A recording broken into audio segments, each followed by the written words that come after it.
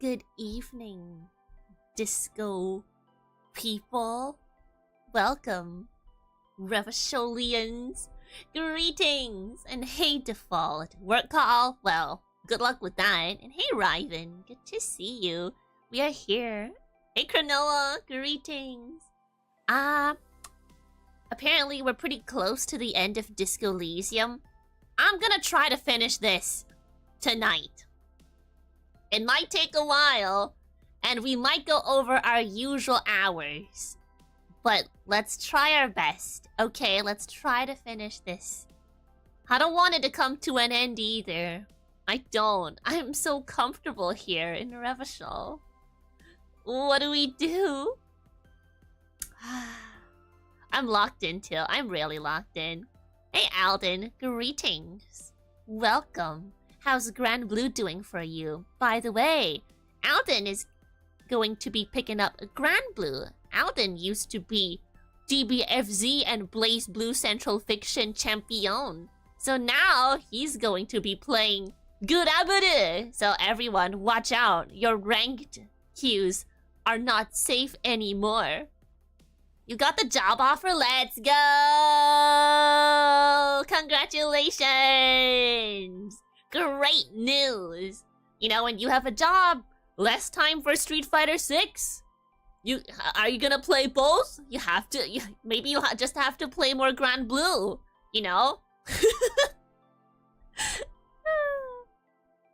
Then again, the Grand Blue prizes are like, well, I mean, Arc World Tour is not that bad. You can win like 50 bands, so it's not too bad. After you're done with pre-employment requirements, you'll hop onto GBVS. Let's go! You might download a demo for your next stream. Yeah, I hope you like it. It's really good. And I think Grand Blue has a really low skill floor, so like people can pick it up and just play, but a pretty high skill ceiling, so that's really nice. Anyway, Riven has been posting all these wonderful Kim Kitsuragi and Harry Dubois fan art in my Discord, so that's always really sweet. I can't wait to be able to look at the fan art myself, because I'm not looking at it because I don't want to spoiler myself or anything, so we keep it to the non-spoiler versions of fan art, but I can't wait to look and see what this game has in store for me. Yeah. You found the artist and had to share really beautiful work. So, what will happen tonight? We're gonna solve the case. Maybe Old Man Yowie, right? But hopefully we do finish this tonight. Mostly because I want to lock into the journey, but also I do have to do M6S Prague tomorrow. So there's that. Yeah, I don't know if I should stream that. Look, if I haven't cleared M6S by tomorrow and Saturday, I'll stream it on Sunday, but if not, no. Because it's not even blind Prague. It's not gonna be, like, figuring stuff out, that fun stuff. It's just gonna be us bumbling about. So, yeah. Better to avoid anything fan-related until you finish something. Yep. I'm tempted, but hopefully after tonight, we get to look at the beautiful fan art, and I'll get to experience it wholly. But then, there's probably still a lot of stuff that I missed in this, because this game goes deeper than you'd expect.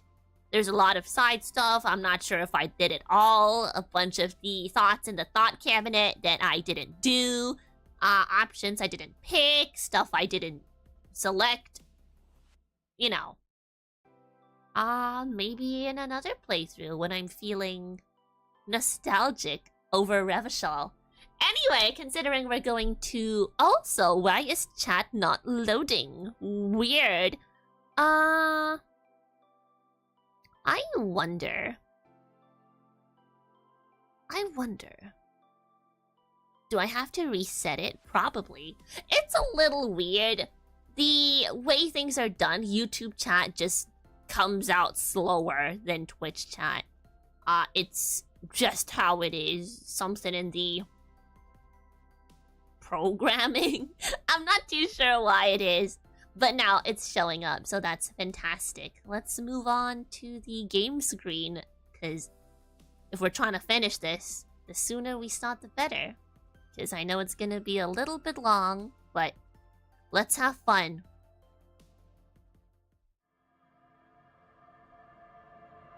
Good luck, have fun. I suppose. Anyway, Disco Elysium. We're kinda close. Just gotta go to a couple of meetings, do a couple of things, make sure Kim doesn't follow us when we're trying to talk to Classier. Because Classier don't like him that much, but she's cool with me because I'm chill. Might end up dozing anytime soon because you walked way too much today. Totally understandable. I'll try not to scream in the middle of everything to wake you up. I usually don't do that anyway, unless I'm playing, like, action games. I'm not too sure. We'll see. We'll see. We don't scream very much anyway, so... I guess I do sometimes. People say it's relaxing. It's okay. If you wake up, you wake up. It is what it is. But if you sleep, then sleep well, I suppose. Hey, Staple Duck. Welcome. Anyway, Disco Elysium. Once again, if there is anything wrong with the audio at all, feel free to tell me anytime. We're currently in the lobby, so the music might be a little bit louder, but it has to be loud because a lot of the lines are voiced and I want you to hear it and experience it. Because the line reading is amazing in this game. And yeah, adds to it. And I hope I don't speak over it. Let's continue. Many things to do. Get our gun back. Go to the communism secret meeting. And hopefully get a little hug from Kim Kitsuragi before we solve the case. We'll see, we'll see. Maybe a kiss? The audio kind of tweaking. It's loading. I don't know why it takes a while to load. But I guess there's a bunch of textures, and yeah.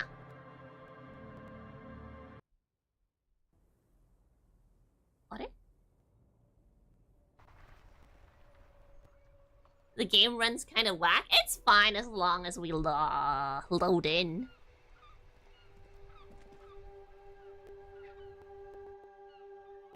Just give it a while to warm up, okay? The game got to warm up, and now we're back.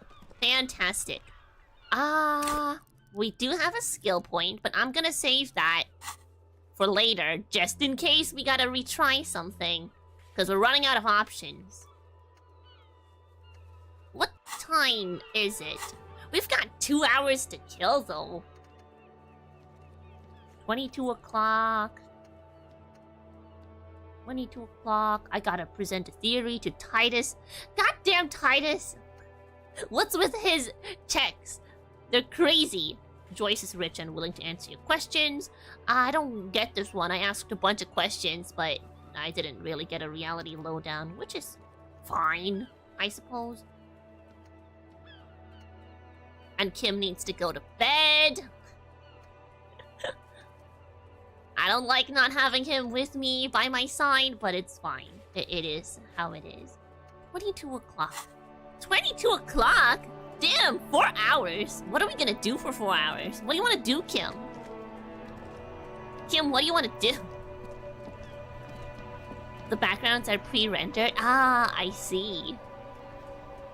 It's fine. Optimization is hard anyway, so whatever. Damn it, Titus. How do we kill time? Stupid Titus. Stupid Titus. Books. Ah, true. It's Books. you again. What is it?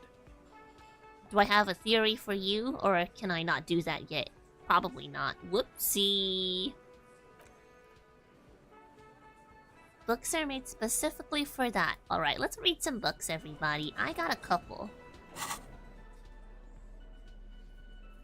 I got... Did we read this? No, we didn't read this one.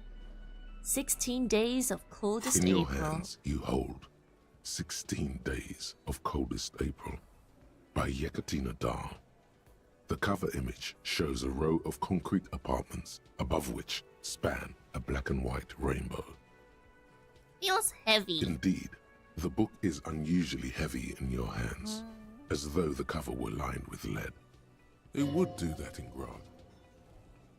How long is this book anyway? You flip through the book. The pages are thinner than you realized, and the type quite small and tightly set. It's nearly 600 pages long. Jesus! Look at the back cover. The back cover is dominated by a black and white photograph of the author. What does she look She like? can't be much older than her mid-30s in this photograph. And yet, from this cover, the eyes of a sad old woman stare back at you. In cold, detached prose, the author describes a scene from one of the Yugograd riots in the 20s. Youths overturned motor carriages and set trash cans ablaze, while heavily armored guardsmen dash in and disperse them in a flurry of baton blows. As ethnic tensions run wild, a pair of young lovers meet each other on the street. Somehow, in the middle of all the chaos, they manage to lock arms and look into each other's eyes. It would physically hurt you to keep reading. Are you sure? Damn.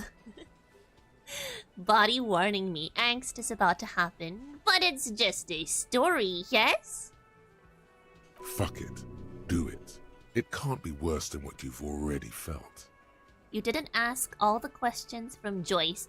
I suppose I did miss out a couple questions. We could go back and talk, I think, because we've exhausted pretty much all the other options.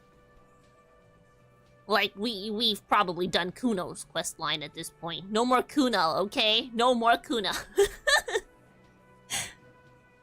Read 10 more pages. They go through a brief and Damn somewhat awkward love affair. And in the end, they betray each other and succumb to the absurdity of Gradian life. The man becomes a lens grinder, completely abandoning his former existence. He toils through the daily drudgery at the Lenka Polyfabricate. Happiness and fulfillment have eluded him his whole life. And in the end, he has nothing to do but dedicate himself to the craft. Have you learned about Pale from Joyce? Does not ring a bell. Therefore, I think I have not. She spends the next several decades standing at a conveyor in a Sosnovo fish processing plant. The smell of fish guts slowly seeps into her hair and skin, as every single one of her dreams dies, one by one. Why would you write this? It reminds me of this one other book. I don't remember the title, but people are saying that it's just being sad to be sad. Like they're writing angst just to write angst. Just to make the saddest, most shockingly sad story possible. And that's why the reviews are kind of mixed on that book. I don't remember what it was called. I'll get back to you guys on that. The memory of their short time spent together tortures the former lovers ceaselessly until the end of their days. Years pass in solitude, their bodies growing ever more decrepit. Well, not torture. It's something else. Just angst. Like, just pure angst. Not really torture, just angst. Torture is kind of different, because that's more shock value, just torture, right? I read a book like that once. I returned it immediately. No, wait, what did I do with it? I think I hated that so much, I donated it to the library. Misery porn, yeah, something like that. But I did read like a torture porn book once, where it was just gory, and I hated it. I hated looking at it on my shelf. That, yeah, I donated it to the library. Someone else can experience what I experienced. Awful experience. This is terrible. Why can't I put this book away? This is terrible. As life leaves their remains between the soil sheets, their final thoughts are filled with regret. Good stuff. I fucking loved this. Whatever, pain threshold. Not good. Not good stuff. Okay, let's talk to Joyce. We can pass time there because we're right next to the apartment anyway, so we can join the communist meeting immediately after.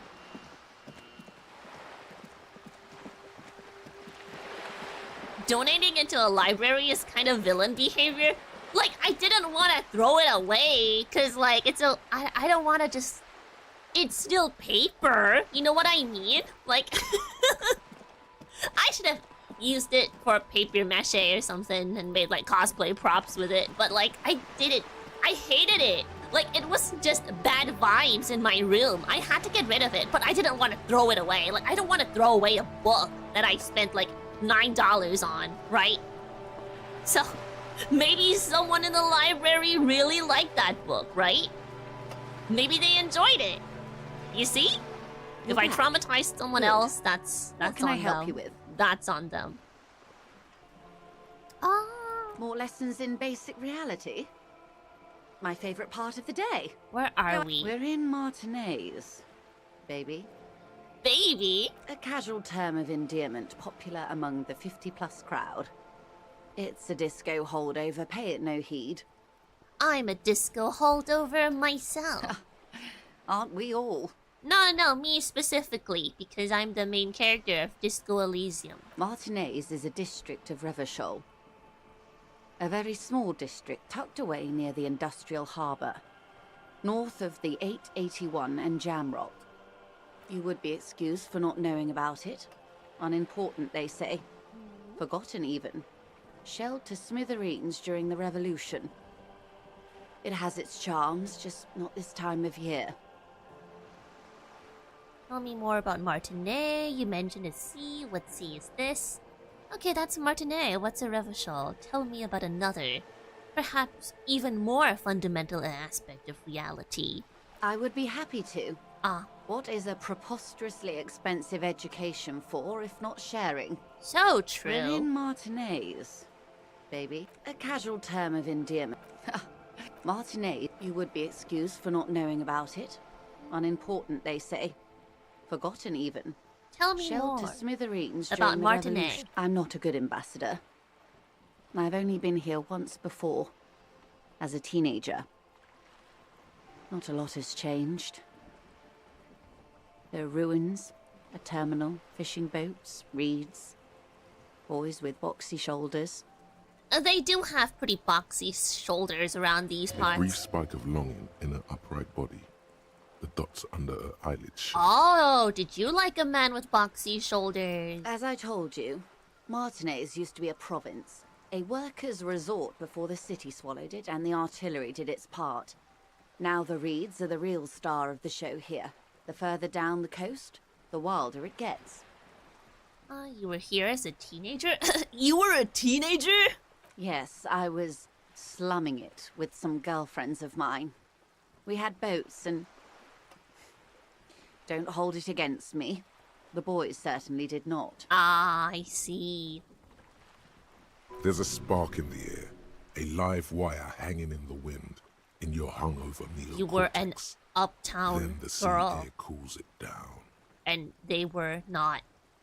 They were downtown boys.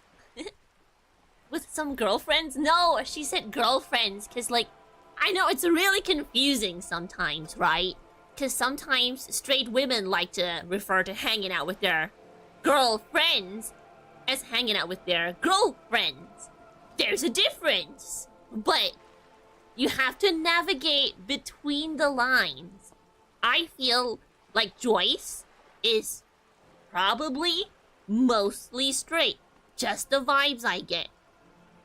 But usually, the girls that get a higher education, they are open to the possibility of perhaps girl? Is what I've noticed. They're usually a little bit curious, but mostly I feel like Joyce would be straight. Maybe a little bi-curious. So she's fine with referring to them as her girlfriends, despite some people that might misunderstand. Huh, I see. Okay, Ryven. Okay. You mentioned the sea. What sea is It's this? not really a sea, it's the Bay of Revachol. And the bay feeds into the ocean. Plural usually means just friends. Right, see, there's that. There is that. Yes. We're on an island in an ocean. The world's largest body of water. The Insulindic. Vast, lukewarm, and unknowable, flowing in and out of sight.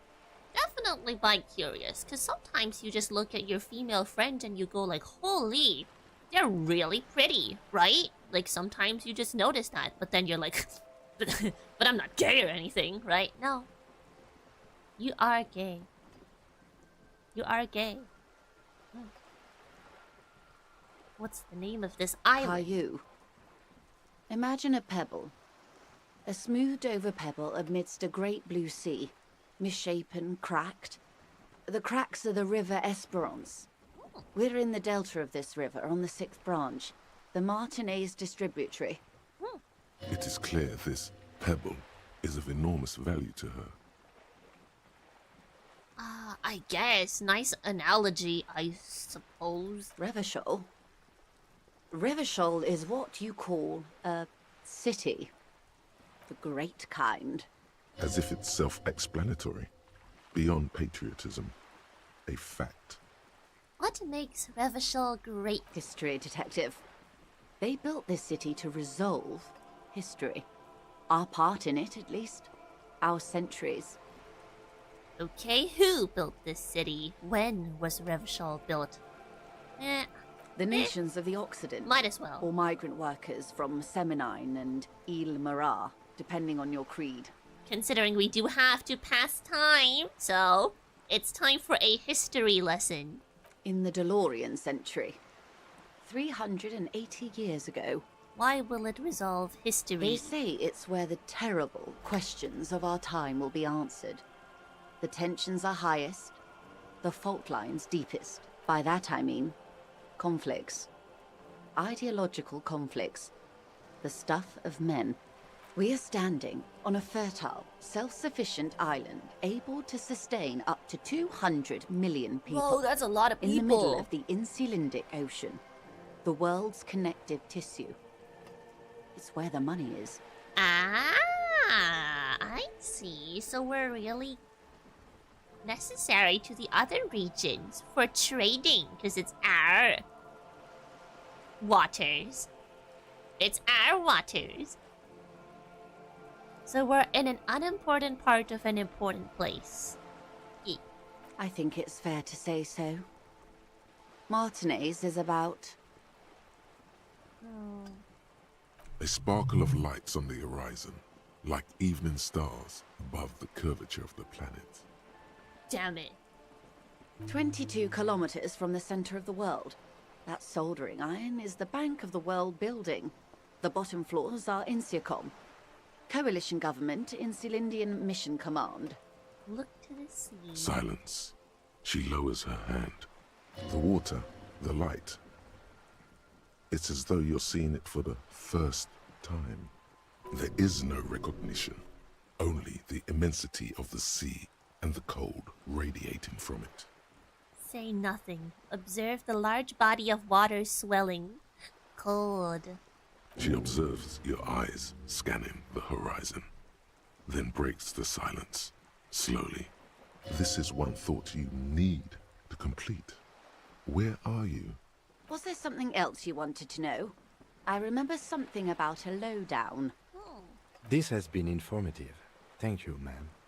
I'm sure my memory-impaired partner has many more questions to ask, about even more fundamental aspects of reality. Might I suggest not asking them all right now? Ma'am, Messier will be here later too, and tomorrow. Isn't that true, ma'am? You may suggest it, but will I listen to it? Absolutely. My commitment here is long-term. But won't I be lazy if I don't do it all now? Oh, of course not. You are already diligent for getting this far, and diligent boys remember where they left off. I'm a diligent boy. Indeed. I'm always at your service. Eh, Glad to have been of assistance. eh. get that thought. What did we just get? Let's see. Jamais vu. Revachol Special Administrative Region, Le Caillou, the Insulindian Ocean, Coalition Government Insulindian Mission Command. Name after name, and none of them is familiar. They seem real, but something is wrong. You feel like a kid looking at stickers on the fridge. Trouvant, the Apricot Company, World Games 34. You can almost see your hand reaching out for them. Scratch at the corners, see if they peel loose. This feels like the most important of all the thoughts, the one you must truly complete. The thought is very important? Really? Jamais vu? Yeah, well, they're telling me that. This feels like the most important of all the thoughts. But my code of Mamadakwa, my perception. No.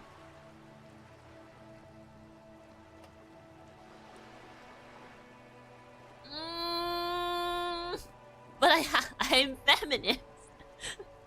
Some kind of superstar that looks amazing. Empathy. This might be it. You can drop the homosexual thoughts, but how? I can't just stop being one. It's not a phase, okay? No, Mom, it's not a phase.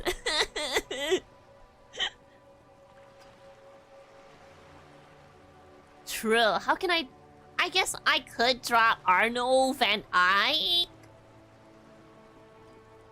But Arno Van Eyck.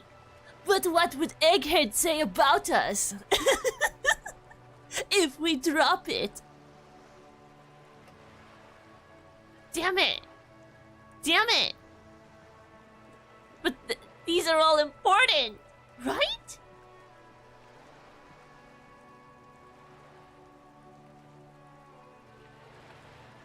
I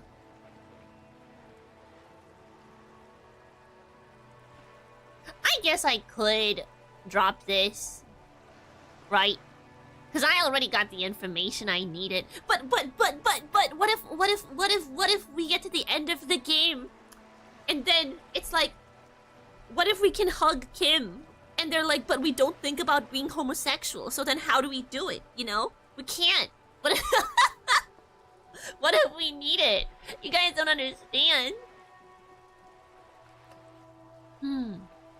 It doesn't do anything? Fine. Fine, that's insane. Fine, let's forget it. Sure. Jamais vu. Apparently I have to materialize this. So I have to materialize this thought. They're telling me it's real important, so... I guess I'll stop. I guess my gaydar is gonna stop working. I can no longer tell. Thankfully, it's pretty cut and dry, isn't it? Kim already spelled it out for us. So it's not so bad. Can I look at this? Finally? Just an ordinary wall. Nothing to see here. Yeah. Why? Damn Why it! must we stop to look at this wall every time we pass by? We have business to attend to.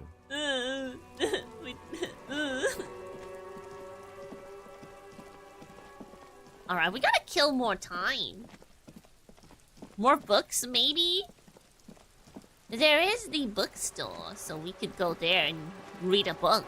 Because we've still got like 2 hours to kill, so maybe a book will be good. Let's see if any books cost 9 real. We need 40, because I don't know how many days are left for us to stay at the motel. But I'm hoping that maybe it's just 2 more days? The display rack is brimming with worn paperbacks. This is entirely... 9 real! completely you. Oh yes, certainly. Another good sale. Yeah. Perfect. The cover of this tattered paperback Yes. features the man from Yelmdar, standing atop a pile of bloody corpses. His two Zweihanders are crossed over his Zweihander. massive chest in a dramatic X. Based their blades weapon dripping choice. with gore. Hell yeah. Behind him rise the harsh, snow-capped peaks of his native Northlands. In bold red letters, the title, Heimdallr Man, the man from Heimdall, unfurls like a banner. In the foreground, a nearly nude woman lies spread in supplication, her privates strategically covered by her flowing black hair. These images speak to something burbling deep within you. Quick, find someone or something that needs to be gutted, beheaded, impaled on a spike. Okay, Half-Light. Look at the The back back cover. blurb reads, his latest adventure serves as the perfect introduction to the savage Heimdall saga. Meet man from Heimdall, his faithful blood brother, Tyribald, the noble Lord Hrothgar, and some of their most fearsome foes yet, for the Northlands. For Heimdall. Below, in smaller font, you see the parenthetical, adapted from Man from Eondal and the Necromancer's Treasure. Man from Eondal, Lord of Hrothgar, and Man from Eondal, the Curse of Nacht-Hera. Damn. This man from Eamdal really has a lot of adventures. The story opens in media res. The man from Heimdall and his band of northern reavers What is his are name? in the bowels of an ancient Eamdallr temple, Man. surrounded by an army of gibbering whites, led by the deathless necromancer. One by one, the brave Northmen fall to the relentless crush of undead, only to join their number as reanimated corpses. That's a lot of men from Eamdal. So true. What? Eamdallr Man? He's the only one left from Eamdal, so he gets the title of Eamdallr By Man. nightfall, only the man from Eamdal and his Eamdal. blood brother, noble Tyribald, are left standing against the dead horde. It is an honor to die by your side, brother, Tyribald cries, as his battle axe beheads one of their reanimated comrades. Wow, they're in trouble now. 9, Tyribald. The man from Heimdall bellows over the army of flesh and bone. Have courage, for the Northlands. For Heimdall. He leaps to the mezzanine to face the black-eyed figure, and like a mad ice bear, whirling twin Zweihanders, Sturm and Drang, he plows through the ranks of the deathless, surrounding the necromancer. And with deadly finesse, his twin blades scissor the necromancer's head from its body. The undead legions collapse like ragdolls as the dark magic leaves them, and the two Northmen stand alone in their cursed temple, where the bodies of their lost brothers litter the floors. A few chapters later, the man from Heimdall and Tyribald are in a completely different setting, high above an arid desert. Whoa, time riding just a pair of skipped griffins ahead. that always seem to appear at narratively convenient moments. The Northmen find themselves in the court of a powerful southern king, Lord Hrothgar. The old king beseeches the man from Heimdall to rid his kingdom of the Nacht-Hera, a subterranean clan of blind wizards who traded their souls for demonic powers. The Warlocks. The man from Heimdall extracts a high price from the desperate king. He asks land for the homeless desert pygmies living exiled in the kingdom's borderlands. Hrothgar offers the hand of his eldest daughter instead, but the son of winter does not budge. Hold on, why is the man from Eamdal doing any of this? All aboard for slaughter and glory. You skip past a section detailing an elaborate banquet with many toasts, as well as the long and perilous journey from Hrothgar's keep to the ancient forest of Yesdor, where our heroes infiltrate the Nacht-Hera's dire hall. I should read more books. I haven't been reading books. I don't think it's been that long since I read one, but I should read more. I really liked reading books. Back then, I could, like, tear through one in a day. I kind of miss that, but it's like, there's no time, you know? Maybe you could read on your commute, but also... But phone! But phone! You know what I mean? In the center of the Great Hall stands a blood altar on which a pair of Nectera are disemboweling a shrieking peasant, an unholy rite that empowers the Nectera forbidden magic. ADHD doesn't really help to read books. I'd imagine so. So there's that. What about like audiobooks? Does that help if you can pace around the room and do other things while listening to something? Phone, hot chip, and lie, exactly. Where is the time to read a book? My entire schedule is use phone, eat hot chip, and lie. As the Literally vile no ceremony time. ends, the sound of steel unsheathing draws the Nectera's attention to a pair of cloaked figures standing in the doorway. This is what you came for, isn't it? A climatic bloodletting, where men are reduced to muscle and fury. Swiftly, the visitors toss off their cloaks and unsheathe glimmering northern steel. It's the man from Heimdall and his valiant blood brother. Yay! Don't like audiobooks either. What about deep dives on YouTube? The YouTube deep dives. There's a lot of I forgot the term for it. A lot of these video essays. Yeah, video essays on YouTube these days that last like an hour or 2 hours or 3 hours, but they're like really good when you wanna get stuff done. Oh, I think I've complained about this before, but there's a particular type of like video essay voice that I don't like. I actively feel myself getting angry when I listen to this cadence. It's like the Burger King footlong lettuce cadence. So I'll give you an example. Let me read this, right? So it'll be like, you skip past a section detailing an elaborate banquet with many toasts, as well as the long and perilous journey from Hrothgar's keep to the ancient forest of Yezdor, where our heroes infiltrate the Nectarer's dire hall. Like, it keeps going up, like... Do you know what I mean? That cadence, if you want to drive me crazy, put me in a room with someone that only speaks with that cadence. I will lose my mind. I will lose my mind. I tried to put a video essay on as I laid down to relax, and they had that cadence, and then I had to like get up, and I was so frustrated I could no longer relax. Popular media sucks and here's why. Oh, popular media sucks and here's why, or the downfall of whatever. Or was whatever as good as we remembered, or the dark secret behind whatever. There are so many templates, you know? But I feel like a pet peeve of mine is when they say they're doing a deep dive, or like something along the lines of that. They say it's a deep dive, but they're just recapping every single episode. That's not a deep dive. That's just recapping. Okay, I remember it, but what do you mean by it? Yeah, exactly. Just bloated garbage with no substance, or just plot recap. I think the ones I've recently liked watching are the horror ones.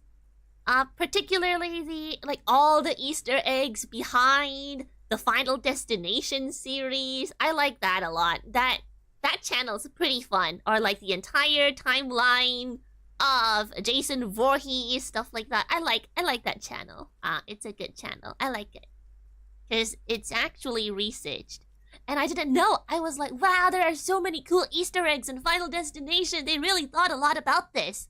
Cool.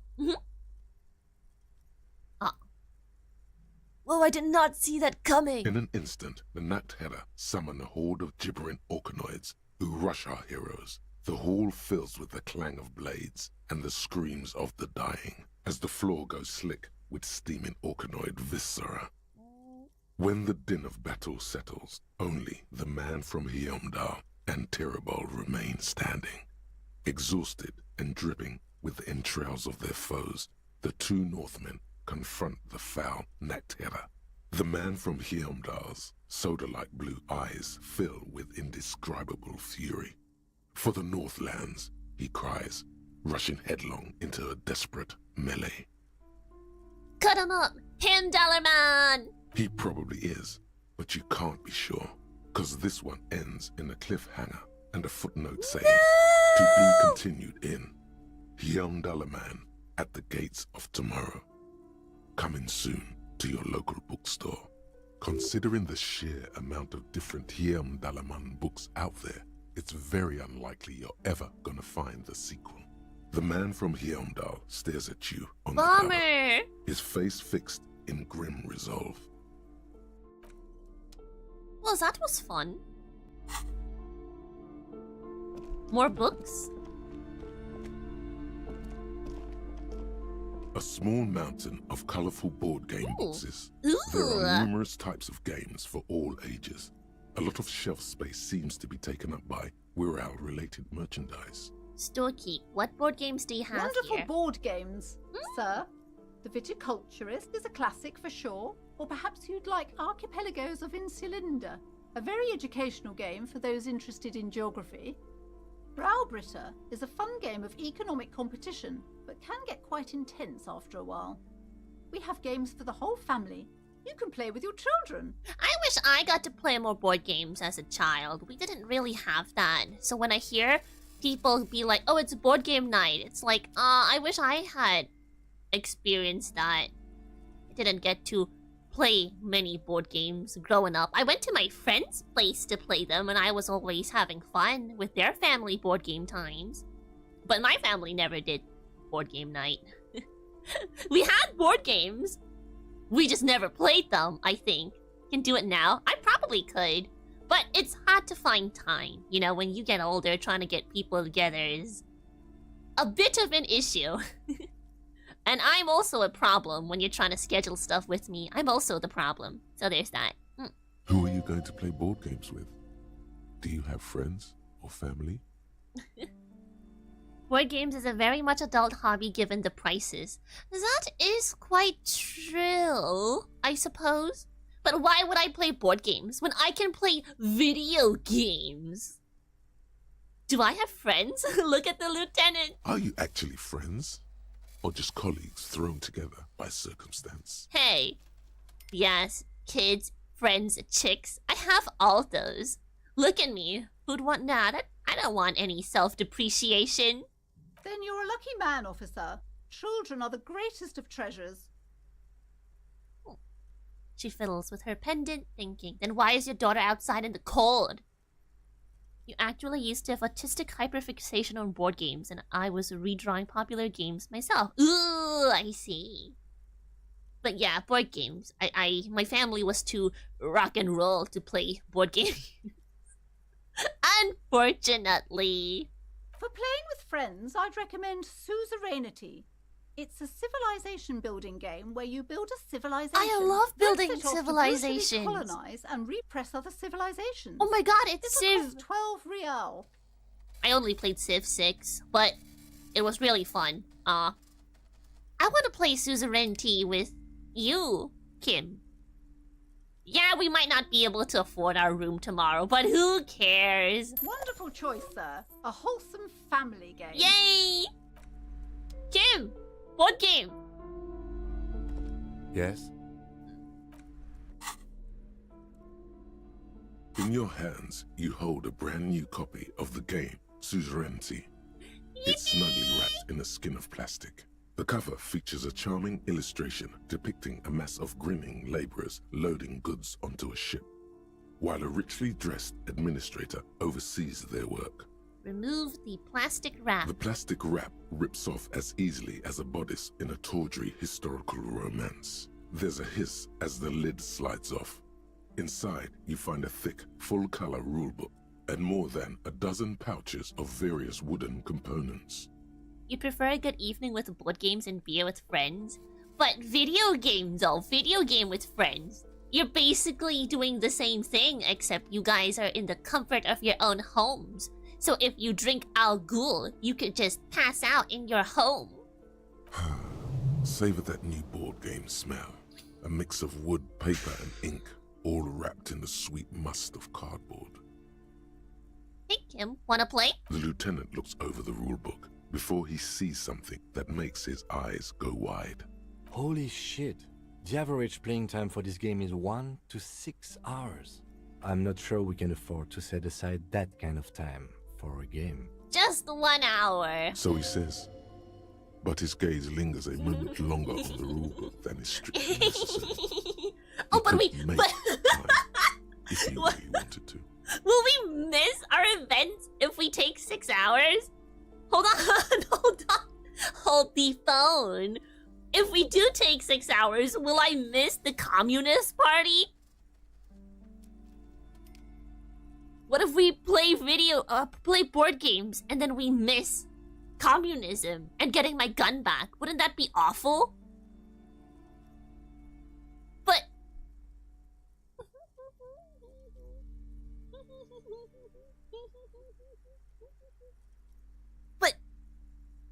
plenty of time. We do have plenty of time, don't we? We have plenty of time. Can we do it? Do we have the time to do it? Are we okay? Will we miss the important events?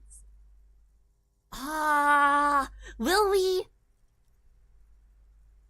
Whatever.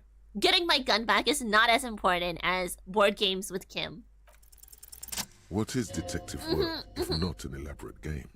You need logical inference, attention to detail, the ability to analyze your opponent's motives.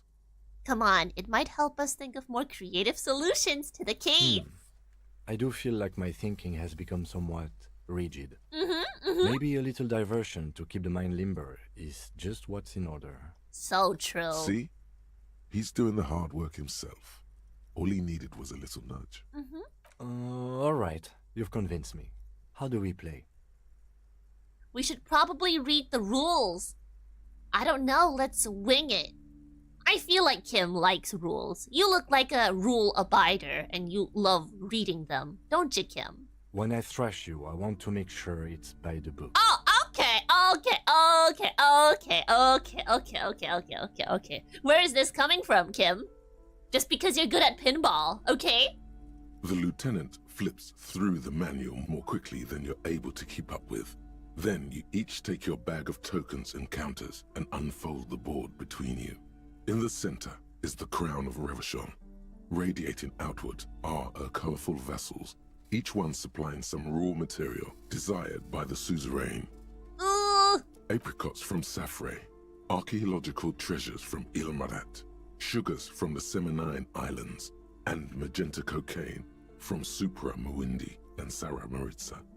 There's also a neat little log to keep track of your progress in case you need to put the game away and return to it later. The lieutenant goes first. Okay. He draws a contract card and moves several of his workers to the Safre territory of the board and the others to the Seminine Islands. All right, detective, your turn. You have a few options available to you. Will you try to fulfill contracts right away or rearrange your workers to maximize production on future turns? Try to fulfill a contract. Let your workers rest for a while. Just do whatever Kim did. He's already sending his workers out to work. They're going to be burnt out. My workers deserve rest, and then they will smoke Kim's workers. What is the very beginning of the game? Your workers haven't even done any work yet. Okay, fine. Work a little, but not too much. That's more like it. You produce a handful of archaeological treasures and a smattering of other resources. Meanwhile, the lieutenant spends 2 of his sugar and 1 of his apricot tokens to complete his contract card. He is rewarded with 4 coins and a round. Start war with Kim. Start war with Kim. Start war. That's a market. It's worth 2 victory points. Glower silently. The lieutenant returns your baleful look with a satisfied grin. Nerd! Glancing over the board, you see several possible strategies.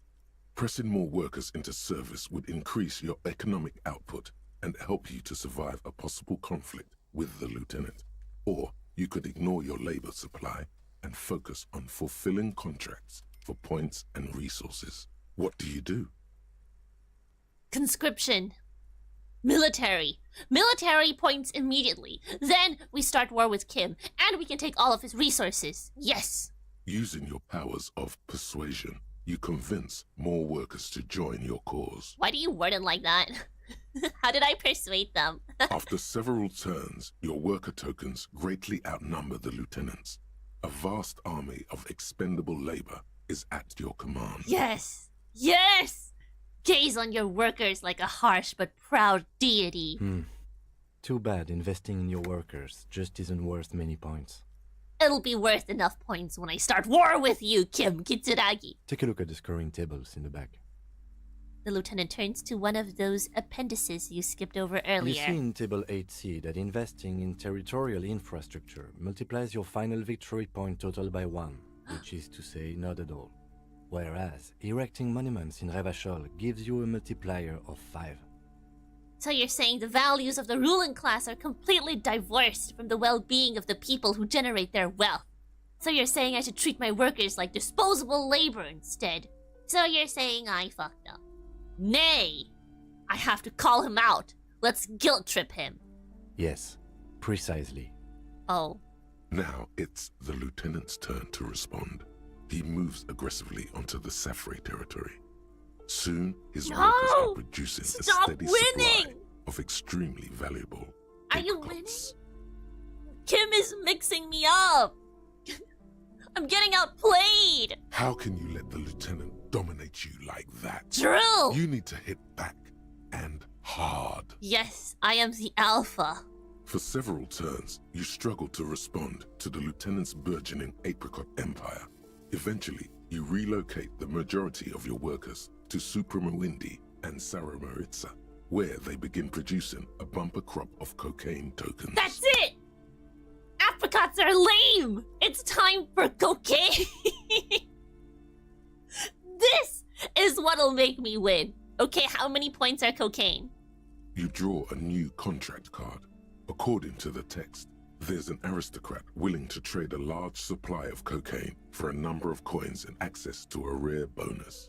Amplified music worth 7 victory points. It's time. It's time. The cocaina business is going to be Oh booming. yeah, baby. Cocaine and rock music go together like cocaine and rock music. Have fun with your little apricots. You've reached a critical strategic juncture. How do you respond to the lieutenant's aggression? Rock and roll, baby! It takes several turns, but you slowly begin accumulating the cocaine necessary to complete the contract. When you do, it practically rains Yes! cardboard coins Yes! on your side. Feels good, doesn't it? But you know what would feel even better? Winning the game. The game is never fun unless I win. If I lose, it's BG. It's only GG if I win. Drugs. Shut up. Specifically uppers. You should find some the first chance you Whatever get. electrochemistry, okay? Whatever. While you daydream about speed, the lieutenant has built himself a formidable economic engine of his own. Electrochemistry has never hit a combo in his life and it shows. Drugs are the only way? No. Have you ever played a fighting game and have your opponent pull the plug on you? That's electrochemistry. The end game is upon you. How will you spend the vast resources you've acquired for the glory of the suzerain? Flipping through the manual, you find the most expensive structure in the game. The Revacholian victory column, worth 12 victory points. If you can successfully build it, victory will be all but assured. I will get Kim's people addicted to cocaine. Therefore, the production in their country will go down. And then I will win. Alternatively, you could try launching a trade war to crush the lieutenant's economy, or you could blow all that money on a public education system for your worker tokens. Education? The choice is yours. Hey, history is a circle, okay? This is video game. We gotta do tactics that have been proven to have worked. It's on Kim. Launch a trade war.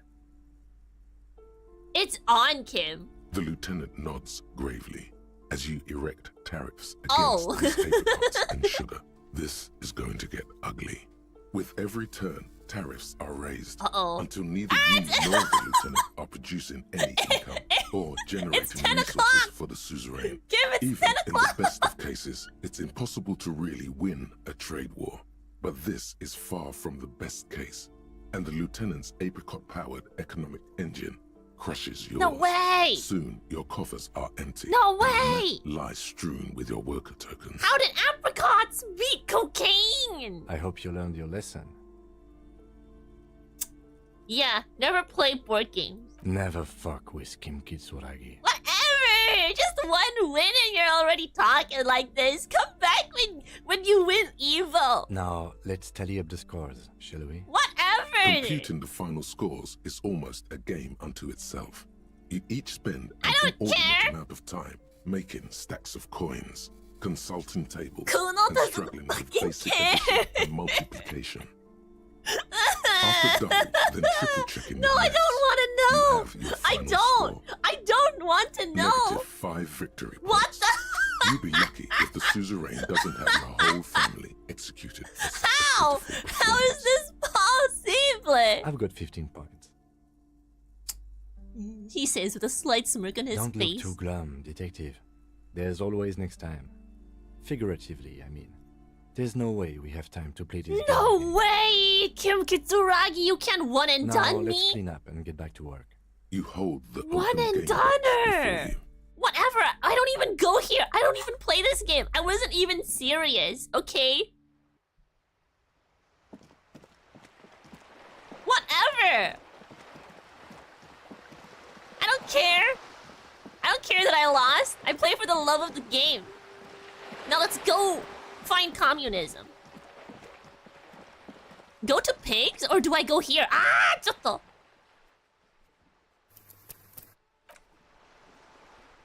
Where are the pigs? The fishing village. The boardwalk. Okay. We're already here. We're already here. We can't help it. We're already here. It can't be too long, right? Damn it, where are the communists? Here? You hear someone walking around inside.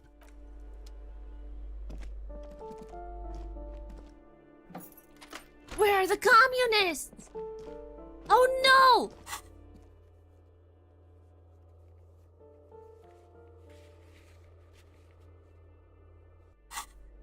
Pigs is faster? We don't have time! You fool! You fools! You fools! We play too much board games! You absolute fools! Ah! Pigs is faster! Run, Kim! Run! Oh my god, we need to min-max. Hold on. We gotta min-max. Time well invested. Yeah, a little bit, you know.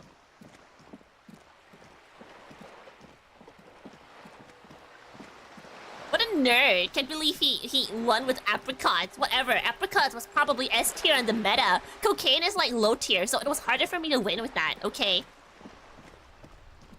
He's just a meta user, okay? Meta abuser. Me? Honest, low tier cocaine user. Go! Oh, I fast travel. Right. Hold on. I forgot about that. Because it never works unless I'm in the right spots. Okay. We're min-maxing, okay? We have to, because we still have to talk to Kilassia without Kim. Go! Oh my god, old man.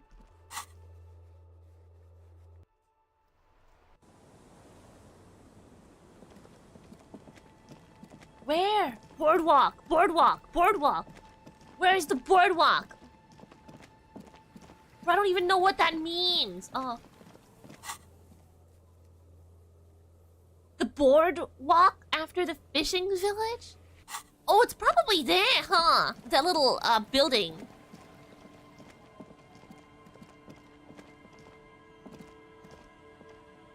Go, go, go! Go! Go! Here, here, here!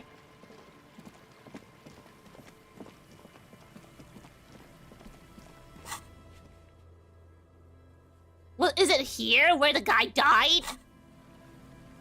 Do they mean that? Do they mean where the guy died? I know that is a board that you could walk on. Damn it!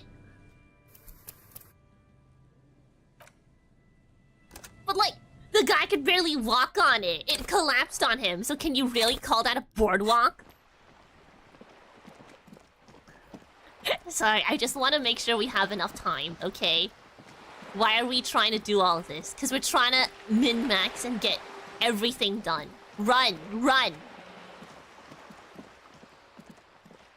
Time doesn't pass when walking. Oh, how was I supposed to know that, right? Oh, how was I supposed to know that? Me when I'm bored and I walk.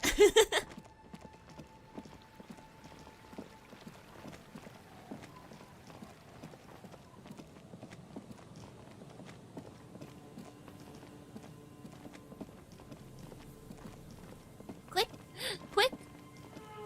Eh! What the hell? Put your hands where I can see them. Is this a signalist, boss? What the hell is this?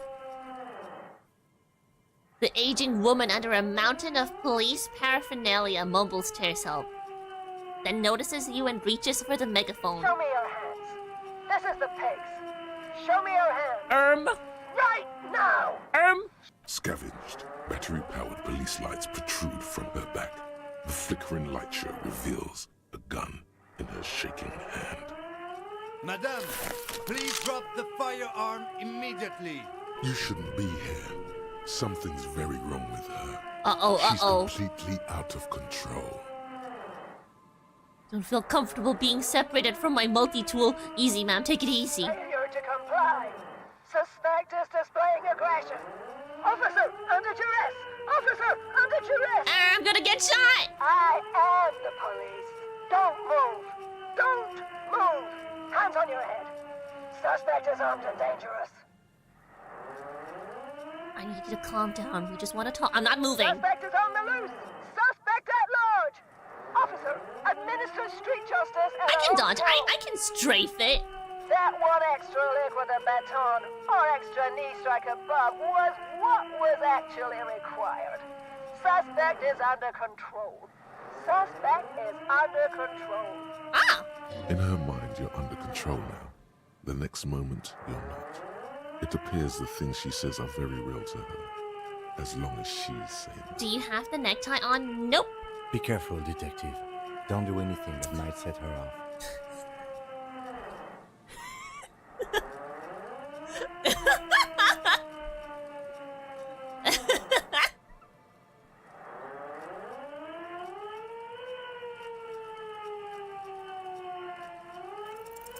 She's frantic, confused. Where's the shot? Teeth Where's are the under shot? all that gear. Okay. There's an opening if you just move fast enough. Where's If the not, shot? Where's the a lieutenant's shot? got her in his sights. You can call me a failure, but you can't call me a coward. Host almighty, don't count on that. You saw the binoclad can't shoot for shit. No, I know myself. I know I'm gonna fail. Gun, I'm coming. Gun, I'm coming. Suicide by cops. Second decision. Eat lead, scumbag. I can dodge it. I frame it. God, I almost blew her head off. What is this? This isn't police issue. Police weapons. Bullets. Gun. This isn't real. Police gun always have bullets. What is this? Why did you sell me this? She looks devastated. Grab the gun right now. This might be your only chance. Oi! No one ever cares anymore. Why would they treat me like this? Poor woman. We need to figure out what to do with her now. Nobody's ever around. Nobody ever comes to visit me. I'm very sorry this is how your life turned out for you. She's clearly a little disturbed, so... Her scratched skin is warm to the touch, but the person inside doesn't even know you're there. What do you think is happening to her? She's in a stupor. Oh. I've seen this before. God knows for how long. Could be days when they get like this. Understood. I've had disturbances similar to this before. Many cause, but never this bad. Should we just arrest her? She was just LARPing. I don't think there's any need for that. In her current state, and without a gun, she isn't really a threat to anyone. We should send her to the Disco Elysium. We could let Those Titus know. lights? This is a perfect problem for the local peacekeepers to handle. They might even know her family.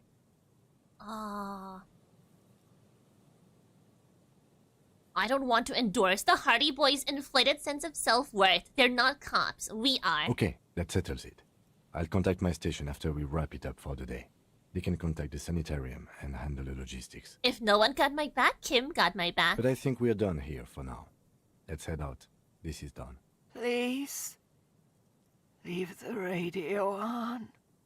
She mutters. It seems like a reflex, a half-remembered sentence. She stands motionless, just a heap of clothes and fleshes now. Maybe if you search her once more. Let's not do that. But I can still talk to her, so... The woman stands slumped. Is one of those things a police cap? Ooh. Nah, she can have that. Nah, let her keep it. Let her keep it. You have only one chance to search her. Let her keep it, okay? If we take it, who knows how sad she'll be. Let her LARP. Let her... God forbid a woman have hobbies.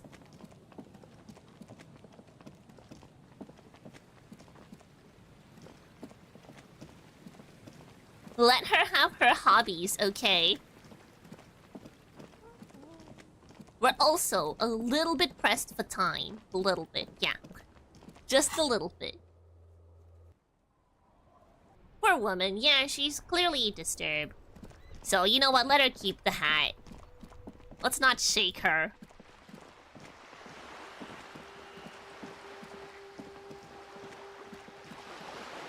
Alright. What apartment are these clowns in? Up here, maybe? Up there, maybe?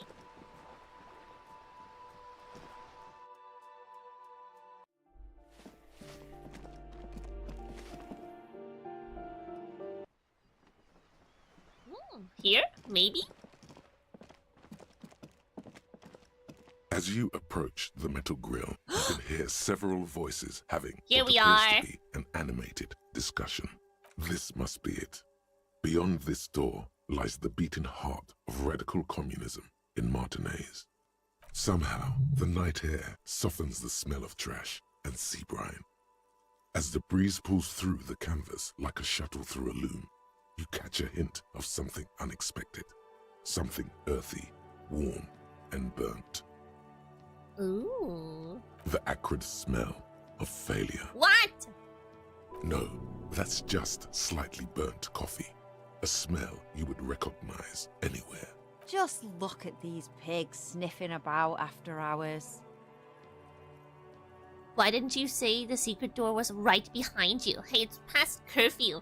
Get to bed, Cindy. Go ahead and arrest me, officer. I swear I'll go peacefully. The metal grill Damn you. is cool to the touch. You notice the lieutenant is looking uncustomarily anxious. His posture is rigid. His right hand hovers near the zipper of his jacket. You okay, Kim? Oh, I'm fine. I was practically born to infiltrate underground communist cells. Huh. Which is just to say, we should be prepared for any eventuality. Try to You listen. can make out at least two separate voices. Two voices, both male, approximately early 20s. Careful with those now. I have it. It's going to work. I can feel it. The clang of metal reverberates all along the scaffolding. The voices coming from the other side fall silent. A pair of frightened hares cowering in some dark crevice of their burrow. Good evening, fellow communists. Who's there? Is that you, Maurice? That's right. It is I, Maurice. Come crawling back already. Get out of here, traitor. I'm not actually Maurice. I'm trying to get organized. Can you help For a me? moment, silence. Just kidding. What's Maurice, the passphrase? hate that guy.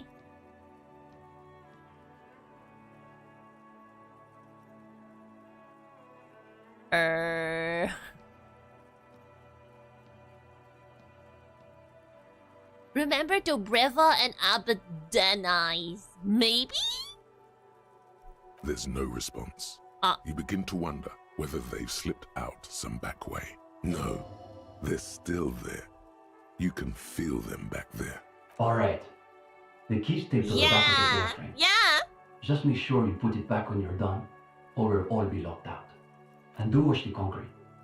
It just kind of falls away, in places. Charmant. After you, detective. Have fun at your underground meeting, Pig. Hope it's a blast. Thank you, Cindy. Let's go. The two young men are either oblivious to or Are they? ignoring your entrance. Their attentions are fixed on whatever it Are they? is they're stacking in the middle of the floor. That looks cool. Matchboxes, it appears. I think it's holding, Alexis. It is. It's holding. Careful, careful.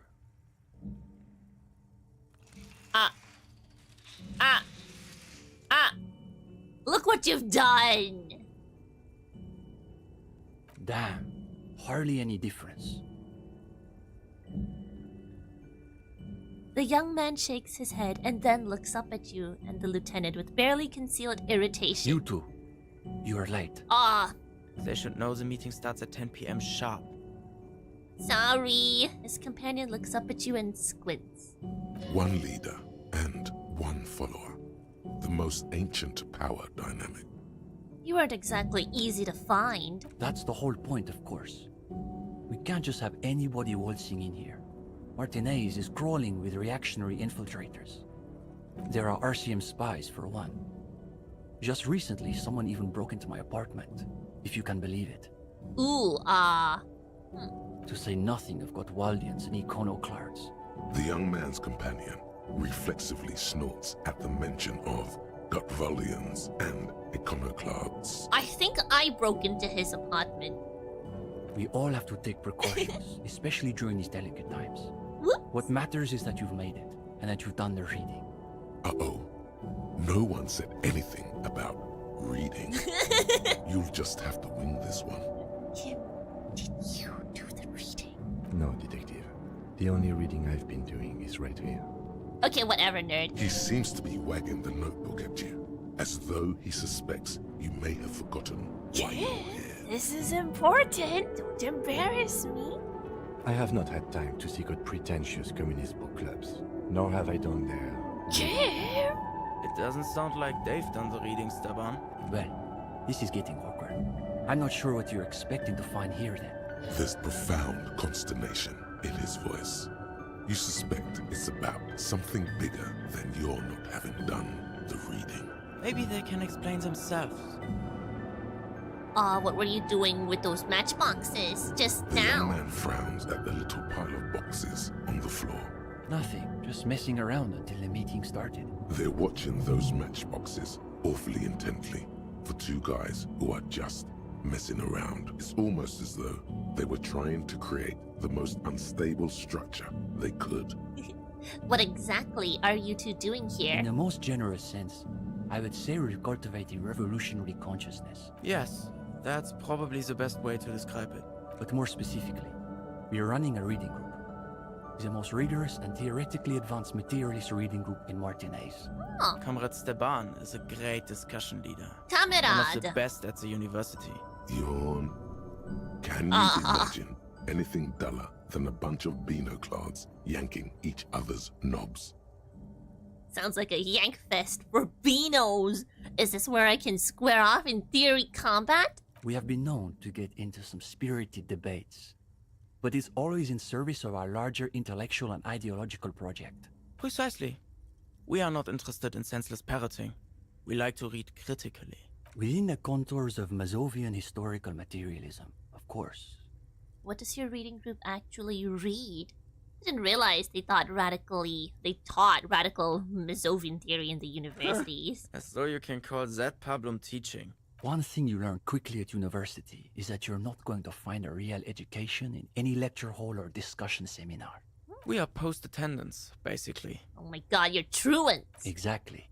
The only worthwhile part of the so-called École Normale de Revachol is the library. That's where we've made our greatest critical strides. Kim, can we arrest these kids for truancy? They are not primary school delinquents. They are university students. Attendance isn't compulsory. Besides, we are not the skip squad. They are not primary school. We study all the foundational texts of Mazovian theory, of course. Just last week, we finished the second volume of Puncher and Watman's Innocence of Capital. Did I read that? I think I did, right? Did I? Probably. And before that, we spent 6 weeks on State and Plasm. Uh-oh.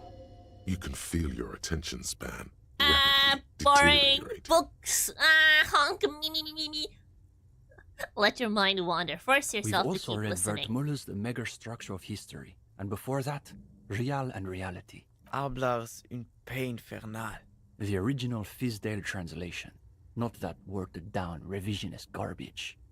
Obviously. Obviously. But, of course, our special emphasis is on the theories of Ignace Nilsson and his followers, especially the inframaterialists. I know Krasmazov, Ignace Nilsson. Only Krasmazov's most trusted lieutenant, the evangelist of the revolution, and the founding father of the People's Republic of Samara. It's hard to overstate how unimpressed he is that you've never heard of this world historical individual. He also happens to be the greatest communist theorist after Mazov himself. It was Nilsson who first postulated the existence of ideological plasm, which forms the basis of inframaterialist theory. Those two watch their animes without subtitles, obviously.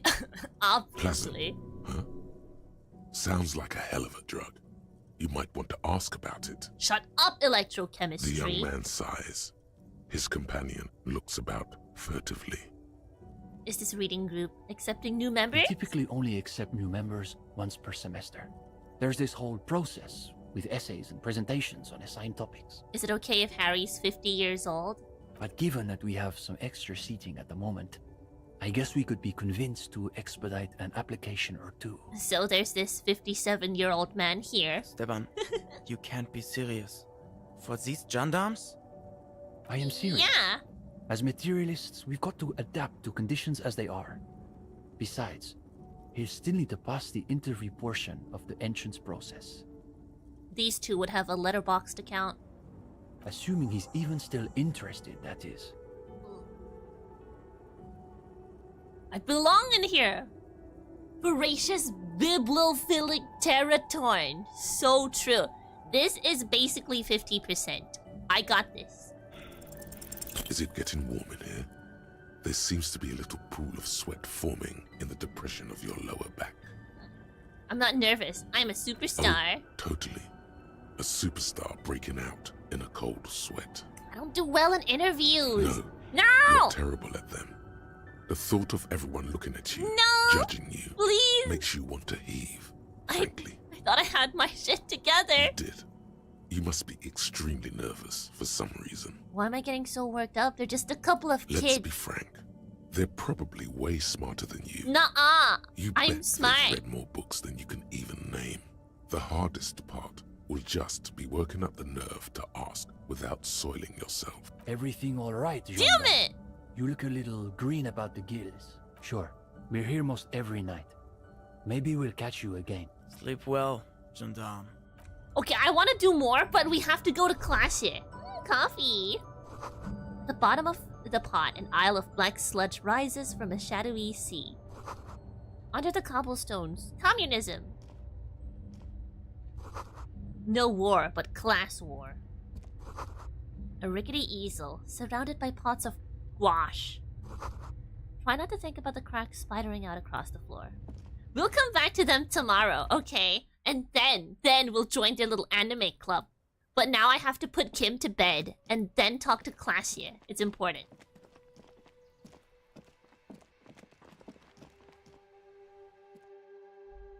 Is Classia asleep now? I hope she's not asleep. Please. Please, Classia, please. Kim, go to bed. Kiss your homie goodnight. Good night, Kim. Mwah. What? You have to leave. Let the Riz Master do his job.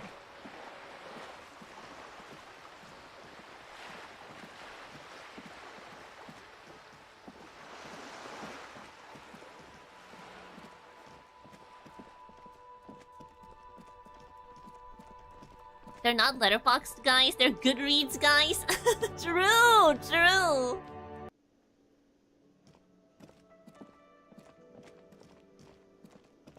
What? Hey, was there something got the 20 round? Good. You got the room for the night, but Yeah. Whatever. Yacht. Good night, Kim.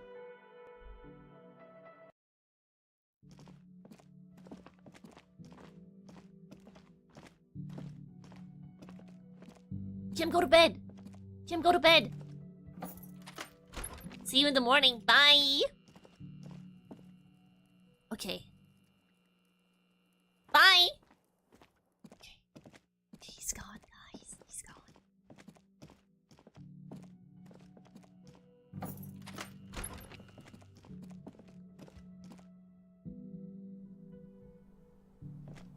Do we know what check that is? Hold on.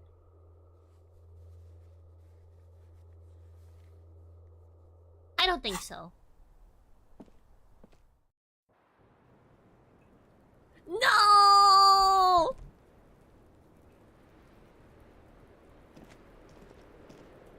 No! Where is she? No!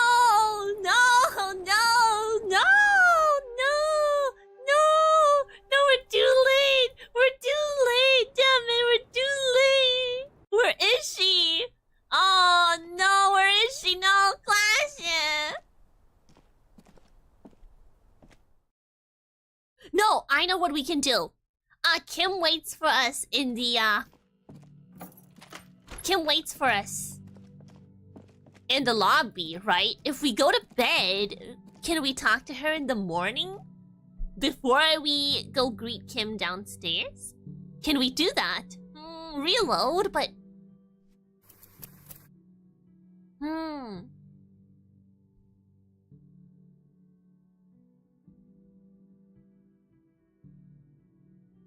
I'm a genius? I know I am. Okay, we can do it.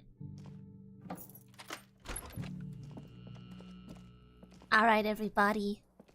Good the bed night. is still cold from the broken window, and not too inviting. But it's yours. You've earned it. Good night.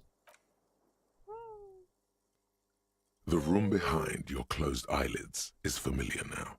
The only home you've ever known. Its darkness gathers.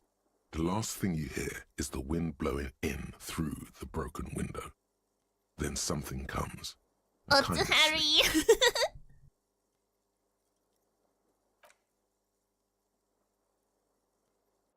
Like a deftly cast fishing net, sleep pulls you out of the world and into its dark shore. The rough mesh chafes, tightening around you, it digs into your brain.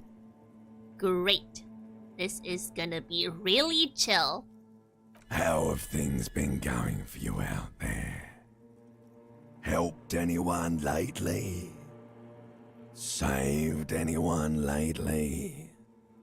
Murdered anyone lately? I don't think so. Because you know you are a murderer. A disco music listening psycho killer who offs poor people. And then forgets about What? it. How could I possibly be that? Okay, so I'm a murderer and that's bad. dead. Hear that? He doesn't even flinch. Iceman doesn't care about killing people. That's nothing to him. Blackwater, under the bridge. The thing he's really scared of Kuno is much, much worse than that. Why are you doing this? I just want to sleep. I can almost see the dark. What is it? Don't tell him, sister. It's too bad. They're right. This is their function. To keep you from it. Yeah. We're trying to help you. All these processes, these tortures, voices and tremors are all just distractions, flares and countermeasures to keep you from the last dream. The worst of them all. The last dream? The last dream will be total annihilation. Cinders peeling off the fuselage. We won't be there to help you anymore, Harry. We will be dormant. You will be naked and alone. Yeah, everyone's naked under their clothes. The air will smell of apricots. Apricots. Stupid, high-tier suzerain tea. Win condition. Of hell. An ancient sadness, brother. 10,000 years later, in front of the video rental, there is a warm breath on your face again. Everything is okay again. Ooh, am I gonna get reincarnated into the 1990s in front of a blockbuster? Everything is so okay. I can't wait, I can't wait. Your eyelids flutter open for a moment. When you close them again, you sense the light of the room around you. You're back. In 2 seconds, the alarm will ring. Well, that was quite relaxing compared to my earlier days of sleep. The last thought in your head before waking is, maybe you shouldn't have seen that stained glass window in the church. Why not? It was beautiful. Oh, beautiful. Wow, beautiful. Ooh. Jamais vu. Jamais vu. Realization. So apparently this is Jamais really vu. important. The opposite So of déjà vu. Not already seen, but never seen. Everything that should be familiar appears strange and new, like some half-forgotten day in your childhood. Only now. That's the feeling you've been having. And for who knows how long. You should go and ask Joyce Messier about this. What world are we in? This is a fundamental question. Okay. 1 XP for every orb clicked? Wow, wow, crazy. We'll have my gun. Nice. But it has no bullets. I suppose it's mostly, you know, to scare people. Because it is pretty scary. Alright. Before we pick him up, let's go talk to Klasje. She doesn't want to speak when he's there.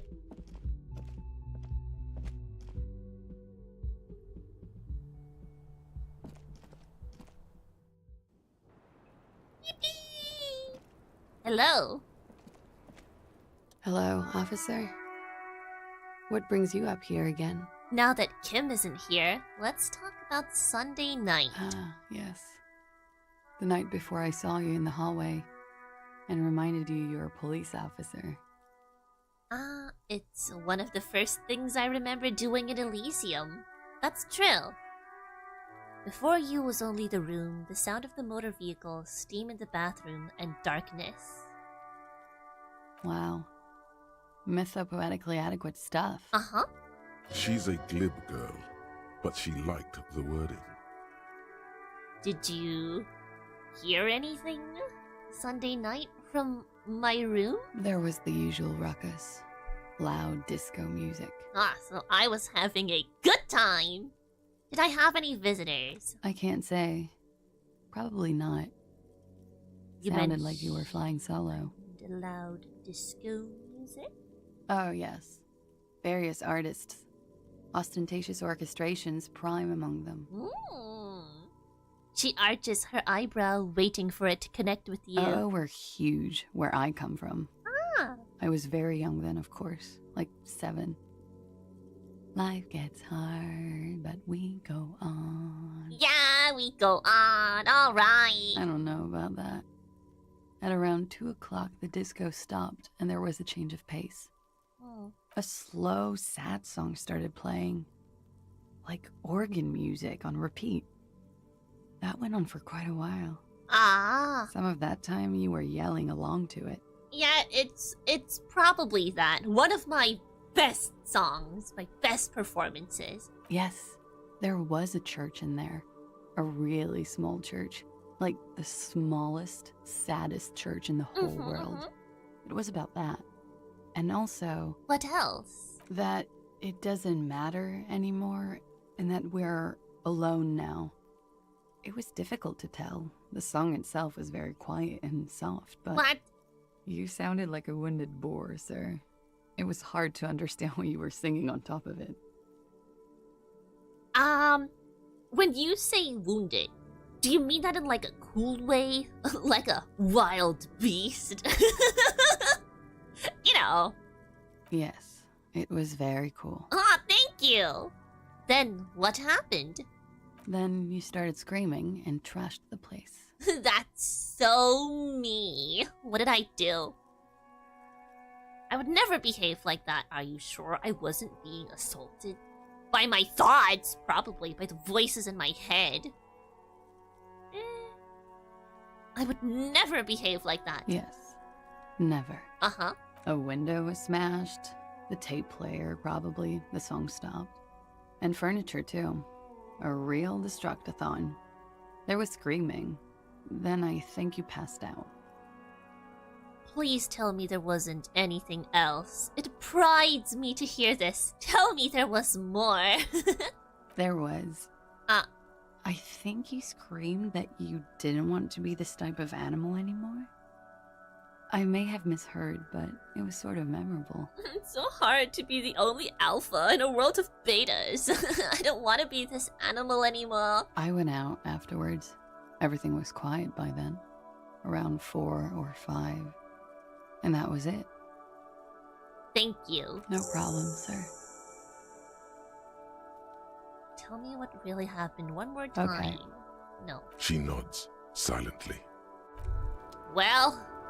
Wow, so someone's been a little boring. What? No, I'm not. Yeah, what? Yes, my standard liege. Someone's seen all sorts of wild ideas pop off and thought, I'll take the boring one. The regular, please. The brown. I like standards. What is this? Picking on me for not being crazy enough? That's the least of my concerns. No need to be defensive. The regularity, the brownness, the cut and dry have their appeal. A very standard appeal. I like standards. Professionals have standards. Of course you do. Maybe some regulations and a usual pistol to go with them. It's official. My lord's coppo type is regular cop. I'll let everyone know.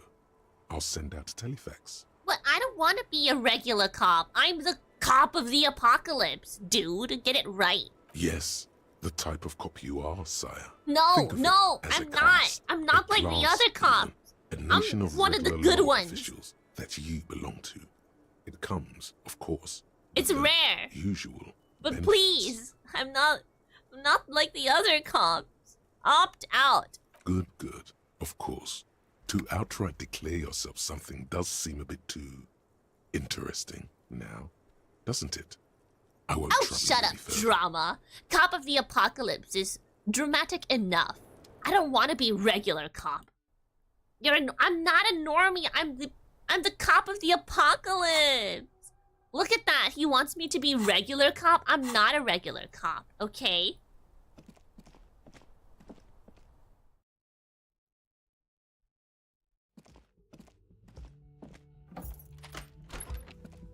Alright, Kim! Yippee, Kim! The way he runs over to you. How sweet. Hey, was there something you needed? I can't afford my bill for tonight, eh? You got intelligence skill cap up? You can retry the check with Titus. I could. Let's do it. Let's see.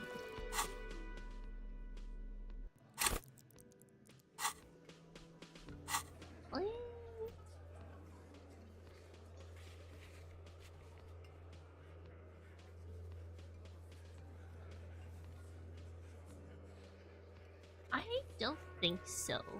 I need logic and rhetoric.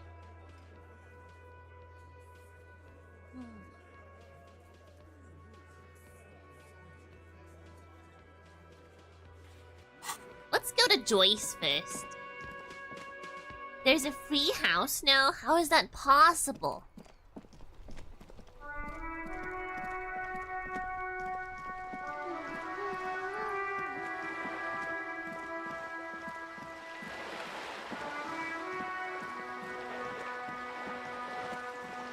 By the way, are you guys excited for Silk Song now that it has finally been announced? I still don't believe it though. I'm only gonna believe it once it's in my hands.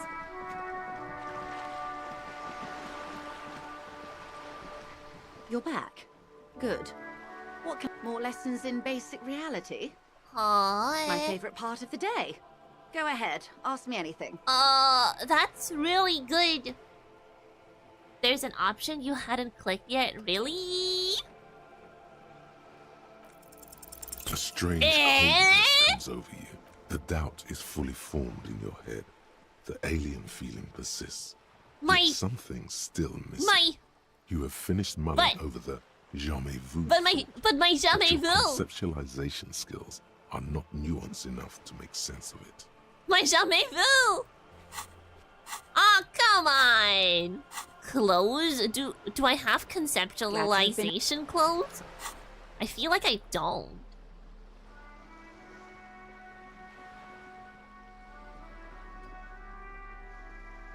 Oh, I do. Wait, no. Wait, eh? Wait, ah. Right. Let's reload. Oh no, we can't. The load is so far away. Look, it's fine. It's fine. It's fine. We can level it up. We can't level it up. Whoops.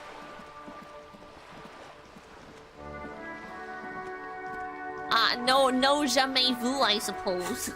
No. My clothes.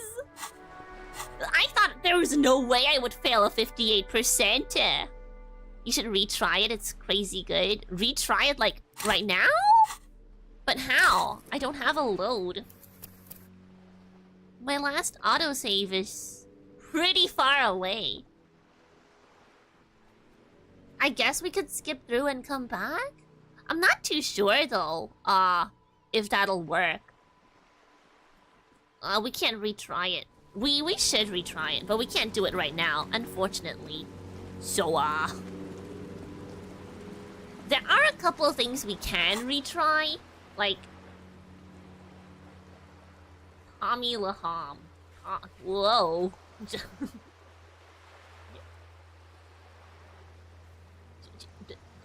Yeah, whatever.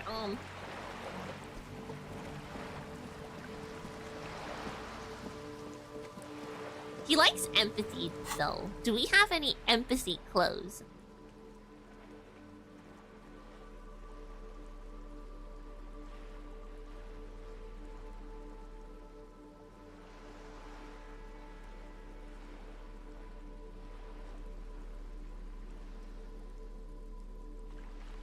We absolutely do not have empathy clothes.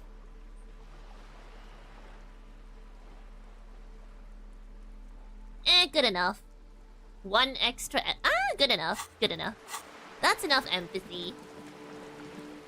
we did bump it up just a little so that Kuno would talk to us.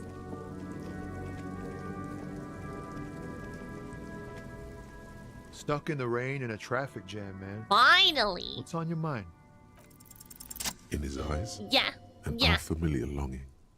Flecks of brown and gold. It's hard to say. His gaze wanders southwest, down the street that goes beyond the horizon.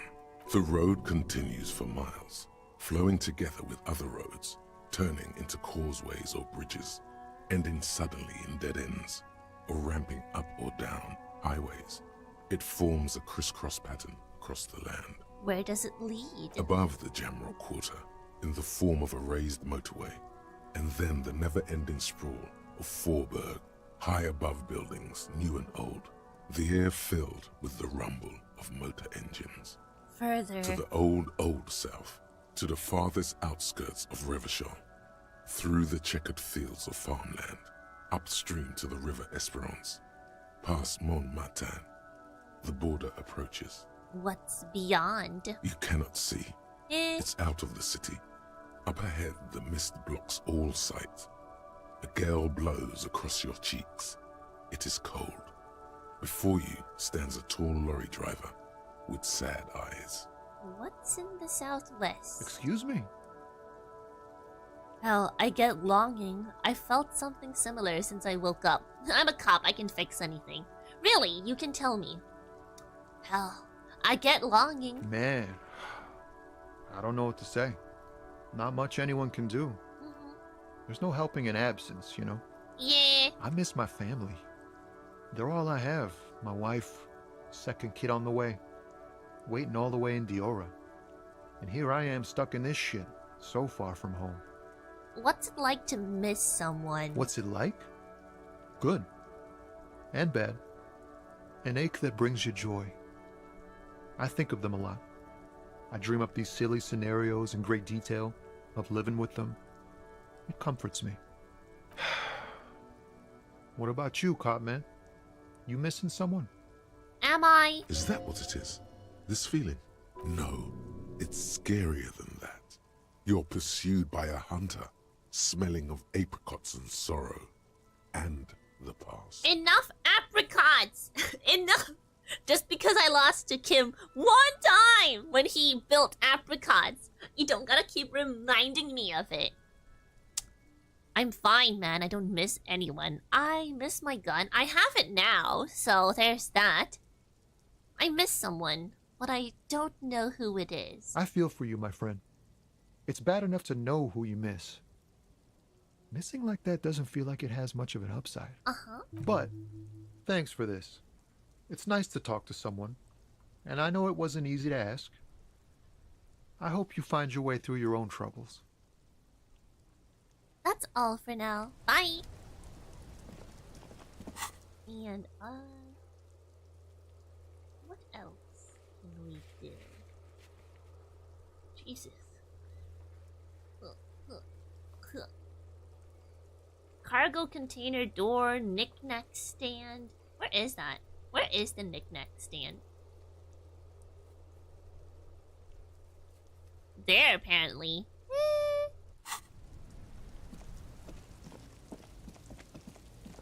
You lose much more to the apricots. They are your nemesis. No! Can I make money? Let's see. Do I have anything I can exchange?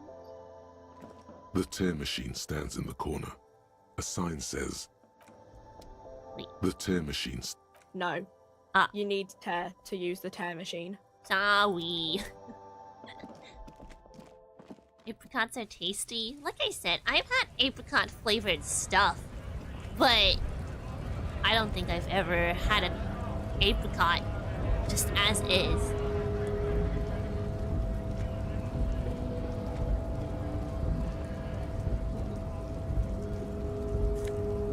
Ooh.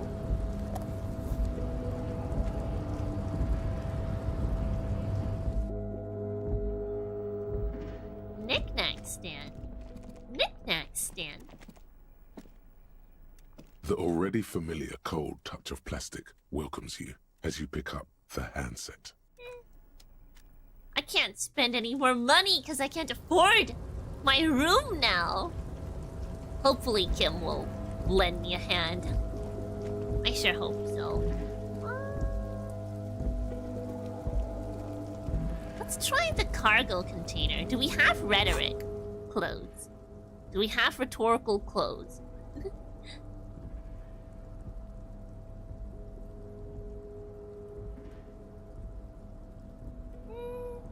It's negative.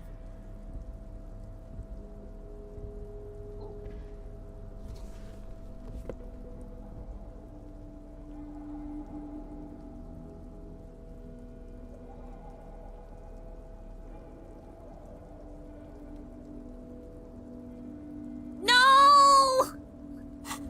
But I can't remove it. I can't remove the jacket. I just can't. I know what you guys are saying, but with the skill check, I can't remove it. You understand? You're back before the cargo container. Jesus! Its draw has not lessened since you were last here. If anything, it's as it's always been. No! It's impossible. Beef with Kim is more important. It sure is. And hey, a fun time, Freddy. Good to see ya. Welcome to Disco Elysium. A pleasure. Let's tell Everard that we have our gun back and he can no longer hold that against us. Mr. Dubois, I prefer my police officers old-fashioned like that, with a gun. You can do so many things with a gun that you can't do without one. Now, what can I help you with? Oh, he already knew. I thought it was his usual stuff.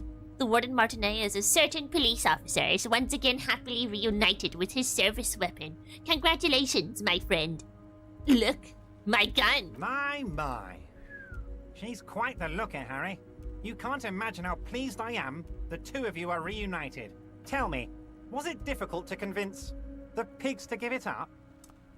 Not at all. I knew you could handle it. I know my special policeman.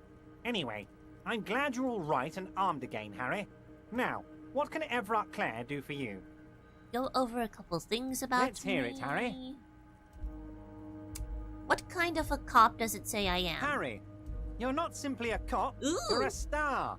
A bright shining star in the drab law enforcement sky, outshining all other stars. You're a superstar. Yeah, I guess. You get me. Of course I do, Harry. And I'm gonna help you shine. I'm gonna put you on all the big stages. Your name in giant neon letters. Harry Dubois. Okay, now you're just lying to me, dude. The giant neon sign reading Harry Dubois, hanging from the Cavalsun crane, can be seen all the way to Jamrock. Somewhere in Mirova, a beautiful woman sees the bright glow on the horizon and says to herself, "Oh my God, I shouldn't have left him." Now I'm delusional. Where'd you get that? This? My friends in your organization gave it to me, Harry. I find that very suspicious. May I have a look? I'm afraid this is meant for union eyes only, Mr. Kitsuragi. I'm sure you understand. Please continue, Harry. Of course, Harry, of course. Let's not linger on I'm always happy to educate and entertain you, my friend. So, what's on your mind? The signatures I got. I know you plan to force them out with the construction noise. Harry, by now you should know I would never do anything tricky like that. However, if the construction noise and limited street access makes some people consider moving, well, let's just say there'll be freshly renovated buildings near the roundabout where those poor people can finally enjoy a significant uptick in quality of life. I'm talking real affordable workers' palaces. So the village is doomed. Yep. You were there, you saw the place, a wasteland, there's nothing left. But mark my words, officers, we are going to reset it. Gentrification! Reset. I have big plans for Martinez, and they do not include humans living in those pig sheds on the coast. That land will be used for municipal buildings and commerce. God damn it. Harry, imagine a youth center supermarket church complex, employing hundreds, no, thousands of people. The coast will be lit up with enterprise and life. All those ruins out there turned into low-income housing. It's gonna be full of ABC marts. Have you guys ever been to Hawaii? Bro, why are there so many ABC marts? What the hell? Harry, enough is enough. We're taking this district back. The war was 50 years ago, for God's sake. It's time to move on.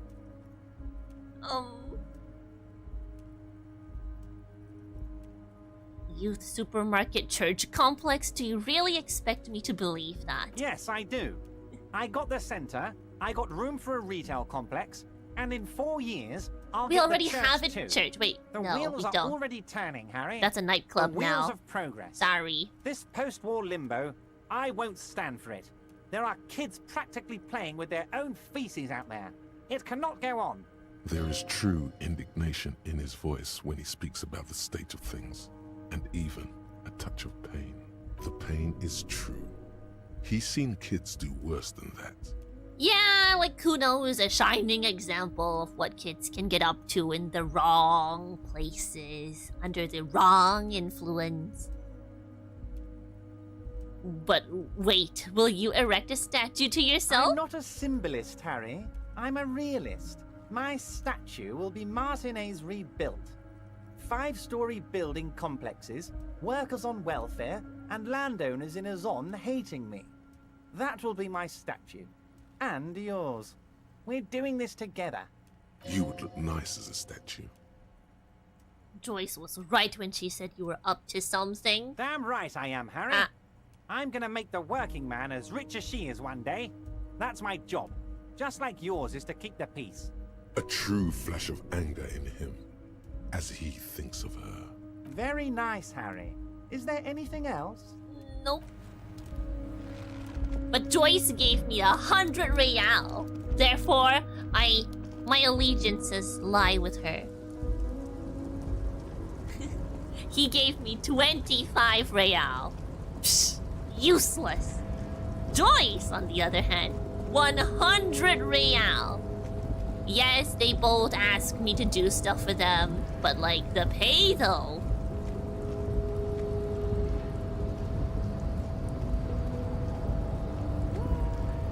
There's a huge difference.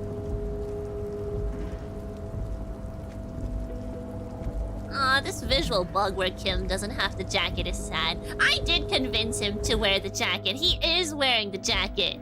But thanks to visual bug, Kim is not wearing the jacket. But I swear, I made him put it on.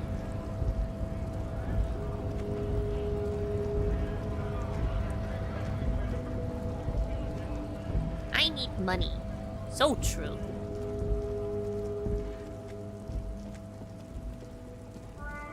Is there anything else that I've possibly missed? I mean, I could probably try to do the Titus check. Wait, no, I can't. The Titus check is not white, therefore we can retry it, yes? If I am not mistaken.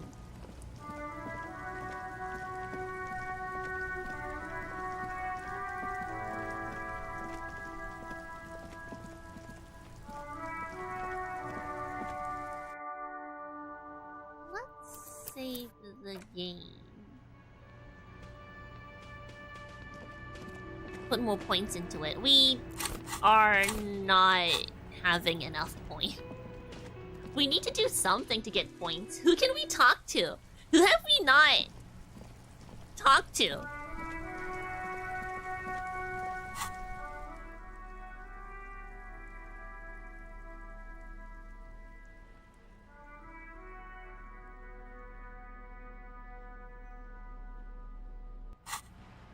Try talking to him? Let's try that then. Oh no, wait, I have to... Wait. Don't we have to call whatever Kim's precinct is to report that one lady that was LARPing a cop? Set of steering levers, Can we do a that? radio microphone, a pull-out toolbox, and the soft glow. This is Precinct 57. How may I assist you? Just a... 10-4, come in, officer. Over. I'm happy to report that I have found my badge, Jules. 10-4, sir. Glad to hear that. I'll write down that there is no need to issue a new one to use it. Yay! Feels good to get that off your chest, right? Celebration with beer? Listen, I've actually lost my gun too. No, I found it. Roger that. 10-10, over and out. This is Precinct 57. It will... Her voice is... Gottlieb, what you get yourself into this time? Doc, someone broke my heart. Look, pal, getting pumped and dumped is not a disease. What? People live through it all the time. You should be happy for her. Wait, pumped and dumped? That's what the guys say, officer. That some chick pumped you and then dumped you. What? Threw you away like an empty No, she loved me. She loved me, I promise. Don't take it personally. There just wasn't any juice left in your carton, pal. What? By juice, you mean money, right? Do you know who this person was? You must have me confused for a close personal friend. I am not. I am a medical professional with a constant idiot emergency on my hands. Okay, no need for name calling. One needs tending to right now, he thinks, looking around the room. God, these apes. You hear someone whine in the background. Calling My eye, other Doc, cops my that eye. my Dumbo colleagues. I think I've developed extreme photosensitivity. That's because you're hungover. Even the radio waves coming from your direction smell like liquor. I haven't drank in 4 Feel like your eyes days. are twitching too? No. Good. It would be an awful nuisance if your experiments with your blood pressure were to cause permanent damage to your vision. A nuisance to you, that is. Mm-hmm. Anything else I can help you with? Just a moment. 10-4, come in, officer. Over. What if I told him I lost my gun, but then I'm like, but I found it, right? 10-4, I know I already wrote it in a report, but it will stay on my desk for a few days. Over. Don't worry. I have successfully located my 9mm Villiers pistol. It's on me now and I won't lose it again. 10-4, sir. Roger that, and very glad to hear it. I just will make kidding. 7 changes to the report. I'm giving Jules a heart attack. Whatever. Roger that, 10-10, over and out. It'll be fine. He's probably used to this nonsense from the entire precinct. Also, we are leveled up, so let's get it. Let's save the game again. Yee! Level up. Let's see what we need. It's you again. It's What you is it? again.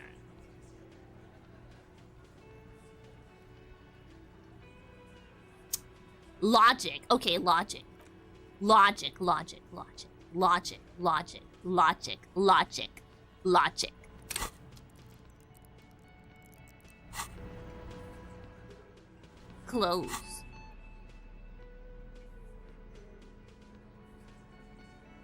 Logic. I need logic, please. I need logic.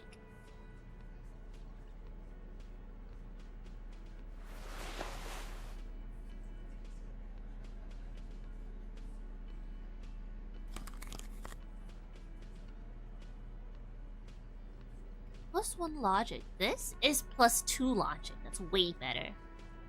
More logic.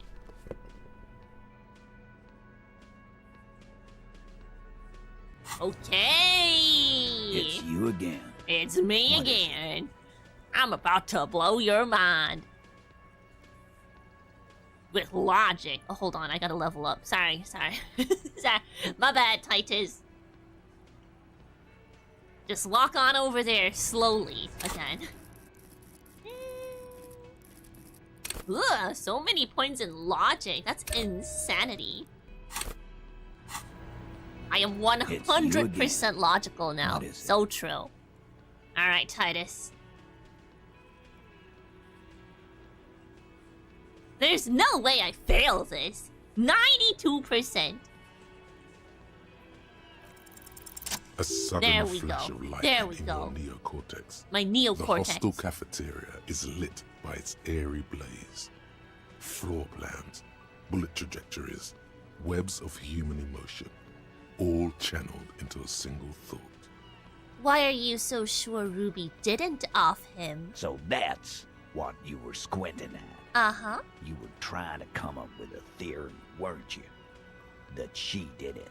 Mm-hmm. Yeah, he was cobbling together shit so he could put her away. It's RCM 101. Shut up, Elaine! No one asked you! Well, let old Titus set your mind at ease then. She didn't do it. She was here all night. You're a liar! Titus Hardy! You look me in the eye in that orange cap and lie to me? Sunday night, 11:30 to 12:15. She was here all that time? Yeah, with us, drinking, near the stage there. She didn't go to the toilet? She didn't go to the bar for a drink? She didn't go out for fresh air for one smoke? No. In the whole 45-minute window, she was with you all the time? All right. She took a fucking leak, okay? For one moment. Maybe went out too. She has an operation to run from her lorry. We're not getting into what that operation is again, Cobb. I know what it is. That's probably for drugs. the best. Don't break your stride now. And just 'cause she was gone for 5 minutes doesn't mean she magically got to the roof and shot him. I've been through this. It's not plausible. It is plausible because she could take the pinball, whatever, the pinball door, right? Take the elevator up, and then that's how she did it, okay? Use your brain for a second, Titus Hardy. All right, we're in. We got Ruby unaccounted for sometime during the window. This was crucial. Now let's place her on that roof. There's a secret route to the kitchen that leads straight to the roof. How? Through what looks like an abandoned pinball workshop. People say there was a pinball arcade here, sometime before the hostel. What was it called, Theo? East Delta Pinball Arcade. Weird place. Went bankrupt. Not enough pinball gamers, I suppose. Okay, but how'd you get up? There's no room for a staircase in this building. Aha! Or an elevator. Well, Titus. Dumbass. Keep talking. You're just exposing yourself. Okay, you're setting Ruby up. Well, I'm gonna blow your mind, Titus Hardy. The elevator is outside the building. It's an old dumbwaiter, used for moving pinball machines up and down from the workshop. Good one, Kim. Thank you. Yeah! From there, a door leads straight to the roof. You can just step outside. Ruby could have gone up, shot him, come down. All under 7 minutes. That's quite the theory. We need to have a look at that secret passage, boys. I'm on it, boss. Right when the law clears, me and Angus are going up there. It's a dumbwaiter, not an industrial lift. How about I go instead of... Just now. You got something else to back this route up? Or is that it? Ooh, so many options. You do agree the shot came from the roof, right? Have you noticed the winch out back on the outer wall of the whirling? There were pinball machines in the workshop, still operational. That's probably unrelated, but I should say it. I also found footprints upstairs in the old workshop. Guess what? Remember that key I found here? Have we firmly established Ruby could have an access to the roof where the man was shot? We have not. You do agree that the shot came from the roof, right? Why not? You can't draw a straight line into Clausia's window from any of the surrounding buildings. Not from what I know about Martinez. Maybe from the coast. But like I said, I've been too busy dealing with you idiots. So no, I don't think it was a sniper. It was close up. I'll just ask all of these. I've seen the winch. I'm not blind. You saying it's part of the elevator she used to get up there? That's one mystery down then. An architectural mystery. Doesn't much concern Ruby, does it? Oh, but it does. But guess what? pinball machines still work. Right. What the fuck does that got to do with Ruby? Well,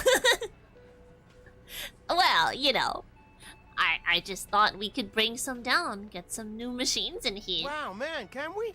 I mean... Yeah. That'd be awesome. I beat that Royalist machine 20 times now. All right, all right.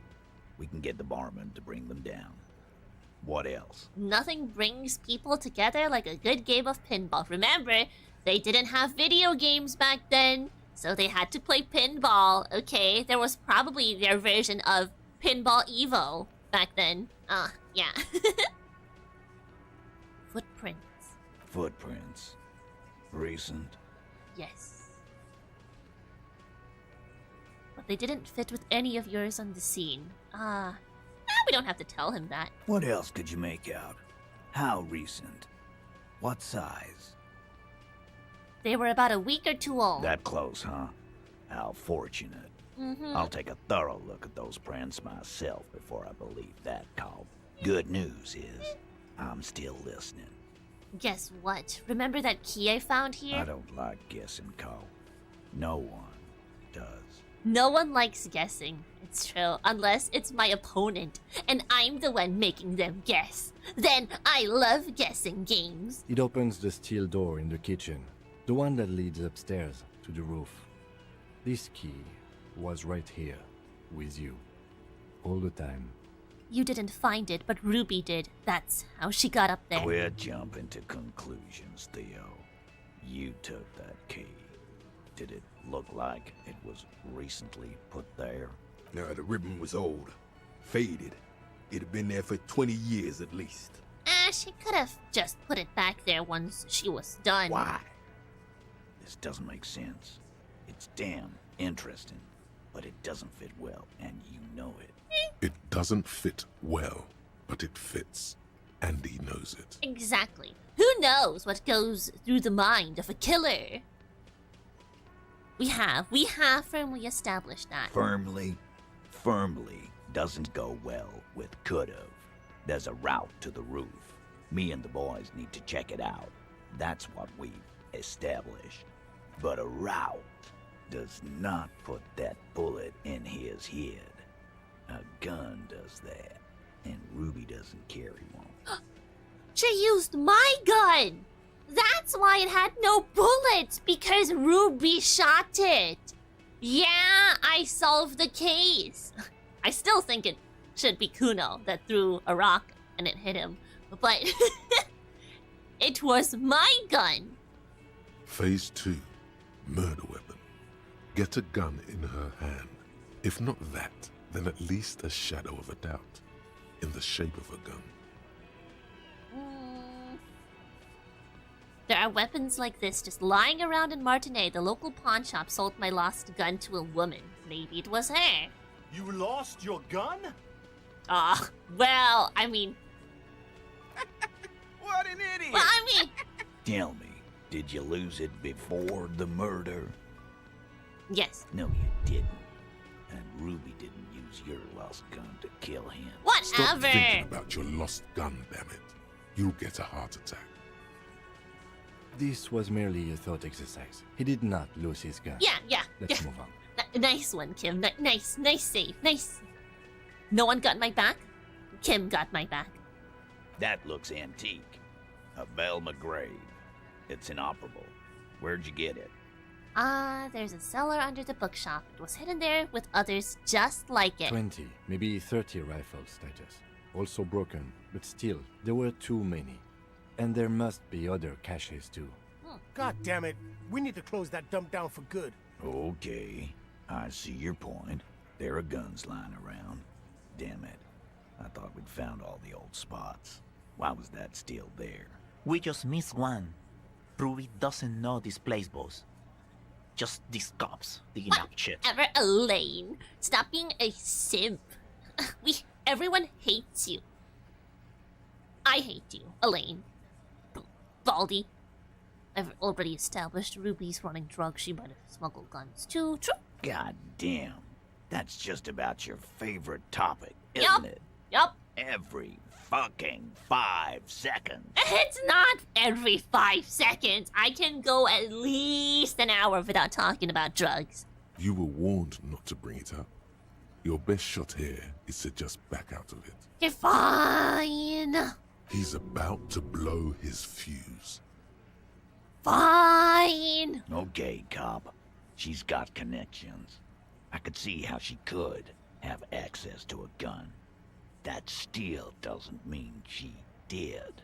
I'm not pressing it, not because I'm a coward, but because Titus has killed us before. And that would be inconvenient. That's all you needed. So, let's not get killed by him again.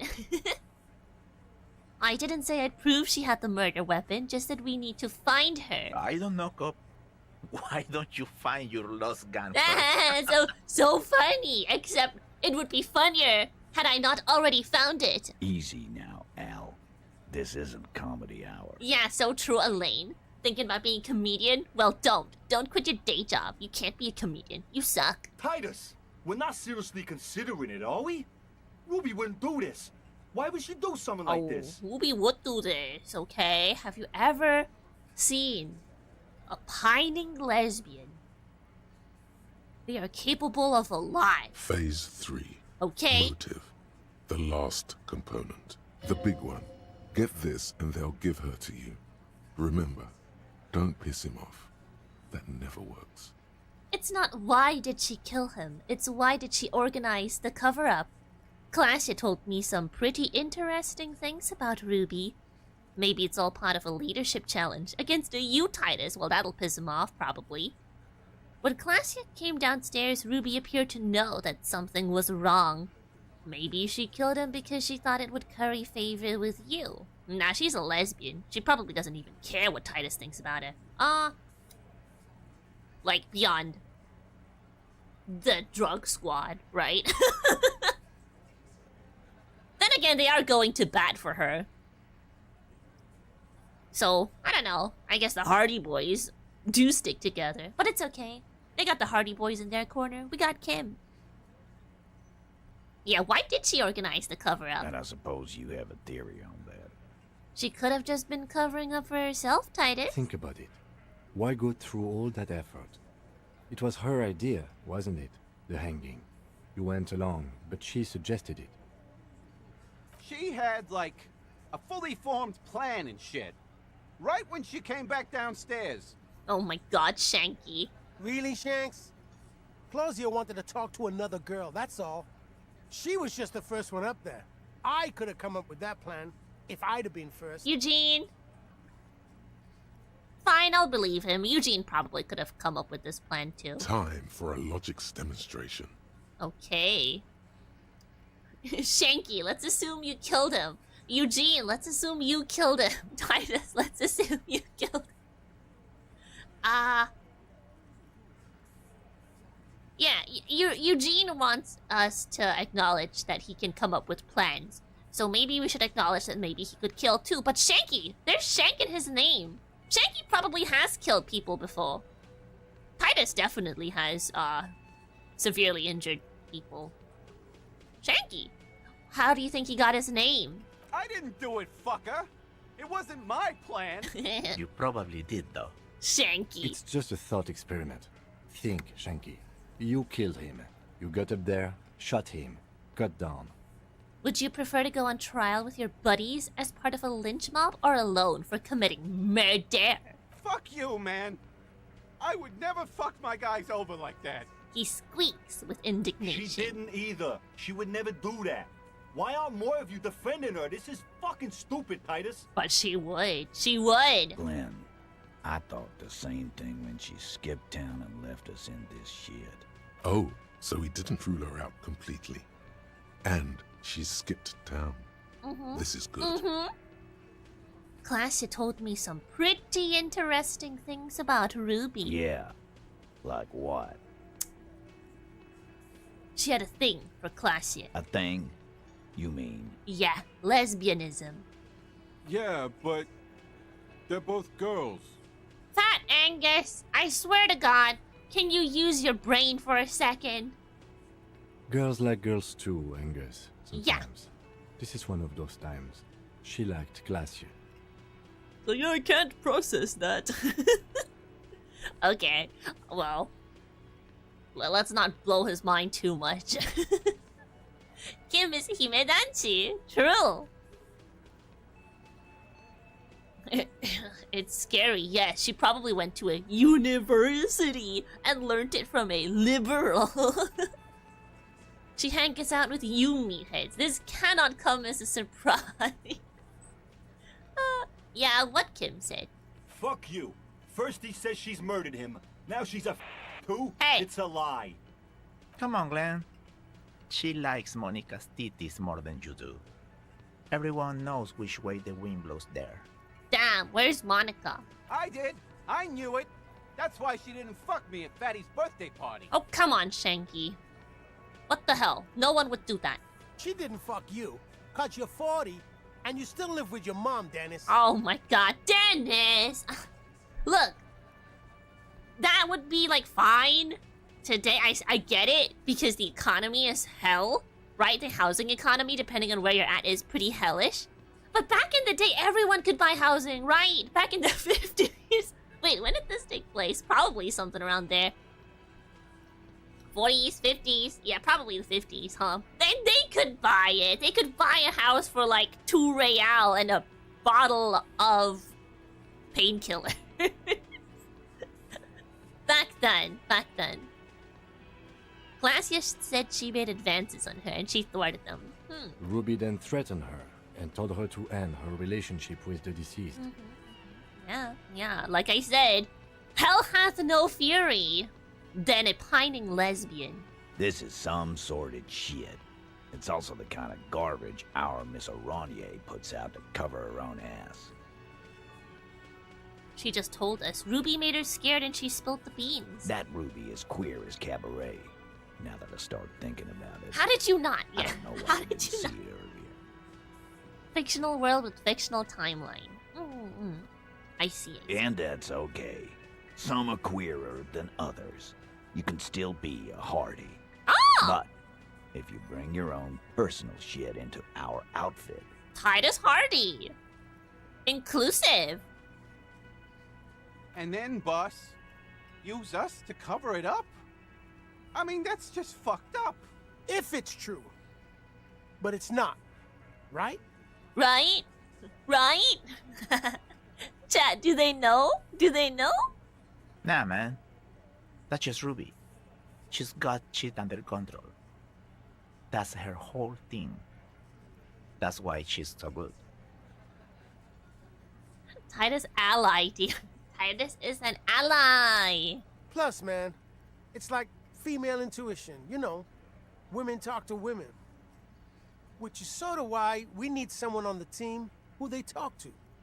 Or she knew what happened because she killed him. not so useful. Right, Elaine and Eugene, clowns. Fucking hell. The blonde man is in some kind of anguish that makes him stare into his garlic bread bowl intently. Betrayal is not painless. Even the doubt of it hurts. I want garlic bread now. All part of a leadership challenge against you, Titus. Nah, she was just manipulating him so that, you know, she had a cover-up story. I don't think it was to curry favor. Not at all. I don't think I want to use those options because I don't think it is those. Silence. He looks around the room. Gotta go to the mall? Be safe and take care. Enjoy the mall.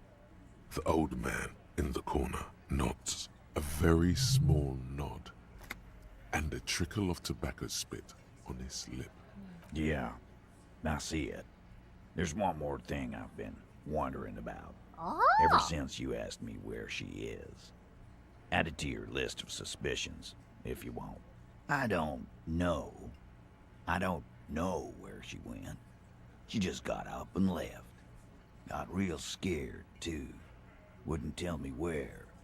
However, hard, I asked. Hardy Wanna know boy. why? He asks questions hard because it's part of his name. She was afraid I would tell you. Maybe she was right. By now, I probably would. She knew there's evidence on her, and she knew we'd find it. This is typical suspect behavior. Why fleeing is always incriminatory. Perhaps. Ooh. Ask her if you find her. It won't be easy, though. She made sure of that. When did she leave? Friday afternoon, when you first arrived. I got word the RCM was in town. Then she came in to see me. Told me she was leaving. That's when we had our little conversation. Do you have any clues on where Ruby went? She's not far. We know that much. She didn't take her lorry, so she's on foot. Good fucking luck, man. She knows this place like the back of her hand. You'll never find her. Stop glazing her, Elaine. What the hell? Yeah, Al. And we won't either. She's not really a hardy candidate anymore, is she? She's not, Glenn. Have you looked for her? A little. On the coast. Where have you looked for her? More precisely. More precisely, on the coast, past the waterlock. She's not here, so I'm thinking she's there. Maybe she's in that one building that was really out of place that we couldn't enter. Probably, huh? But there's also the one gate that we can go past. We couldn't go past it, but maybe now we can. Huh? Let's try it. Can you tell me where on the coast I should start looking? Sure. There's some shit houses there. A cinder block town. Fisher folk there refuse to unionize. So, that's one place we haven't looked. I hear they have a shack where junkies sometimes crash. Time for you to step up. We will start there. One more question. What does Ruby look like? Boyish. Hair's red. Dyed. She looks like a lorry man. Ah, red hair. That's why she's called Ruby. I see. Because rubies are red. What she's doing with the Ulan frequencies. The what now? Yeah, okay. No idea. Boys? She said she's building a pale emitter. What? What? We were talking about radio equipment. She said she's doing Ulan frequencies and a pale something. I don't know more. This guy barely understands what he's talking about. There you have it. Pale something. I guess. It feels like you'll get to know soon enough.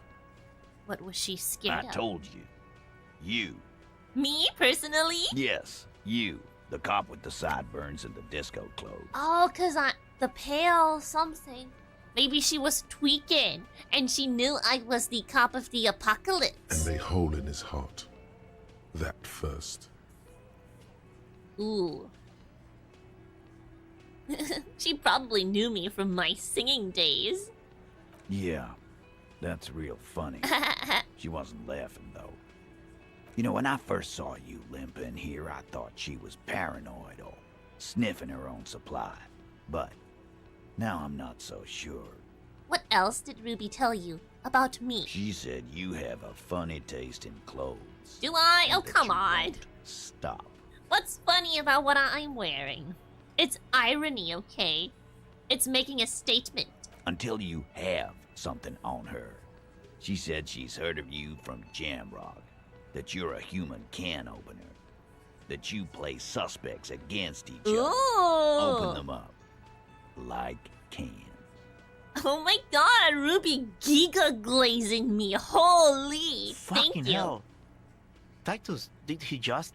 Open Angus up like a can? Yes, he did.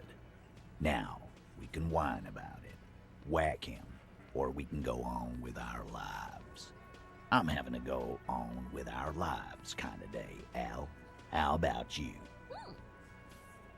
Silence. He nods. Is that true, Kim? Am I a can opener? You are insistent. Anything else? Anything? Yeah, there was something else. She wouldn't tell me, though. I could see she wanted to. It was burning on her lips. This cop, Titus. This cop, he... But she was too scared. I'm the cop of the apocalypse. Scared. You should be too. A strange fear creeps over you. A metallic taste in your mouth. Change the subject. But she shouldn't be scared of me, cause I'm a feminist. And Ruby is a woman. It'll have to. Shake it. His grip is firm and reassuring, like holding a piece of unpolished granite. Have you ever had like a solid handshake before? That stuff feels so solid, right? A powerful, strong, confident, firm handshake has aura, okay? Not just granite, tightly packed RCM Sergeant material. You should be a cop, Titus. When are you gonna get it through your dumb head? I already am. I just wasn't sure you were. And he still isn't. People aren't afraid of good cops in the way Ruby was afraid of you, he thinks, then turns back to his men. How could you be scared of this? Look at this. What's...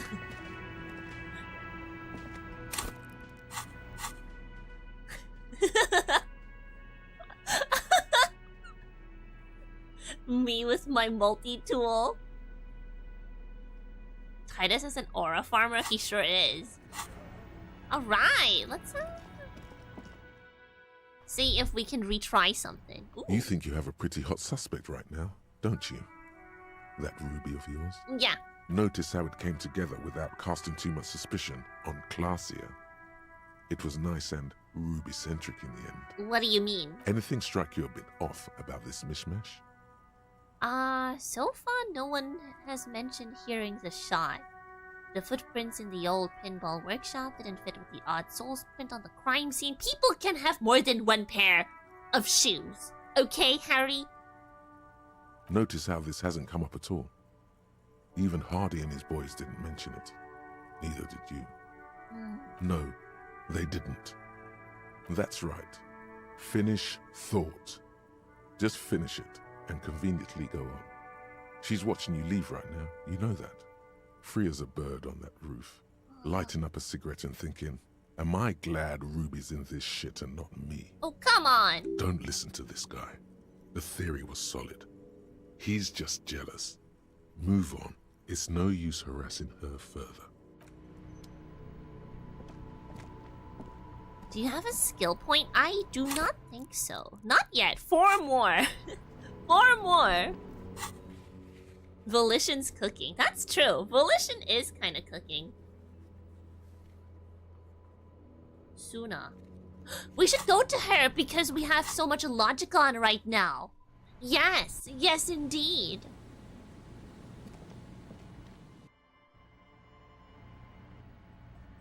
My favorite place. Disco Elysium.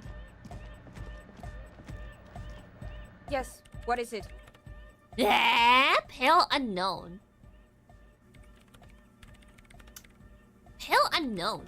People are saying I get that from Joyce, so I guess I have to do Joyce first. Have you seen anyone named Ruby? Red hair? What? No. No one's suspicious around here. No one's suspicious around here. Are you sure about that? Hey, Egghead, have you seen a Ruby? Good morning! Good morning! Harder car! I've thought about the discarded melody and came to the conclusion that Von Eyck has lived around here. J'adore! J'adore! God is close by, but maybe he doesn't have good enough ears. Let me turn it up so we can lure him here. Damn, his writing is this fire. This goes hard. God is close by, but he doesn't have good enough ears, so we gotta turn up the music so God can party. Yeah! It was awesome and scary. Very hardcore. Too hardcore, in fact. I couldn't control it at all. It sucks up all the air in the mix until it's the only thing left. Starts compressing itself and everything around it. Completely fills up the headspace. Extreme! Inside your chest, the heart beats still with the after effects of the sound. Imagine if you could harness that power, making it pulse. The horn of the apocalypse, it draweth near. Yeah! Welcome to the groaning! Yeah! Oh! I don't know. Maybe someone can do something with this. I imagine this is the sounds that the future could make. Sounds like the future could be even more hardcore than I imagined. Yeah! Let's exhaust all the options. No nation, but transnation. No war, but class war. Ooh! Wait, are you a communist? He's not a communist. It's just something he likes to yell. Okay. He picked it up from a tape jockey at the Elysium.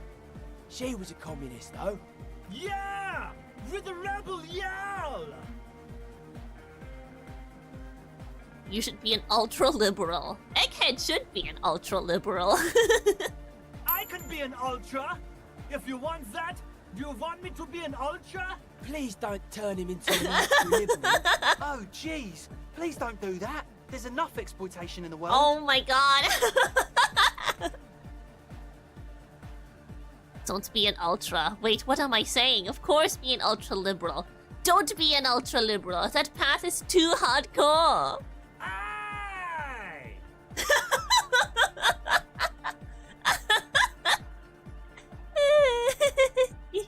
Yeah!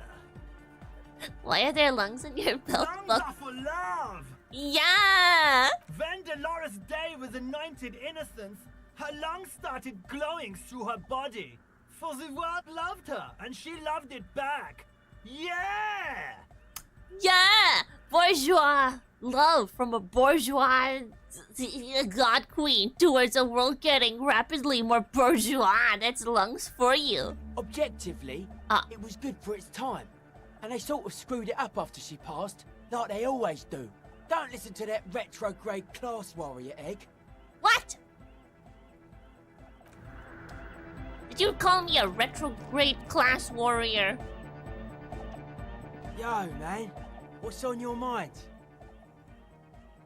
Why are you so suspicious about everything? Suspicious people are esoteric people.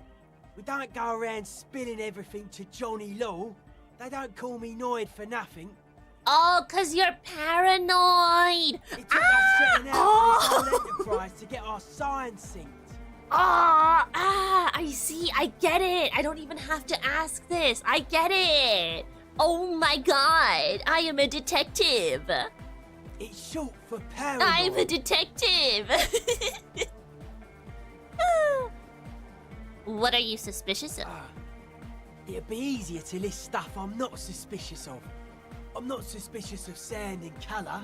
Mechanics and chemistry also have a trueness about them. Most anything else deceives. Wants to steal your life away. This is a good, dangerous line of questioning. You should prod him on. Ooh, and what are the most suspicious I things? don't have a top 10 list of things I'm most suspicious of, but if I had one, the left-right complex would be number 1. Number 2 would be their sole accomplishment, the pig-wheat paradigm. What's suspicious about the production of pork and wheat? It's our only shit. We should make better use of not being animals or cereal grain ourselves. What's bad about animals? Animals are cute. Nothing. Animals are cool, guys. I like animals too, but that doesn't mean I have to be one myself. True. His eyes flicker. Take care, Noid. A skill point to the Joyce. So true. Let's see. What does she want?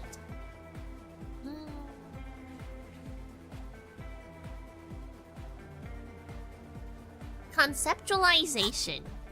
I think we've only got like one conceptualization shirt, which is this.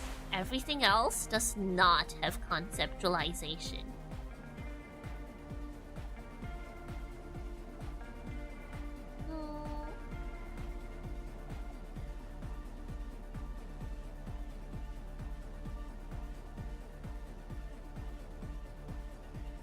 I can't wear the jacket. I can't wear the jacket. I can't remove this jacket.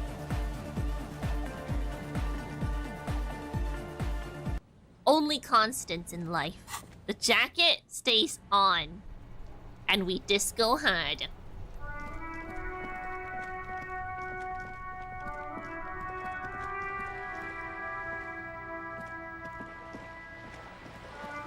No, Kim is wearing his jacket. It's just a visual bug that he's not. I don't know why that happened, but when we got the cutscene where Kim disco danced with us in Elysium, it turned his jacket back to the default jacket.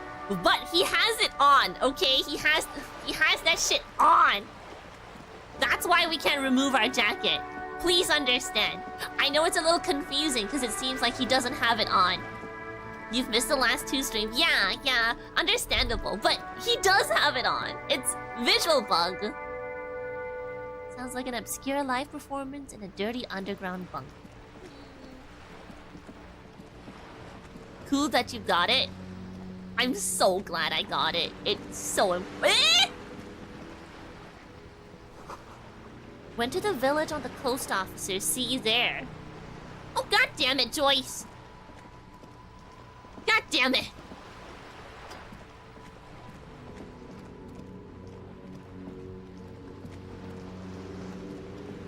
But yeah, that is why we cannot remove the jacket.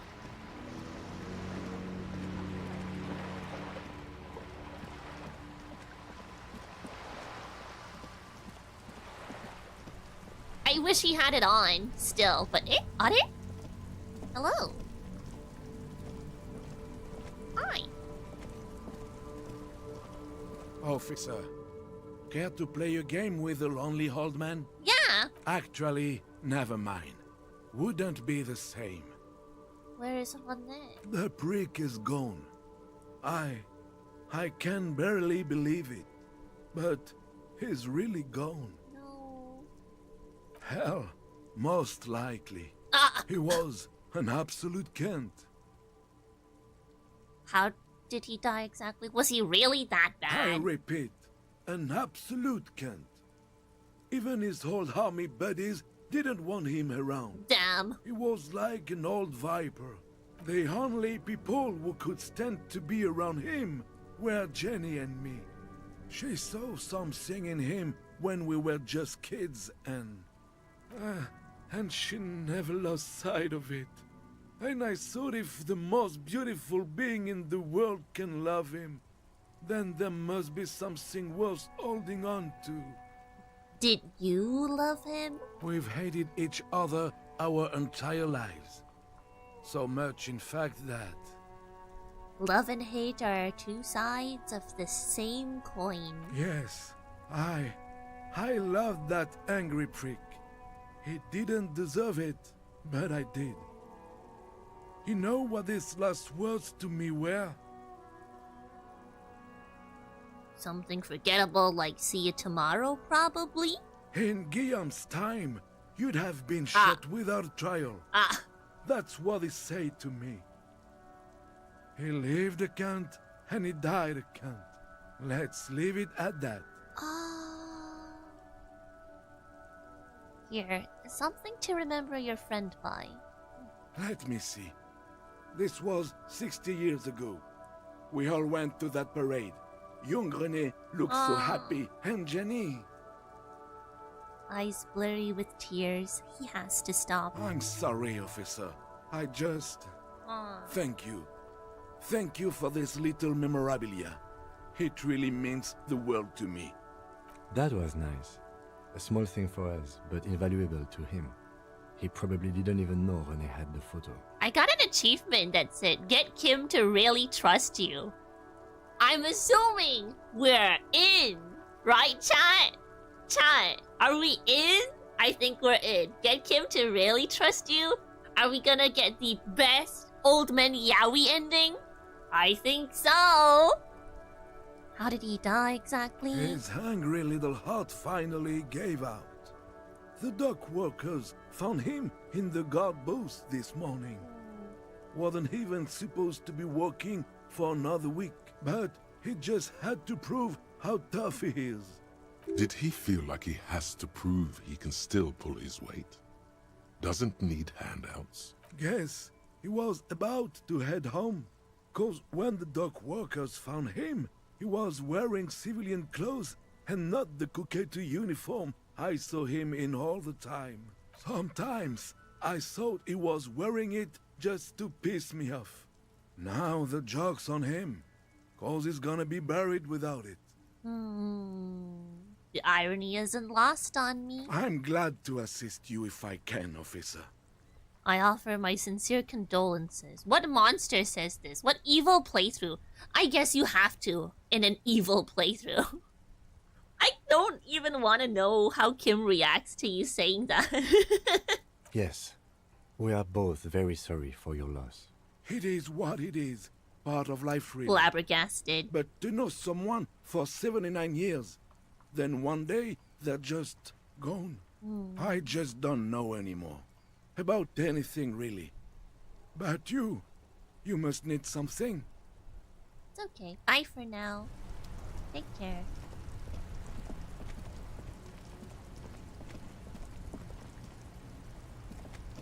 What?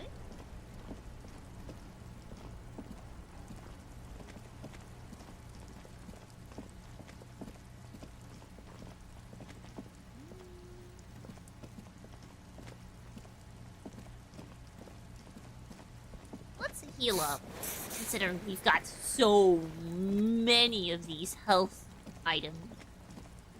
Joyce, Joyce, Joyce, where would you be?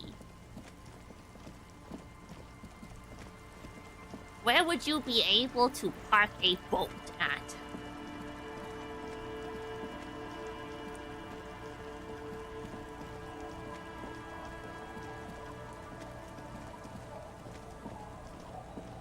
Aha! Joyce!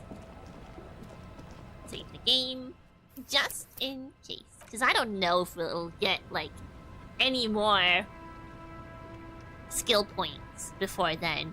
Because Ryven did warn me that if we go look for a ruby, that is the point of no return. So... I'll just keep the Corda Leche in the channel, if that's okay. It's too shallow near the pier. She winds the mooring line around a post. Hi, ma'am. And it's a jetty, by the way. Of course. Jetty. I prefer a good jetty to a pier any day. Jetty. Jetty. Hello, ma'am. Hello, detectives.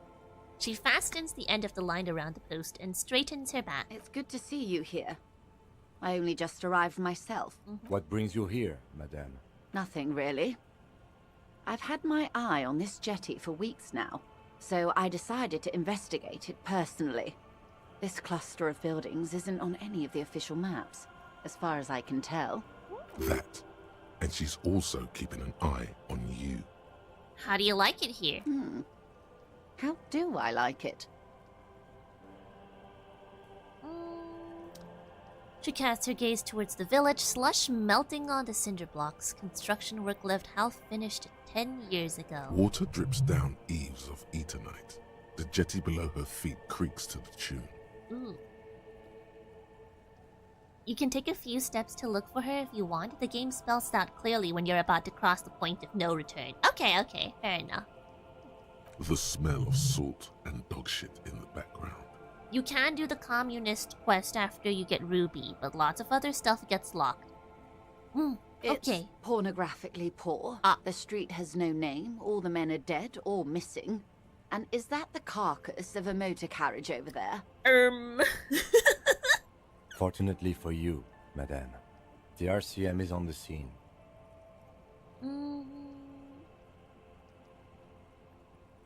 You're right to be scared. This is all your fault. Don't worry, I got her sword. Perhaps you shouldn't have. I sort of liked it on her. Oh, come on. Above you, there forms a quilt of altocumulus clouds, twisting into each other. The wind tugs and stretches them over the bay. Their cloud shadows slide over the ruins of Revachol West. Wherever they pass, the temperature drops slightly, but perceptibly. I think Disco Elysium has really enhanced my journal writing. My journal writing is a lot more poetic now. If somebody ever reads it, they'll be like, wow, this person played Disco Elysium. Have I told you how they discovered this place? This fishing village? No, they're in Sealindian, Isola. No. Well, your condition has left you no worse off than most of these people. The literacy rate is around 45% west of the river, 150 years of occupation have left these people in an oblivion of poverty. Oblivion? That's so me. I knew you would sympathize. Most Revacholians will never know what this place means. Our home. This island of matter. Or why they were ferried over in the first place. Remind me to tell you one day. For now, how can I assist you in this new location? Tell me something else then. Of course. I hear you have singled out a suspect and are in pursuit. How did you... This is cause for cautious optimism. How can I help you at this juncture? How did you know? More lessons in basic reality. Oh, I need to level this up. My favorite part of... Go Glad man. to have been of his... Go man. Conceptualization. Oh, I am garbage at conceptualization. Wait! You're back. Good. More lessons in basic reality. Surely! Surely! My favorite part of the day. Surely! Go ahead. Ask me anything. What is all of this? The scent, the sound, the air. What world is this? What world? The only one, I suppose. The world of matter. And its pale antipode. Ah, pale. You have a friend who once said I abandoned pseudo-poetic writing in your fix only to play Disco Elysium and go back to it again. So true. The camera of her mind glides over the surface of the water. What do you see? Great bodies of water. Forest-covered surfaces. Clusters of light where the cities lie. You've seen the montage. We all have. This world is enough. There is a term of endearment they coined for it. In the DeLorean century.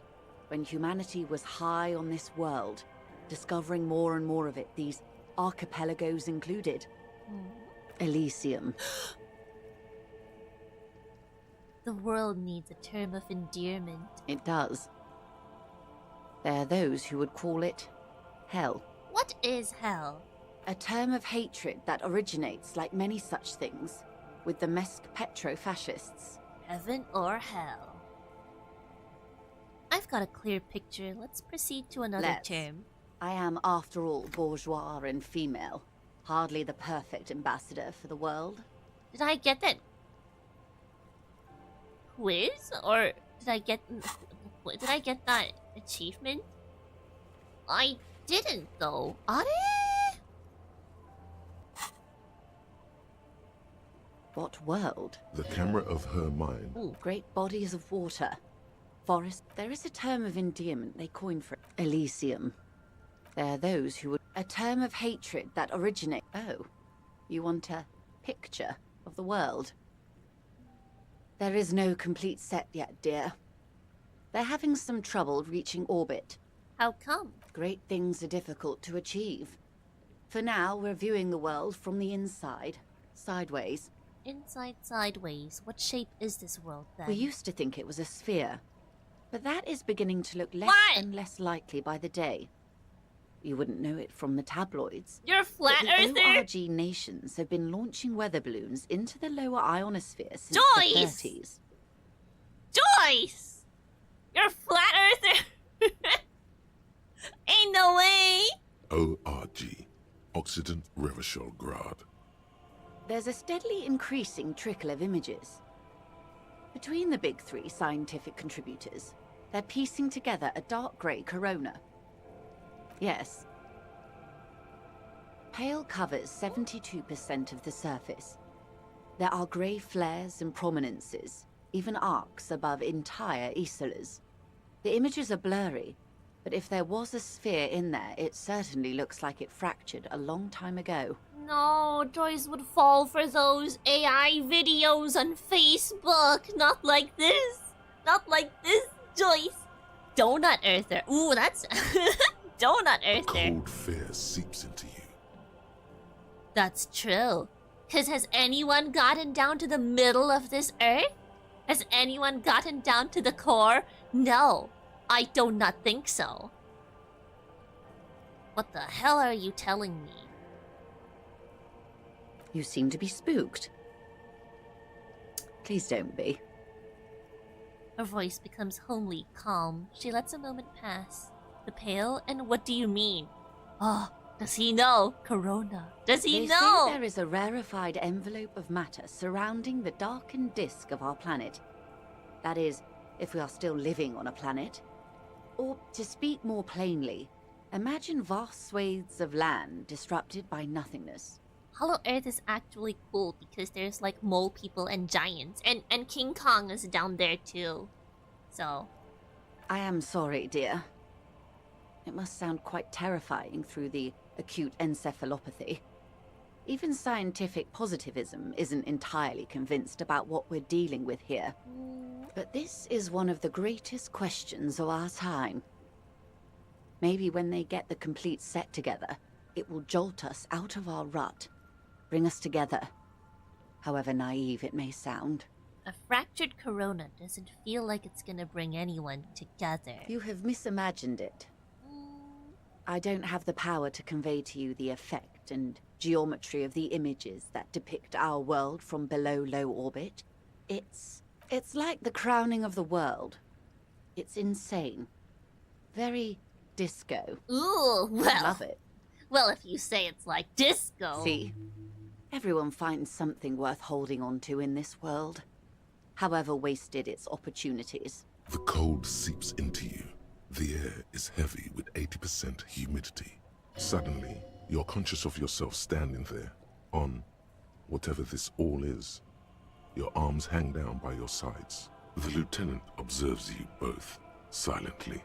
He adjusts his glasses. Ah, you said pale. What is pale? The pale is not, technically speaking, part of reality. Yeah? Yes. Also, I think we've had enough excitement for today. No, we do haven't. have a case to attend to. No, we haven't. We have a suspect. We're chilling, Kim. Of course, Lieutenant. Let's try something else. I want to know what the pale is. I don't think your colleague would appreciate that. He has already been so patient with this whole exercise. No! Let's continue with something else. No, All right? Kim! You can ask about anything else in the world. Kitsuragi! Anything. But she wants to tell you. Oh. Kim trusts me. Trusts me. Good idea. Just ask him. He won't make a scene. Kim, can I talk to the ma'am alone for a second? Fine. I'll come back to you, I promise. I promise. What can he do? You're a grown man. I am. Now, what is the pale? Are you sure you're sure? Your colleague seemed adamant. What is it? Okay. The pale is the most dominant geological feature of the world, Detective. The separative tissue between the islas. It is the interocellular mass. Okay. Achromatic, odorless, featureless. The pale is the enemy of matter and life. It is not like any other, or anything in the world. It is the transition state of being into nothingness. The negation of being. The negation of... That's right. The negation of being. She tightens her hood around her neck. It's cold outside. Is it here? No, Detective. We're safe. It begins there, 6,000 kilometers to the north, and even more to the south, east, and west. You are in the middle of the Isla. As your gaze instinctively turns north, a small black pit opens up in your stomach. 6,000 kilometers from the end of the world. Yes. That is enough. Many cities are built much closer. Huh. And there? An uproar of matter, darling. Rising into the pale. Rolling. Evaporating even. A great vision. The area of transition between the world and the pale is called Porch Collapse. Not very dramatic of a name, but we'll take Imagine a grey coronal mist. Cold vapor marked by spores of an opportunistic microorganism. A mold that's adapted to grow at the edge of the unrest. It's the most disco thing you will ever see. Ooh, I mean, but that's the end of the world, though. Is the end of the world disco? Doesn't sound so bad now. You hear your pulse rise. The air feels caustic and cold suddenly. That's why it's Disco Elysium. Because Elysium's kind of like another, like hell. She said it was similar to it, you know? Elysium, hell, whatever. Depends on your view on it, I guess. Is the world gonna end? Surely not. I know we're the cop of the apocalypse, but surely not. Is it my fault? Am I the cause of the apocalypse? My existence? That can't be right. Yeah, if we're surrounded by Pale, how do you get from Isola to Isola? Yeah, okay, stop tinfoil hatting, Joyce. Oh, it is so difficult for us. A squall of birds. Hardware operating in the harbor. Firm. Self-evident. It is possible to force dimensions on the Pale. In modern times, we can even compress its latitude, bouncing radio waves from one end to the other, shortening the path. But it is still hard for humans to navigate the Pale without getting lost. Or having our minds damaged. Tinfoil hat stuff. This was how people felt about the Bermuda Triangle back then, but science has made it so that nothing much really occurs in that triangle anymore, huh? But back in the day, it was terrifying, wasn't it? 'Cause maybe the Bermuda Triangle was filled with the Pale, huh? Maybe. The Pale can damage the mind. How much Pale is there compared to the world? The Pale outweighs reality 2 to 1. There What? is more Pale than there is matter. What? And the ratio is slipping. Joyce! What do you think, Detective? It's growing. There's more and more of the Pale. Precisely. One of the few measurable playing effects along. of the Pale is that it is expanding at an unknown rate. An intuitive conclusion of that development is that one day the Pale will cover everything. But this sort of talk is mostly left to extremists. Cover everything? That can't be. Where would we go? Most people, and indeed most private and government sector organizations, entire civilizations and religions even, find handy ways to ignore or downplay that knowledge. I suggest you do the same. Off we go. You see the hanged man's mouth open. Off we go into the wild Pale yonder. One and all. They say Pale is death, but for the universe. Why should we just leave, and the world get left behind? Physical qualities. It's difficult to describe, or even measure. Something whose fundamental property is the suspension of properties. Physical, epistemological, linguistic. The further into Pale you travel, the steeper the degree of suspension, right down to the mathematical. Numbers stop working. No one has yet passed the number barrier. It may be impossible. But Sona can do it. The Pale can damage the mind. Extensively. How? Some say the damage stems from extreme sensory deprivation.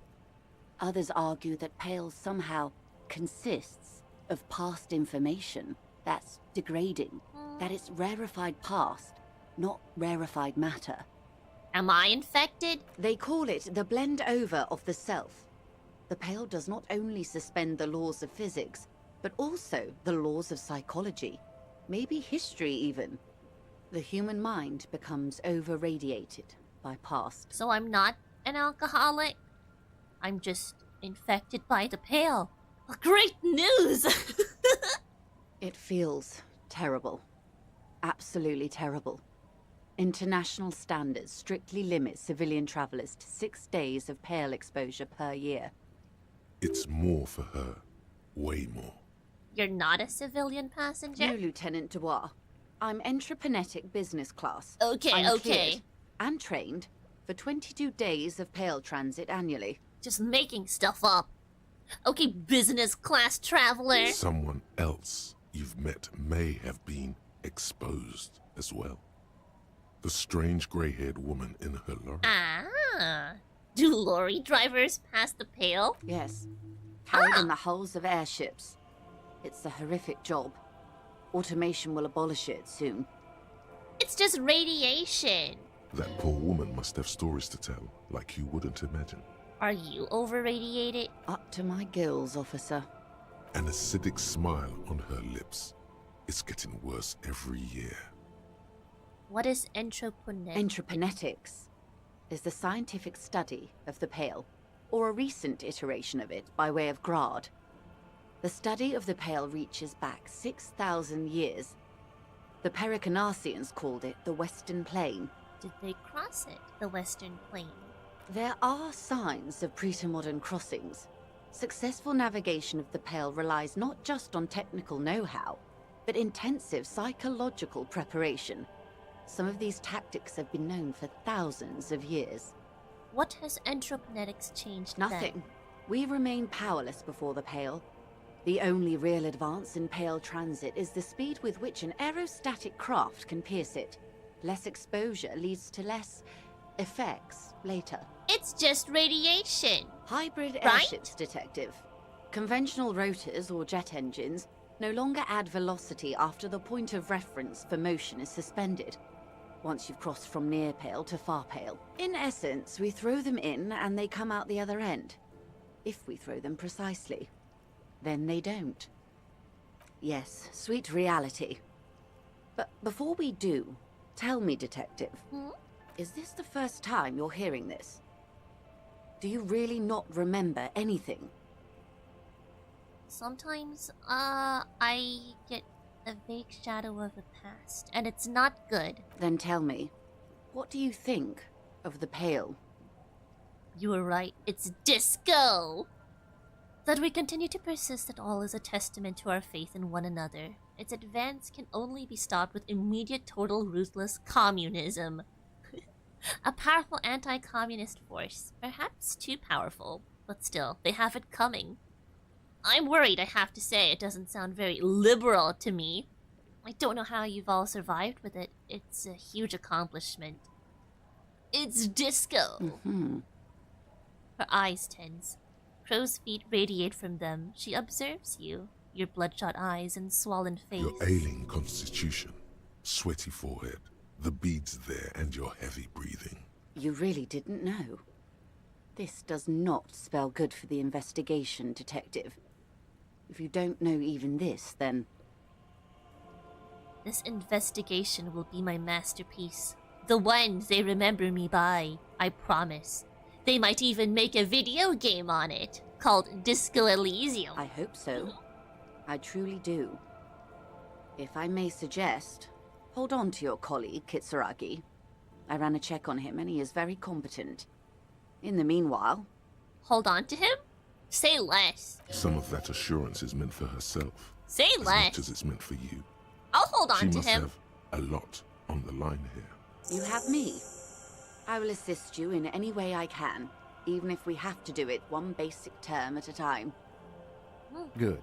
You have not passed out from it. Perhaps I worried for nothing. Are we still on the reality lowdown, or should we do actual police work now? That was fucking insane, Kim! You needn't have worried. But I did. Anyway. Oh, he worried about me! Damn it, you're a grown man, the lieutenant thinks. Shouldn't have gotten protective hair.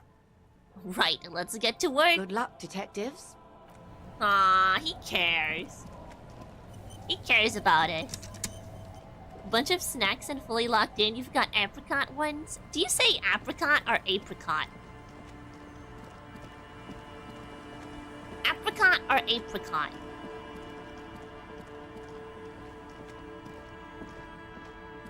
Now let's go to Sana with our logic clothes.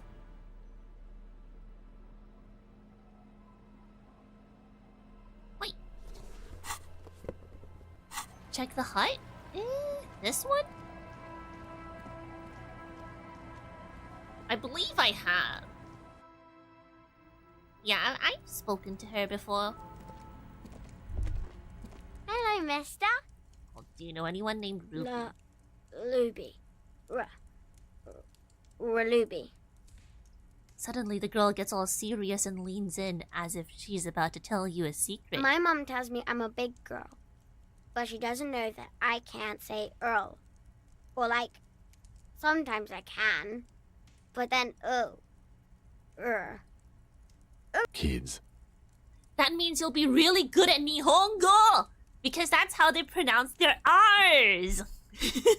Bye! Bye! Is that the phasmid?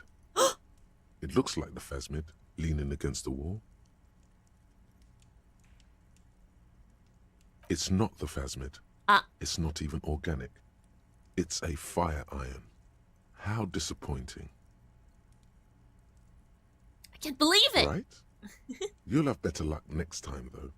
The phasmid, finding it is your destiny. Wonder if we will before the game ends.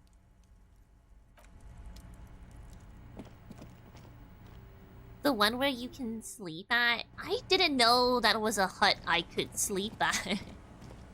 I don't think I've tried. Is it in here? I can't go in here. Well, I can't go in there. So, I'm not too sure. Maybe that? Elysium. No, I can't go in there either. Unfortunate. Ooh. Hey, Simon. Good to see you.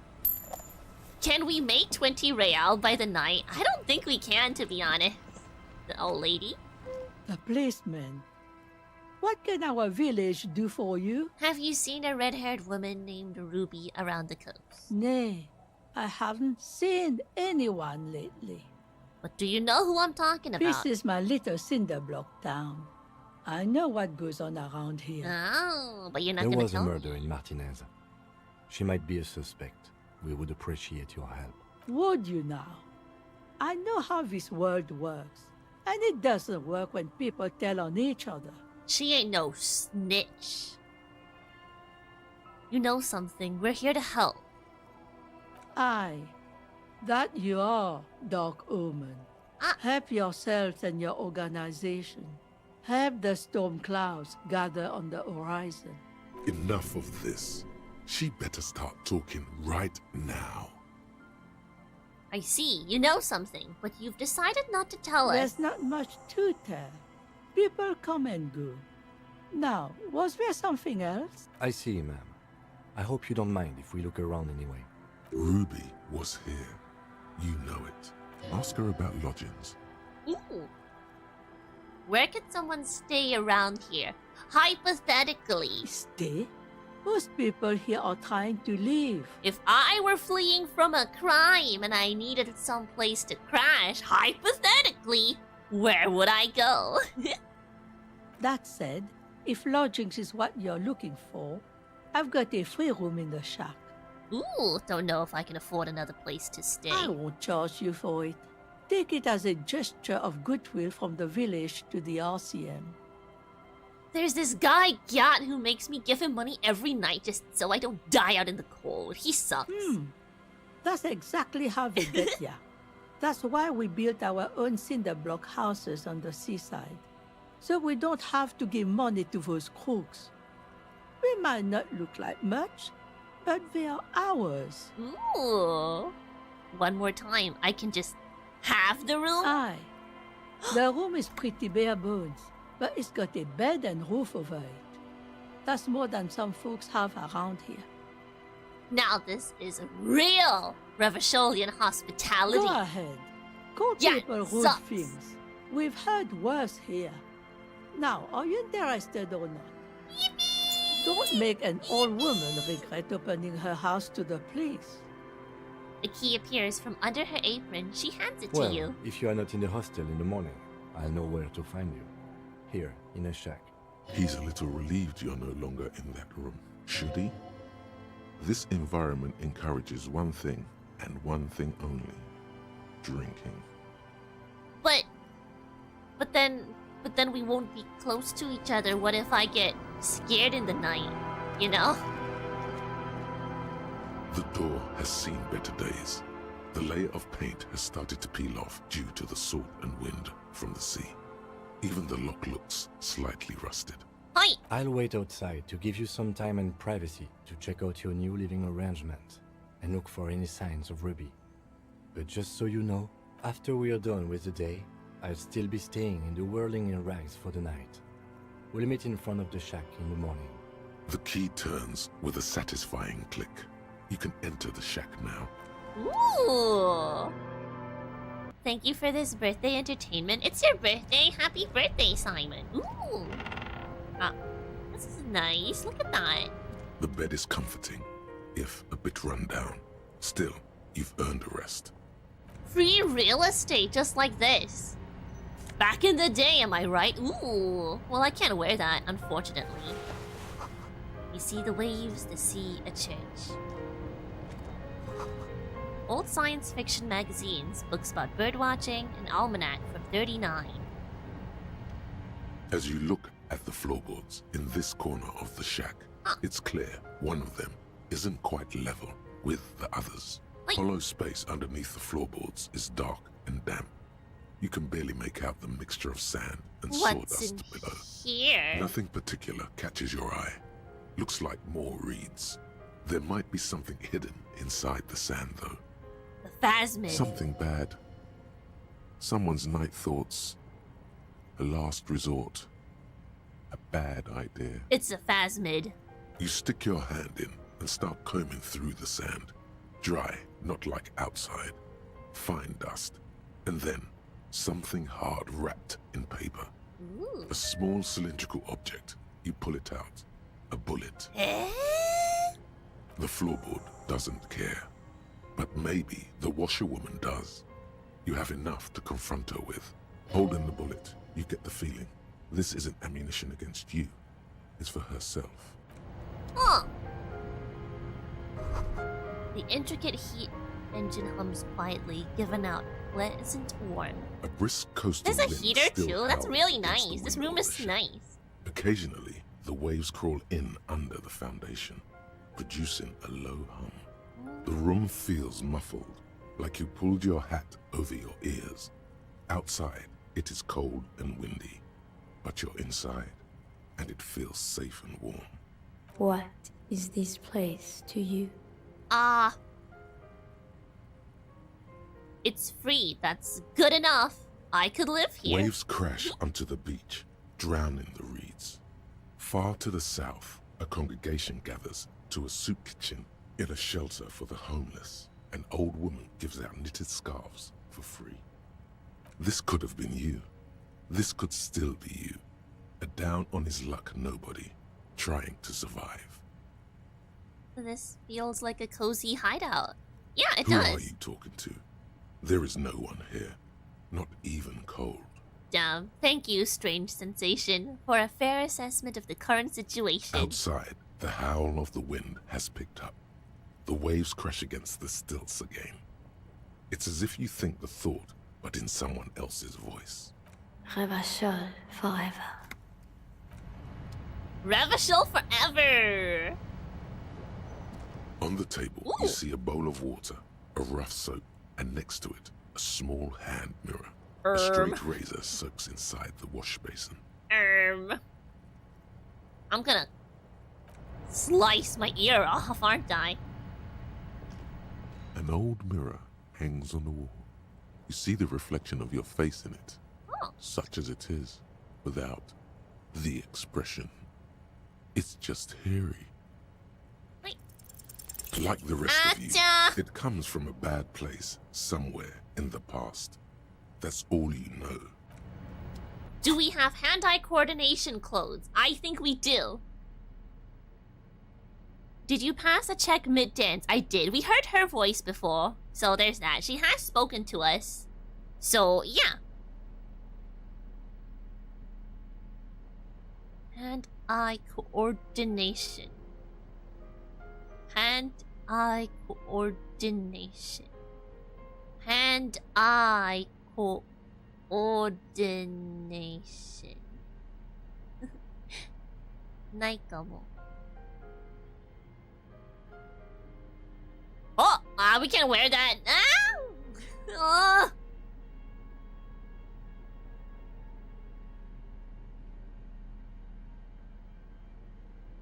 let's just try shaving anyway. Maybe if we, like, nick ourselves, we can ask him to, like, kiss it better. On the table, you see a bowl of water, a rough soap, and next to it, a small hand mirror. A straight razor soaks inside the wash basin. Did you pass a check mid-dance? Oh, no, I already read that. But hey, Pretty. Hello, how's it going? Greetings. Welcome. Your hand trembles as you scratch your cheek. Oh no, that's not how a grown man shaves. Leave it for now. Scrape harder. No, I'm gonna look so bad after Thank this. God, I would have cut your throat. Oh, shut up. The centipede is exaggerating. People don't actually cut their own throats when they're shaving. At least, not accidentally.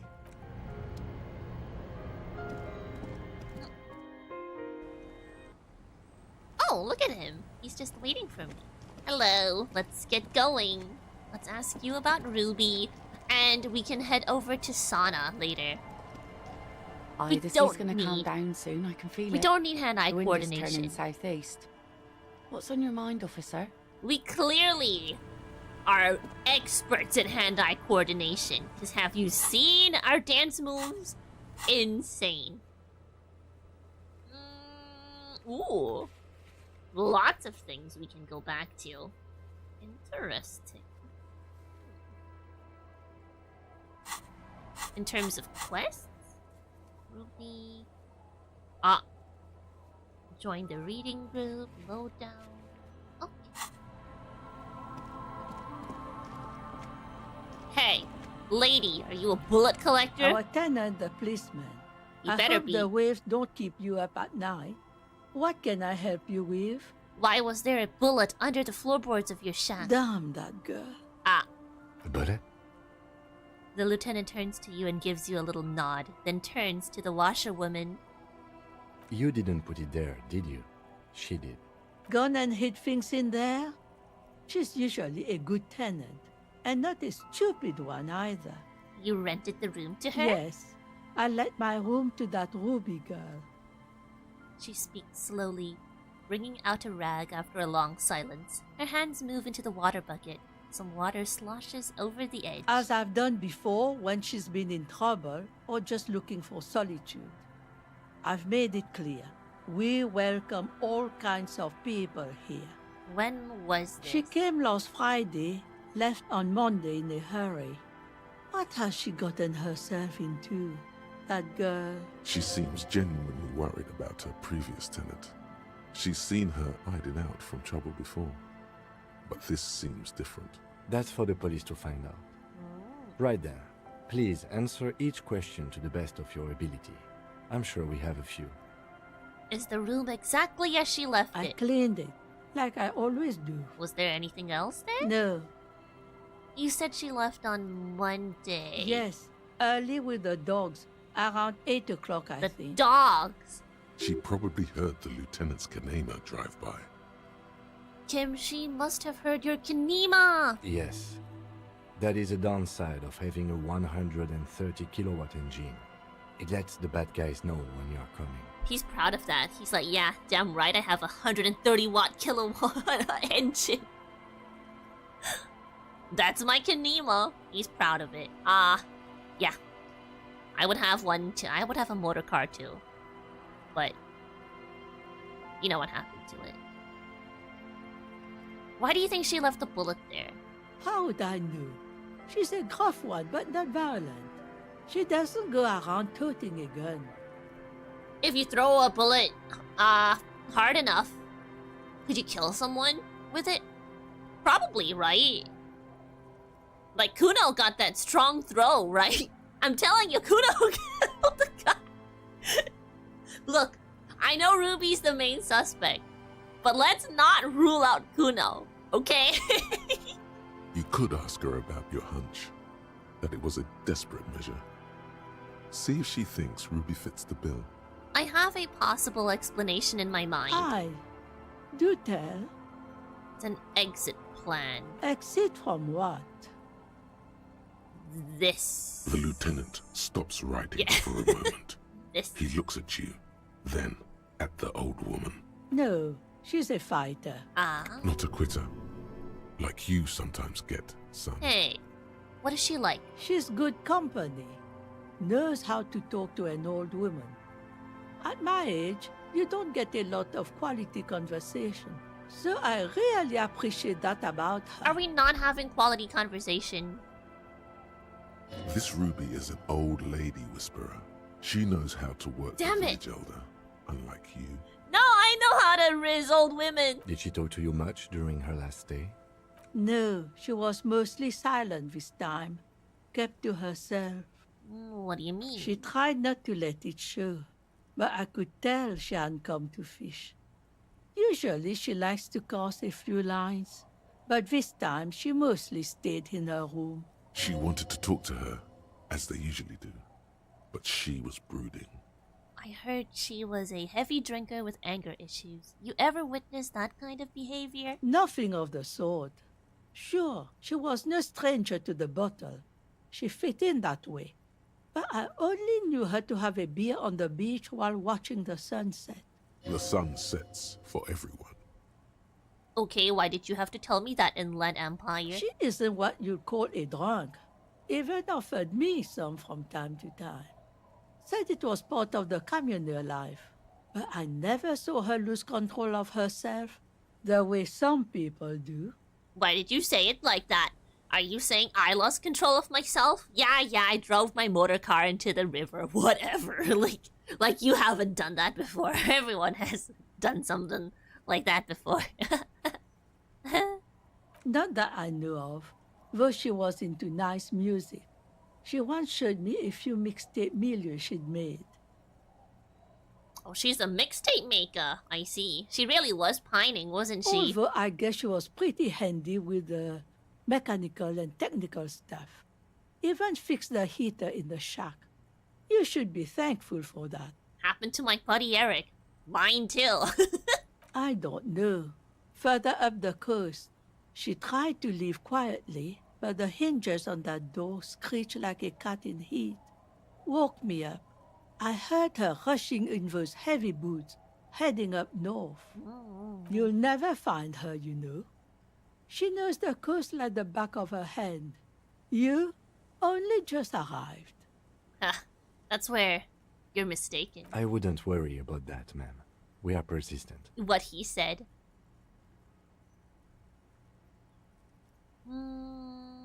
Are you sure she didn't go somewhere more pleasant and less wet? Yes, it's going to be too much work for you to find her. Better for you to stay here. Get a nice cozy fire going in the heater. The failed electric mural. You feel like you should go look at it again. Step closer this time. That's it. What more do you want to know? Yes, let's hear those other questions. Nothing. One thing, officer. If you do find her, please go easy on her. She really means it. It's an honest plea. She's a good girl. Whatever she's gotten herself mixed up in. Well, sauna check and you're good to go. That is true. See what we can do. We have our logical shirt on, right? Yeah, okay. To the brim with logic. Let's get it. Hey, everybody.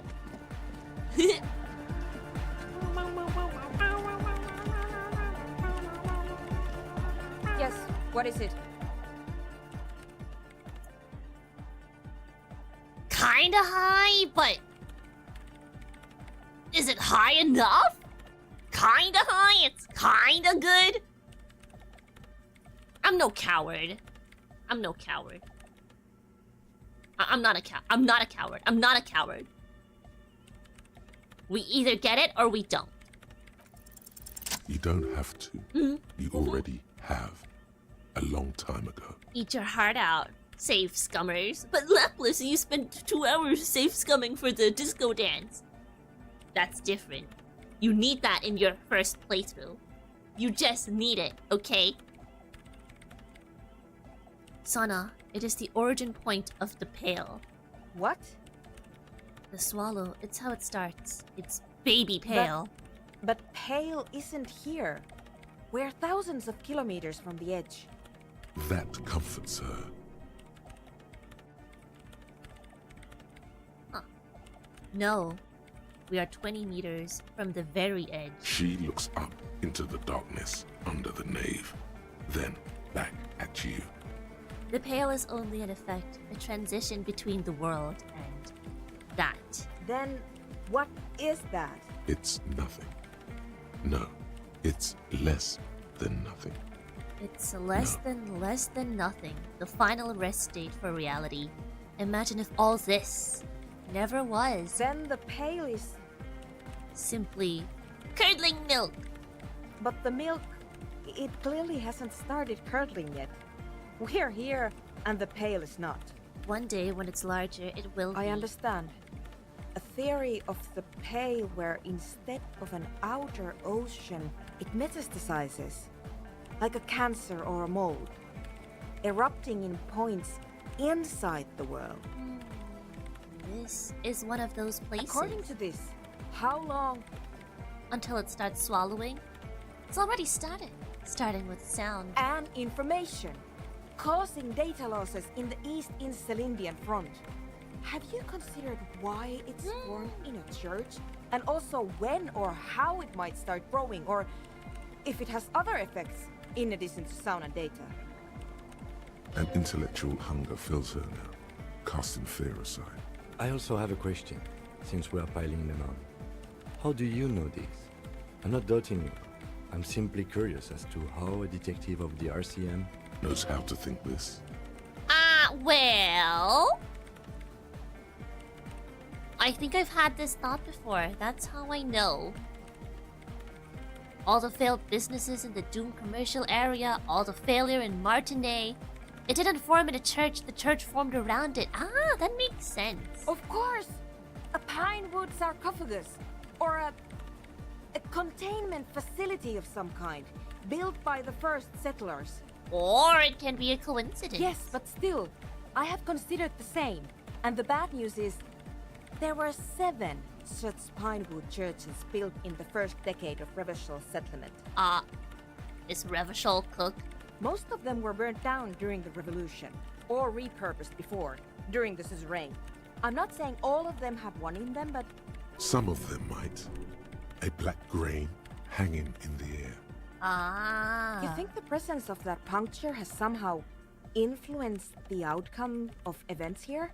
Even say software development? No, we make our own destinies. She already made up her mind when she heard it. Some kind of great and uncaring force had to play a part. It wasn't only them. No, we choose our own fates.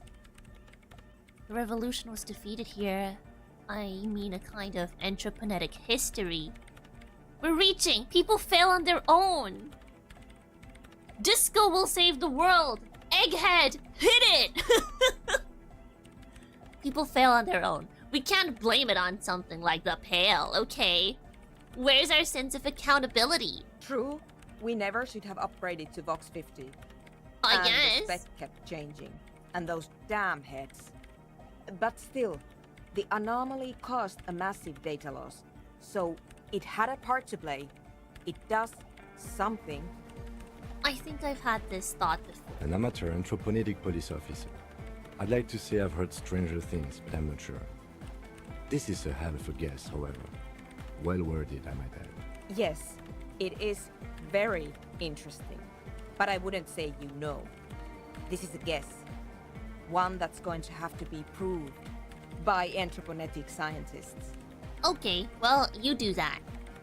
One day all the world will be like that 2mm hole. She falls silent. The wind blows in through the hole in the stained glass window. Cold and moist. I'm going to leave that out. But the rest? Some of this I can use to start to explain this to the rest of the team. Maybe I'll sound mad, but... Man, you will certainly sound mad. One more thing. Maybe a club for anodic music isn't the worst thing you can erect around this particular point in space. The club is the only thing keeping this place and the rest of reality together. So true. I wouldn't go so far as to... It's Yeko Kata to play... Yeah! Life is on in the universe. It will never go out. Our savior, Egghead! Thank you, Egghead. Let's leave it at that, shall we? We have anthropogenic detection to perform in this district. Yeah! Oh, thank you, Egghead. Thank you, Egghead. Everyone say thank you to him. The only reason Revachol isn't, you know, cooked yet. It'll be cooked soon, probably. Cleaning out the rooms. Oh. Someone's been walking around in your dreams lately, looking for something. Tidying up, rearranging. The rearranger! Storing away all the unrealized dreams, putting old pains in boxes. The worst nightmares have settled down for a while. A spot of light on the bedroom door after the dark. The fluttering of eyelids in the spring sun. A thought that arises only to disappear again. And yet, there's a pattern emerging. Huh. But what can we remove? Arno van Eyck? I guess we could do that, because it's motorics. And we don't really have any motorics checks yet, so... We don't have any spare points, though, so we can't forget it. Unfortunate. Wompty Dom is actually goated. Just making stuff up. We're not doing Wompty Dumpty Dumpty Center. Silly. Ooh, is she in here? Are you in here? Ruby! An old door, worn by... It's military. The washerwoman mentioned a depot up the coast. She said it was for moving ammo and car. Okay. Ruby! We are here to question you.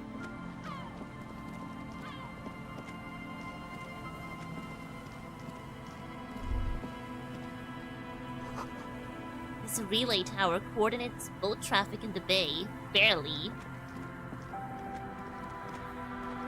Guess she's not here.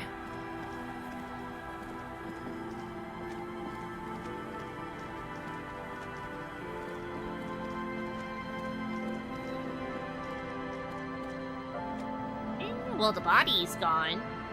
So there's that.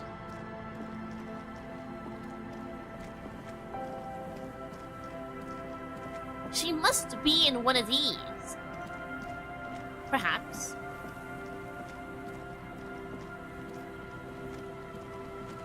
I keep thinking she's at that one part. There's a door at the bottom of all of this that we can't go through. Well, it's a gate. It's not interact. We can click it, but we can't go through it. I'm assuming she's there. Oh wait, the mural. She was talking about the mural. I mean, my thoughts were, so. Aha. There's a slit in the concrete here. A sewer. Aha. Aha, I've got you now, Ruby.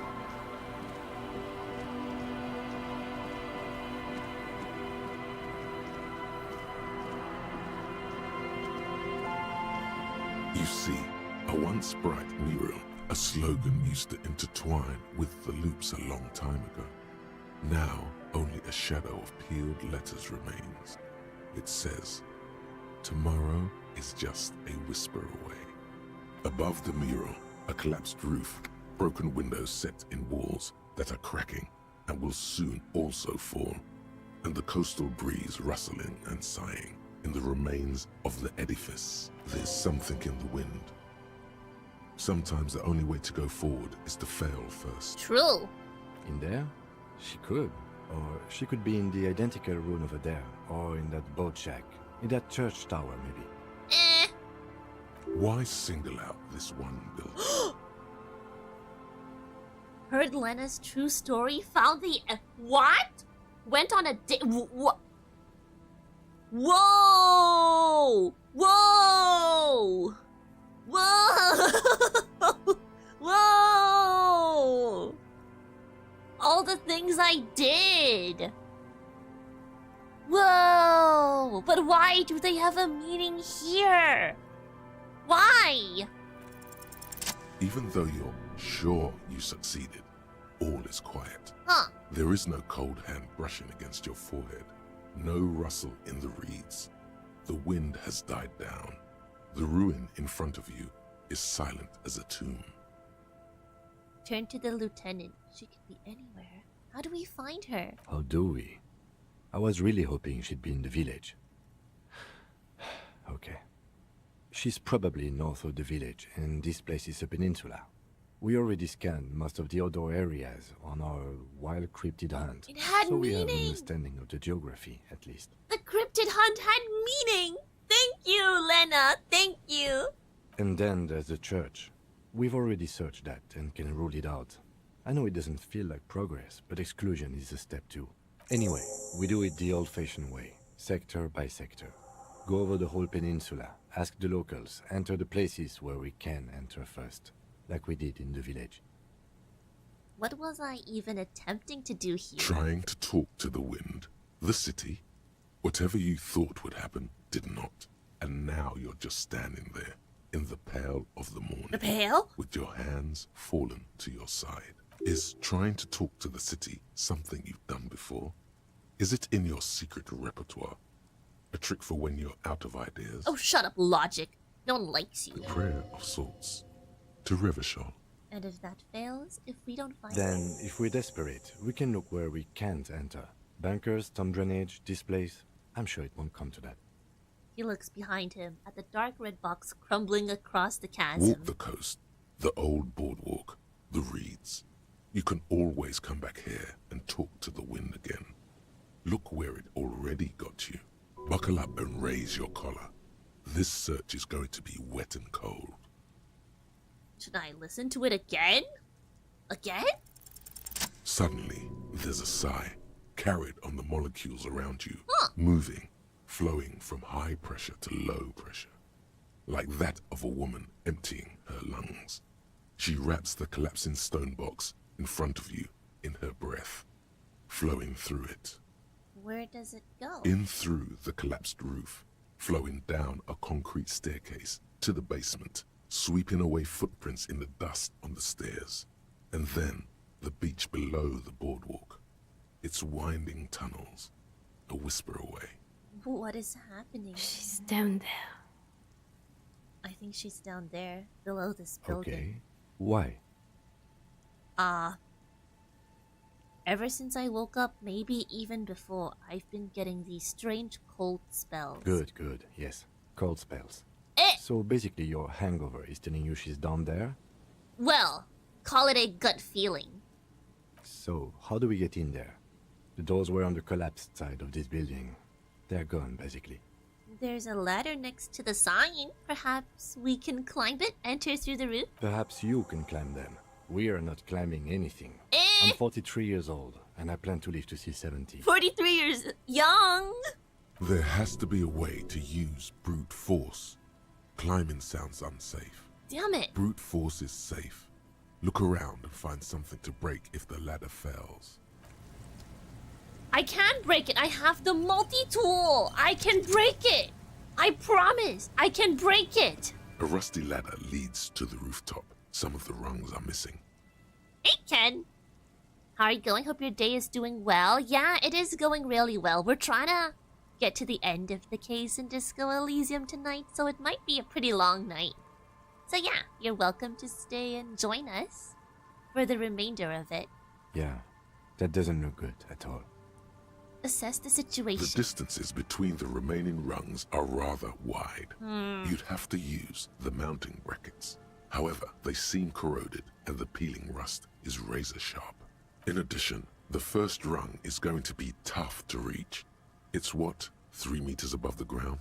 And you're 180? 190. I'm a giant. Okay, but still, the roof is collapsing and the wind gets pretty brutal up there. Dismounting from the ladder is going to be hard. Perhaps if you were to not climb the ladder. Instead, astral projection. Huh? Be open-minded about this. Huh? Yeah, because falling from that height seems, Huh? well, splat. So don't do that. Question Just, mark? you know, What if I just teleport? Yeah, sure. Teleportation is not a thing. Come on, Kim. Where's your adventurous This spirit? really has nothing to do with adventure.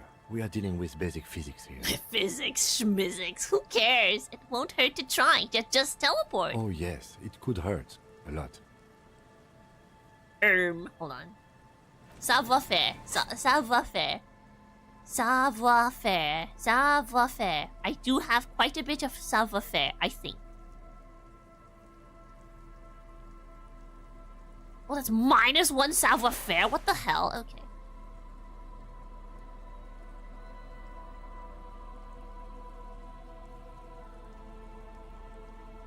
Where's my savoir-faire? Jesus, I don't have it. I don't have savoir-faire. It's only negative savoir-faire. Boo! Boo! Oh. Yippee! Alright, let's try it. A rusty ladder leads to the rooftop.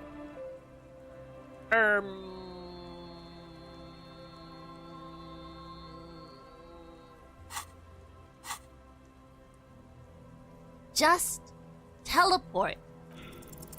On second thought, maybe teleportation isn't. No! Because you're just standing there squeezing your buttocks and nothing is happening. But, Kim, it isn't happening. I'm not teleporting. You're not. Please, don't try to climb the building. We'll get in another way. Fine.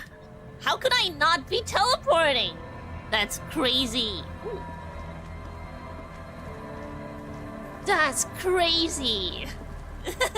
Can't believe we didn't teleport. An old pipe peeks out from beneath the rotten boards of the boardwalk. Could this be an alternative path into the fell building? Your eyes slowly begin to adjust to the darkness inside the drainage pipe. The lieutenant looks over your shoulder. Could we get into the felt building through this pipe? Given that this isn't a martial arts thriller, it's highly unlikely, and not without risk to our health either. However, the pipe suggests there may be an entrance to the basement around... The lieutenant's face lights up. He doesn't usually notice these little things. And it's right here. A maintenance... What? He points to a rusted metal double door to the right of the pipe, obscured by the reeds. Oh yeah. Big boy time. Oh yeah. This needs you to put your back into it. Big boy time. Ooh, my physical instrument. Give me a second. Give me a hot second. Oh, my physical instrument is crazy. Yeah. Is that more? I should have more. I should be amazing at physical instrument.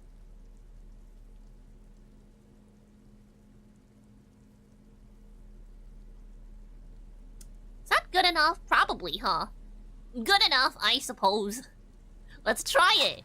Big boy time. Behind the pipe. Uh-huh. The maintenance door, rusted shut and half sunken in sand.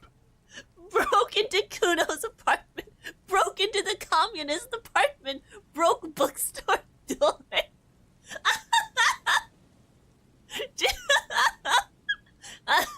Oh, Harry. The metal doors are heavy, and the flaking rust hurts your palms. But, together with the lieutenant, you manage to slide them open just enough to squeeze in. Good work. Shall we? Yeah. Oh my god! Oh my god! You should take out your flashlight. Okay, fine. Wait.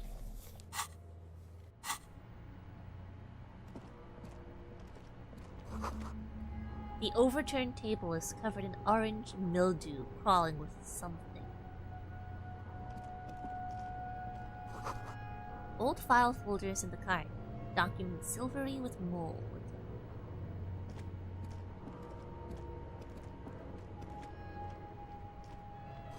A series of thick, dusty panes of glass. Money, please?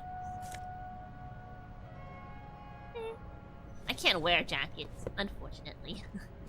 Cosmetic jacket. In my inventory.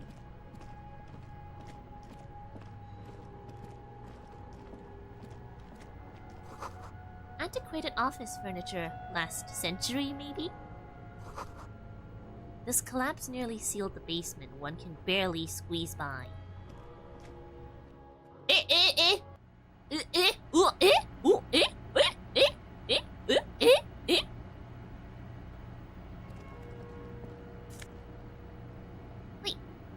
it's mine now. The glass is covered with grime and dust. You can barely see out. Where should we go? To the back? Or up top? Brought down and forgotten so long ago. Wow. Okay. In the beam of the flashlight, a crevice in the wall. This is where she was sleeping! Maybe she heard us bust down the door though, so there's that. Stale fabric, smell, and dust. No one slept here in months, maybe years. Unless... revolutionary propaganda on the bunk bed, ancient flyers and brochures. These pots and plates are full of dust and spiderwebs. Yummers. The same slit window you saw from outside. A mustachioed and mutton-chopped man, amateurishly depicted, gazes at you with sad eyes. The plaque reads, K. Mazov. There is a spiderweb in the lower left corner of the portrait. Brush the dust off the portrait. Years' worth of dust is shaken off. The full head of hair, matched by an ample moustache and sideburns, look a bit silly. Someone crouches, heels digging into wet sand. Hands sweep across the sand. Grains stick into the frayed skin of the fingertips. An old man sits on a slab of concrete and taps his fingers against the glass of a scope. You shudder. That's... Yeah, Karl Mazov. That sure is not. The man in the portrait Kras looks back at you Mazov, sorry, silently. my bad.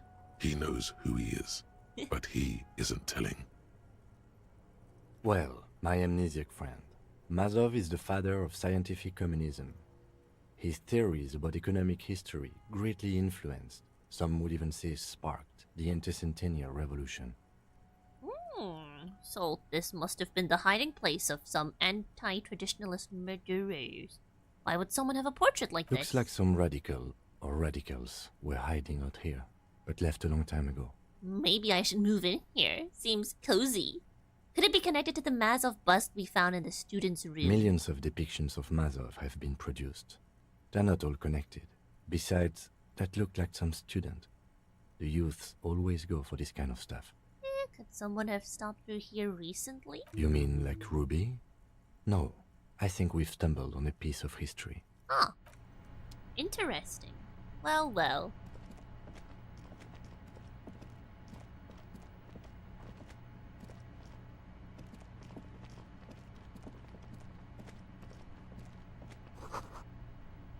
Boot prints in the sand.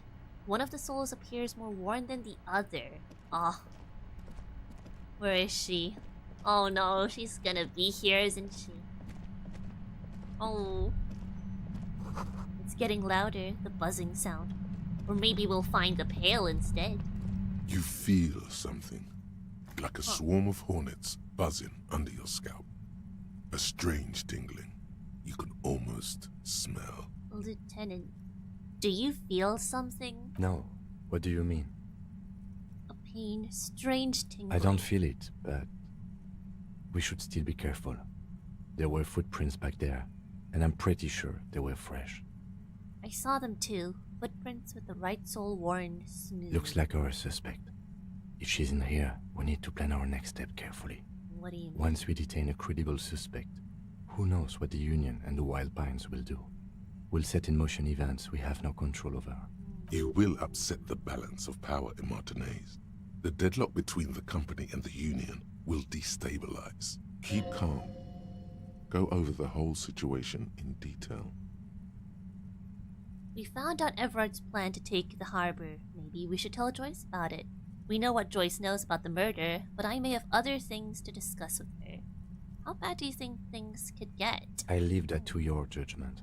You already know what I think about cross-pollinating information like this. It's dangerous, but... Ooh. Yes. There won't be time for that once things go down. Matter of fact, I don't think there's time for it now, but... If you must.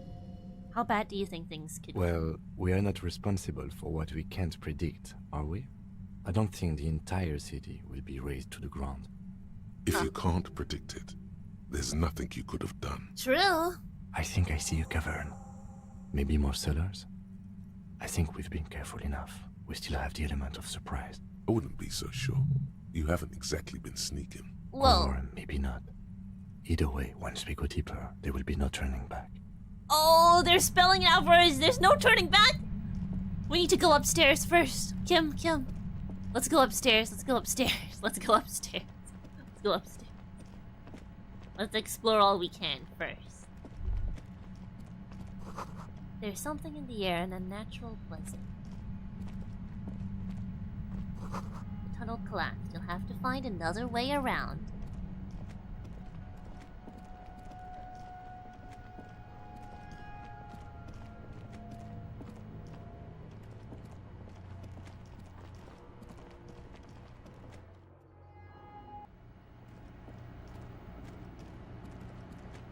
Point of no return, they spell it out for you. Stones fall, it's a long way down.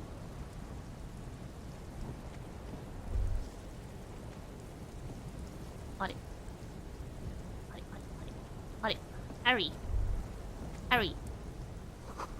The central support beam has been destroyed by artillery fire. The gusts of wind, the height feels dizzying. Anything else? No? Okay.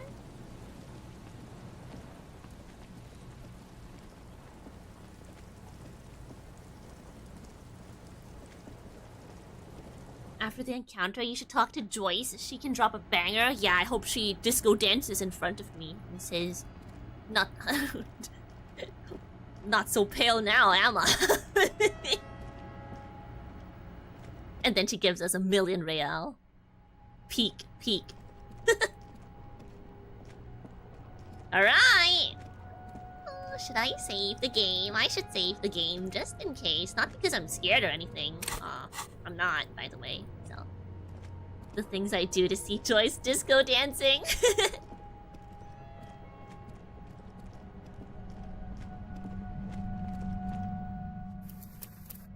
Save game. Hoi! Let's go. Maybe I should have my gun out. What? Oh no. It feels strange. A concrete pipe buried in sand and dust. Huh. Wait.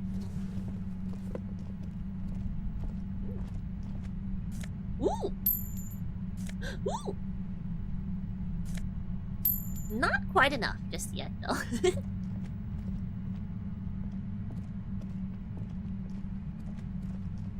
Suddenly, your entire body is paralyzed. Aggressive white noise fills your skull. A strange pain, like you've never felt before. Through the static, you hear a woman's voice. Now she's using supernatural powers against us! It's like 1,000 radio stations are being blasted into your head all at once. Hacker woman, Her words stop! are the only ones you can make out. Hacker woman, stop! I know you're feeling pretty uncomfortable right now. Don't move too much or fight it. That'll just make it worse. Says the shadowy figure by the machine. Can't say it's a pleasure, officer. I was really hoping not to make your acquaintance. But here we are. The voice coming through the whirlwind of pain is not malicious. She doesn't want to hurt you, but she has to. No, why? Doesn't wish to hurt you. Not according to your ear canals. Wait. Oh, no, wait, because we want to arrest even her. Your ear canals. This is going directly into your neural pathways. Cover your ears! No, buddy. That's not going to help. You can't shield yourself from this. It's an entirely new type of experience. Way worse than all the previous ones. Don't focus on the pain. Focus on doing your job. Tell her she's under arrest. Help, Kim, help! My brain's on fire! The lieutenant clutches his head as his eyes roll back into his skull. I'm using a pale latitude compressor. You and your partner have been caught in its field. The explosion of static you're hearing. It's the Ulan frequency. What? Blasted from that pale emitter that Kangas mentioned. I saw your equations. It's the Ulan frequency. Saw my equations? You've been sniffing through my lorry, right? I expected as much. I am a bit surprised you knew what you were looking at.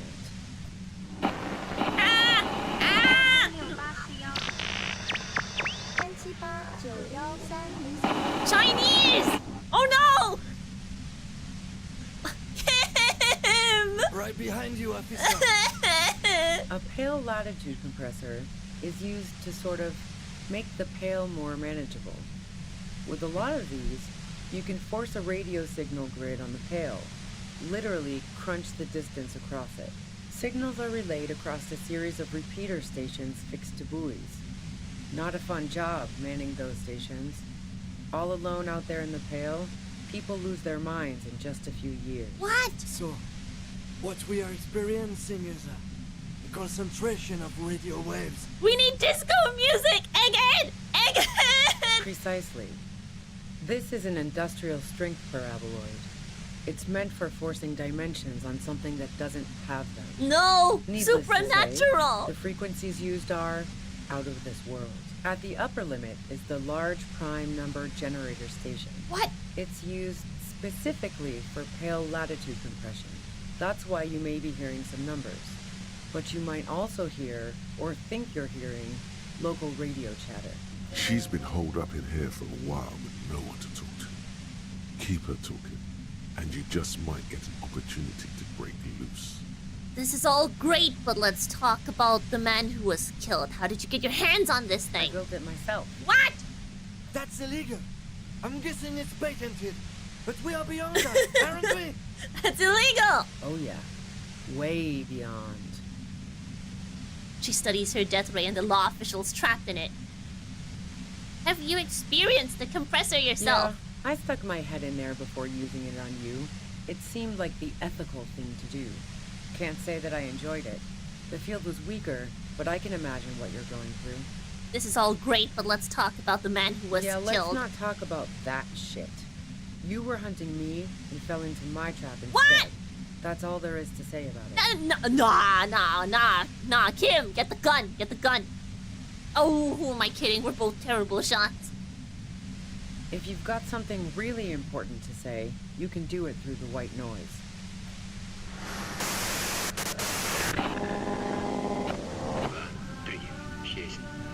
No, this is what brain rot feels like. You're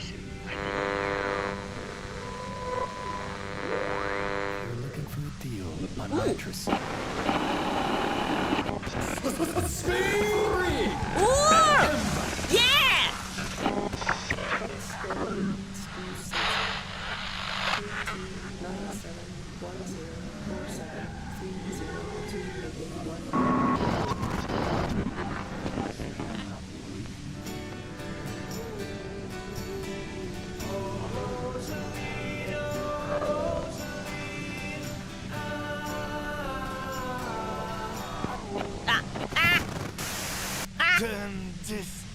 Brain rot. If I took all the brain rot from the past 2 years and injected it into your brain, this is probably what it would feel like. God damn it. She regards you and Kim with sudden sympathy. Fine. If you really want to talk, I can dial it down. I've also got a gun, by the way. Whatever. She steps reluctantly out of the shadows. The pain lessens. She's carrying a 2-barrel front loader. Remain careful.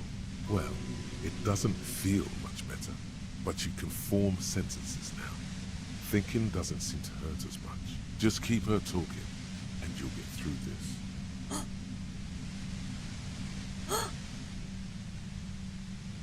Concentrated TikTok injected straight into my veins.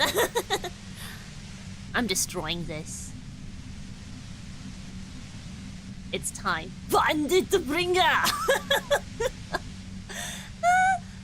We can ask her that later, right? Hoi! Ah!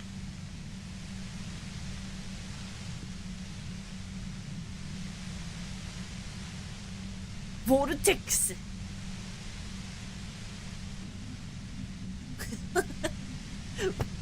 Hi!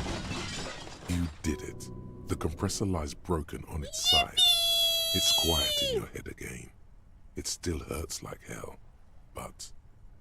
You okay, Kim? All good, officer. Be careful. She looks at the machine, assessing the damage. Her hand trembles. Oh, fuck it.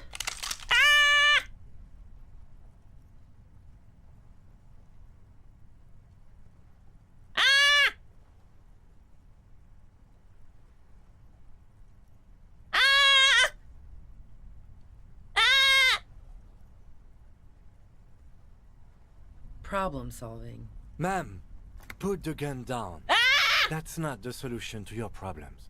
You are... Oh, yes it is.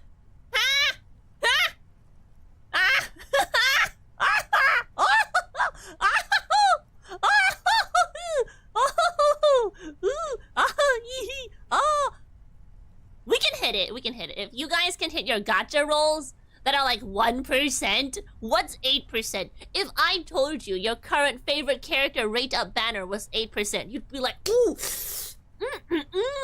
great odds, right? Great odds. You should know the words to say. You've been here yourself.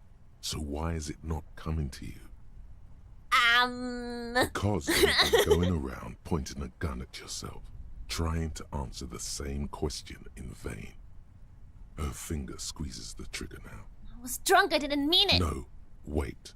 Finally, it comes to you. A way to connect with her. I know your pain. I've been left out by women too. Imagine this is the last thing you hear on this earth.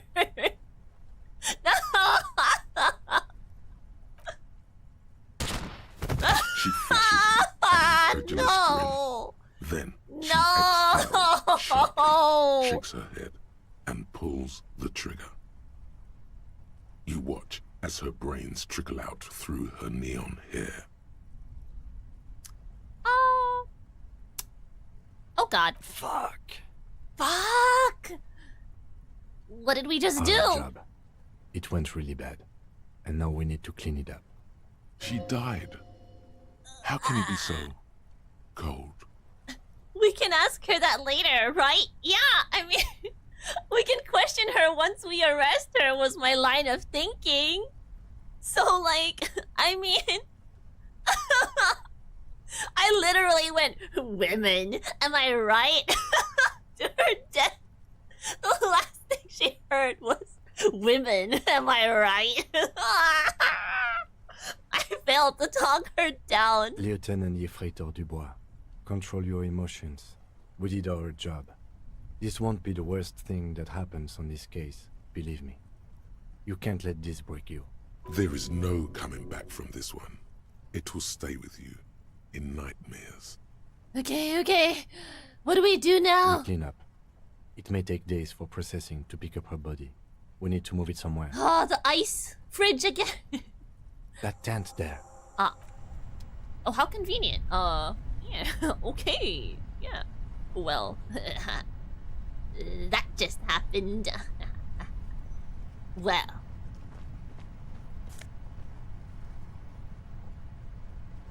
Okay. Save scum that? I mean, this is the outcome we got. I don't think we should save scum it, right? Dark water trails into the distance. There's no way out.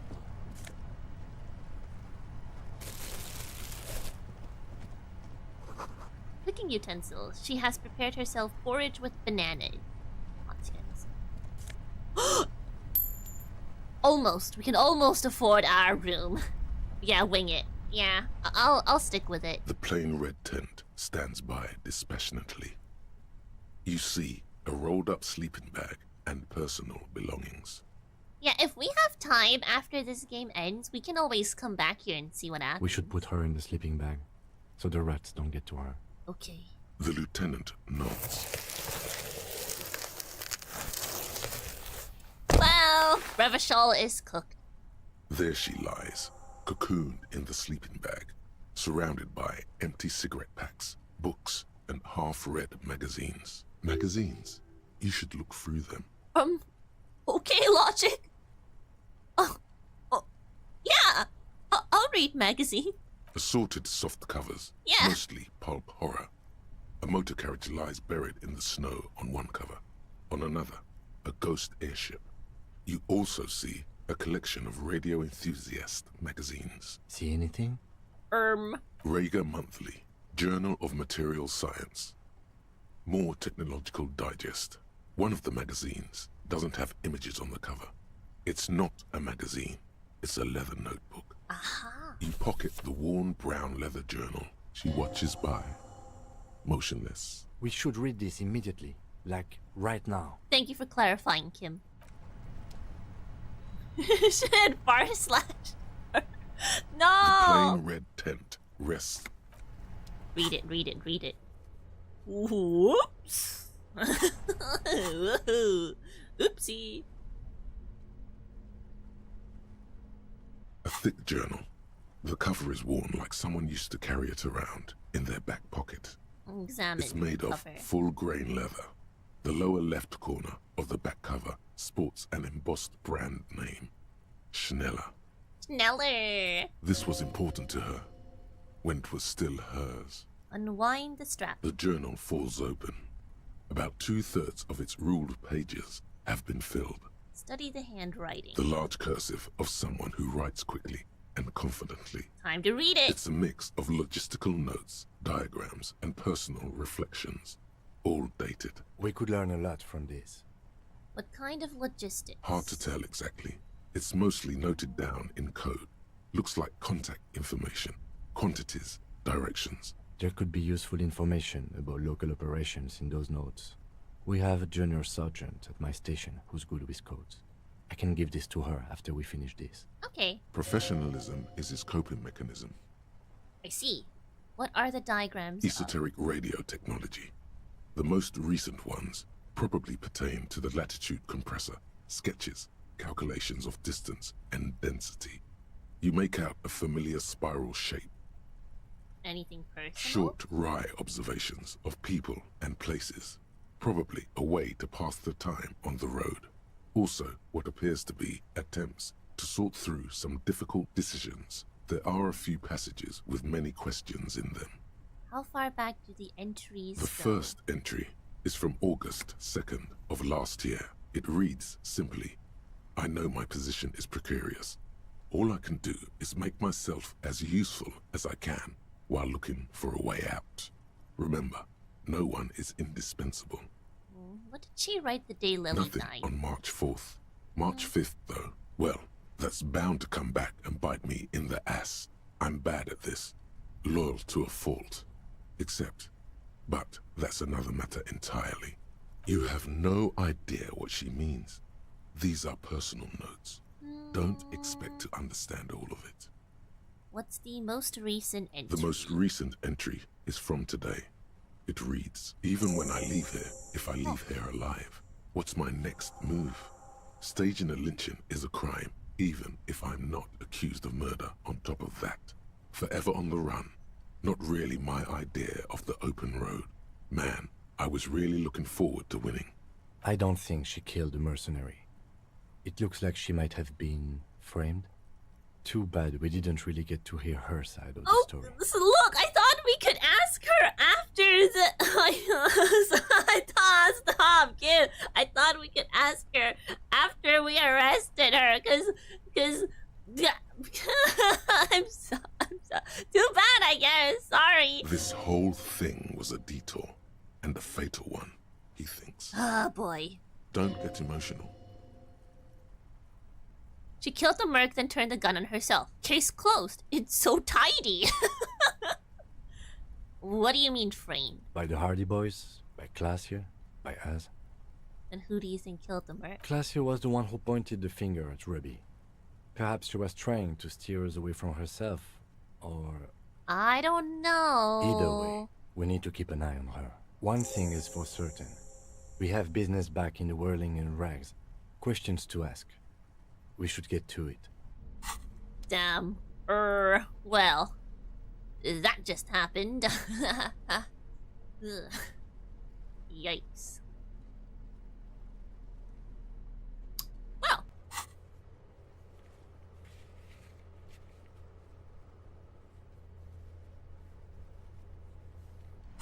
Well, we did what we had to.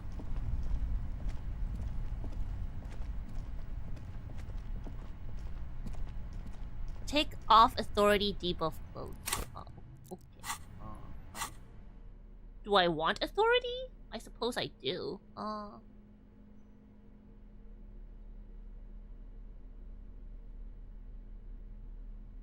Is that a shirt? That's a jacket, isn't it?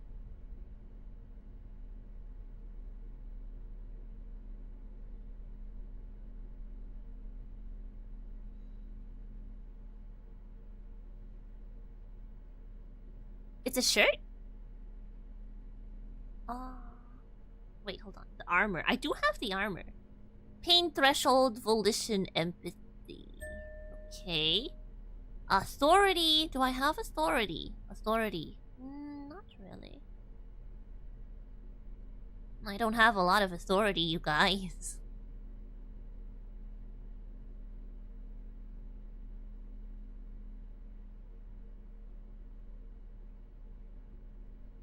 Really? I thought I did. That's all. Okay.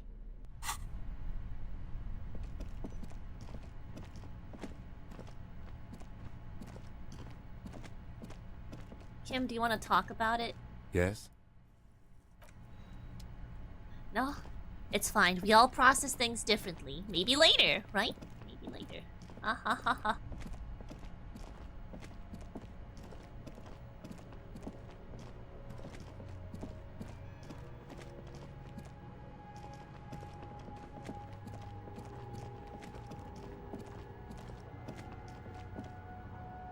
Wait. Turns to Kim. Women, am I right? God damn it. I can't believe we said that. We mischaracterized her so bad.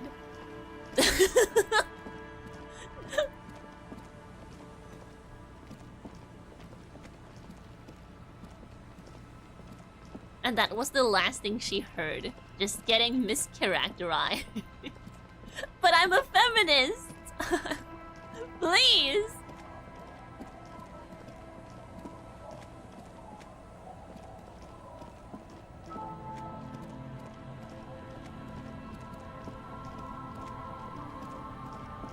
You're back. Good. What can I help you with? More lessons in basic reality? My favorite part of the day. Go ahead, ask me anything.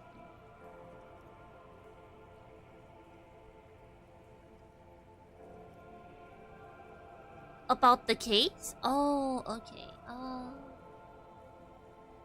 Glad to have been of assistance. The little that I know.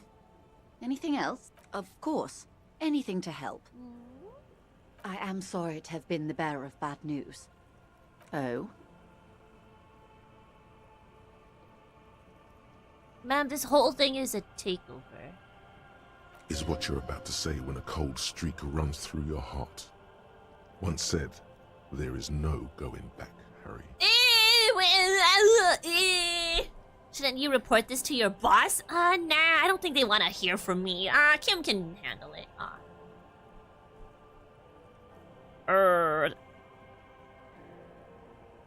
But the reality-based knowledge. But the reality-based knowledge. But my knowledge. I asked everything though, but... Yes. What if something happens to her and you've left one question unasked? Sneaky little question escapes you. Of course, detective. We can level up our esprit du corps for the last check that we still have locked. I'm not sure if it's worth it though. Do you think it's worth it? Keep the points? Okay. You're back. Good. What can I help you with? More lessons in basic reality? My favorite part of the day. Go ahead, ask me. Glad to have been of assistance. I fear I've told you all. Is there anything else? Oh? A takeover? This is a takeover? Yeah. It's not a strike. You aren't being let in because there's nothing to negotiate. The Union is taking the terminal. Yeah. If they're taking it... She looks towards the colorful mountains of crates like toy blocks rising above Martinez. Green livery, changing into red, blot by blot. Then we're talking about a war. Everett needs to let me into the harbor at once. We need to talk about this. He's ready for a war. They all are. They most certainly are not. Crenell has 1,000 men on their payroll. The next batch will be a platoon of 20 men and a gunship. I've seen the Union's forces. They are better organized than these mercenaries. They also have the support of the people of Revachol West. It will take more than Crenell to wipe them out. Wild Pines will need to send more and better equipped men. Make no mistake, ma'am. I am sure you have the money. The question is, how many years and how many lives are you willing to sacrifice? What do you suggest I do? Huh. Will this affect your decision-making process? It's apocalypse o'clock. Time to commence the gloaming. I wish there was a disco option. I wish there was a disco option. I'm afraid we won't disco our way out of this one. No, let's send them all to Disco Elysium. Let's all go to Yekokata.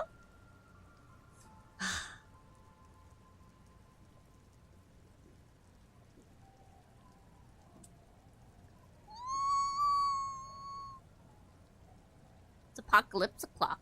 Time to commence the gloaming. Maybe so, Detective. But that doesn't mean we're not He allowed looks to at try his and stop own it. watch. He's right.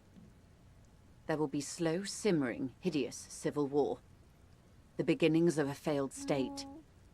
No apocalyptic rapture. Just ugliness. What are you going to do? What will I do?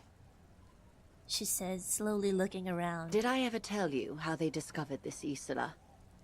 During our reality lowdown? You said you would, one day. It may be the only break we've ever caught as a species. The last one for 400 years. Oh. The nations who colonized this Isola called theirs Muindi, the world. It was all they knew. All they thought would be.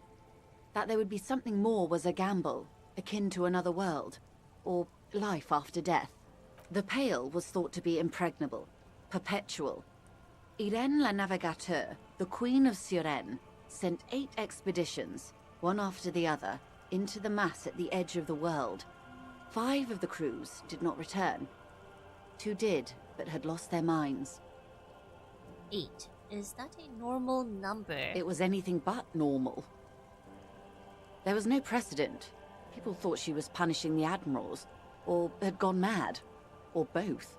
Until after years of trial and error, and the development of a strict psychological regime imitating the creation process of poetry, the 8th expedition returned sane and intact. They told of a new continent of matter. They told the Queen and her counselor, Dolores Day, that the Pale had begun to condense, day after day, hour after hour, minute after minute. Dolores Day. Slowly raining down until it formed a vast ocean. The air is cold and scented with petrichor. There are rain circles on water all around. Humidity crawls up your back like a piano trill. Put your hand in the ring. So does the lieutenant. His mouth is slightly open as he looks to the sky. Hey, don't drink the rainwater, Kim. The droplets feel warm, like spring rain. This ocean? The phenomenon has never again been encountered. For a time, the crew thought they were experiencing a hallucination. The mass hand proclaimed, "Lanciolinde, Lanciolinde," the signal to wake up. But they could not. They were sane and conscious, as islands began to appear on the horizon. There are 78,000 uninhabited islands in the Insulindian archipelago, officer. The freckled face of God. Après la vie, la mort. Après la mort, la vie encore. Après la mort, la grille. Après la grille, le monde encore. After life, death. After death, life again. After the Isola, the Pearl. After the Pearl, Isola again. On the second day, a great skua was shot down above the flagship Lysergique.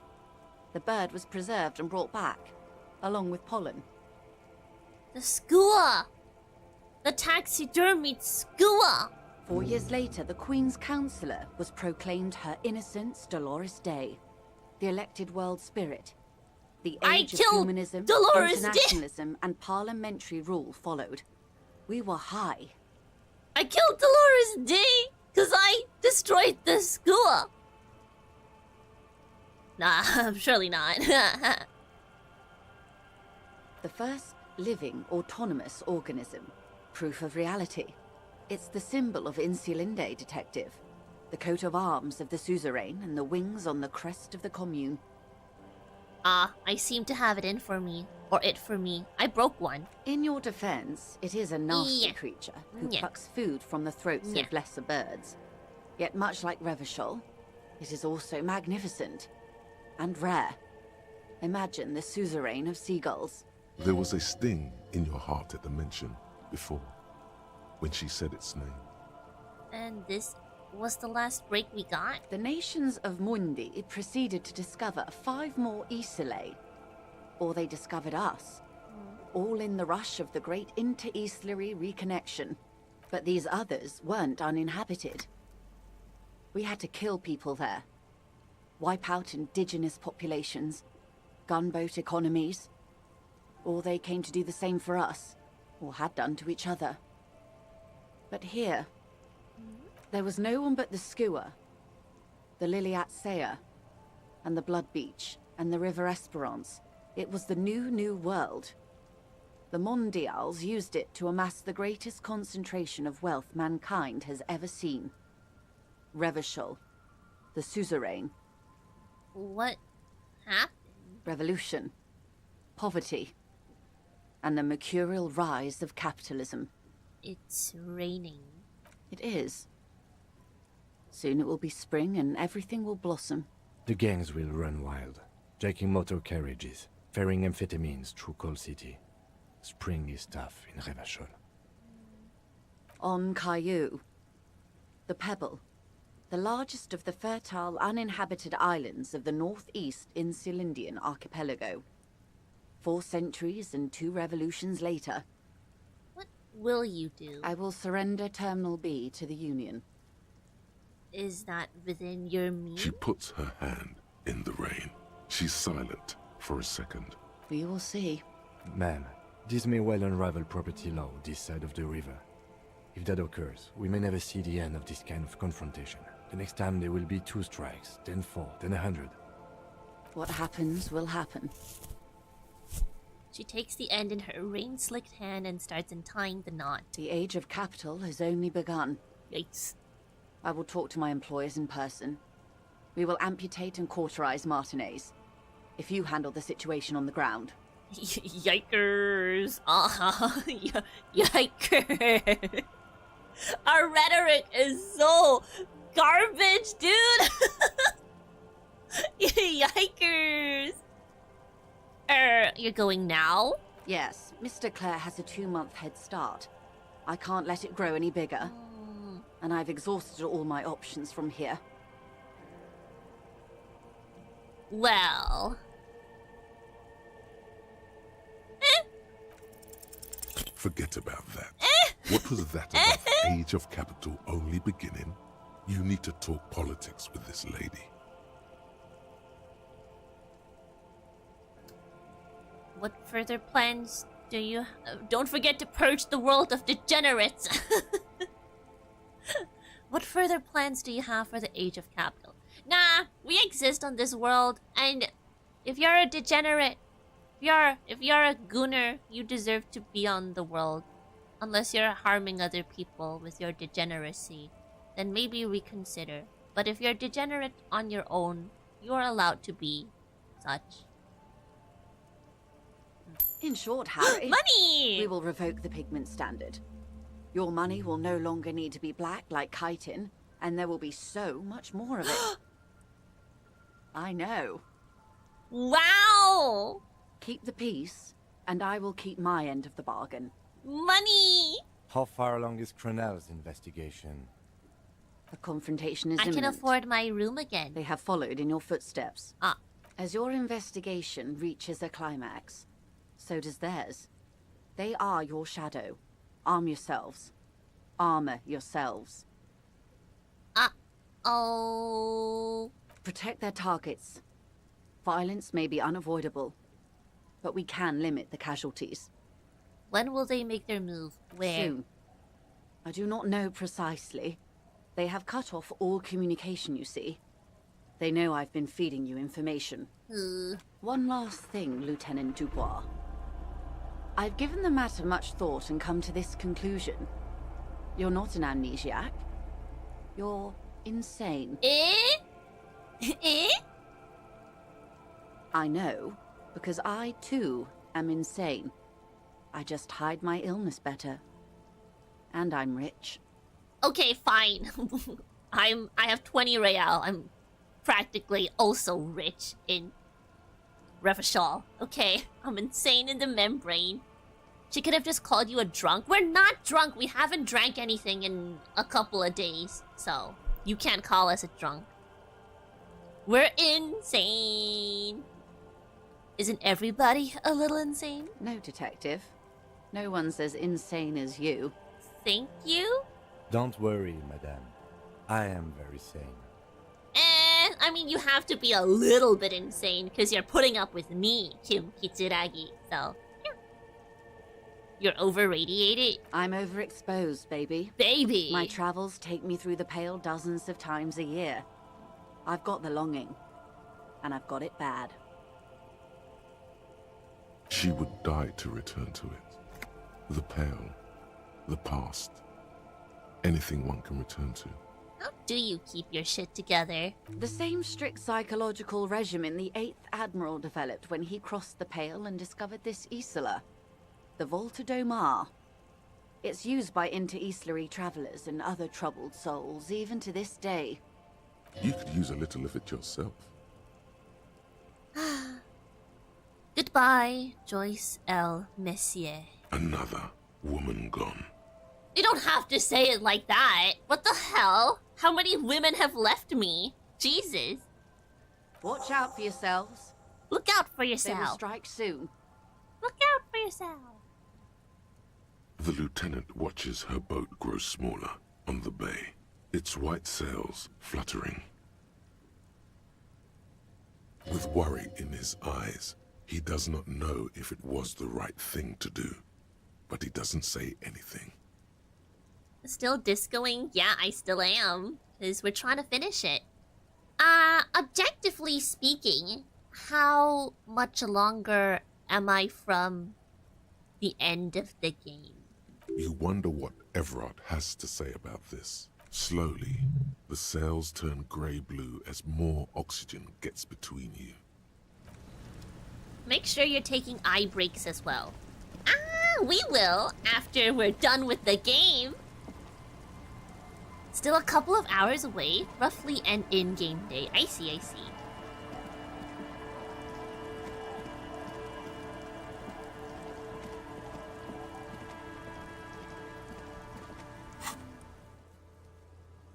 Ugh. So we gotta talk to Everard. And... that. Return to the whirling in rags. I suppose I should.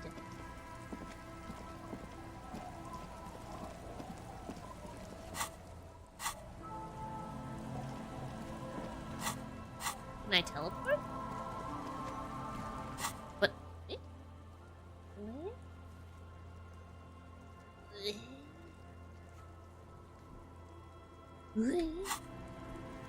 Why not? Why not? Map is bugged, go manually. Fine.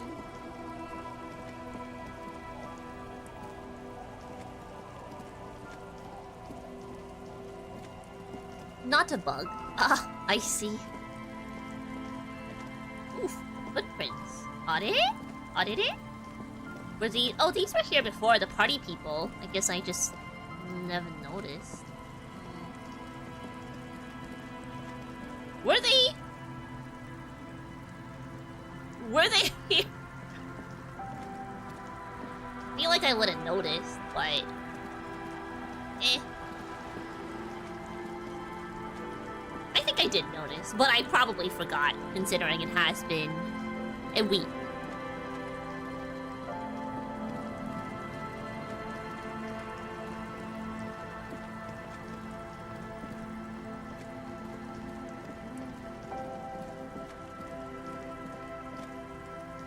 What if it's the Phasmid footprint? So true! Stop. Just up ahead. Danger. Ah. What you have isn't enough. You'll need more firepower.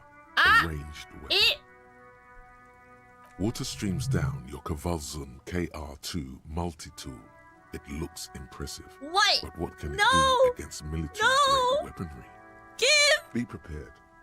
Make sure you have your pepper box in your hand. Your fingers reflexively reach for the Villiers 9mm pistol in your pockets.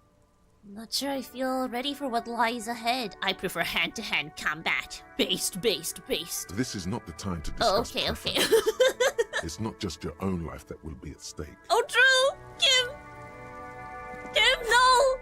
Oh, no, I need to double wield. We have to...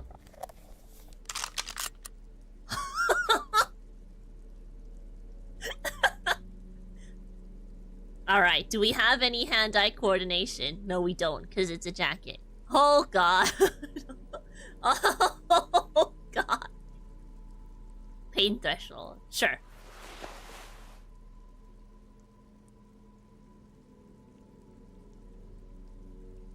Physical instrument. I need that. The day of reckoning is upon us. That's a badass cop. Sure is. Half-light, composure. -1 reaction speed. That's dumb as hell. Let's get half-light. Let's get half-light up in here. He could mess somebody up. Don't mess with half-light. Empathy. We don't need empathy in a battle. Maybe some perception would be good, so we know where they're coming from.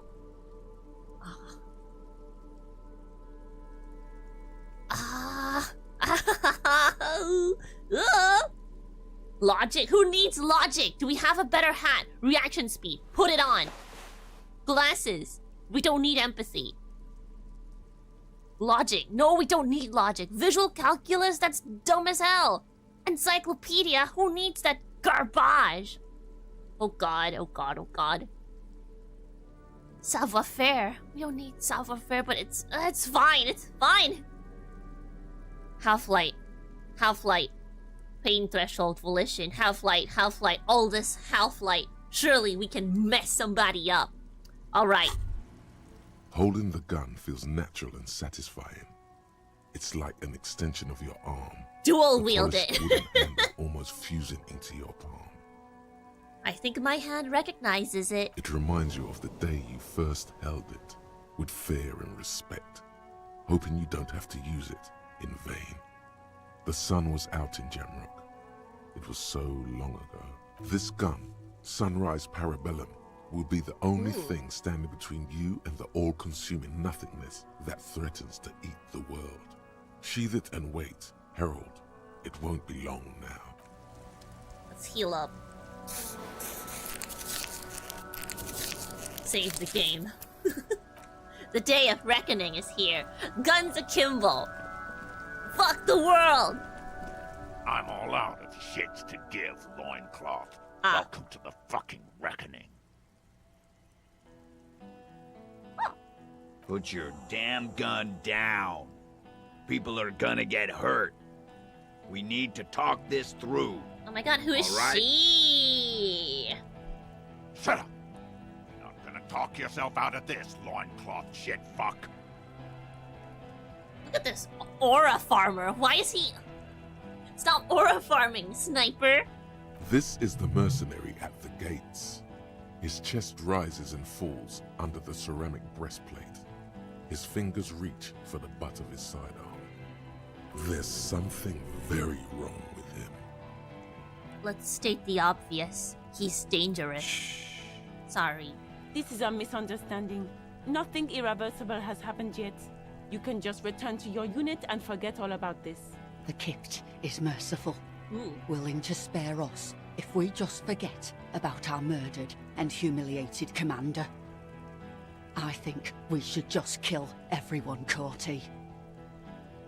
DePaul. You are all drunk. Come to your senses. You won't gun down 7 people in the middle of the street. This isn't a frontier town or a jungle outpost. Easy, Lizzie. Let me handle it. I know guys like this. I'm sure we can come to a peaceful agreement. Ain't that right, fellas? He is facing overwhelmingly superior firepower, and he knows it. He knows it. Peaceful. Holy! Holy, this guy has that shit on! What the hell?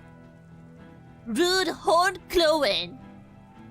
Holy! Rude Horn Clowen! Wait! He might be base. Nest in They your got such abdominal cavity. like a aura little wild farmers. mouse. The masked man's words are barely intelligible, but you can hear them. Holy aura! Fuck, there's the third one. How did we miss something like this? The lieutenant points to the helmeted figure. I didn't miss him. You missed him. The lieutenant is genuinely worried for his life. You should consult him before getting in there. Stop fighting! You think that'll work? Stop fighting!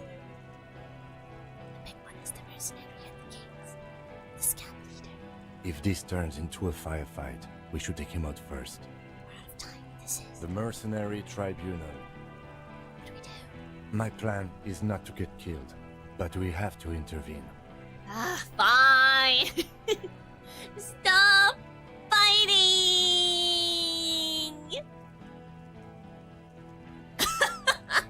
Get lost, What? comedian. You cops The had way me I here. ran. Now it's fucking time for some justice.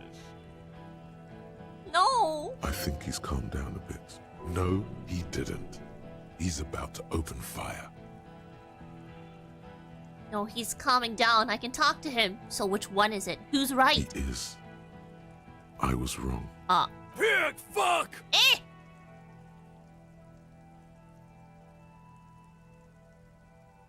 Easy now. No one needs to die here today. One wrong move and I'm taking you out. To your left, you hear the lieutenant cock his gun. We're gonna tear right through you. I don't give a shit if you're cops. No one is going to kill anyone. Let's just put the guns down and talk like civilized human beings. With a wordless girl, the killer loads his long rifle. The leader gives a small nod to the helmeted man. Suddenly, the grip of Oh your my sidearm god! feels comforting and warm in your hand. Feels like it's saying, do it. Even if it comes to a fight, it's always a good idea to drag it out first. Get under his skin. Riz him up? Peace. Always peace. Suggestion. It has worked thus far. Start with the first idea you have, then move down from that. Please. Damn, empathy is pleading with me. Whatever you do, Ah! stop wasting your time thinking about it. Distracted by memories. Well, rhetoric is always terrible because we suck at rhetoric. Suggestion is really good because we have super high suggestion. Who is that? I didn't know you had a third guy. Keep talking, keep talking. Rude. Rude is the killer. Rude, the killer. Owen Cloven. He doesn't talk much. Oh, did he kill? No, but rude, but no. All of you cunts inside out. The killer? The gunner. The raddest. The killer. He points to the figure clad entirely in ceramic What do you plate. think he does? I think he kills. I don't know why I think that though. There, on the rim of Owen Clerven's helmet, you count little stick figures. 19, 20, 21. He kills? So you think you're real tough, huh? This killing is meaningless. I'm a killer too. A lady killer. And maybe a little bit of a man killer, because, you know, I don't discriminate. You're a tit-sucking Ah! So what about I'm gonna show you, killer. There's nothing wrong with enjoying a good pair of tits. What are we waiting for? Let's blow that pig fucking mouth off his face. Lance Corporal, just fucking shut up and wait for your order. Listen, they didn't do it. Yeah? Who did It was someone else. Someone who's not here now. How fucking convenient. A lot of people could have gotten to the roof. Like, yeah, the cafeteria manager. Actually, they are here. It was one of you. One of us? You saying we? What if I just shot one of your pals here, right now? How about the killed? Go ahead. Tell me we fucking killed our own colonel one more time. Listen, please. This cop and this drumhead cop marshal won't decide who... He's gonna do it. He's gonna shoot her. No! No! Go back! Go back! Go back! Oh no! Oh, I should have just used suggestion. It's the only thing I'm good at. All I do is riz. I can only riz and break doors down. These are the only things I'm good at. Why did I try to do other things? Ah! And now she's gonna die! No! No! No! No! Your mind grinds to a halt. All you can see is the revolver in the man's armored hand, swaying, pointed at her.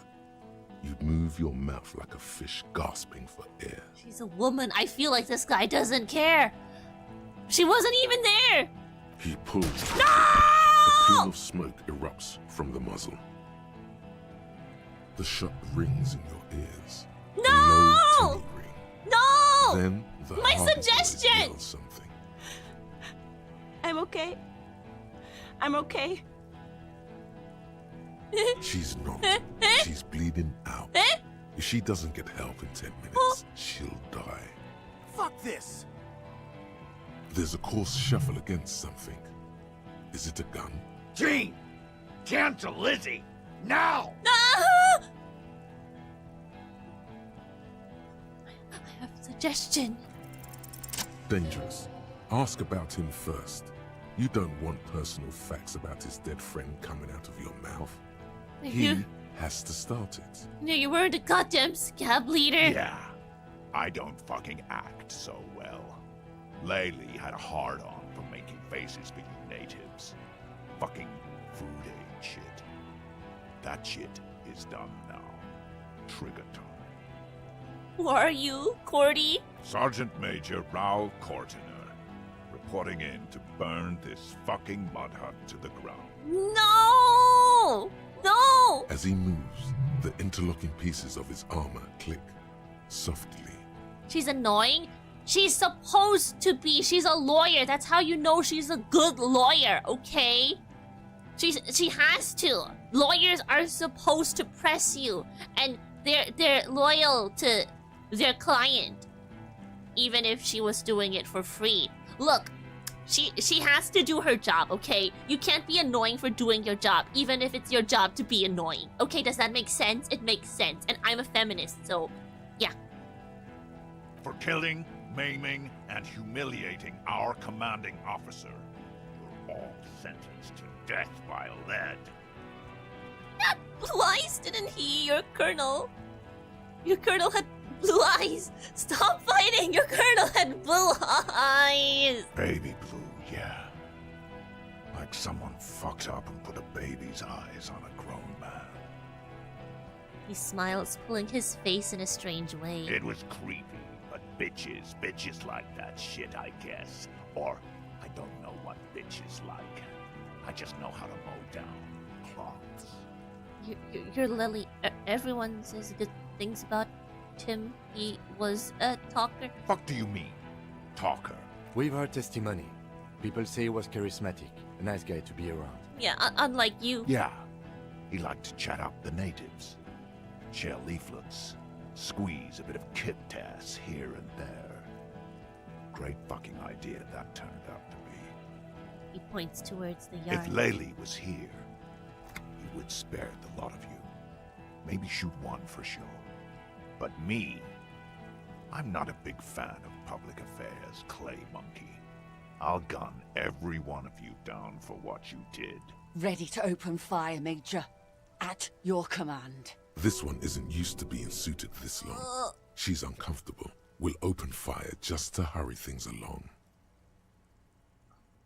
Your colonel did not deserve to go out like that, I promise. I will find his killer. Find his killer? Cop, his killers stand right there. No, shitting no, their pants, no! And you're standing in the way, protecting them. It's Kuno! It's Kuno!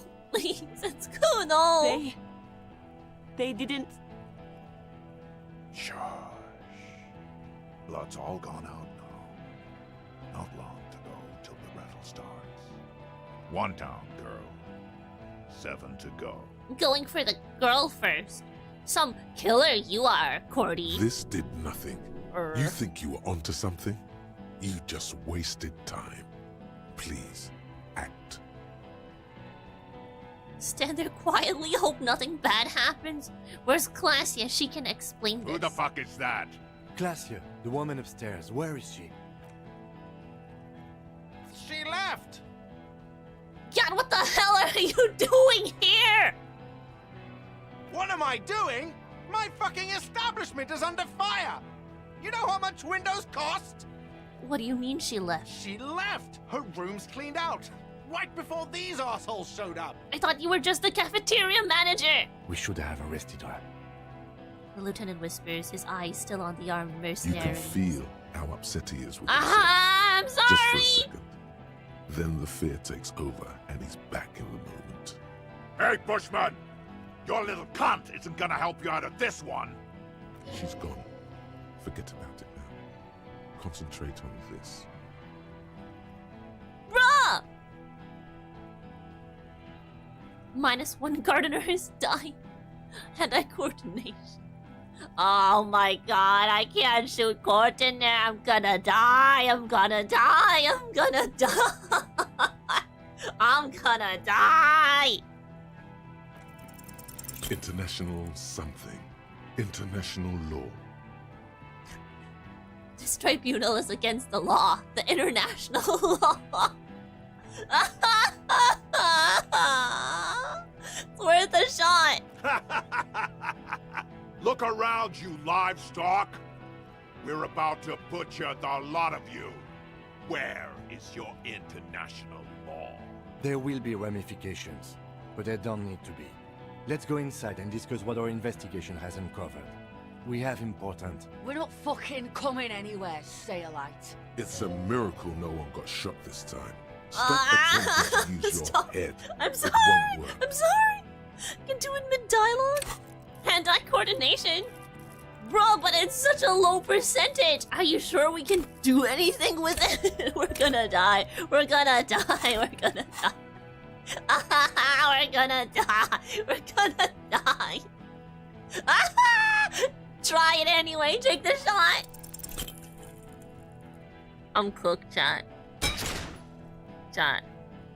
A small explosion expels the bullet from the chamber. Chat, why did I do With that? a puff of smoke, it hits the man square in the chest. Wait! Producing a soft clicking sound in the armor.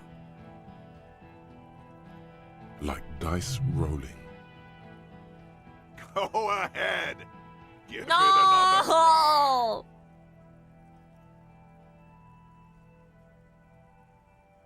Throw the gun at him, die.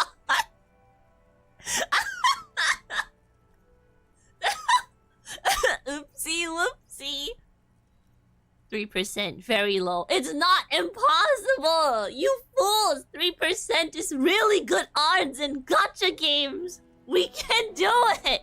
We can! This time, it's different. You edge back as if pulled by a magnet. Your hand goes numb from the explosion, and a plume of smoke erupts from the gun.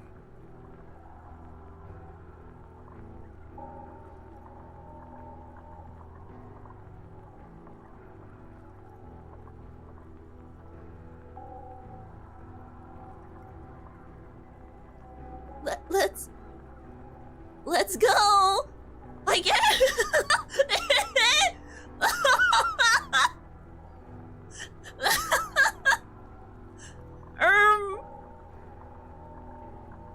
The smoke drifts west with the wind. You hear the lava erupt in violence, slow, like a waterfall. Yeah! Take that! There is a hole in his cheek. He's not smiling anymore. He stumbles backward, eyes filled with disbelief, gurgling. His lips, moving, swollen with fear, are trying to say, shoot him, but he can't. Caked up mercenary woman. A little. Might be the armor though. Oh my god. To your right, the killer raises his rifle and takes aim at you. No! His moves are steady, Kim! Where is Kim? sways No, Kim! If I dodge it, Kim will get shot! Kim! From the corner of your eye, you see the lieutenant raise his pistol. Oh, I'm gonna get shot. I'm gonna die. There's no way lightning strikes twice. Think! You stare down the barrel of the gun. You see Rude's mask behind it, his eyes in the slit of the helmet, like a camera lens, focusing on you. Is there anything we could use to protect this frail body? We have armor! That gun will tear us to pieces. Just dodge the first shot, and the second will be easier. Drunks are quick to anger, and make mistakes. There's no way. You're just gonna die. Just close your eyes when it happens. A low shot I'm ring. cooked! You feel a tapping like rain. Help! But I have armor! I have armor! Then the sound of dice rolling as the cuirass distributes the shot evenly from plate to plate. You got hit. The armor took most of it, but still your ribcage burns. Feels like blood is slowly seeping into your The armor! veins. God, please. 2 shots ring at once. One from the lieutenant's pistol, and the other from DePaul's. It's aimed at the lieutenant, but it misses.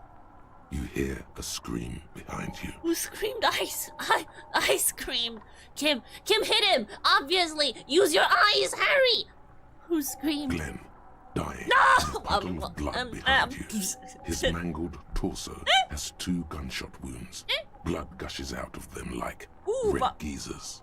Ooh, bummer. Hey, if it's him or Kim, bruh, I'll shoot Glenn any day of the week, bruh. Okay? If I have to choose between Kim getting shot and Glenn, sorry.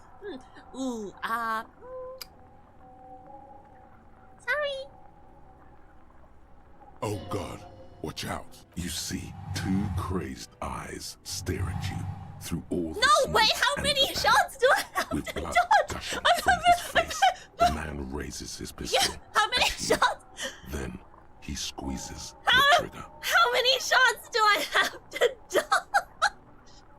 How many shots do I have to dodge? I can't. The look of vengeance, framed in blood, lips shaking. This is the last thing he'll do on Earth. But he will do it. He is your end. Here it comes. Death. Bruh! I can't dodge this many. Please, I I need to get 2 SSRs in this gacha roll. Can I get 2 SSRs? No one gets 2 SSRs. I'm cooked. Help.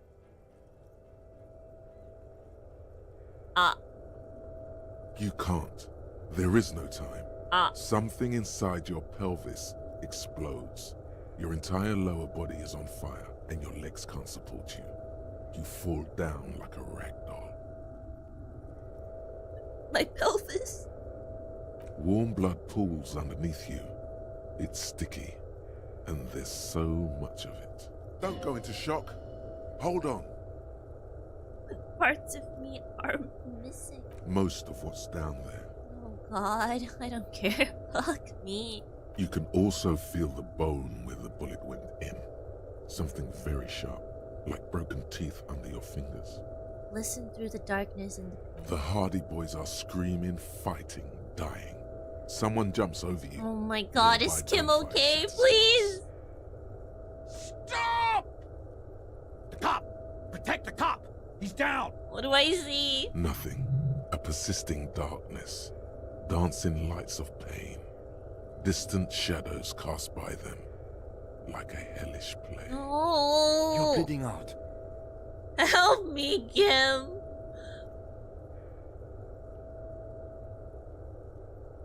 There's a white shadow that smells like apricots. It's always there. No one wants to do anything with me. No one wants to party with me. Stay with me. This is a stupid world. Yes, keep talking. You hear me? Stay awake. But you can't. This world It's so sucks. hard. Ass, Your eyelids dude. grow heavy, and the sounds ever more distant. And the cold comes over you.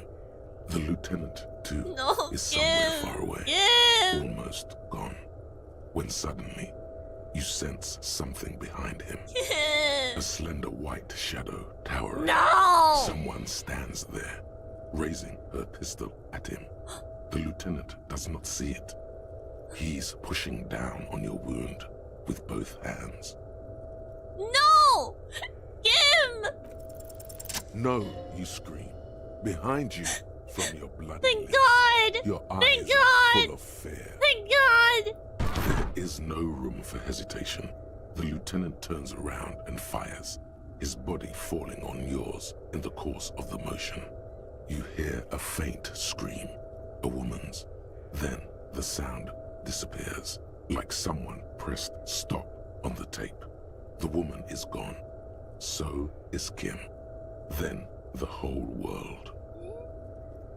This is death. One more door, baby. One more door. No, let me back into the fight. Kim truly trusts me. He does! The fight? There is no fight. The fight is over. It was lost 1,000 years ago. You have laid here forever. Keep falling deeper. Take the door. He's not taking it. His body is not taking it. Oh God, no. He's not disintegrating. He's swelling up instead. Over the hours. Hurting.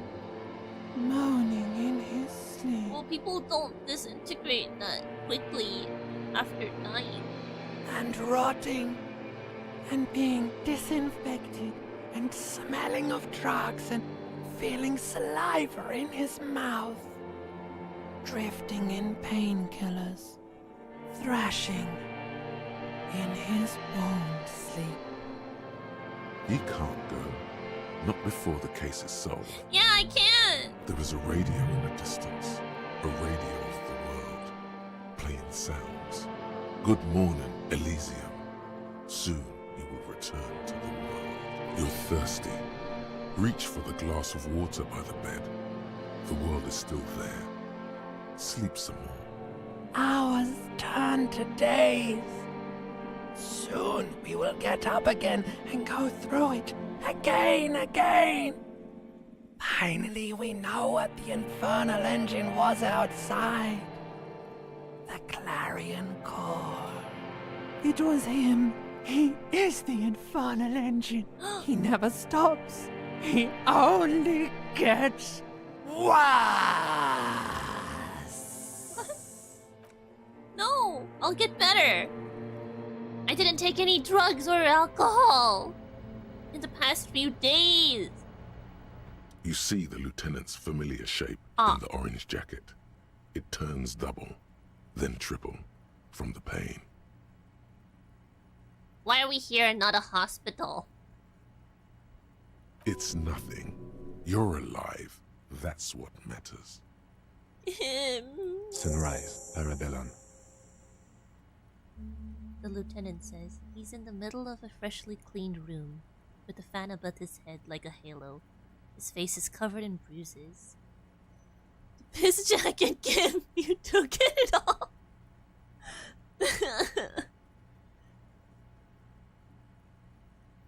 Sunrise Parabellum? Doyoimi? You took it off? Yes. The joke wasn't funny anymore. I took it off. What did you say? Sunrise? Sunrise Parabellum. Sunrise, prepare for war. It's an old revolutionary saying. Oh my god, it's engraved on it. It served you well. Is it war today? The gates of the harbor are boarded up. The streets are a little more empty. Apocalyptic violence is yet to erupt, I am relieved to say. I think we may have held it off, for now. Barely. Ouch. That's right. Ouch, indeed. The room, it's clean. Mr. Gart cleaned it. It took him an entire day. Damn. How long have I 2 been out? days, in and out. You've been up enough to take Dramamine and curse. And drink water. Ouch. It's not ouch time yet. You just got the Dramamine pill an hour ago. Wait until it wears off. What happened? What happened? You shot the major in the face. A firefight ensued. Is he dead? Yes. Okay. You're a real killer, Harry. Damn. A blood-stained killer. Killer. You're an officer of the RCM. He continues without waiting for a reply. As retaliation, the rifleman tried shooting you. He hit the cuirass. I heard it go off. I was looking for a clear line of sight to him. I shot and wounded him, while Glenn took a bullet in the spine. It was meant for me. He did not survive. Ooh. Sorry to hear about Glenn, but Kim, you survived! This is not the first person to die in his place. He goes on. Titus, Fat Angus, and Theo charged. Angus and Theo did not make it. They both died before they made it to intensive care. Titus survives. So do Alain and the musician. I forget his name. Eugene. Yes, he's still alive too. You were bleeding out by then. I think you say that no one wants to party with you. Well, and you it's won. true. I was able to disarm one of them, the Pole, before she got the jump on me. No one wants to party with me. Thank you. I killed her. And that's what happened. Well, self-defense, you know. So you also killed. He nods. I thought you only smoked one a day. This is the one. I see. They're dead? The rest of the mercenaries? Evrard had their bodies returned to Crenel for a funeral. The company is yet to retaliate. Because we deterred them? Or Joyce did? Maybe the harbor in full lockdown is too costly a target. Or maybe they are simply taking their time and will attack soon. I don't know. How many casualties on the Union side? 5. Glenn, Theo, Shanky, and Angus. The fat one. He took a lot of bullets. And Elizabeth too. Elizabeth Beaufort was her name. The gardener. No, she bled out before Evrard's surgeon could help her. Evrard sent his personal doctor, but a costly loss for the Union. She was being trained for leadership. If I would have presented the theory better to their leader... She never had a chance. She should not have been there in the first place. There was no way to convince them. There was if I had better rhetoric, Kim! I didn't! Stop this line of thought now. You're too broken for ghosts. That's... All. It's a total shit show, Kim. Yes, officer. 6 people are dead. It's not a success. +1. Ruby. But what's done is done. The violence is cordoned off. The Hornets did not get into the beehive. The worst scenario has not materialized. Yet. And we are still alive. Both of us. That's true! His smoking, his hunched back. You have it worse, but he took a real beating. That cigarette has medicinal purposes. How bad am I hurt? Reasonably bad. You were shot in the left quadriceps. That's your thigh. It appears no major arteries were nicked. The bullet was removed and a bacterial infection treated with mercurochrome. The bruising in your shoulder is negligible. The armor took the brunt of the fire. Negligible. Can I walk? We will see. Can I disco? Has anyone from my station been to see me? Are you hurt? Not very. I have a concussion from that woman beating me with the butt of her gun. I tried to not move too much. Things would be worse if you didn't warn me. Thank you. I did not see her coming. Stupid of me. Never say that about yourself. You'll hurt your feelings. Has anyone from my station been to see me? Oh, obviously not! No. A man and a woman I thought I'd ask sit anyway. in the front seat of an armored motor carriage. The woman is driving. The man lights a cigarette. Jean Vicmer is his name. The asphalt vanishes under the wheels of the machine. Ahead, harbor cranes rise to the sky. Back to that shithole, he says. They don't care about me at all. I called your station after the fight. The injury was logged in. They told me they've sent officers to join you on the site. Odd, you haven't seen any, have you? I'm sure they're worried about you. If not my station, then who treated me? I did. Thank you. No need. Okay.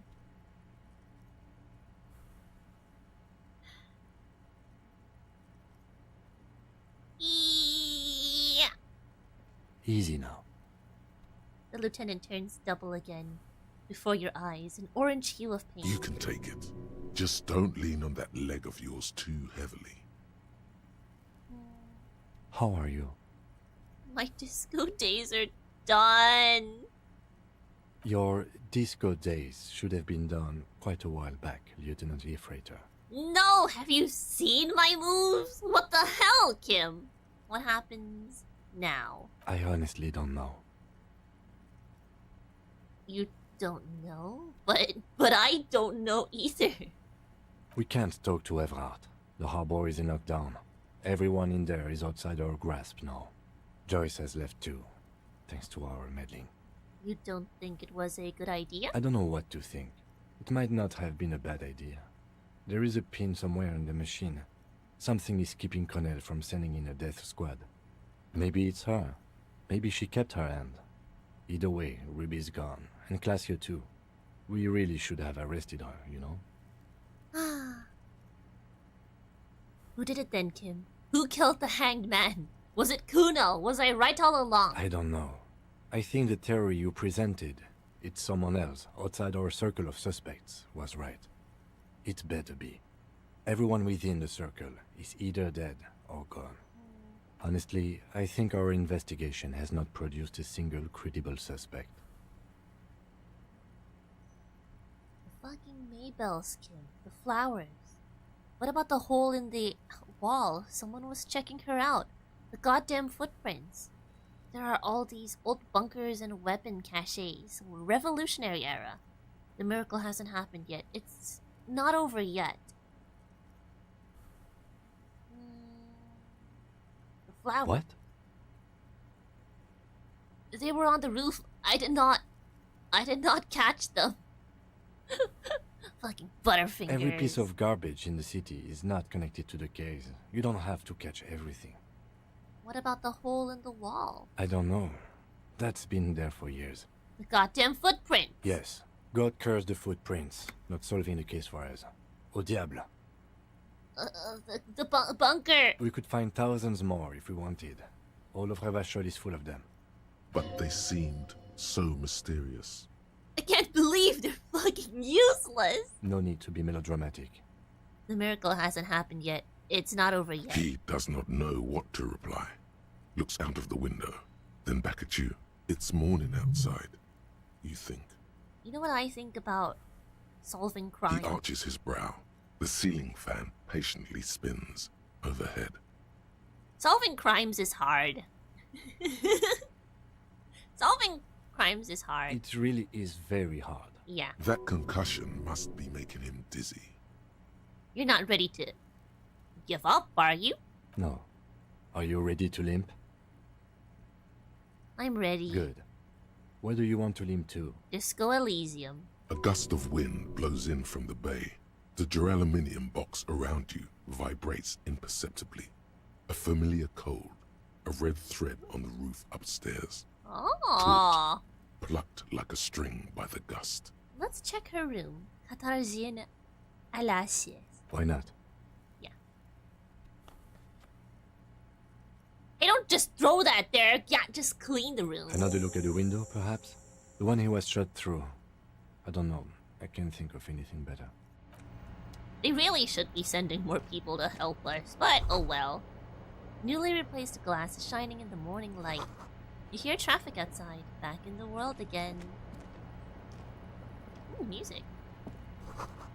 The stereo 8 player has been reunited with its right speaker. Does the fan work? The fan stands still. The switch must be broken because nothing happened. The lights are on. Yippee! Bed. The bed's a little nicer now. You could get a good night's sleep here. A little bit nicer. Hey Ryanair! Greetings. Welcome to the Revacholian Revolution. Look, the door is open. You can walk into Kim's room! You see gleaming white enamel. No bottles inside. The bathroom mirror has been wiped completely clean. You see... Let's go to Kim's room! Yippee! Go in! 6:50 a.m. You would wake up at 6:50 a.m. Huh, Kim? Yes? Nothing. Is this a puzzle game? It's more than that. It's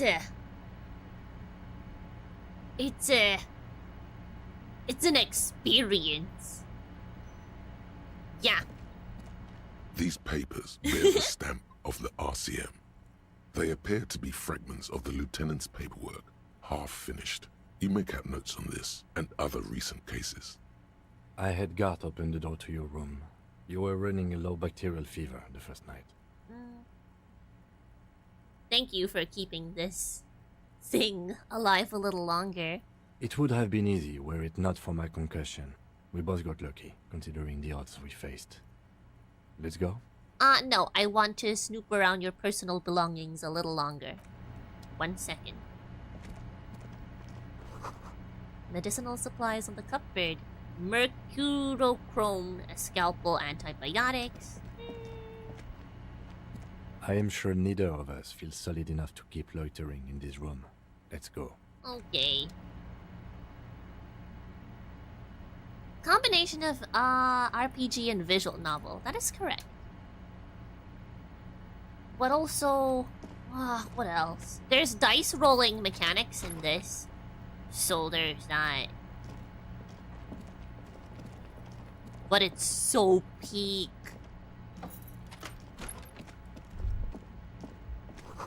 Ouch, that leg hurts. Maybe if you don't run, it'll be okay. I guess.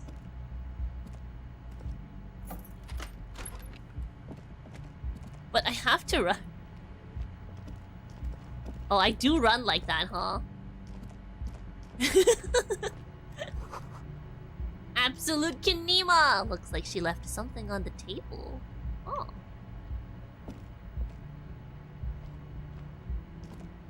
Next to the stack of bills, you see a note.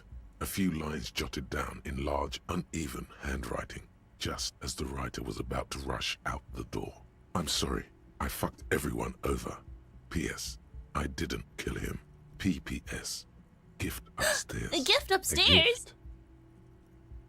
The lieutenant turns to the staircase suspiciously, looking for any signs of another presence in the shadows above.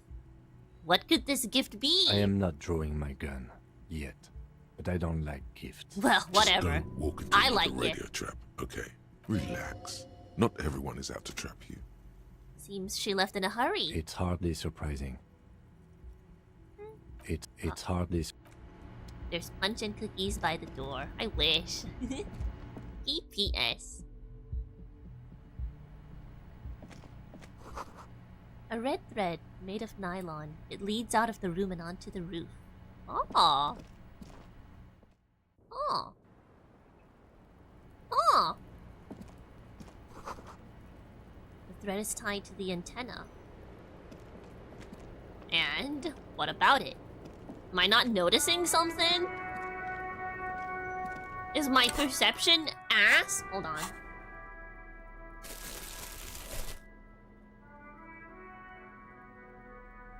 My perception might be ass.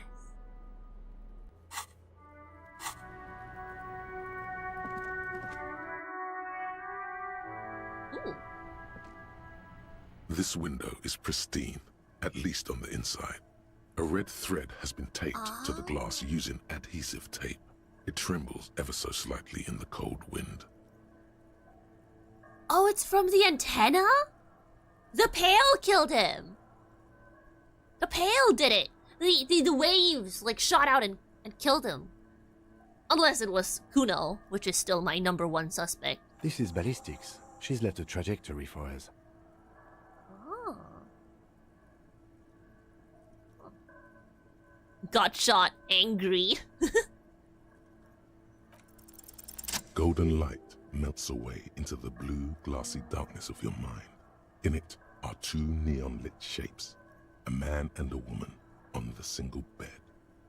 What position are they in? Like the witness said, the man is kneeling, the woman is on her back.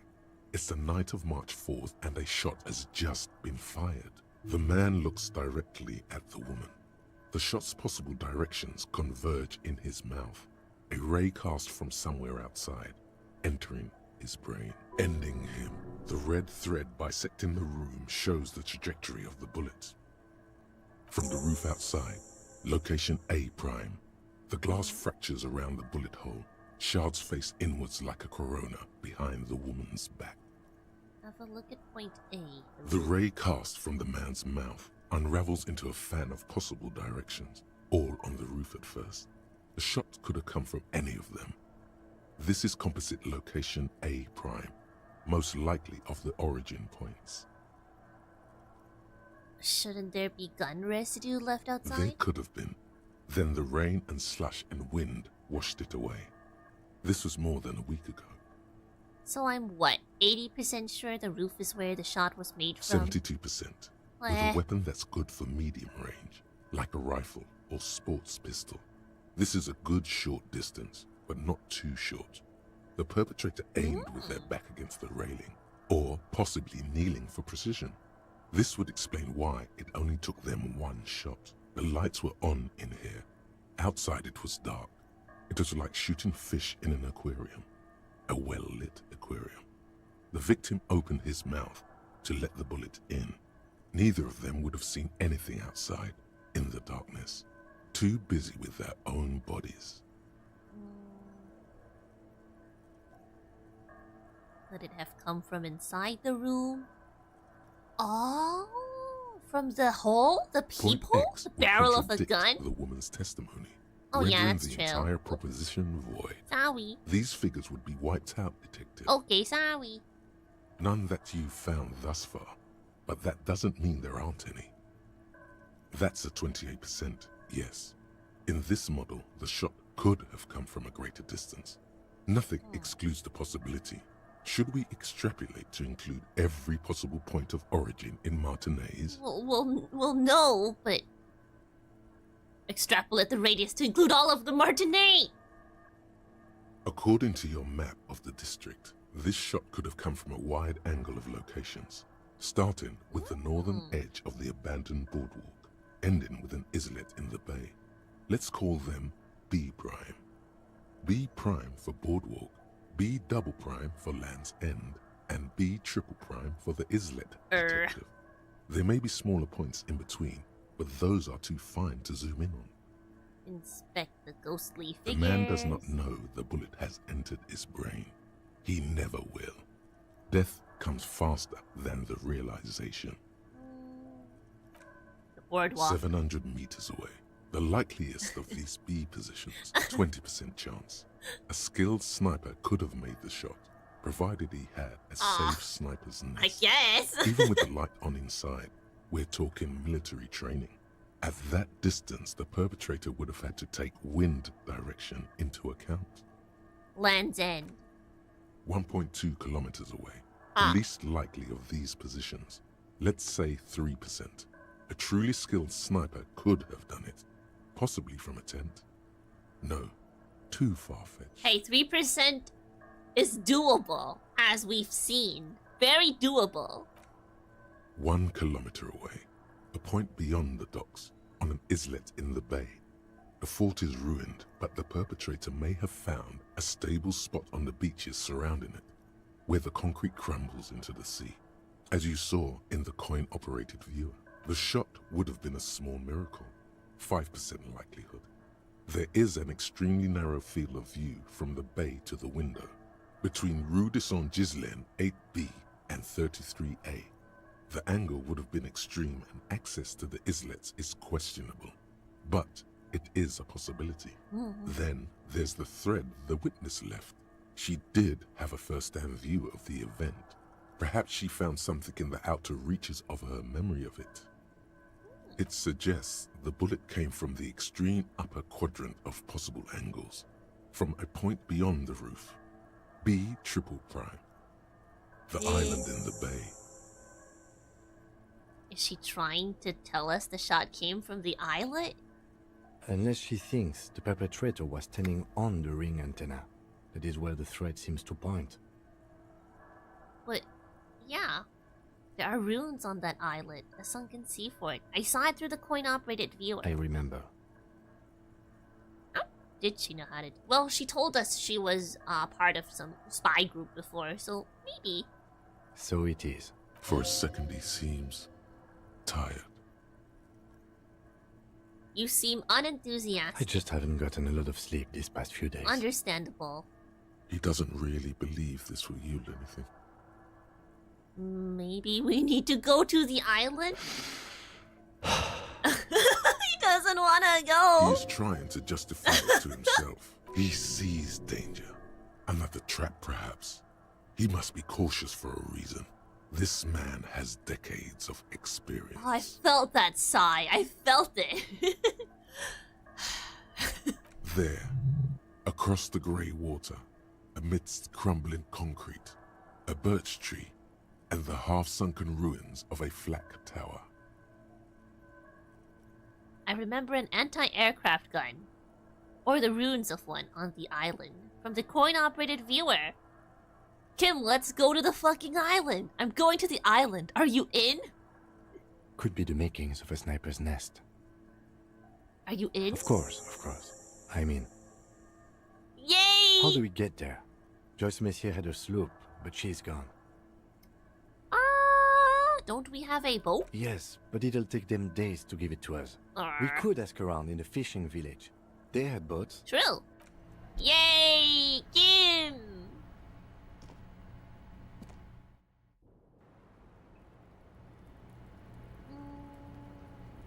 Nice gift. Thank you, Classier. Thank you. Very nice of her. Wonder how Gyat's doing.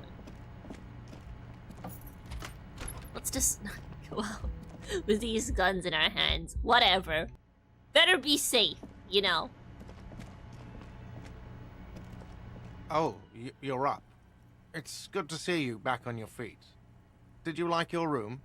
I cleaned it for you. Oh yeah, I did. Thank you. Big improvement. You're welcome. I thought it would be nice for you to wake up in a clean place after you, let's be fair, defended this establishment and its clientele from gunfire. I did do that, didn't I? I give credit where credit is due, and that, sir, was a nice shot. I was watching until you hit him. Oh, that was a pretty good shot. 3% shot. Yeah. Anyway. He really wants you to realize that he was also on the balcony looking by. In the danger zone, so to say. I wish you a quick recovery. Also, you and your partner are staying here free now. Yay! This establishment supports cops. The stay is free, the drinks are not. Just felt I needed to specify that. Thank you. Oh, you know, people don't tend to stick around after shootouts. Turns out they're not good for business. Oh no, they're gonna go bankrupt because they're part of the cursed financial district. We cursed them. I am the curse. So I have to mention, when it happened, you were right out there on the balcony. Yeah, I was. Yeah. That's because I'm a badass. Not as much as me, but It really took courage. Don't pick at him. yeah, I guess. Yeah, I don't know. Clients were panicking. And also, I guess I sort of found out that I don't give a shit if I die. Oh, damn. He means it. It's not just boasting. It's something he discovered about himself. Stepping onto that balcony. Alright, thanks. No problem. They'll come back. They always do. There's some people. There's you. You care about me? Hi again, Gendarme. You don't care about me. Bye-bye, Gendarme. Bye-bye. Oh, no. Seeing you approach, the bruised man raises his bear in welcome. Crazy motherfucker. Oh, he likes me. Didn't think you had that fury in you. But I guess I've misjudged a lot of people lately. That was one hell of a shot. Hell of a shot. The fucks did not expect that. It was a hell of a shot. It was a 3% shot, bruh. I guess what I'm trying to say here is, thank you for intervening, fellas. That was mighty brave of you. His hand is covered in bruises and half plastered. Still, this hulking lump of man is glad to be alive. This is big. It's as big of a thank you as Titus Hardy can muster under any circumstances. Damn. I superstarred the shit out of that. I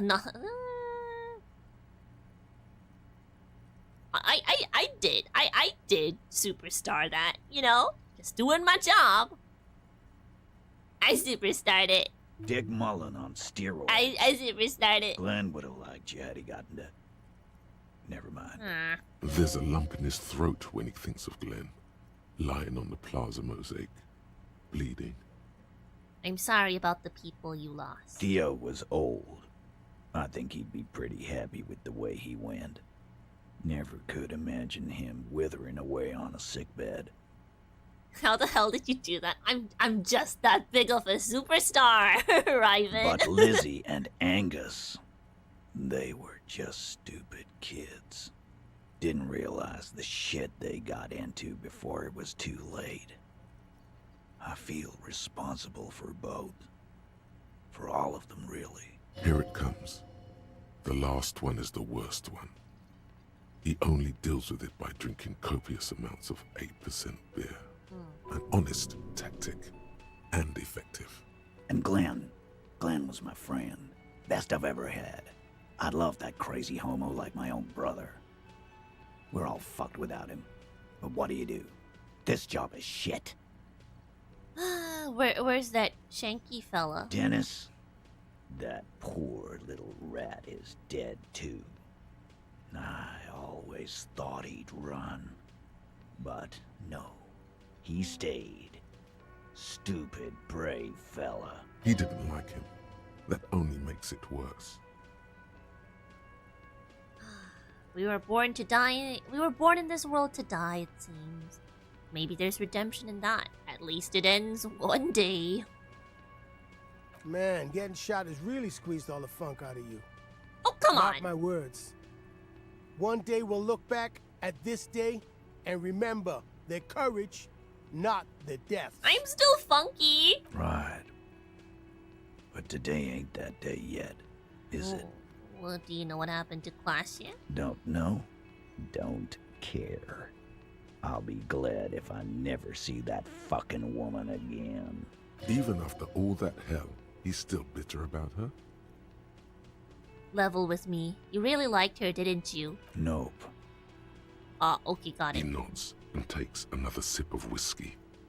Any idea what I should do now? Judging by the sight of you, I'd suggest crawling into bed with a bottle of whiskey in one hand and a big tit in the other. Well, that would be ideal, however.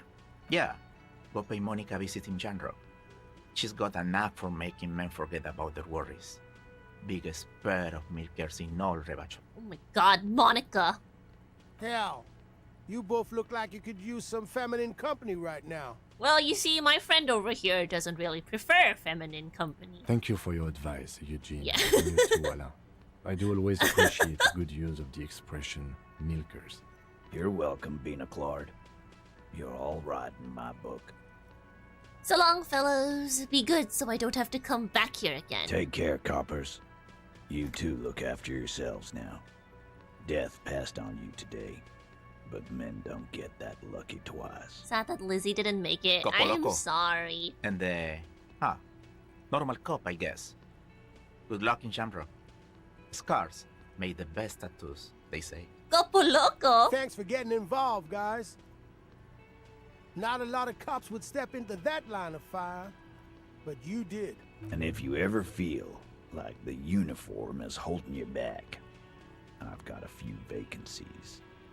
You'd make one hardy boy, copper. I would. And Titus Hardy himself would make a good officer. That man was born to lead. The RCM could really use a man like you, Titus. Think about it. I will, Capo. That's a promise. Now scoot, because the Hardy boys got some mourning and drinking to do. It's sad that Lizzie didn't make it. Girl has been working hard. Like, studying to be a lawyer is a lot of stress. And having to go before you get to reap the benefits of your hard work is always a tough pill to swallow, you know? Take it easy on the drink. The danger has not passed.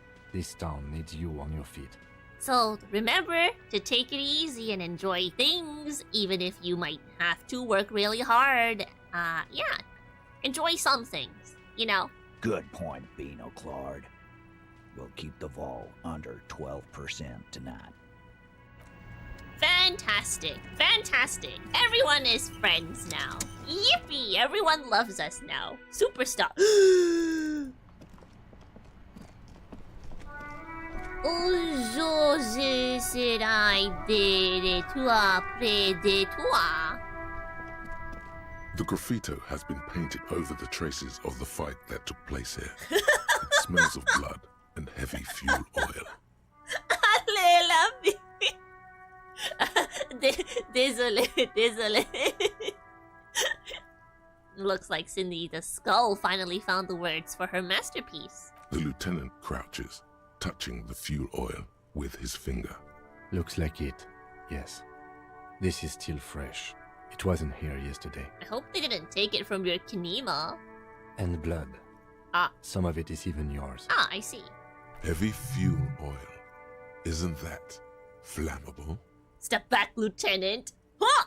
The fuel oil catches fire immediately. Hardcore! A bright orange flash across the surface of the letters. Black smoke rises from the burning message. What if the words are not directed at the people of Martinez, or even the coalition aerostatics above the city?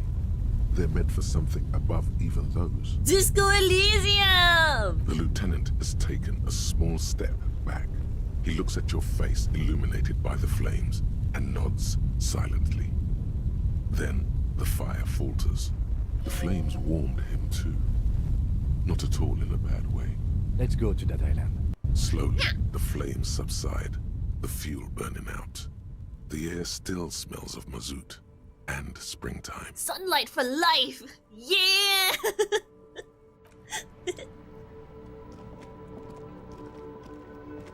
How are you? Hello, sir. How is the investigation going? Found any curses yet? Yeah. Oh, that's great. I hope exciting adventures lie ahead. And maybe you can help Mother become less afraid. Thank you, Annette. Stay in school. Alright, I need boat.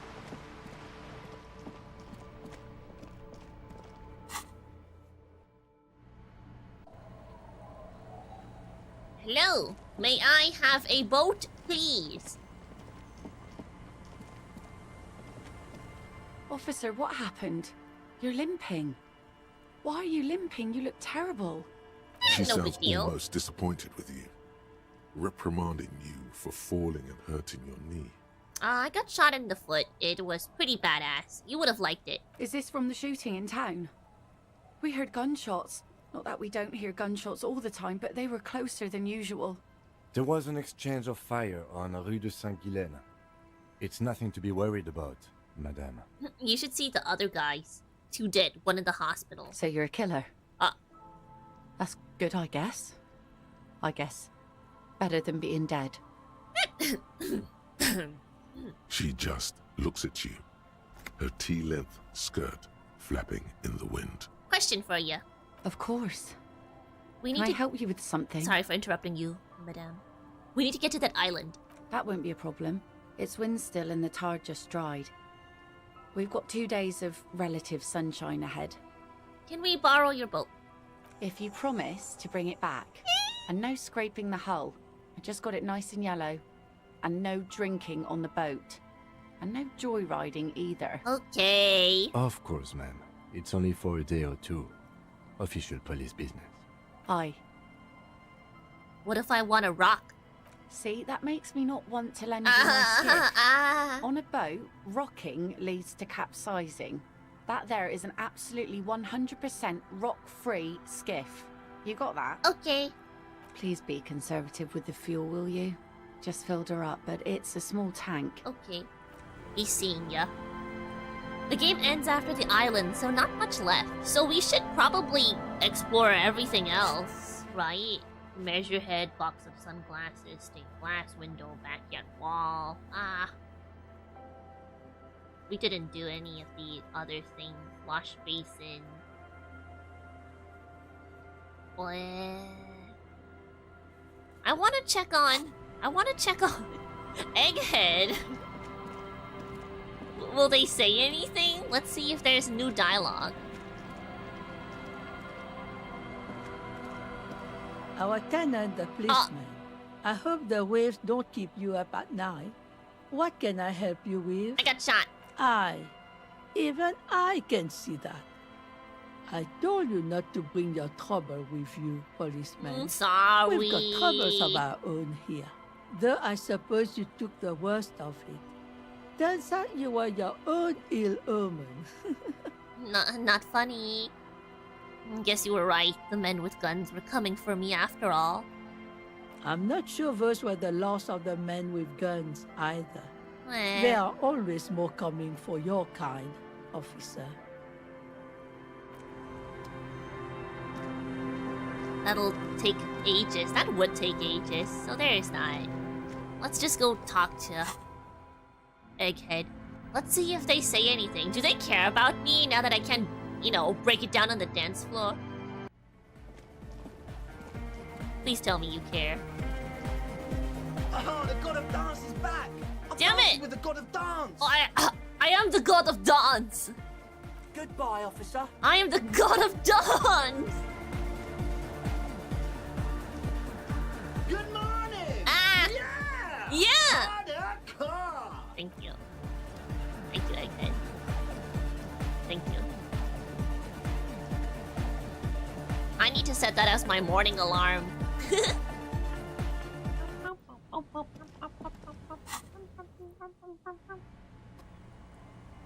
Alright. Let's get to the island, I suppose.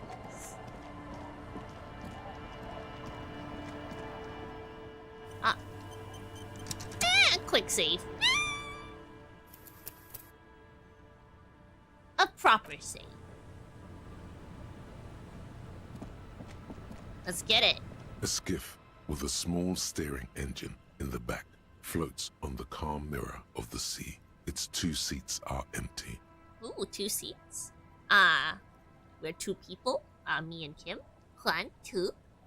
What a coincidence. The boat's belly is a shiny yellow color, industrial paint over fresh tar. You see it reflect off the water, along with the factory number, A72. Let me get some water before we get to the last stretch of this, so I can fully immerse myself in it. I've been yapping for a while, so let's get some water. And you guys should get some snacks, go to the bathroom, do whatever you gotta do. And let's get to the end of this together, shall we? Yes, yes indeed. I'll be back real quick.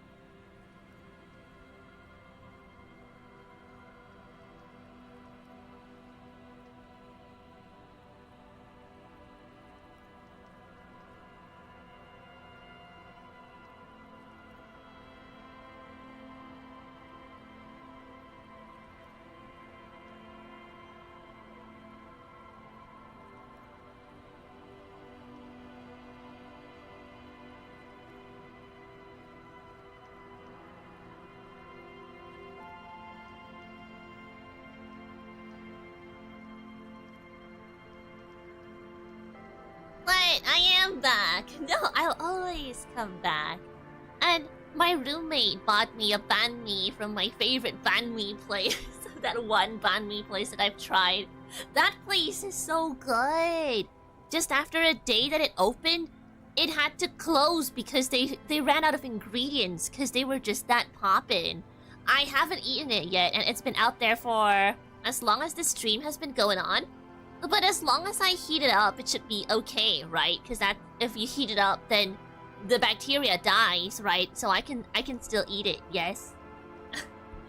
Banh mi goated. Yeah, it's my favorite sandwich now.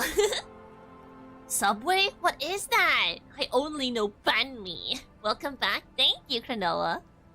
Alright, let's finish this, and then I can have an existential crisis as I eat my banh mi. Where do I send banh mi pictures? You can just put them in like general too, I suppose. Yeah, why not? I'd love to see them. Once you get in, that's it. One pull of the starter handle, and you're off into the bay. A strange trepidation comes over you. Are you sure you want to go now? Remember what the net picker said. It's a small tank. You won't be going back and forth on this. I'm not ready yet. I'm not ready yet. What else do we gotta do? Who else should we check on?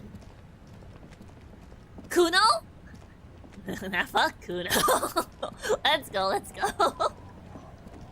Let's go. The skiff floats on. Once you get... Remember what the net picker said. It's a small tank. You won't be going back and forth on this. You take the engine, Kim. I'll hold the boombox. What? What? How else do we blast Sad FM on our way to the island? You heard me. Don't make me repeat myself. Let's not be... Yeah. Fine, why not? Yeah, why not? Very cool.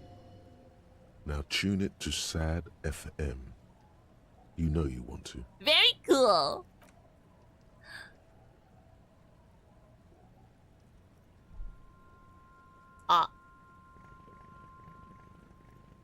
This goes hard in the fuck the world jacket. If you don't have it, are you truly playing Disco Elysium? Want to be free. Want to be free. It will last forever.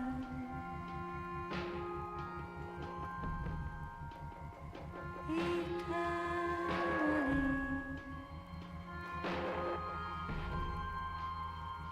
Want to be free. Want to be free. It will last forever.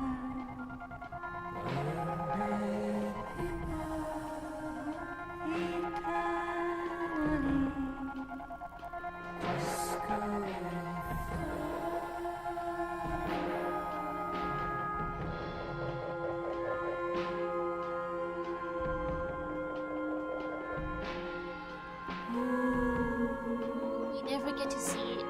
I don't think I've ever seen the full church.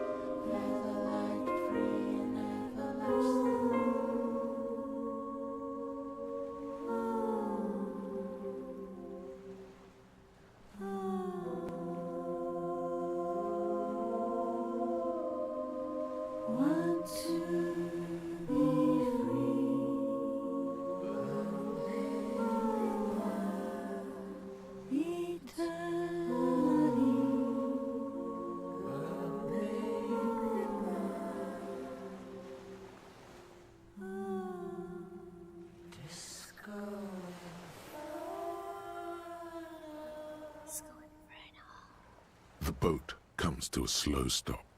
The lieutenant turns the engine off. Then there's silence. That was nice. Well, I guess I found a new track for when I dissociate on my bedroom floor. So there's that. Not enough words in the world to describe how much I love this game. Yeah, my favorite game. It's definitely up there right now. How do they do it? How do they make you care for such a large cast of characters? Crazy. What the hell? In the silence, a sputter of wings. A flock of quails takes off in the distance. Like, any of the interactions between people just feel so authentic. And you just keep reading it.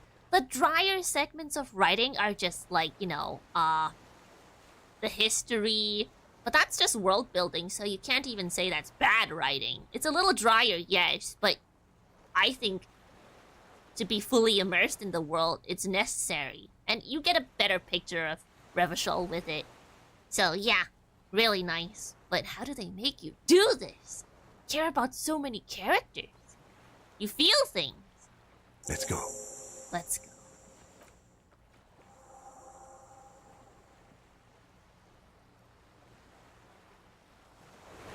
A game that people recommended that is actually good? A makeshift bridge. The bombs are powerful enough to break the foundation. One of the games that people glaze so hard, but then you realize the glaze is warranted.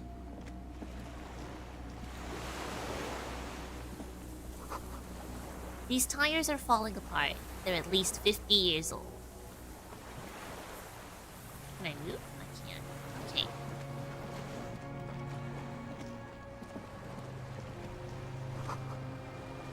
The rusted chain trails off into the ocean.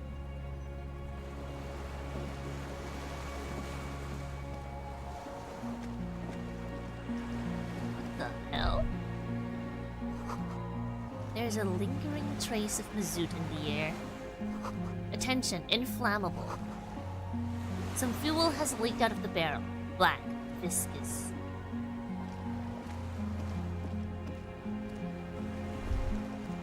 The dry grass crackles under your feet as you stop. Far away, birds' wings touch the still surface of the sea. What is that flutter? The flock of quail departs, now more than 100 meters away. 102, 105.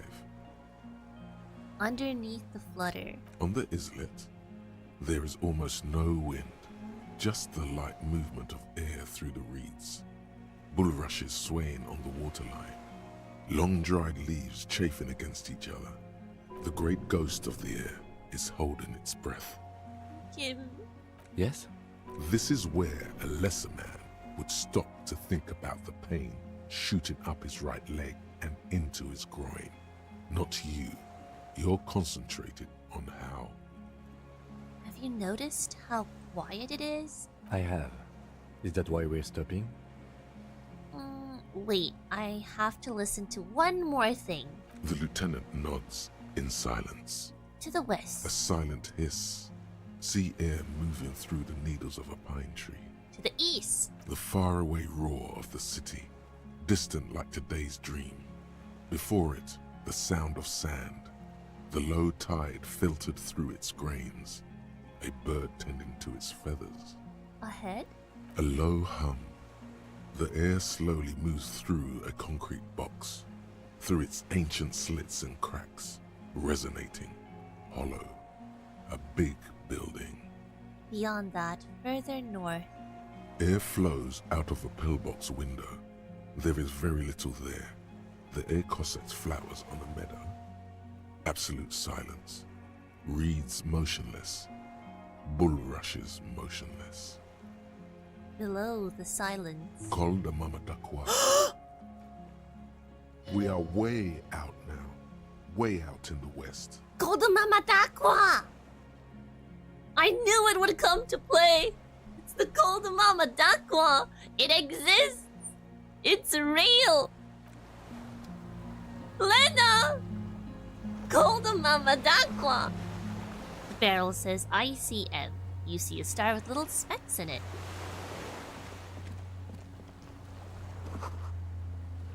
The little birch from the coin-operated viewer, still holding on. No way to get up there. The stairs are gone. Let's go in. Because that looks like, you know... That looks crazy.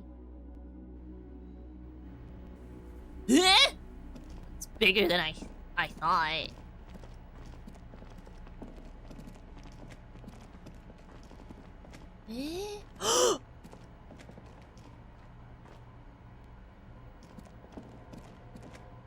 An old cylindrical generator is nested above the ammo lift, with makeshift electrical wiring running out of its side and across the floor. The cables disappear into the wall to your right. The lieutenant puts his hand on the metal barrel, checking for warmth. It's cold now, but someone has been maintaining it. The wiring has been repaired. What kind of generator is this? Liquid carbon. I would imagine it takes mazout. Huh. He points to the open fuel cap on the side of the dynamo. The kind that's favored by vagrants and fuel thieves. It's been a long winter. Long and cold. Wait. The lieutenant assists you, holding the canister up to the fuel tank as you tilt. Dark brown, viscous fluid pours out, and the room fills with a chemical smell. There's a red starter switch on the side of the cylinder and a start rope on the other side. The lieutenant flicks the switch. The recoil start wakes the old generator up. The machine sputters like an old warhorse before settling down to a rattle. That should do it. Tap on the The side. tank is far from full, but there should be enough inside to keep it going for a day. We're do these wires lead? Downstairs, somewhere? The audio is a little choppy right now. If you can hear it, not sure why, but yeah. Books, mostly fantastique and historical fiction. Dishes stained with sauce and fire. Survivor's kitchen. Books and magazines lie scattered on the floor and on a makeshift cupboard. They are not particularly well organized. Most are soft covers, serialized fantastique and detective stories from the 20s and 30s. This disparate digest includes the classic Animal Adventures, among what is mostly commercial fiction and serialized stories. You find a magazine cathodique for electrical engineering. Then it's back to pulp. Light erotica, an international thriller about circuit benders. Someone's made themselves a home. Huh. Ugh. Not that you can tell. This is a digest of Damn. someone who's dead bored. Most of it is for entertainment purposes. Fittingly right next to the radiola on the floor. Nothing out of the ordinary? Oh, I got some points to spend, but I'll spend them later, I suppose. Maybe it's a little old-fashioned. There's a nude mag. More than that, you can't say. Not sure if we need it here, because what if there are other things? We'll come back to it if we explore this entire area. And, you know, there's nothing else that we can use that for. There's a greasy old spring mattress in the Take a corner, nap on the bed? resting Ooh, okay. on piles There of will be better soft-cover chance. books. Okay. White linen and a pillow are visible under a worn-out caracal blanket. Someone has been Comfy. squatting here. The linen is fresh, recently washed. Do you think whoever slept here is... You force the rest of the sentence out through pain, thick as molasses, no longer able to hear yourself speak. You know, officer, you can rest here if you are feeling tired. I will keep watch. You could use some rest for what's ahead. Okay. Just a little nap. You face the concrete wall. There's less light there, in the dark corner. You didn't realize how tired you were. Your body is still nowhere near healed. Curl up with your knees close to your chest. The blanket feels cold. The entire room does. Concrete and cold. Minutes pass. Half an hour maybe. The sounds of the sea beyond grow distant. Your eyelids close. Until you feel yourself standing up in the darkness, right next to the mattress. Slowly, the world begins to hatch from the blackness. It's evening. I took a huge nap. Sleep. What?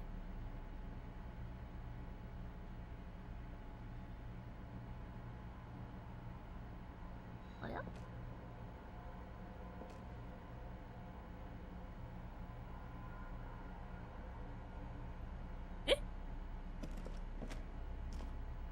Kim? The lieutenant is no longer here. Go outside to the beach. The door is still here, closed. Feels strange somehow. You can't get in. Kim? Kim?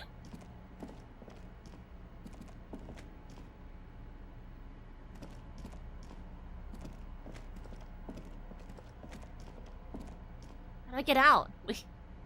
What it? What it?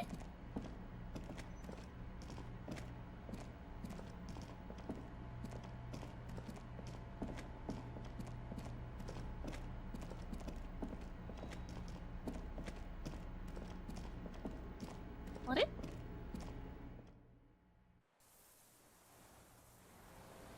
Yep. Kim?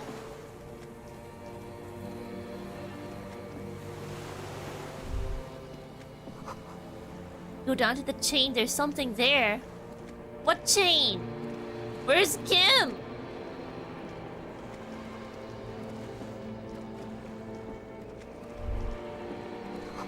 Walk into the water now. Eh? see her footprints on the water. Eh? Further. Hey!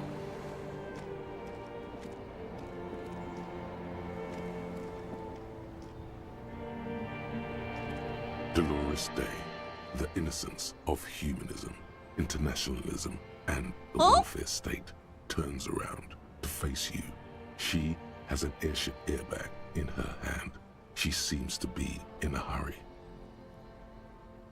Okay, don't say you need to talk right away. Melt the ice first. This way you're already talking. Oh. But you don't even want to talk to her. She would only be cold and mean. Let her go. Hey, Hey, how are you doing? I'm doing really good, actually. Both professionally and romantically. I've come to a fulfilling and peaceful period in my life. Well, how are you doing, Harry? Dolores D is my ex-wife? Or, well... I'm dying in a ruined flak tower. Blood is dripping down my chest. God, Harry. She shakes her head, her eyebrows knitting together with worry. You have to take care of yourself. You're not a young man anymore. If you keep going like this, you'll... Desperation is gearing up. This is everything I always warned you about. Something is off. Where are you going? I'm sorry. I was heading to the aerodrome. I just don't have time to... She stops mid-sentence, glances to her right, then looks at her bag. She means she doesn't have time to tend to your emotions. You don't have time to tend to my emotions. Where are you going? I'm going to Morova. To live there, in Grad. It's 1 million kilometers away, Harry. Might as well be another lifetime. 1 million kilometers? What the hell? Is that possible? 1 million kilometers? You're just making stuff up. What's in the bag? Just my scepter, my globe cruciger, a spare silk gown, a toothbrush, travel documents, the crown of immortality. Aren't you already wearing one? Oh, this. She corrects the wreath on her forehead. This is just a wreath. The crown of immortality is made of rarefied light, mana and raw palladium. It was passed on to me by the rulers of late antiquity. She looks at the suitcase, not knowing what more to say. Then, over her shoulder, silence. Her nuptial gown flows in the wind, wraps around her holy body. Anyway. Your skin is holy and soft. No, Harry. It's just regular skin. I'm not as beautiful as you always thought I was. Let's not get into... You are! None of the others are as beautiful as you. Well, let's not make her uncomfortable if she has moved on from us. It's okay. She puts no effort into making it sound as if it's actually okay. Can you stay for a moment? We need to talk. We need to have one more massive, epic showdown. No, Harry. No. I don't want a massive, epic showdown. I want to go to the aerodrome. I have tickets for the 10:20 flight to Morova. Really, we don't have anything to talk about anymore. Every combination of words has been played out. The atoms don't form us anymore. Us. Our love. Our unborn daughters. It's all gone. I have to go to the aerodrome. I have to leave Revachol and you. And you have to be alone. In hell. Forever. No! That's just the way it is. Why do I have to be in hell? Well, you said I have a vast soul and you will always come back to it. I know you still love me. Oh my god, but... what? I can't just... You can't just kiss someone, even if they're your ex-wife. You can't. You have to... You can't just do that. But I'm in my head. I am in my head, though. let's try the other options first. But what if I don't get the chance to do the other option? This is the only time we have high suggestion. Every other run, we should level something else instead. Go for it.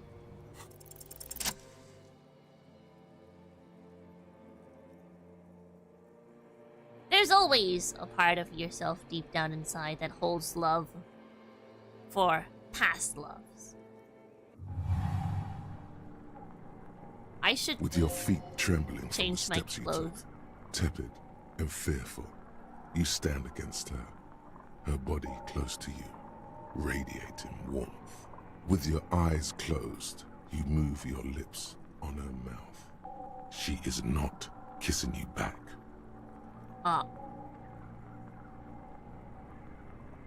Hold silver against my forehead. A delicate wreath on her forehead, pressing into your temple. The silver is cold from the spring evening air. But I succeeded. This was not about failure or success. This was always going to be horror. Eh? I should not have suggested it, and you should not have listened to me. Feel her breath. Her chest rising like a pillow, warm exhalations against the side of your mouth, her tender soul moving through her lungs. Hidden, distant, kept safe from you. Damn. You're not kissing me back. The moment is ending. She is going to move her face away from yours. I'm sorry.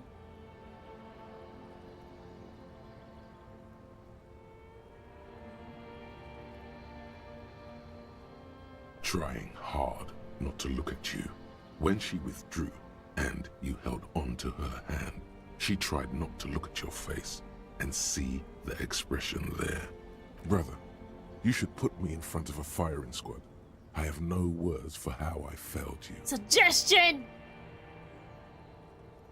That's it then. No, Harry. Not yet. There is one more thing you have to see.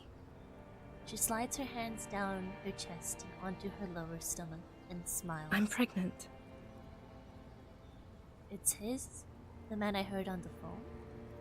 Yes. He did it. She looks down at her belly, then up into your old eyes. I terminated yours. Don't you remember, you poor fuck? You poverty-stricken fuck. But I can't have always been poverty-stricken. I had a job for like 20 years, right? Now, go ahead. Ask me more questions. Let's talk about something else. No, this has to end. Do the last one. More questions. Ask more.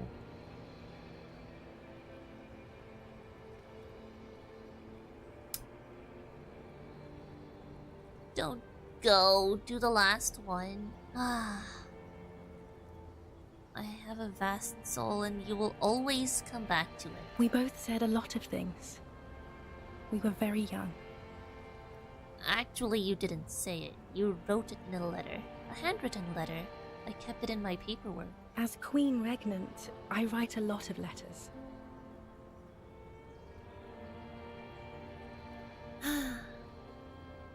You know what I mean. You left me a letter saying you will always come back to me, that you can't believe how happy you are with me. Okay, Harry. Okay. It was morning and you slept.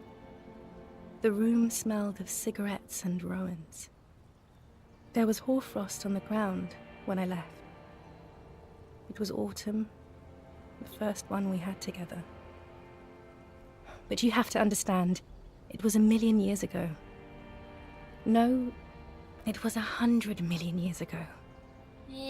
I was someone else then, filled to the brim with love for you, hanging on your every word. Oh, Harry, you were the coolest. But I am no longer that person. This has taken her place. It will devour you. Harry, I will eat your mind. Oh. The light of the video rental shines through her dress now. A DeLorean figure, cut in black, moves below. It's still her. Her legs, her breasts, her hips. I was cool? The coolest. With your leather jacket and your boot-cut pants. Smoking in the bus stop. I wanted you to be the rest of my life that day. And you were. Some of it, at least. You were my first. My first kiss. My first time to have sex. The first and worst time I fell in love. I will always have that with me. It's a fact. But that is all it is. It's like a ticket stub, Harry. It doesn't do anything anymore. Can't you turn back to the person you were? I can see her in you. Under the gown and that wreath. That's kind of creepy. I know that place. Where is it? It's here, Harry. We are on Voyager Road. At the end of it, 300 meters from the stop. We used to come here to rent videos. The house. There. You could not pay the electrical bill. It became a lightless tomb. The years you spent training for the militia, my parents' money, it was not good. What now? What happens now? What is the next thing we talk about? Is there really anything left? If not, we can always repeat one of the things we have already talked about. Talk about it again. If you do not feel like doing that, you should let me go to the aerodrome. That's not a good way for things to be. It's not. But... She looks at her feet. Little golden sandals cover her toes. But what? Tell me there's something good. I don't know why I said but. There is no but. That's it? That's it, yes. We've talked about it a million times. You will get over it. Just like I did. People do. Things will get good for you again. You're right. I don't even remember who you are anymore. Haha. Yeah, I'm over it. See? It just takes some time. For you, it will take something like 20 years, 20 maybe? years? It was hard for You're me like too. 70! I used to think I couldn't live without you. But I can. It's not. It's just not possible. It's like eating rocks. You just can't do it. 20 years, that's so much time. Yes. It only took me 1 year, maybe 2. Phew.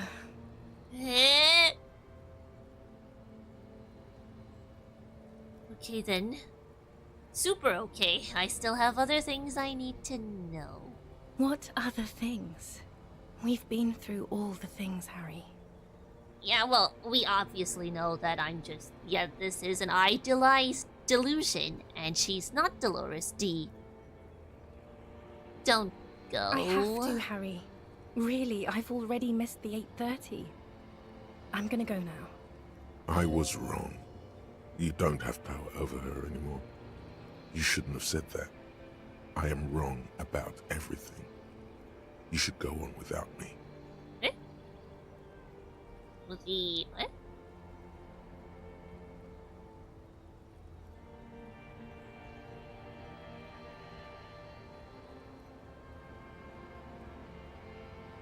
Yeah, what is there to do in Mirova? I swore I wouldn't let you go. You told me. You asked me to be this way. Why can't we sit down and have a coffee first? She's late for her flight. Hurry. That was someone else. I betrayed her, overwrote her, and I'm happier for it. And I'm really going now. The time is up. I must be on the 10:20 flight. Will we ever see each other again? I won't see you, but you will see me. How can that be? Oh, Harry. This is a dream. Can't you see? Well, I'm already yeah, in Morova but... by now. Who knows how long ago this happened? A year? 2, 5 years ago.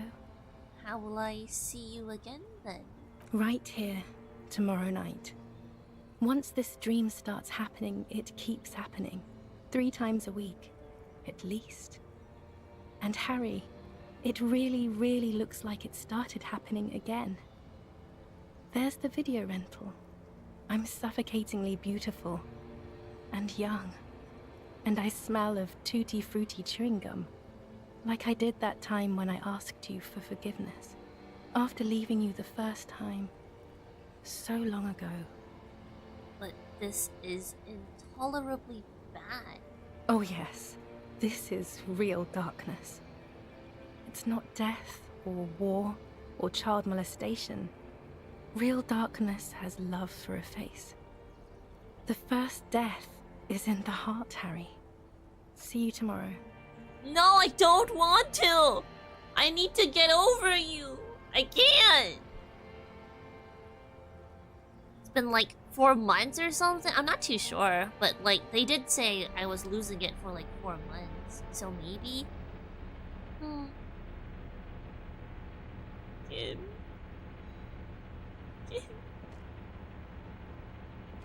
You're up quick. How was your sleep?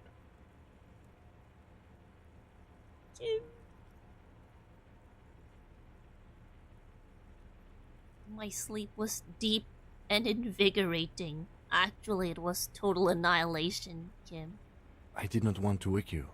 Perhaps I should have? Was it a job dream? No, an ex-wife dream. The lieutenant nods solemnly. I understand.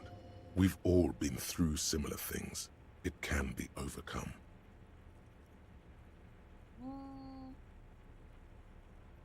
Just spit out the blood and get back to work. You're badass like that. It's true. Let's solve the fucking case. Are you sure you're okay? You thrashed around and you bolted up, half covered in blood from your wound. Don't question me. I'm badass. Okay.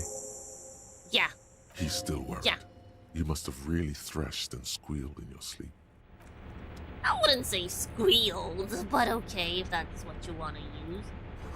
A moth-bitten bedsheet that keeps the wind out. You see candles planted on a broken rangefinder. But it's a sniper nest. Ooh. Empty. Oh. More clothing? Huh, I could have used that earlier. Tricked me into playing alcoholic breakup game, damn you!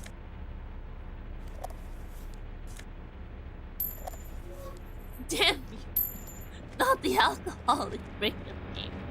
Well, we've already broken up, so... This was once an armament rest. Careful, these stairs have collapsed.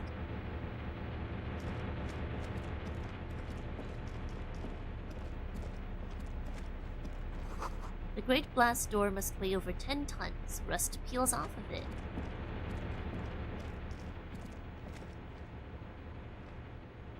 Green paint flicks off the monoblock aluminium cabinet. There are rows of switches on the front panel, a frequency band, and even a keyboard. What is this then? The console of an anti-computation device.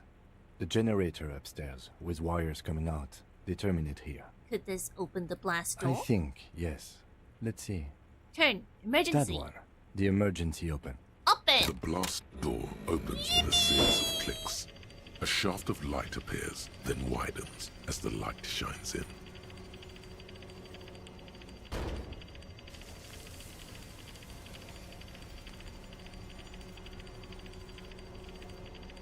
Huh.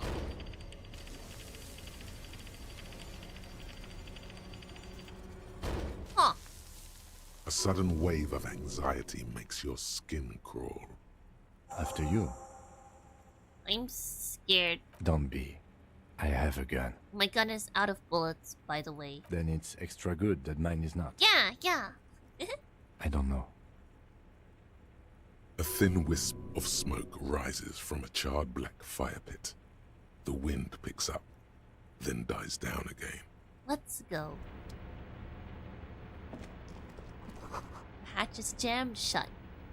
To avoid endless running around Islet? Okay. let me go get some clothes. Did I pick stuff up? Yeah, I think I did. Let's get out from here, because apparently we can go through this way. All that up?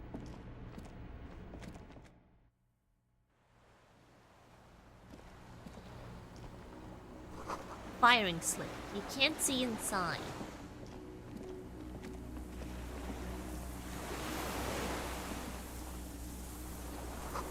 It must have taken a direct hit to take out such a chunk.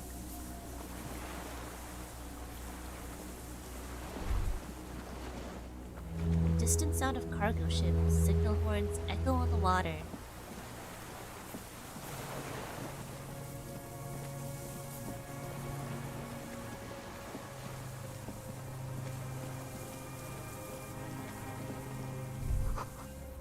Eh? What? The winch is broken. Rust must have eaten what remains of the chains. What was that? A strange feeling looking at the water. Maybe you should just wander off into the sea. Leave it all and walk in with a bottle in your hand. But it's cold. Yes, cold and still. But love is warm like the inside of her mouth. No. Yes. No. No. We're not starting with that. Not now. Not this time. This thought is over. No. I don't want to walk into the water. Don't want to. There's other things, okay? I was good at my job, and now people like us, okay? That means we're not bad people.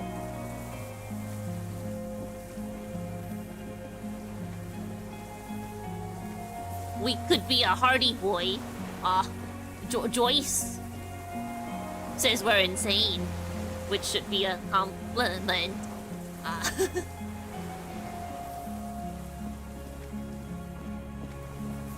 Anything else?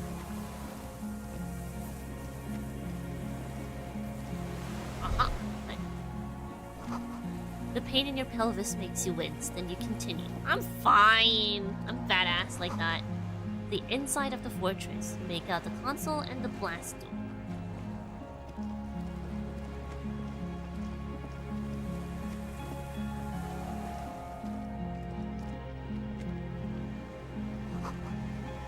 Weathered artillery map showing coordinates of the Bay of Revachol. An old medicine cabinet newly stocked with dramamine. I took some of those. Money. There's a rain-soaked Done. mattress on a concrete slab, only half covered by the crumbling roof. At the head of it, double embrasures, firing slits like two eyes in the wall. This looks like a good place to aim from. The lieutenant looks around. He steps closer with his hand on his gun. Inspect the A mattress. single-person mattress, modern, civilian use. Brand name, Marjorie. There's a fuel stain on the cover, along with cigarette burns, and an empty can of beans on the ground next to it, filled to the brim with cigarette butts. The silhouette of a tobacco picker adorns the paper filter. The brand, Tio Moteri. Someone's been smoking Tio Motiri cigarettes. I saw the same brand of cigarettes extinguished in Land's End. Could be a coincidence. Or the same person has visited Land's End and here. I didn't see any signs of smoking inside though. If people live there, they keep it tidy. This here may also be a smoking spot. There's a firing slit in the wall in front of you, like a little window. Touch the concrete first. Quite old and grimy, from years without cleaning by anything other than the rain. The springs screech as you lean on the mattress and crane your neck to look out. Trepidation. A tingling feeling in your stomach. A small piece of Martinez coastline opens up in the square in front of you, like a tiny landscape painting. 1 kilometer across the water. The ruins look familiar. On the left. A towering skyscraper, its top floors shaved off by artillery fire. Capeside apartments. Rue de Saint-Ghislain, 33A and 33B. On the right. The red chimney and collapsed back of the four-story tenement in front of the Whirling in Rags, Rue de Saint-Ghislain, 10, the doomed commercial area. And between the two... The box-shaped silhouette of the Whirling in Rags. Its sloped roof, a tiny fleck of light catches your eye on the rooftop, sunlight reflecting off the upstairs window of Clausia's room. I can't be 100% certain, but I sure am 90% certain. What? Do you have a line of sight to the window? What are you talking about? Can't be certain. It's certain. Kim, with a pair of binoculars, I would be able to see inside the room. A pair of binoculars? Or a scope of a rifle? You'd be prone, lying on a mattress, barrel resting on the embrasure. I think we have it. The origin of the shot. This is the sniper's nest. He pats you on the back 3 small pats in a row! Yippee! Booyah! Master cop work. It's only moderately effective cop work until we have the weapon. It will not be, how do you say it? Booyah? Until we have that. Okay, now you... Okay. Could the shooter still be here? Where? On this island. He does not answer, just nods. With his back hunched, he looks around once more and says he feels uncomfortable suddenly. We should move now.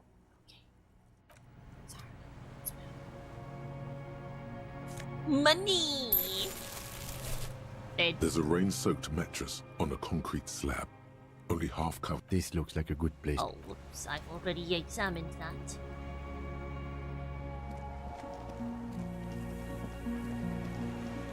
The map being so detailed makes it a little harder because I keep thinking, oh, you feel eyes on your back. Someone's watching, but you can't say where.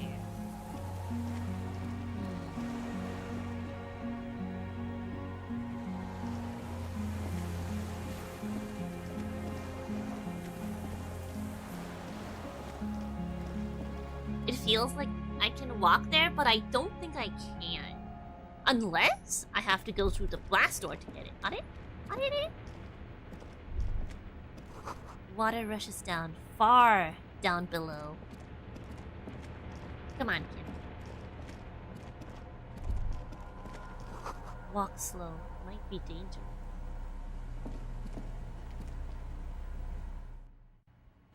Okay.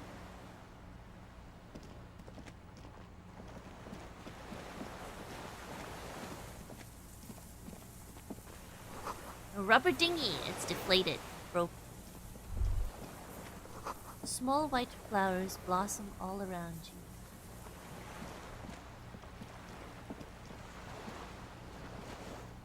Who is that?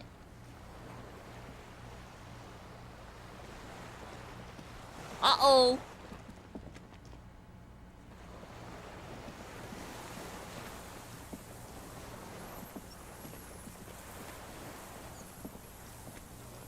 An old man, wearing tracksuit trousers, leans on the frame stock of his rifle. He gathers a big ball of spit in his mouth. I can hear the nose whistling. Like when you breathe and your nose starts whistling, I can hear his nose whistling. It's pretty sharp sounding. Then spits it out into the extinguished deserter. fire before him. He raises his black eyes, hooded by creased eyelids, to meet yours. Unclouded by cataracts. Are you? His eyesight is sharp. Who are you? He's practically tearing up from spite. Hatred got the best of him a long time ago. This man hates everything. You've retained your eyesight. My eyesight? Yes. Helps me see all the shit. A shudder of disgust passes his right side. His left side remains motionless. Did you close the blast door? I did. And you opened it. How? How did you know I was coming? Reactionary rock and roll music. Playing on the water. Well. Told you we shouldn't play sad FM. But you didn't say that, Kim. I did. It was not rock and roll. It was sad FM. Sad FM, huh? Ah. I always hated that station. Ah. Phlegmatic, Was good. Revolutionary dirges. Sadness is a mental illness, a weapon of the bourgeoisie. The fascists were right about rock and roll. It is degenerate, hip gyrating, mental illness music. No. I need you to put that gun down so we can talk further. We're with the police. Nice gun you got there. It's not nice. It's a piece of shit. But it gets the job done. What make of rifle is that exactly? It's a 3-Angong 446. A samurai rifle. How did you get hold of one? It was sent to us by our brothers in the Xinyao commune. Military aid. The Xinyao commune. You heard me. Ah. It's good now. Like chalk, wiped from the board. There's this nose whistling sharp sound in my ear. It's kind of bothering me. Or it's like a swinging sound. Can you hear it? I'm not too sure. Can you hear it? Yeah, that one. The lieutenant pulls his pistol from the holster. You are a glorified night watchman. This is a service rifle. I can only lay it down before an enemy commander of corresponding rank.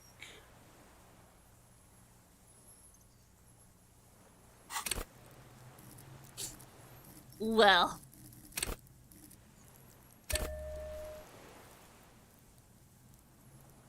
One more. One more? One more? One more? One more? One more? 72.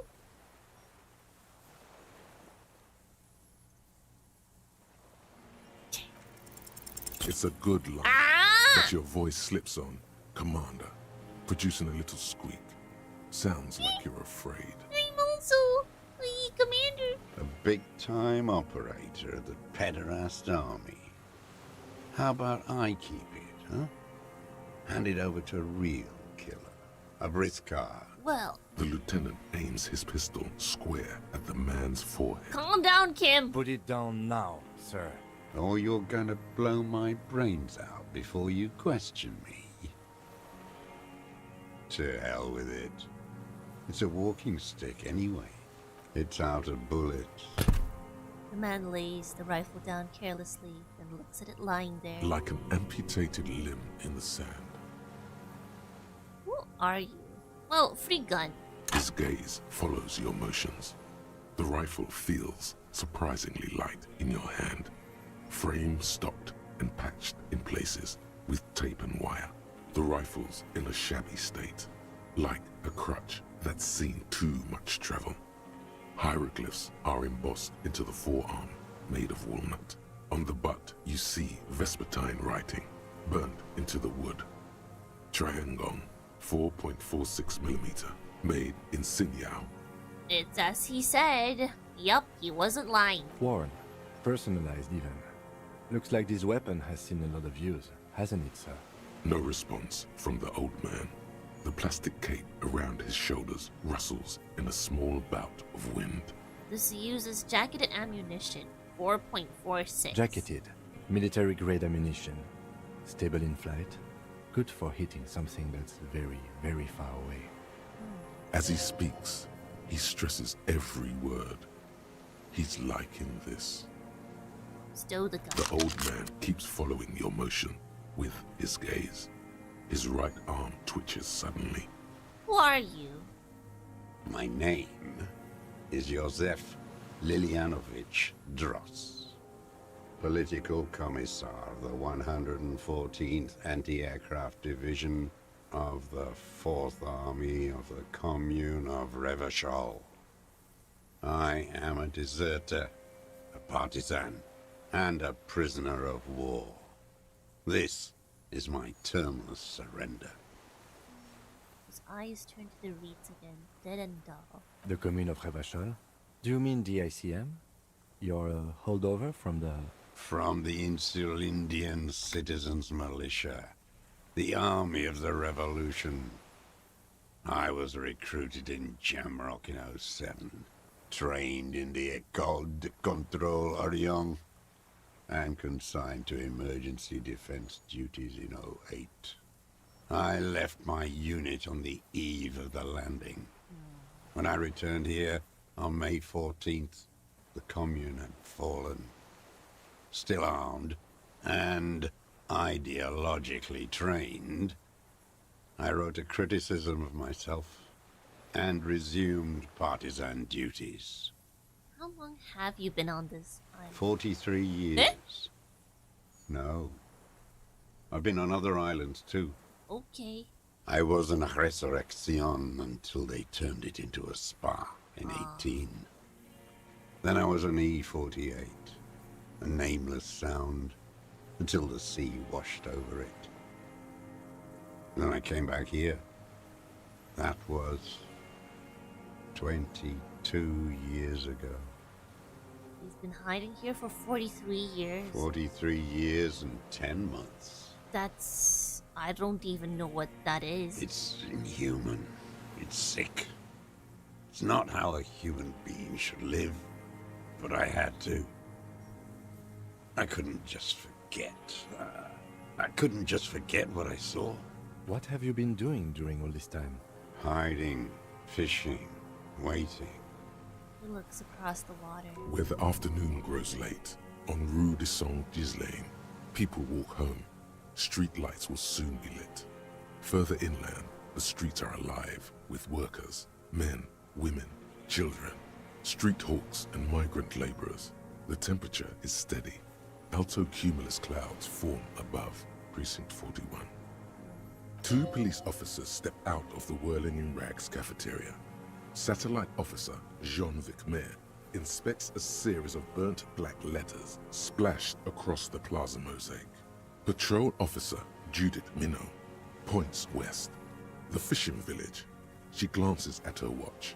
We meet in 15 minutes. It's a 10-minute walk. The officers go, leaving behind the writing, still smoldering. One day, it says, I will return to your side. Always waiting. For what? For her to return. Her who? Girl, child, revolution.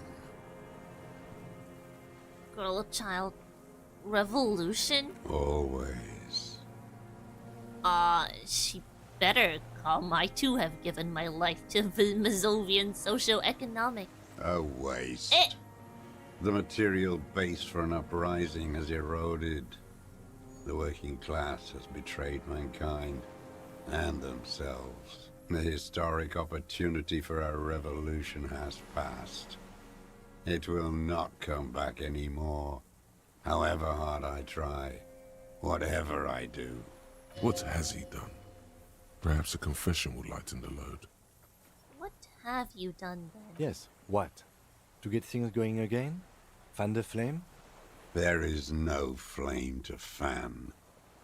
There is nothing left of the world, of our dreams. You said you deserted your unit. I was just 16 years old, 15 when I volunteered.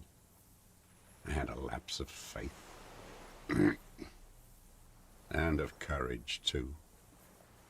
Lapse of faith? You could say I misunderstood the historic role of the proletariat and thought Mazovian socioeconomics were fallible. For a second, I doubted the irreducible laws of historic materialism. A second is all it took For what? for reaction to take hold. Yeah, we all have a tiny bourgeois person in us trying to run away. He does not seemingly react to what you said. Only his right brow moves a little. Yeah. And this was when?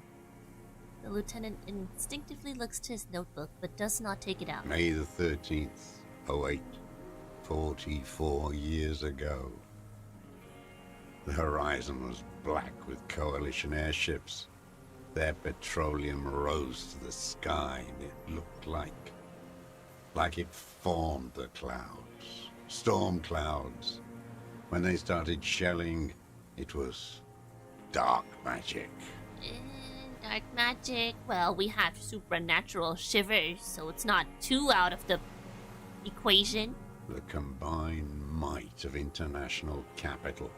All at once. All the greed and terror in the world tore into Revachol. It lifted streets from the ground and turned houses into ghosts. We were in the Flak Tower. Huddled on the floor. The artillery was 80 kilometers away in Ozon. But I knew the commune would fall. We would all be turned into ash.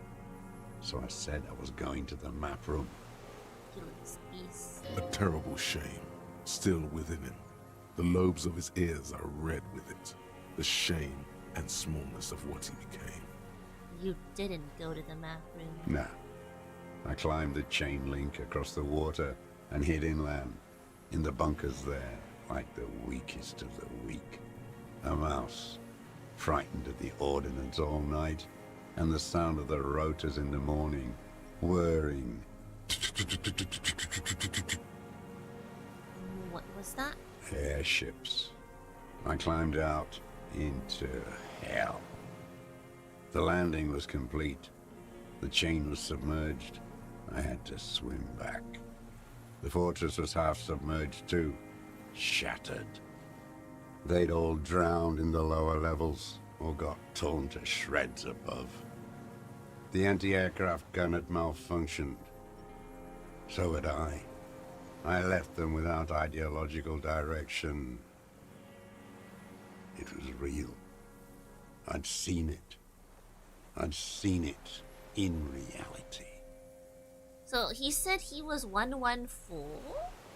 I don't remember what the scab leader said when he said he was committing war crimes. Was it 114?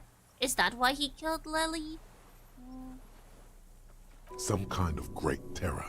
Worse than you've ever seen. I don't remember what exactly that incident was, what it was called, but I know it was a number, right? The old man does not say more. Those black eyes of his keep piercing you as he looks to some great distance and shakes his head slowly, retreating from it. How have you survived all this time? How does anyone survive? I steal. What do you steal? Supplies, vegetables. I collect rainwater. It's the life of a dog, not a human being. He coughs once more, then puts his hand on his belly. How is your health, Mr. Dross? I've been throwing up blood since winter. Red, like beetroot. Been passing it in stool, too. The RCM can provide medical services. You need to be looked over. I need to die. You don't have medical facilities. You have guns. That's all they give you. Toy guns. You also have Druamine. We do. Yeah. How have you coped mentally? I haven't. I have holes in my brain. Years missing. Others filled with pain only. A decade of... I don't even know what. Inferno? You notice the lieutenant is about to say something. I would imagine it gets tremendously difficult, mentally, to live in isolation. Traitors. It's better alone. I watch the people of this city turn the lights back on, more and more each year. Ruins, glimmering in the dark, like a fucking merry-go-round. It's disgusting. He looks down at his shoes, his face parched from the sun and the wind. There's a wince of pain in there somewhere. Are they not heartbroken? How could they have moved on?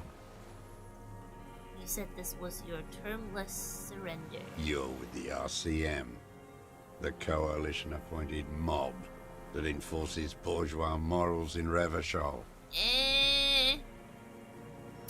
Let's leave it at that. Yeah, we are RCM. What? You represent the Moralist International, the enemies of humanity who took this city. I represent their adversary, the Parti Communiste d'Ancelon. Well, well, if you look in my thought cabinet, Take me to them as a prisoner of war.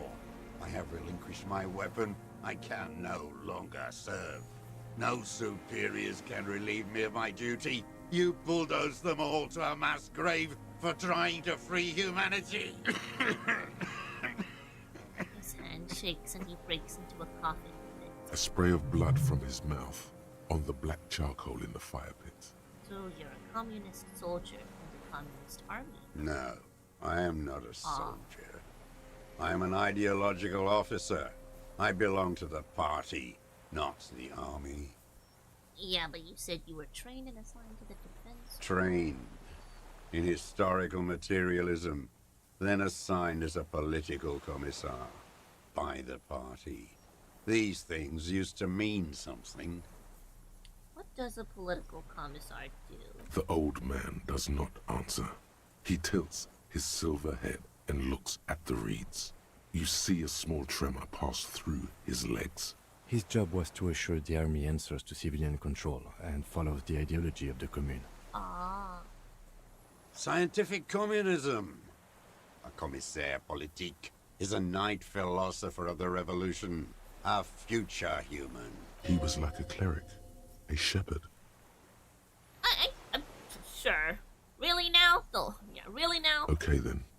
Over-mystified that a bit. Yeah, just trained communist. He nods slowly. Then another tremor. I'm also a communist. No, you're not.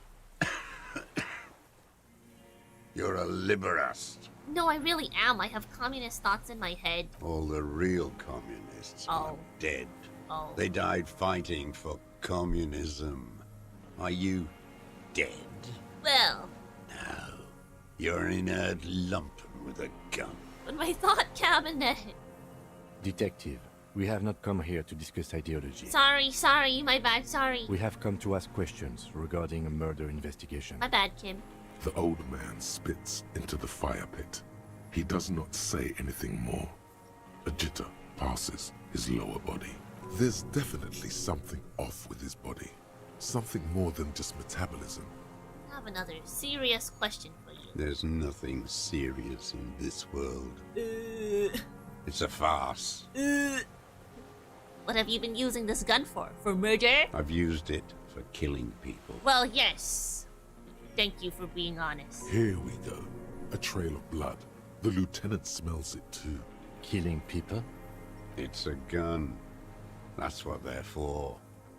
You want a moralist euphemism? Defending your family and your property. I haven't done that. I've used it to kill people. Okay. Interesting. During or after the war? There is no after the war. Class war is never over. Kinda spitting. Be careful now. Slow and steady does it. Make him repeat it first. Don't mess this up. Remember, he wants to tell you. Get personal. I know you want to tell me. Have you killed anyone with that gun in the last week or two? I don't want to tell you anything, you grotesque murderer. You do want to tell me. Why did you think that was a good idea? Don't listen to me. Oh my god. I'm wrong Oh my god. all the Suggestion. time. Suggestion. I'm gonna kill you. What the hell? Did you use that gun to shoot and kill a colonel of the security contractor, Crenell? The who now? He leans in and cups his ear. He heard you. He just wants to hear you say it. You're in. Ah. You know who I mean. Yeah, you know who I mean. The worm there? In the monster armor you took from him? It's to protect myself. You don't have to explain to me. An ugly piece of work, that boy. Did you kill him? The lieutenant takes a sudden step towards him. I am a son of a welder and an officer of the commune of Revachol. I do not collaborate with murderers and pederasts of the liberal regime. A drop of blood in the saliva. Tear into him. Pile it on him. Everything you got on him. The more, the better. The scent of blood in the air. But what else? There was something you can't remember.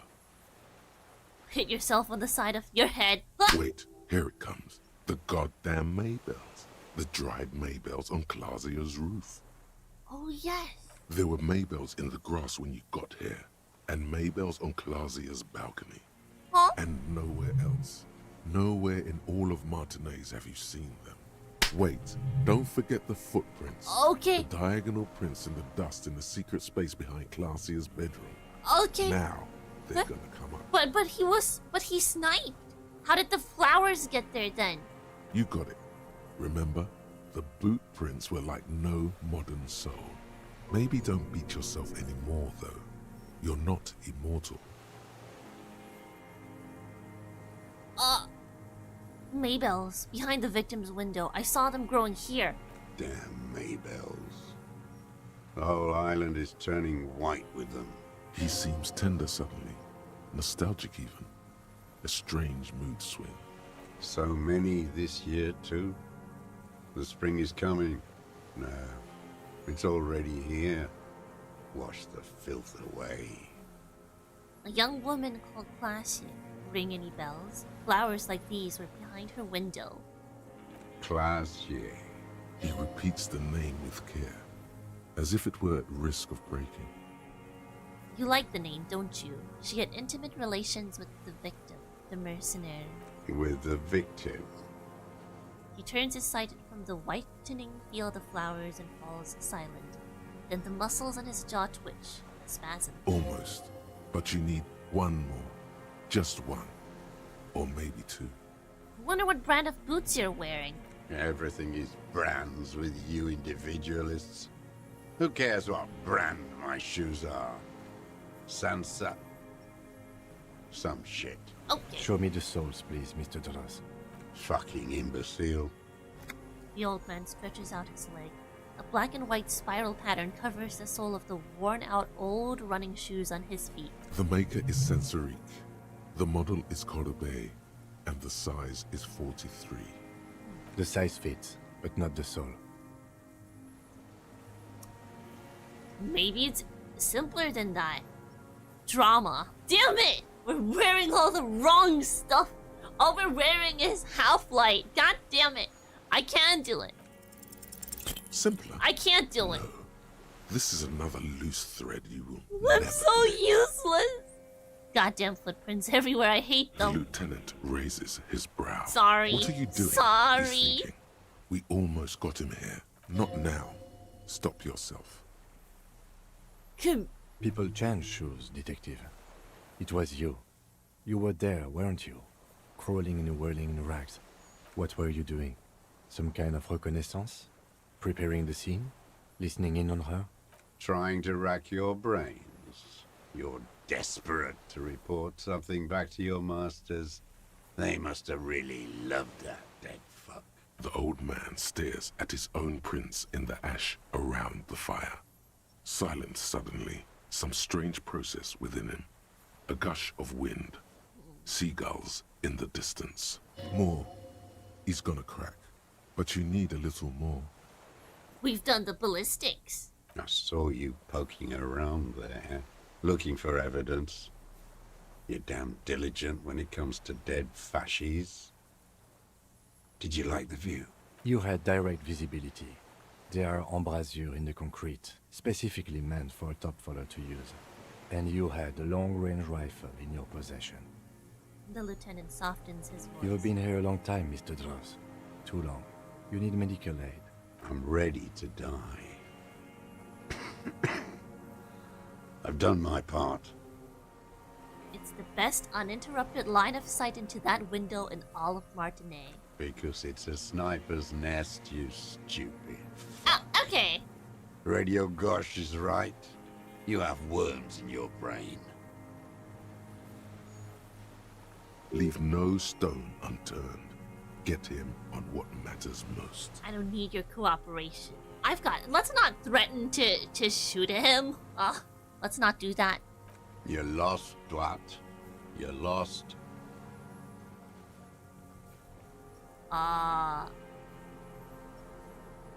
Yosef Lilianovich Dross, you're under arrest. My composure! Pretty bourgeois law. This is all you care about, right? The only thing in the world for you types. A drop of blood in the saliva. Tear into him again. Pile it on him.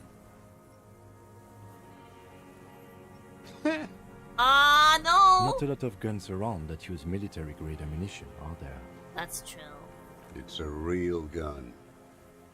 Not like your little musketeer pistol. I've seen you prance around with that. Jumping hoops for the liberals. This title screen is a sniper's POV. Ooh, I never noticed that. I'll take a look later. You look like imbeciles. Why don't you ask them to give you real weapons? Going against automatic rifles with these toy guns. Of course you got those boys killed. The killers got the boys killed. We didn't do anything to kill the boys. Damn, he saw you. He's watched it happen. Then he knows I'm a good shot. So he saw you. Okay.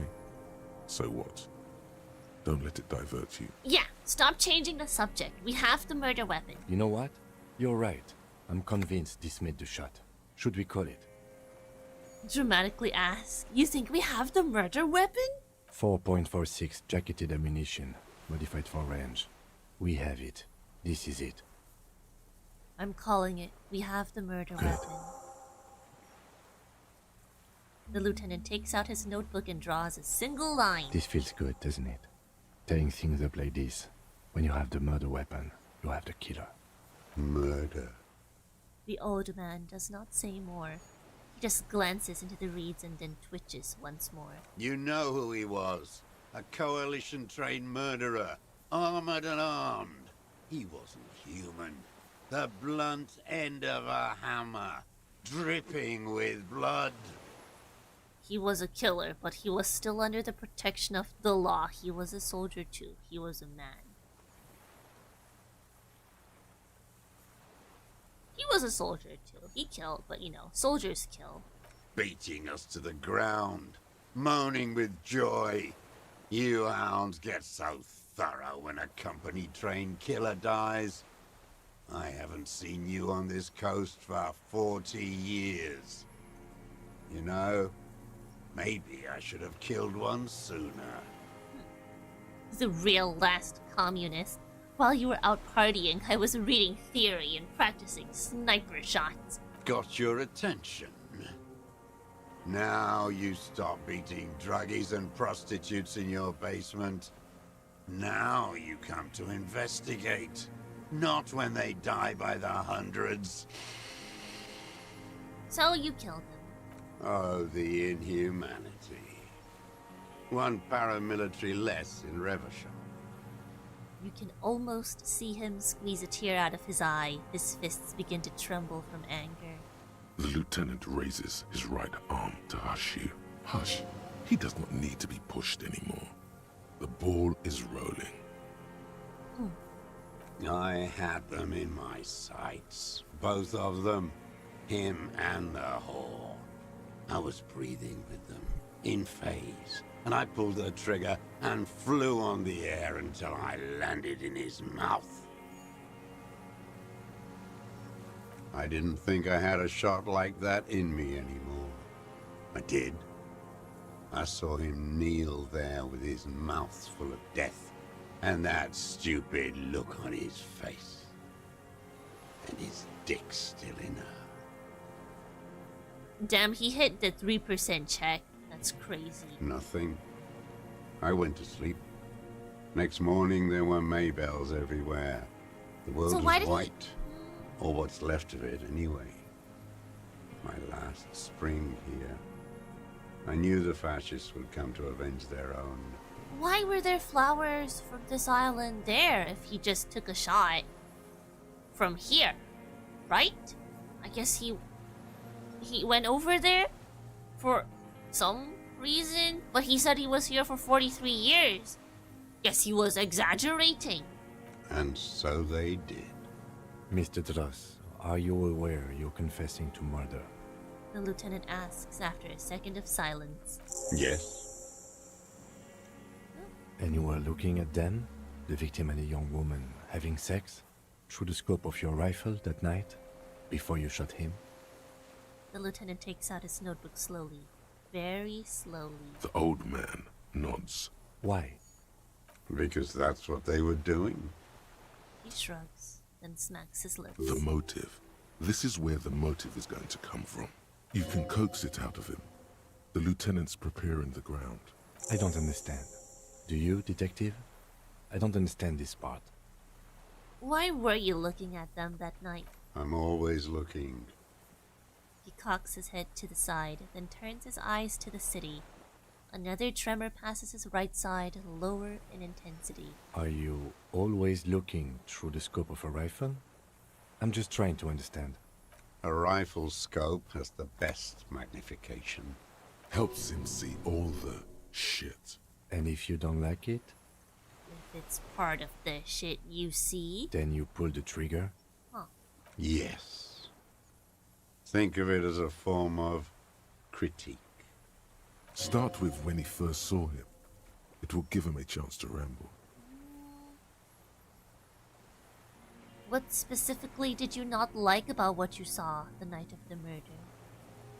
Them fucking. I didn't like that. Okay then, you were jealous? Jealousy is a reactionary concept. I didn't like the Reaver enjoying himself. Drugged out, soothed in the arms of a young woman. I wanted him to die so he could not enjoy life anymore. True hater. Gotta respect it. And I wanted to see not his so much head that explode. one. That too. She should know better than to hold a child murderer between her thighs. I knew he'd be there for one more second, writhing. Ah, so I guess the scab leader wasn't lying. They did do all of that. That's all it takes for the bullet to reach his head.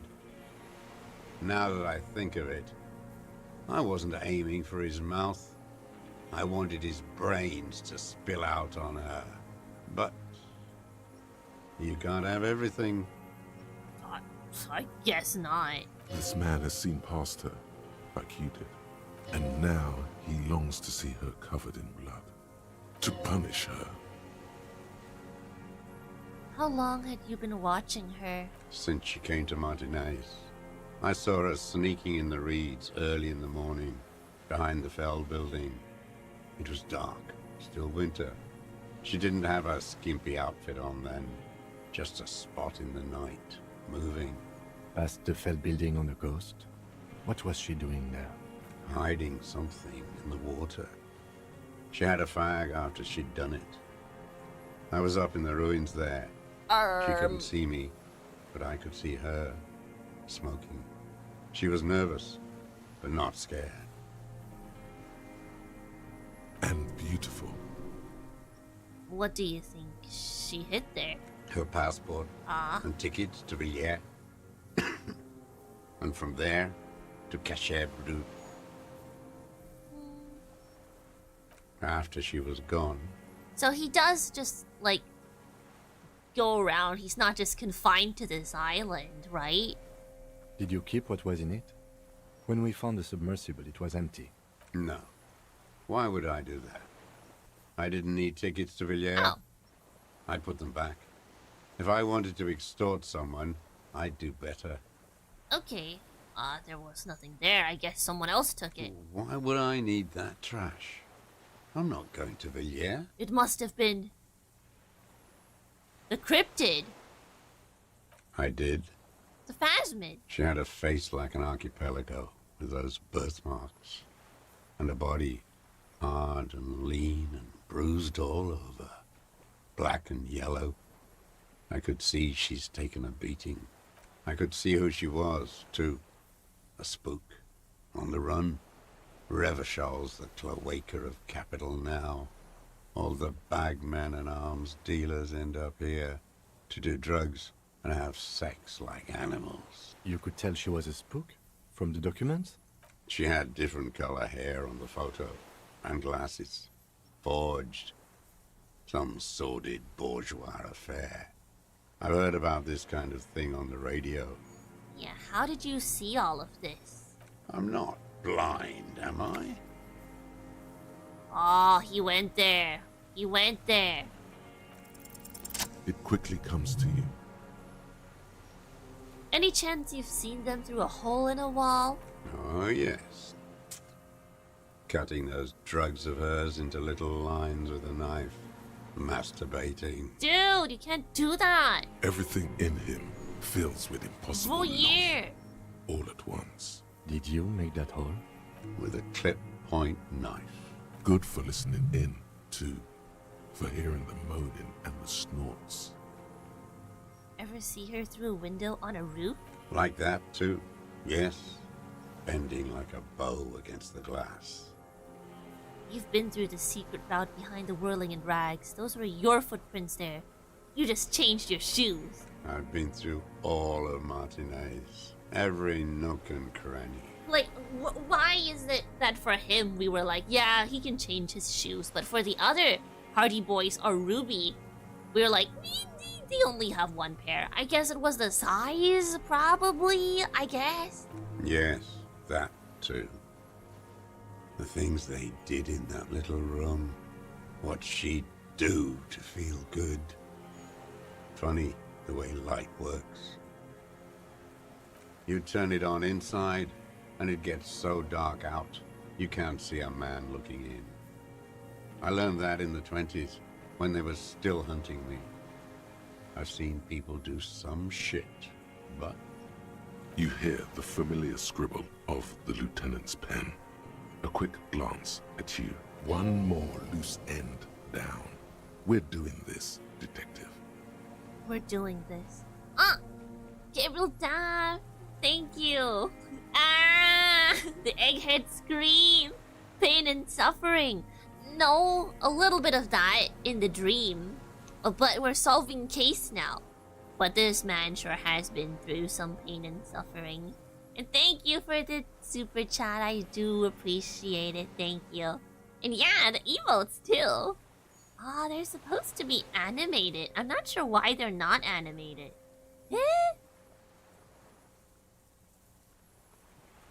That's weird. I'll check on that. Why they're not animated. Because they're supposed to be moving. Or maybe...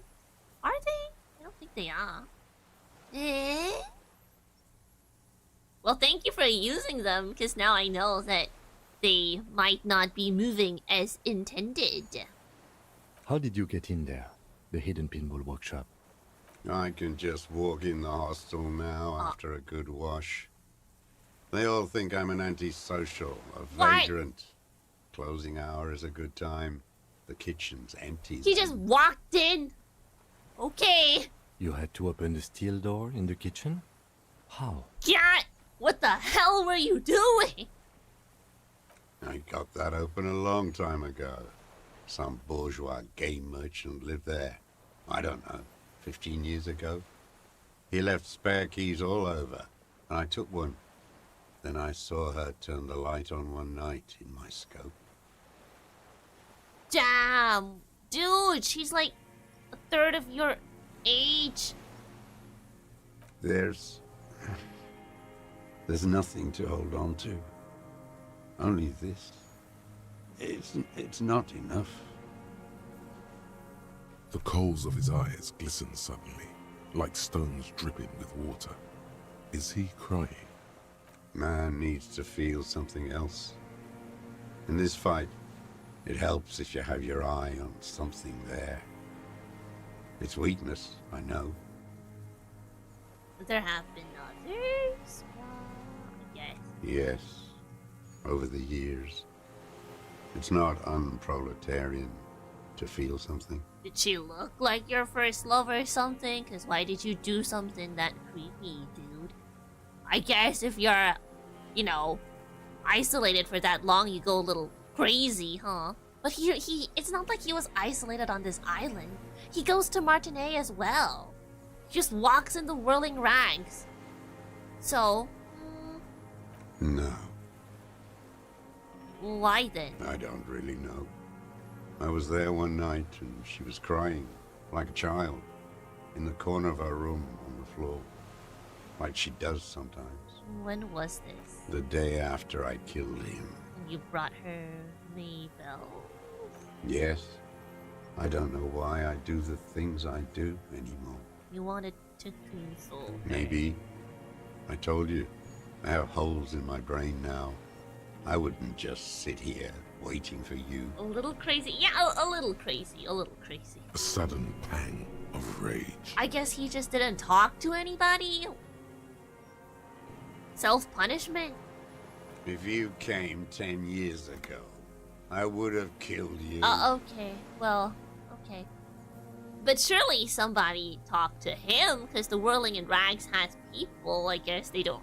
Not really, because then again, if I was at the Whirling in Rags and some random showed up and just walked around, I guess I wouldn't question it or speak to them. But Gat should know. God damn it, Gat. In the silence, Gat's the guilty. lieutenant I knew it. draws a line in his notes, then nods at you once more. One more down. It wasn't about him, it was about her. Her. He repeats, staring at the ashes, then the reeds. There's a twitch in the corner of his eye. The lieutenant nods at you in acknowledgement. That's it. Motive. We have it. Where is she, that Clasier? I haven't seen her there for days. She got away, we don't know where she is. She got away, but she let us hear first. She figured out someone was watching her from the seafort. Gone. I knew it. She kept staring into the scope this last week, at the island, like she knew. She'd look, at night, crying or smoking on the roof, staring right into me. It doesn't matter. Midtown, across the Bay of Revachol, the oceanic wind washes 40-story towers. Above them, Lucerne Central Aerodrome, a cocoon suspended in the sky by a web of suspension wiring, encircled by hybrid aircraft. Look north. On the platform, a young woman is withdrawing from amphetamines, barbiturates, and alcohol. Yet still, she smiles among the crowd, among the great ghosts of the city she's leaving, for another, That's her. far south. Smaller, distant, hidden, not like the great chandelier she sees sparkle in the night below her. Streetlights, towers, tenements, and water, and across it, a dark strip of ruins, barely visible if she didn't squint her eyes. There, on a dilapidated jetty in a nameless village, 2 police officers and 1 special consultant look across a narrow strip of sea. The ruins of a seafort stick out of the water, built by Philippe II, That's us, right? reappropriated by the commune, then lost in the landing. He's there, doing what exactly, I don't it's know. those two. I see. Satellite Officer Vicmer points at the ruins. Behind that anti-aircraft something. That's why we can't see him. Special Consultant Heidelstam is optimistic. We'll see the boat when he comes. Let's go get a coffee until then. I know this interesting my little colleagues? place where Are they finally his voice here? trails off as the 3 walk down the jetty. As the men go, Patrol Officer Minnow looks back over her shoulder at the crumbling fortification What? like a rotten tooth rising out of the water. Good luck, Harry, she thinks. You need something good for this. We could get more. We've got him talking. You could get more out of him. He likes talking. Enough. Take him in. Bend his arms behind his back and end this. Composure. I can get composure. Whoa, we got so many points. Should we dump it into composure? Do we dump it? We dump it.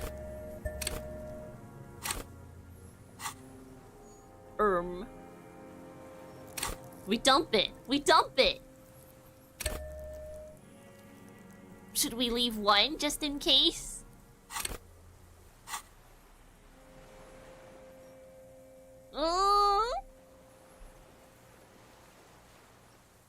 I may retry it. What strikes you about this gaunt man is not the stomach pain, or the cough, or the malnutrition. For a man who spent 44 years hidden in the urban wild. Yes, surprisingly okay. Indeed. He speaks fluidly. His movements are rapid, if erratic. His voice, despite the cough, is there. It is capable of expressing complicated ideas. Above all, he seems animated. By what? It's a mystery. This animation comes at a cost too. Erratic hand gestures, thought processes cut off like threads, as he just stares at the logs or the reeds. He also suffers mood swings, bubbling to the surface, unconstrained by his nervous system. Dementia? You've seen demented people before. This feels similar, yet different. When his thoughts move, they are lucid, keen even. Not senile. Is it some kind of substance damage? Like he's addicted to something? Not only the painkillers he's clearly on. Are you on drugs? No. Ah. I won't be stuffed full of shit like the rest of this city. Okay, cool. It's not a downer, rather an upper, judging by his snaps. Are you on amphetamines? Like some kind of decadent rock star. Okay. Are you okay? How is your memory? No, I'm not okay. I shit blood, and I'm surrounded by insane people. Well, only I'm insane, okay? Kim isn't. Maybe a little bit, because he deals with me, but... There it is again. Erratic hand motions, bouts of rage, and the stomach thing too, of course. Could it be a symptom of overdosing on something? Something even you have not tried? Keep your eyes peeled. Oh, shut up, electrochemistry. You're so useless. Electrochemistry sucks. Been looking at anything else you haven't liked? A tragic comedy. Druggies, prostitutes, and rentiers. What are rentiers? Detest pushes the cobwebs out of his eyes. Pushes the melancholy aside. He relishes it.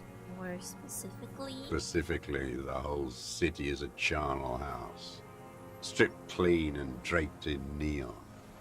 But Martinez is the worst. It's not so... Well, okay, it's pretty bad, but, you know, there's so many people that are okay in it. They have flaws, yes, but... Because of the racists? Well, there's a lot of Everyone is those. a I'll give you racist that. in I'll give you Martinez. that. It's their favorite thing to do in the whole world. Listening to race-themed radio shows. You know what? He's right. In He the has a point. ruins, in their lorries. Yeah, he has a point. Yeah, Martinez sucks. Pumped full of steroids and Radio Revachol 92. Race this, race that. It's all sanctioned by that Social Democratic Union and the farce of a Social Democrat who runs it. Mr. Clare. Yes, the fly larva in his container. He let some nihilistic advertising yuppies erect a statue of Philippe III, a syphilitic murderer, on the town square, to spit on the working class. Not since the serfs of ancient Pericarnassus has history produced a more inert social class than the Martinez proletariat. The rest of Revachol at least pretends to rebuild. These people still live in ruins. In tents, like animals. Like those boom-boom morons on the ice. Hey! A pity they didn't drown in that tent of theirs. Those are my friends. You do not call them boom-boom morons. That's egghead you're talking about. Okay? That all? The worst of them is the blood-drenched Sucrion on her yacht, licking her lips. The old whore's gone now. Her gun-toting porcelain men are dead. So, actually... I don't like you. I am going to arrest you. The worst is that old cock parading around in his uniform, throwing balls all day. Roger's the hater. It's not enough that the racists and liberals are dancing on our graves. The old loyalist ghouls still parade the ruins too. Yeah, I get the racists, but oh my god, what an omega hater! You hate Egghead and his crew, you hate my boom boom friends, you hate Joyce, you hate Renee. Every morning he's there, while the parasites he fought to protect are off in Ozon, or Quayamoran, or some other island they built their palaces on, feeding on drugs and having sex with their own children. That's all the rich really want. Sex with their own children. Throughout history, even the royal bloodline of the suzerain, it's all just an excuse for them to have sordid sex. At least that old cunt Frisell is now dead. We did good when we pushed him under I'm that just horse going to cart. arrest you. If only, in the 30s, those disco whores. Bro, just saying words at this point. The disco whores are too much. Hatred shuts down his brain's language center, leaving only a nonsensical sputter. Yeah, how dare you? Disco whores? How dare you? Whores. Is all he says. Even that word has to be pushed through his teeth with great force. The rage seethes too hard. Glad. It's all gone. I'm going to arrest you. What? But you said I would be taken to the... Now you want to go to the hospital. Okay, now you want to go to the This hospital. terror is the sum of all the uncontrollable movements and mood swings he's been exhibiting. The wind picks up. The silence on the water is broken all around you. Little shivers of waves appear. The lieutenant continues, like an incantation. We gave you the offer and you were like, "Peh, let me die, peh, let me die." Well, fine. We're just going to arrest you then, okay? Your Wayfarer rights have been suspended. Information provided to the officers on the scene will be used against you by the prosecution. You will be given legal counsel within 1 week and must face court in 44 days. Do you understand? Do you understand? But... Do you understand, sir? No, I don't want to. I have to stay here. No. He's sweating. Beads are forming on his forehead. Pupils are dilated too. Eyes getting blacker and blacker. Your confirmation is not required, sir. Now on to the boat. Does it have room for 3? Not really. We could escort him to the pier, then either one of us can take him inland while the other stays here, but... There's something you're not getting here that he's realizing. Who watches over him there while I come back for you? Lillian. You could ask her, maybe. Wait. There it is again. To your north. Wait. As it has been since you came to the coast. The reeds whisper. Stalks rubbing against each other. But then, in the middle of it... The Phasmid? Something completely different. The Insulindian like a bow, Phasmid? very slowly being drawn against the strings of a violin. A very small violin, made of reeds and rushes. Maybe there is room for 3 on the boat. What? What are you talking about? Is this... really us? Your skin crawls.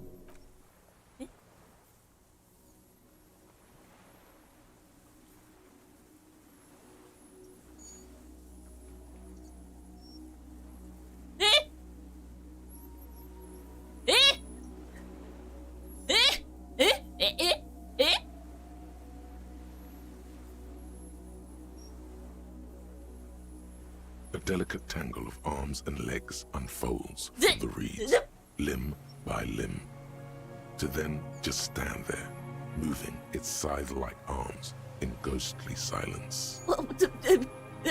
It's still there, an unfolding mechanism of reed-like chitin, hovering in place.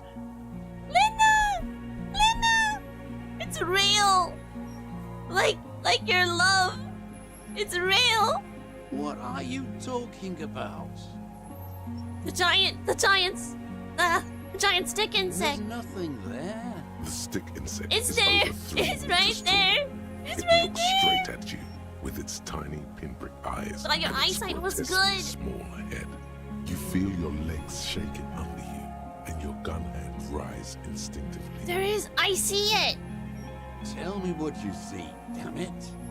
I can't make out one small thing in the reed. Jim, can you see it? I can see it. He can 4 see simple words. Thank God. He can see it. If he can see, then you're not insane.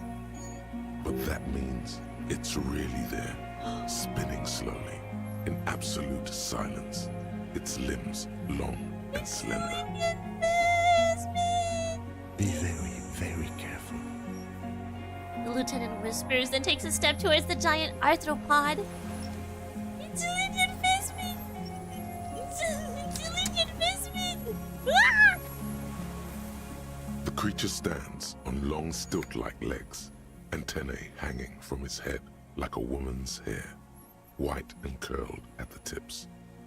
It is no more than 5 steps away from you. Yeah, we have a murderer behind us and our backs are turned to him. But it's the Indian phasmid! The segmented antennae move with apprehension, searching for something that's not there. Reed-like tufts stick out of its joints. As the insect moves its forearms, it produces a faint hiss, like a reel-to-reel machine spinning after the tape break. The hiss is different from the strings you heard before. It says something else in a lower pitch. Like the pheromone on thick! The miracle! Way out in the west, your corpse will be marked by stars. Lena's childhood experience. Insulindian phasmid. Insulindian phasmid! Ah! Slowly, with your breath held, you take 2 small steps toward the phasmid. The creature lets out a series I of knew it! ultrasonic clicks that swarm around your head like swallows. I knew I wasn't a schizo! Like laughter, a sort of happiness. Sweat drips from your brow, soaking your chest. You reek of it, your chemicals. Hissing and clicking, it extends its mandible-like antennae to greet you. You're right below it now, looking up at the colossal chitin of its white limbs. The head of the creature is crowned by reeds, and its eyes are like small droplets of water. Well, I am Harry. I don't really know who I am. No reply. A total ancient silence comes from its mouth, along with what appears to be some kind of foam. The stridulations of its limbs continue all around you. You were right. Little bubbles form on the mouth parts of the creature, on its segmented lower lip. It looks to be foaming, slowly. The foam is white, then yellowish. The faintest smell, like you've never felt before, like burnt roses. Careful. It may be poisonous. The foam slowly turns a darker shade, like burnt caramel, as the insect moves its mouth parts, masticating. The little bubbles begin to burst, one by one, letting out that same smell, like summer burning.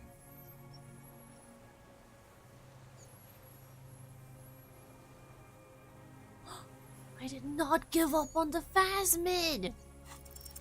I exist.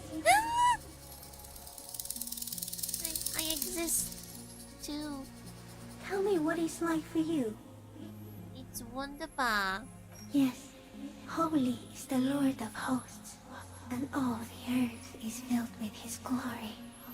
Now, I will tell you what it's like for me. For me, it is a series of half-lit images, a kind of darkness, being intruded upon, transient, dim, moist.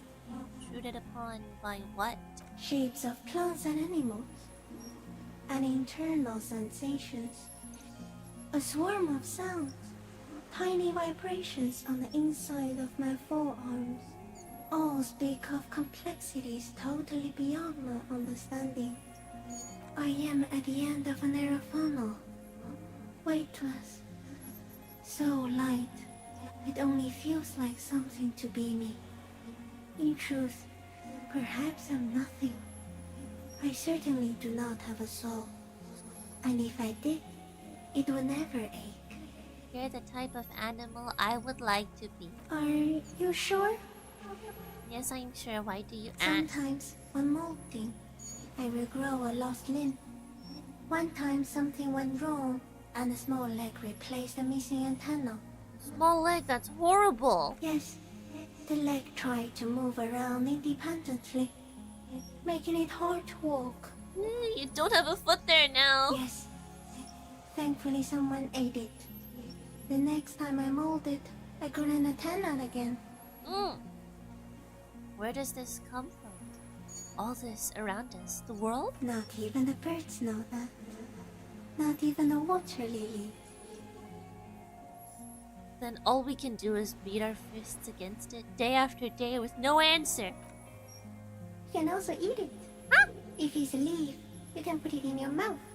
Yum yum. Yum yum. Or read. Yummers! Miracle from the West, you were hearing it. Oh, that's what I was hearing, the sharp sound. I am a detective. So am I. I was born to detect sucrose rewards and semiochemicals. What were you born to detect? I was born to detect also that. Also, He's in a bad state. sorry, I wanted to do also that. He thinks I am beneficial to him, but I am not. I only quicken his deterioration. You're destroying him? Very slowly, and only because he won't go away.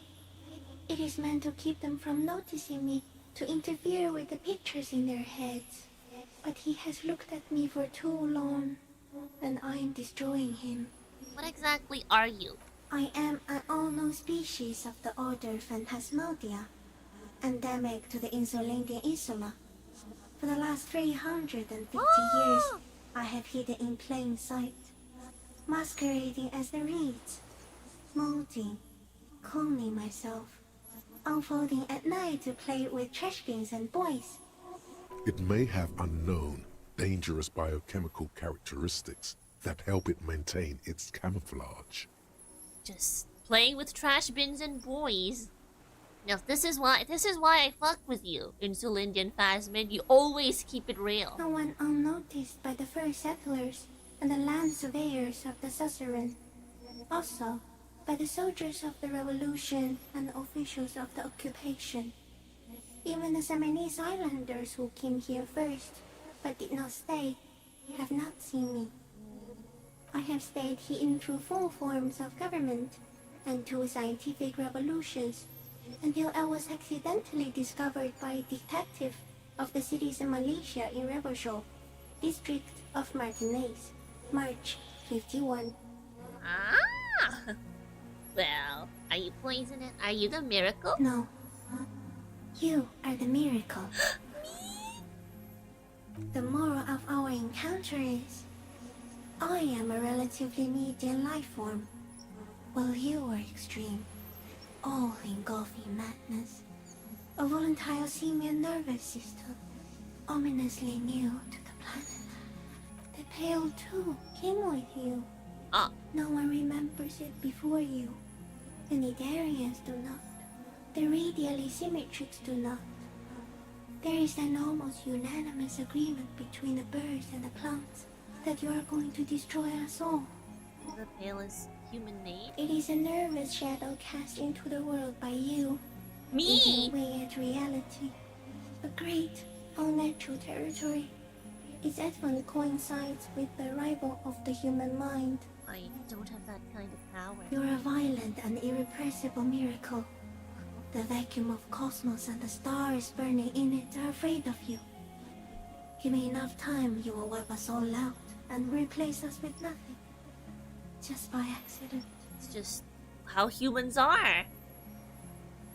We suspect it will be something like the oxygen holocaust that wiped out anaerobic life 2.6 billion years ago, when organisms first started breathing. Only much worse. Worse how? Everything your eyes touch goes back there, behind the nose mirror. What if you blink? Are we still here? Please don't blink. What if you misplace us all one day, or just forget. I will be extra careful not to blink, stick insect. Don't worry. Please be. Or one day, one of you will close your eyes and sigh, and open them to see that none of this ever existed. Kim, am I having a violent epileptic seizure? It doesn't look like that, no. What does it look like? You're just staring at it. Huh. Nothing, just looking at the stick insect. Everything is normal. Then I think I'm having a vision about the final fate of mankind.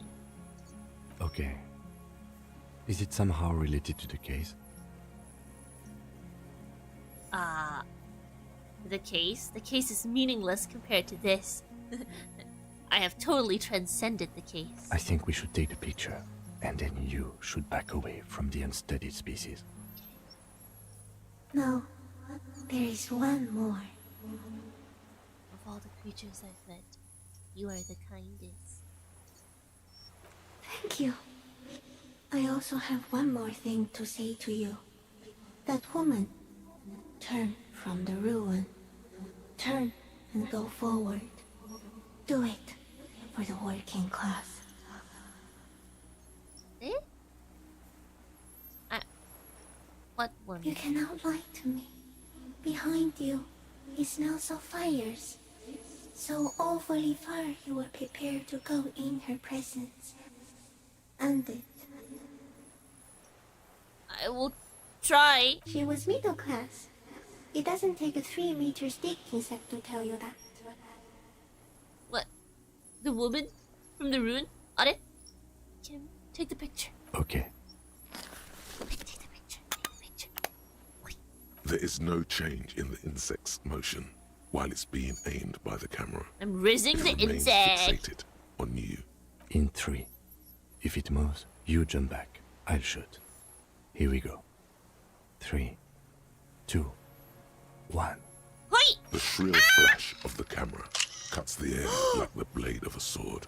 The phasmid freezes in its bright light. Head turned toward the lieutenant. Hypnotized by the flash, it stands frozen before you. I got it. You hear the lieutenant whisper as the creature's shape develops onto photo paper in his hand. A polychrome ghost of white streaks against the reeds in the sky, and you as a shadow before it. For all time.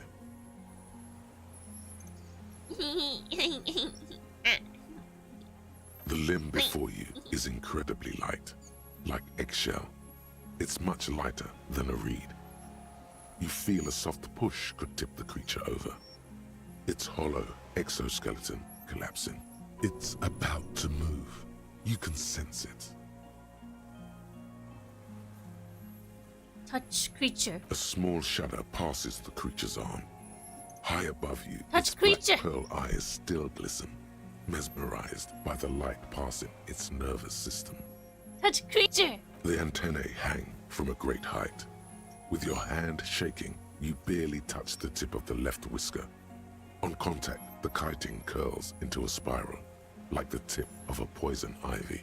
Its touch on your fingertip feels cold, ticklish. The sensation is electrifying, resounding through your body. Looks like someone's got hurt in a fight. This antennae is much smaller than the other one. Be careful, detective. It's moving. Another shudder pulses through the creature's limbs. It jolts back to life, like a record continuing where it left off, in a swaying, praying motion. Even the small black pearls of its eyes do not stray from Bro, you. how the hell were the cryptozoologists just gonna catch this in their little cages? They clearly would not. We're not thinking. Clearly she saw like a baby in Celindian Phasmid. She's still going? Bro, I did not know that it was gonna be this long. But we're already here, so we're seeing it through to the end. They are filled with adoration and curiosity. The adoration of some wheel or dominion spinning around its parent deity, and the curiosity of a common wasp tasting sugar in a fizzy drink. Bye-bye. As you're turning away, the phasmid mirrors your movements, stepping on the water, the long limbs carrying its feather weight without breaking its surface. bye. Bye bye, Phasmid. Bye bye. Now back to the murderer behind us, I guess. And just like that, it's gone. Skating away across the sea's calm mirror like a skipping stone, leaving nothing but circles on the water. And something under it, in the place it stood, bobbing there, among the reeds, a collection of items. It's gone. The lieutenant looks north, with his hand raised to his brow. What's that in the reeds? Looks like a nest of some sort. We should have a look. What now?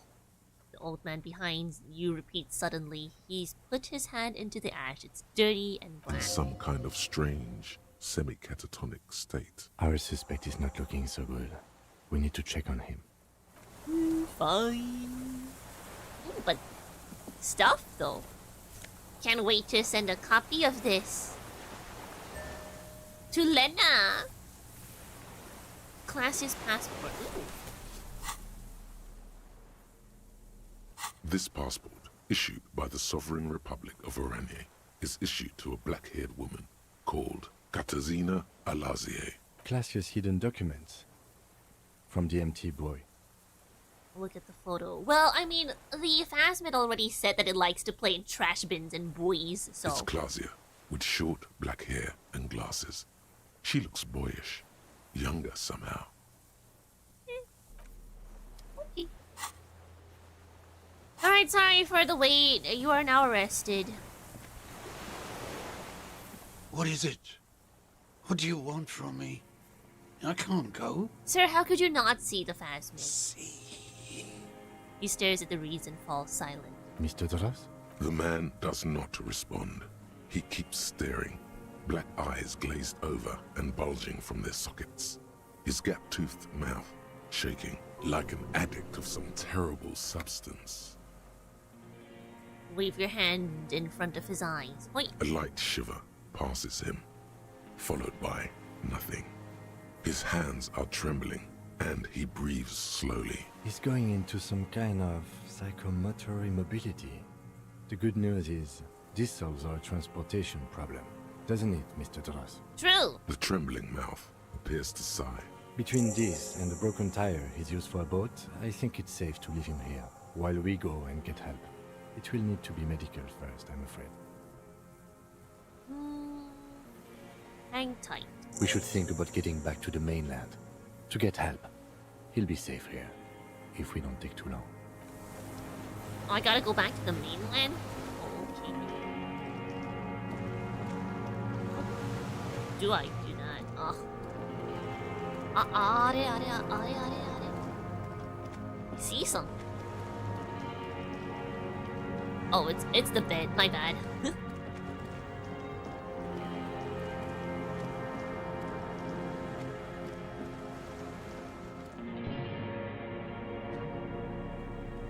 When you said I could finish it, if I just did a longer stream than usual. I didn't realize you meant a stream double the length that I usually do on YouTube, which is fine, but I did not expect it.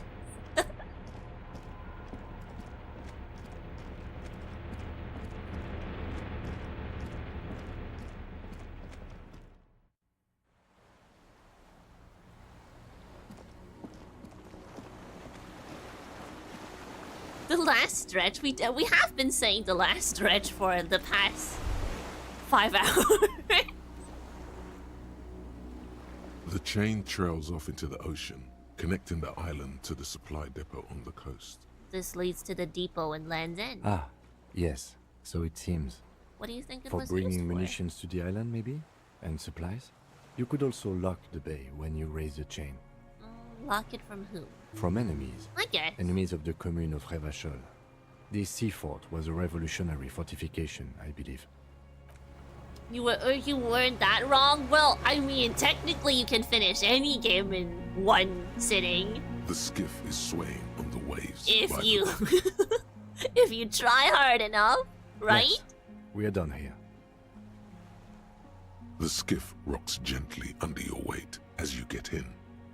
The ride back is uneventful and quiet, but for the sound of conversation on the water, there is someone inland waiting for you. Two men and a woman stand on the concrete square of a nameless village, looking at a small yellow boat as it draws closer. The sea is calm. You reach the jetty and climb out of the skiff.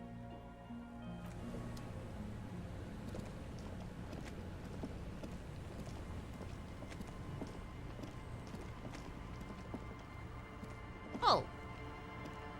Harry, we're here because we're worried. Look what the tide brought him. John! The man says in a measured tone. Suddenly his expression changes and he tilts his What head. does that say on your back? Fuck the world? So you've turned into some kind of nihilistic rock and roll world ender? Yeah, fuck the world. No one else seems bothered by that. Harry, that's because you're a cop with fuck the world written on his back. What about it? Now that you start thinking about it, maybe they were afraid of you. Yes, I am a goddamn cop. Actually, are you? Are you still a cop? There's so much disco going on, it's hard to tell. But I solve case. Vic, calm down. Are you people? Hello, Trent Heidelstein. I believe we've met on several occasions. Oh, I remember you. What the hell? I'm your goddamn partner, Jean-Vic Mar, and this is your special task force. Or what's left of it. Special Consultant Trent Heidelstein, Patrol Officer Judith Minot. Hi. We've come to scrape what's left of you off the pavement. What? No, I solved Lieutenant case. Kim Kitsuragi, Prison 57. We've just come from the island, where our investigation led us. We might need your help with something later. He adds, suddenly regaining his confidence. As if he recalled that he's in fact a decorated police lieutenant and not a naughty boy. Unless he wants to be. But this is clearly a departmental matter, so I'm going to leave you to discuss it among yourselves. No, Kim, you've got to have my back. Let's destroy them. It's good to meet you, Lieutenant Kitsuhagi. She says warmly, flashing the lieutenant the tiniest of smiles. What's this about? Ari, we want to help you. Trent, I believe this is where you come in? This is the horse-faced woman. I don't know why you named her that, but it was beyond idiotic. Yeah. You should never address her using those words again. Okay. I don't quite know what I'm doing here. I was asked to participate as an expert. I think I need to manage your expectations a little. I'm at best an enthusiast in cognitive science. My background is in something else entirely. I engage in neurology on a merely theoretical level. In fact, I should probably get going. No, Trent, it's too late. You're part of this shit now. What have you got to say for yourself, shit kid? What? What does he have to say for himself? He left you to catch the bullets. Where have you been all this time? There was a mercenary tribunal. God damn it, Harry. He shifts his weight, crosses his arms, and looks you in the eye. You told us to fuck off. You said we're cramping your style. Your detective god. Fuck everything. All will burn. Detect or die. Well, yeah. Yeah. Well, yeah. Wait, so you let me face a squad of trained killers alone just to teach me a lesson? That's awfully petty. It wasn't like that. Fuck you, Harry. We didn't know there was gonna be a tribunal, did we? Why would you leave a literal police god? You were crying hysterically. You were drunk, breaking things, being emotionally abusive. You said we were going into the abyss. Well... None of us wanted to see the abyss. So we fucked off. Like you told us to. You aren't the man with sunglasses at all. You are not even blonde. Guilty as charged. I heard you'd lost your mind and your memory. I wanted to see if it was true. And it was. Good work, Harry. You're insane now. There's one less person for me and everyone else to rely on. I don't like being lied to. I didn't lie to you. No one lies to you. You were so fucked up on booze you couldn't recognize your own partner. I have a new partner now. Sorry for not recognizing you before. It's okay. I didn't come here to gloat or to fool you. Neither did he, actually. We're just worried. That's right. Worried. I'm always worried about you. Every time you don't show up to work, or when you do but stink, you're a worry fest. She's worried about you. I'm worried about you. Even Special Consultant Backpedal is worried about you. Everyone worries, instead of working. How did you know I was here? I guess they just saw me or followed me, I guess. The bells aren't ringing because you have brain damage. Oh, what? Detective God. Trant, this is where you come in. How bad is it? Well, he doesn't have visible tremors, he talks without slurring, he can drive a boat, he's standing, reasoning.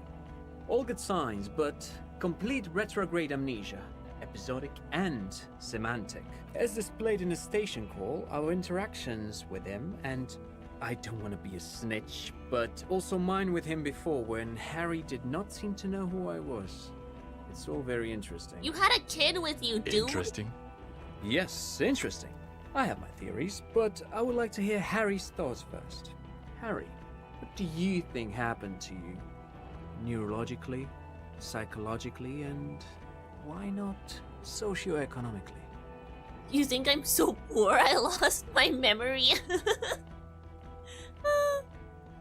Something to do with the anomaly in the church. Something so sad happened to me that I couldn't be me anymore. It was a defense mechanism. Probably. Psychotraumatic amnesia, Trant? I can go for that. Shit kid is a broken man. Always has been. Who isn't? I know I am. But you know what? I keep my shit together. Also, I know a person can't wipe their own mind, however traumatic it gets. That doesn't happen.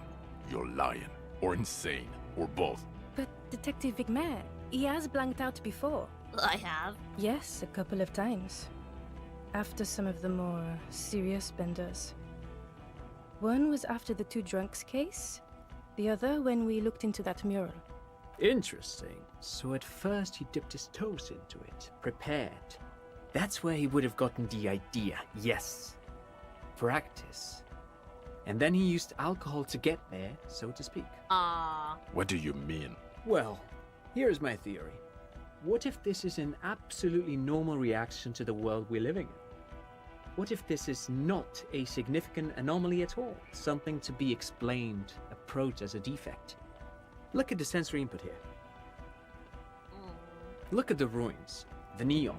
Listen to the radio, the multitudes, the people. Live here for 40 years. As a police detective, he's like a magnetic reader on the world tape, to borrow a known metaphor. Harry's been pushed flat against it. Total input. Hardwired to the free market. He just needed for it to end. Okay, Trent, thank you. That's absolutely meaningless. I'm glad we got you. Will he or will he not be able to work in the major crimes unit? Is he a cretin now? I want to know that. He's not a cretin, and he is able to do work. If not in his previous leadership role, then as a line detective. Fuck all of you. I don't want to be in your unit. I want to work with Lieutenant Kitsuragi. No, Harry. Fuck you. What? You already fucked us. I've already explained this shit to Bryce twice.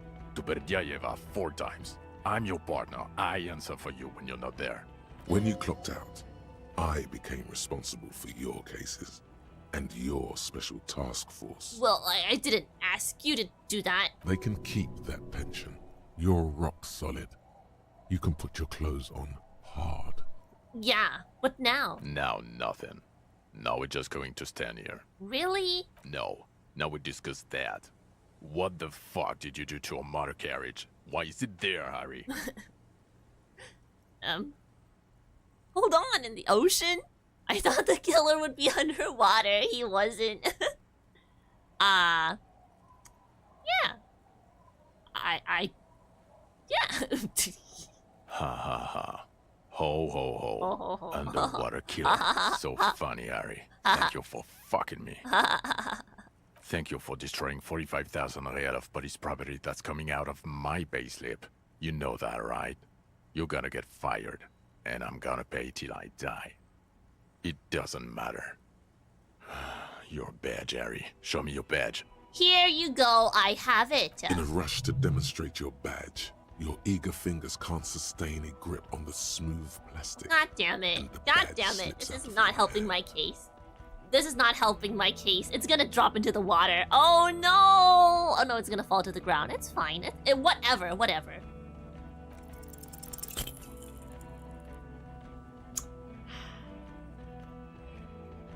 You juggle the badge for a second, unsuccessfully. I'm so and it lands on the ground. cringe. Some 2 meters away.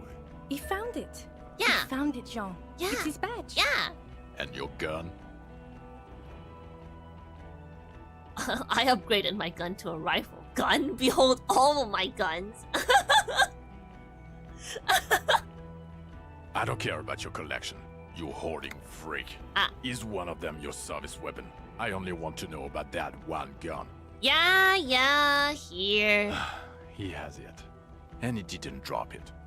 You're drunk like a bum, Harry. Put that thing away before you kill someone. I haven't started drinking again. So you forgot to drink? I don't buy it. Why do you smell like a corpse? It's then? my musk, okay? It's pheromones to lure out the Insulindian phasmid. He's wounded. It's been a long week, and he's handled an actual corpse. Yeah. Yeah. Yeah, I've handled an actual corpse. Yeah. I don't believe you. You're drunk. You let a suspect escape, a certain classier, because you were too drunk to assess a flight risk. We've read the report, Sari. Lieutenant Kitsuhagi's. We know.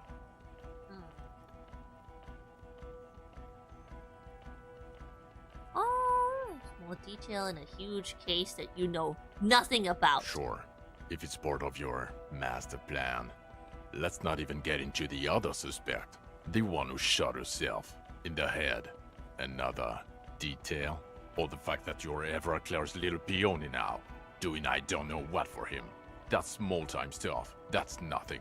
That's a humorous anecdote compared to the 8 people who were gunned down. The streets are literally red with blood. Where Harry. were you It was guys? fucking You were just nothing. cross-dressing. Where the hell were you guys? Why are you getting mad at me? God, I hate you, Jean-Vic Mar. You suck. He did everything he could. Exactly. We did everything we could. Exactly. The company hired and vetted mercenaries. Lieutenant Dubois got between them and the locals. Here comes the cavalry. He did so at considerable risk to his own life. He was shot and survived only because of his armor. We stopped an execution, not a negotiation. The loss of life was minimal compared to what it could have been. Gotta go to sleep, enjoy the last little bit of disco laughing. I didn't realize it would take this long, okay? I didn't realize. But we're in too deep. Good night. Good night, Default. Sleep well. Have good dream and not traumatic ones like what Harry has. Yeah, we got... Where the hell were you? Don't make this harder for yourself. Okay, sorry. Thank you for the input, Lieutenant Kitsuragi. I didn't mean to suggest you didn't handle the situation. Okay. He thinks of apologizing, but decides against it. You've spent the week with him on this case. What is your take? On the case? Or on him. On Lieutenant Geoffrey Dubois. Well, the drinking, the gun losing, also losing the badge. That's all true. Although he has not been drinking on the job this week. I told you. See? 1 week. Then there's the superstardom. He likes to, from time to time, allude to being a superstar law official. At first I thought it was a joke, but now I'm not so sure. He says disco about 20 times a day. Not that many, maybe like 7. It's worrying, especially considering his political views. Detective Dubois is, as you may know, a Mazovian social economist. He wants to liquidate the ruling class, which, again, for a police officer, is a little odd. Other still, he is also an ultra-liberal hustler who is always on the grind. How he reconciles these 2 points of view, I do not know. But he is vocal about both of them. Can't a guy have hobbies? Jeez. And then there's the motor carriage in the sea, something I was not present for. But despite all this, he is a great detective, one of the best I've seen. I'm the can opener. He can talk human beings into telling him everything, and he doesn't stop. In all the time I've spent with him, he has not once stopped pursuing leads, however far-fetched and tangential. Oh my god! He is tireless, I'm getting glazed. madly driven. Yeah? Well, except that one time when he stopped to sing karaoke, which, by the way, I have to disagree with you, Mr. Vicmar, was a valiant effort. He really sang his heart out. Yeah. Okay, he did something. Other than that one time, he has tirelessly worked on the case, and he solved it. We have a confession, a murder weapon, and the perpetrator, locked on the island right now, awaiting transportation. He apprehended a straggler who stayed hidden for 50 years, ever since the revolution, who's probably committed other murders over those years. Yeah. Oh, and he also discovered a new species. Yeah. Show some respect, Jean. What have you done? A new species? A colossal stick insect. It was on the island, camouflaged as the reeds. It unfolded from the reeds. I think we may be dealing with the Insulindian phasmid.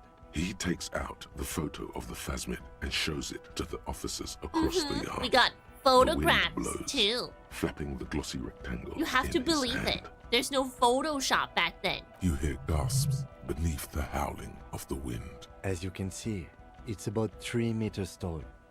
In fact, we think it may be the largest land invertebrate ever discovered. Yeah. So as you can see, I'm a pretty okay detective and an absolutely giant communist. Fucking hell. Is this somehow connected to the case? The killer did not seem to be aware of the phasmid's presence. Exhibiting a strange, atypical dementia, he fell into a stupor after its appearance. He became near catatonic. Boom, boom, boom. 5 big booms. Boom, Yes, boom. but also... Yeah, that. So it is connected. I must say, this is absolutely extraordinary. I don't even have words for it. Yes. It really does make it hard to fire the drunk. Yeah.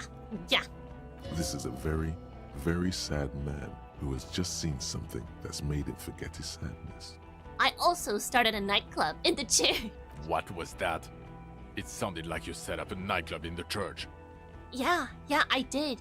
I reinvigorated the local nightlife. 4 kids were living in a tent on the ice. They were going to drown when it melted. It's not optimal, but the building was abandoned, so he put them in there. It's okay. Yeah, what have you done? It's not that okay. Get off this subject now. Okay. The killer, Lilianovich Dros. We have a strong motive for him. Lilianovich. A revolutionary matronym. I don't have time for this. Straight to the motive, please. Of course, excuse me. I just thought it was noteworthy. No one cares, Trent. No one cares. Act of jealousy, hoping to start a war between the company and the union. Well, it was jealousy, right? It was. Jealousy? I thought this Lilianovich was an old man. To have been hiding for 50 years. Like 70-something. A strange psychosexual fascination. The result of spending all this time in solitude on the islands of this bay. And trauma too. He himself gave a political reason. In his mind, he had killed an enemy combatant.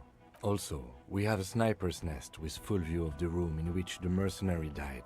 Right on the island. And 2 officers on the scene that Mr. Dross confessed to. It's a clean win. It's way more than that. It's my masterpiece. They'll teach this in cop school. So true. Masterpiece? Get over yourself, Harry. I can still smell the booze on the wind. Then I don't know what you're smelling. You might be smelling your upper lip because you drank booze, because I certainly have not been. God damn it. Doesn't it ever leave? It is there. Like in your bones or something. Nuh-uh, it's his upper lip. It will pass in time. I also fixed the strike situation. How? It seems to be ongoing. I see red banners on the gates. He didn't quite solve it. He cross-pollinated information between the company rep and Everhart, until the rep came to see that the Union desires war. At which point Mrs. Messier decided to... What? Hand clear the terminal? Well... I masterminded a solution to an unsolvable problem, yet things are calmer now. Sounds like you got played, Harry. Because you were off your tits on Al Ghul. Hey, how do you know about Al Ghul? It doesn't matter how I know about Al Ghul. What matters is, you're Everett Claire's PI I was now. playing Just as I Everett, said. dumbass! He's a mob boss, did you know? Bro, this Jean guy sucks ass. No wonder I drank, because my partner was such a dickbag. It's not quite like that. The move allowed us to stabilize things here. It was not bad for Martinez, and we don't owe anyone anything. Okay. Yeah, there's a dead man. Okay, dead man. Yes. Fallen through a gap in a boardwalk. Drunk. I The found body him. was transported to Precinct 41, our morgue. I had Tilbrook and Mullins take care of funeral arrangements and family stuff. Thank you, Judith. You're not the only cop in the world, Harry. This all comes back to us. Jean, it's about me. Only I work hard. I'm Jean-Vic Maire. Still, good work with the missing person, Detective. Thank you, Judith. It's still a point for you. No denying it. I don't think they want to know about that. I confiscated drugs from Kuno's dad. Who's Kuno? You don't know You don't want to know. This guy doesn't know Kuno. Jean-Vic Maire doesn't know Kuno. Imagine. You're right, Lieutenant. I don't. You snorted the drugs, I know you did. It's alright. I'm in. At this point, anything is but the drink. I did not. I still have it somewhere, I think. I still have it with me. You want to snort it, huh, Jean? Yeah. Want to take this hot shit back? I don't want to, but you discovered a new species. And solved the murder. Yeah. So I have to. Jude. Anything that ends the trial is okay with me. Agreed. The public relations potential of this is too valuable to let go. Okay. We have vehicles in the square, and the perpetrator needs to be taken into custody. Let's go. Now you will finally get to know who you are. I have a few questions before we go about who I am. The man looks westward, impatiently. Do I? Jingling his car keys in his pocket. The Phasmid. I need to tell Lena about this ASAP. Lieutenant Kitsuragi, what will you do now? Who is Lena? Oh yeah, a cryptozoologist. She lives in Jamrock on Tabernacle Road. She told me about this Phasmid. Tabernacle? It's on the Yeah, way over. yeah, please, Near I where have you to live tell in her. Tradition. Please! Please! Fine, if we're gonna drop you off anyway. She and her husband were conducting the search for the Phasmid. It's their discovery, in part. They should know as soon as possible. It would do you good to deliver some positive news for a change. Yeah, you tell him, Kim. She is going to be over the moon. Watch out, or she'll faint. Kim, what will you do? Well, first I will go back to my station and write the most detailed report anyone has ever seen. It will have to be good to cover all these. Then I will have a serious talk with my captain. Detective, we just stopped a small-scale war. Something is happening to Revachol. He pulls up his collar and looks around, the cold spring light reflected in the lenses of his glasses. I don't know what yet, but it's going to be a hard spring for the RCM. We need to get ready, infiltrate, investigate. Want to do that at Station 41? Talk to Captain Price? I'd rather not ruffle the feathers of two captains with my doom-mongering. No, I meant investigate. Come work in Precinct 41. Work with Price? I'm flattered, but I don't know if I... Me! Fit in. Work with me! And Work crazy with me! Me! Take the stress. Me! He Itsuragi! doesn't know how to finish the sentence. Flattered? You're Lieutenant Kitsuragi. We would be flattered if you even considered. I would have to tie things up in GRIH first. But, I mean, whatever is coming, Jamrock will be more central to it than the harbor. And we also have a huge caseload, Lieutenant. Piles that we need to get back to. Mountains, even. Don't use that as our selling point, Judith. Come on, she means well, she means well. Thank you, Judith. She's trying to be a good wing woman. But, I don't think... Maybe Kim likes that, though. Entice him with work. The little workaholic. I do like the sound of that. He does? He does? He does? Why am I like this? It's not a mystery. Some chick fucked you over. Also, you were drunk. Okay. You really went with it too. Okay. Really maximized the damage. Damn. Was her name Dora? Yeah. Dora England, I think. So we weren't even married. No one is married anymore. This is Revachol. I've heard enough. So have I. You bitterly dropped Dearest Dora and really tore me a new one twice a week, I think. It comes up. Ah. The special consultant glances at his wristwatch. I'm ready. Good. She looks at you, then Vikman. Fuck it, let's go. Trond brought his motor carriage. It's a 20-minute drive to Jamrock. Under the afternoon sky, the great district hums. A chessboard of wooden houses, 80,000 living Please souls, let me know Lena's and reaction. stacks. Fire traps as far as the eye can see.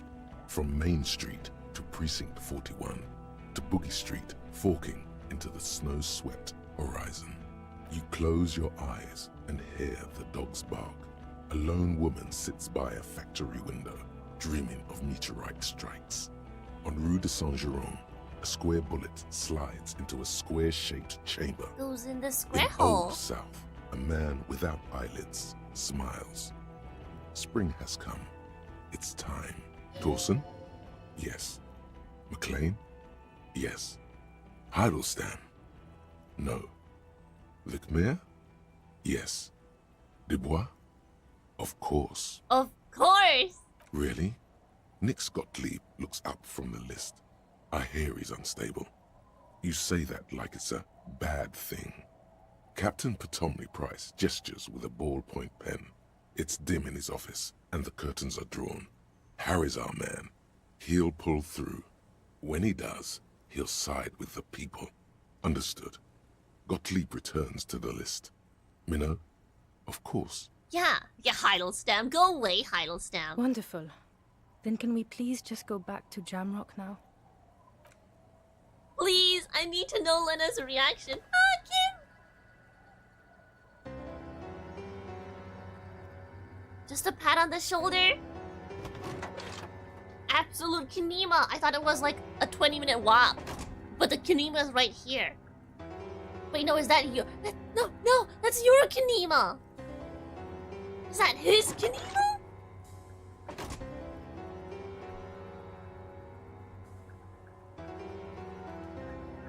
I don't want to do this with you. I guess he was my old partner. Where's Kim? I want to be shoulder to shoulder with Kim.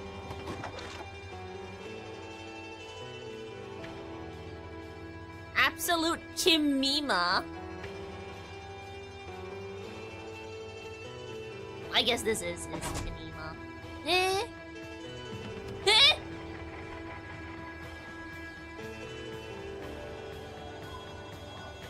But Lena! But I have to tell Lena! Oh, I want to know how she reacts though! And I want Kim to work with us. Surely he does. Right? Surely. What? No hug? No high five? Well, he did dance with us. Ending is a little quiet. Even just a little snippet. A little snippet of Lena going like, oh my. Oh my. Since Indian Ferrisman, it's real. You know, just something like that. A little follow-up of what happened. I want to know what happens. I want to know.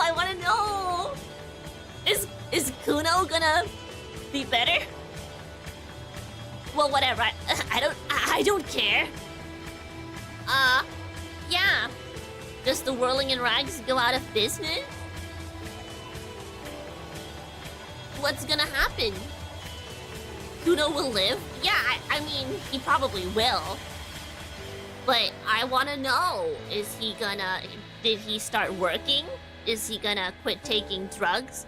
Because there's still going to be drugs, because now the Union is controlling everything. He probably can still get it.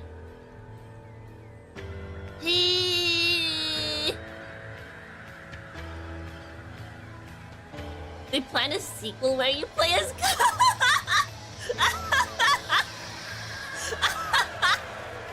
That would be so peak. Holy.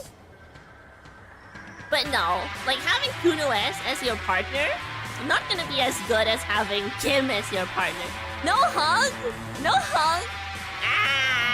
Kim, Kitsuragi. And again, what we shared is beyond a hug. Cannot be expressed. But we did dance together. I'm so glad we got that. Oh, I'm so glad we got that. it's not really a partner, it's dual protagonist. Well, Kuno deserves to be a protagonist, but Kuno S, I don't know if Kuno S deserves to be a protagonist.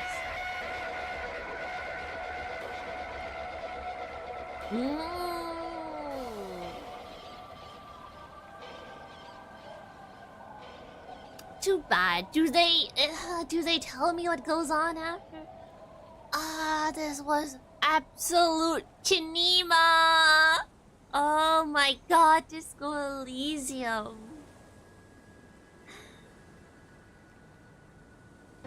My 7 days in Revachol were wonderful. This game's got different endings, right? Probably. Did I get like the best one? Did I get the best ending? Unless you're telling me there's like a better one, because this is pretty good. We tied up all the loose ends, and we discovered the Phasmid. Lena is gonna be so happy. I feel that one really gives you a sense of accomplishment. Because you always believe. I always believed in her, okay? I always did. She was so down about it. I'm really happy about that one. Also, the nightclub? What do you mean they were living on a piece of ice that was gonna melt and drown them? What do you mean by that? No one was gonna tell them? Was no one gonna tell them that the ice was gonna melt and they were gonna drown? Did no one care about my friends? My friends? My boom boom friends that belong in Yekokata? Come on! And the way everyone hated us at the start, but at the end they were like, yeah, you're fine, I guess. You're kinda cool. Kinda. You could have saved a few more lives. Other than that, pretty good showing. I would have liked to save Lizzie, but my, you know, my rhetoric was just so garbage. It was impossible. It's fine, I guess. I mean, Titus seemed to be cool with us, so there's that. Who else could we probably could have saved Ruby too, but, well, I didn't know, okay. Bruh, oh my god. My worst performance was probably the part with Ruby, where my line of convincing her was, women, am I right? Am I right, Ruby? Women, right? I'm sorry, Ruby. I'm sorry. Apologies. That you deserve to not have that be the last thing you heard on this plane of existence. The pale stuff was really interesting too. Like, surely if all those people were studying it, it has to have substance to it. Maybe the end of times is coming. But there's that. I actually failed to break the latitude compressor and Ruby just ran away. In hindsight, I failed to check for the better. I see.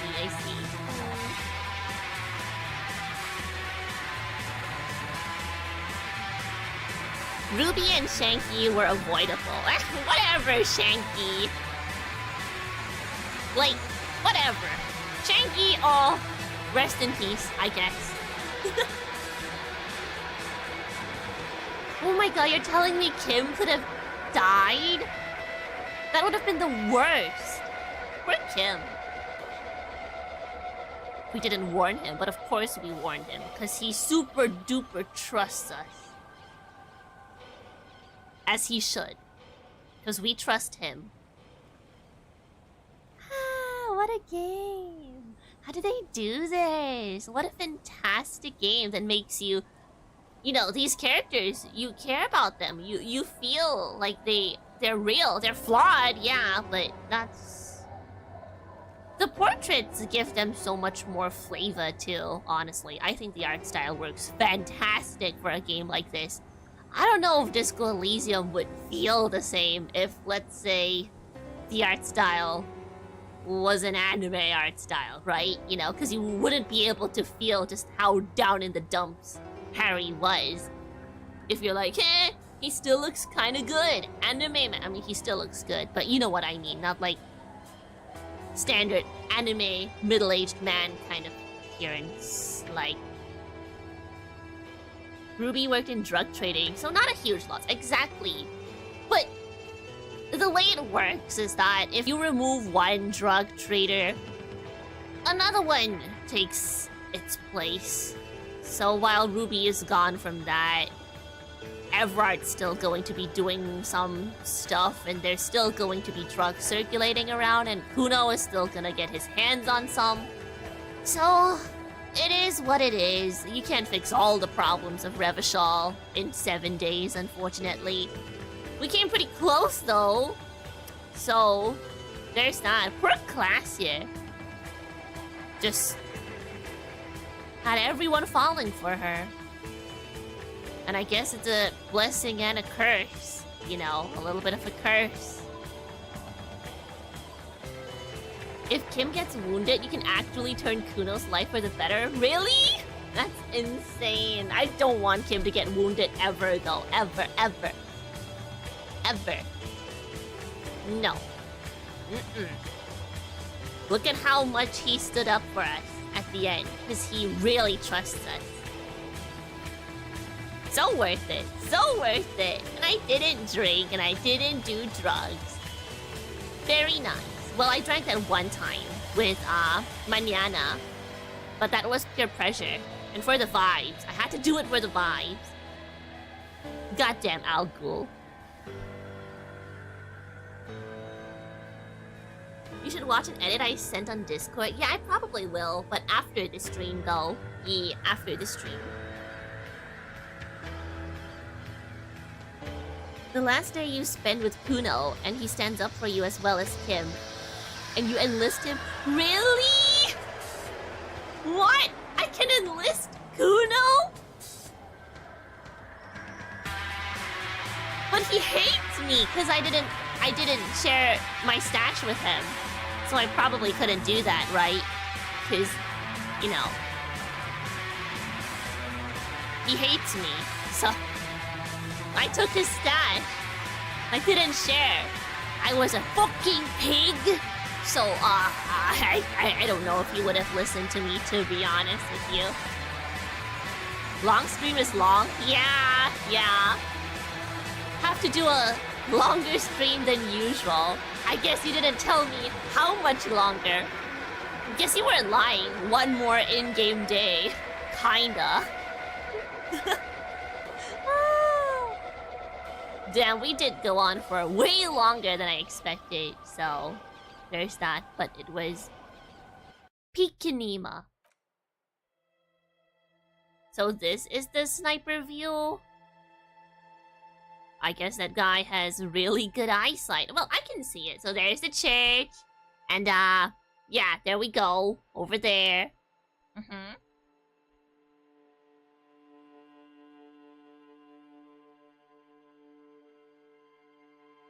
So that's just the trajectory, I suppose. I see it. Ah! Wait, do I? Where's the whirling? In rags. I guess that's... Oh, I see it. I think. Over there. Right, over there. Like...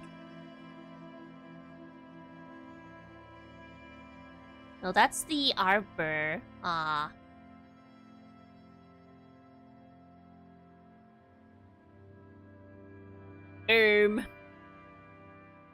lost it. Are? Next to the mountain. Bro, what mountain? What mountain? I see buildings. I don't see a mountain. Mountains are in the background.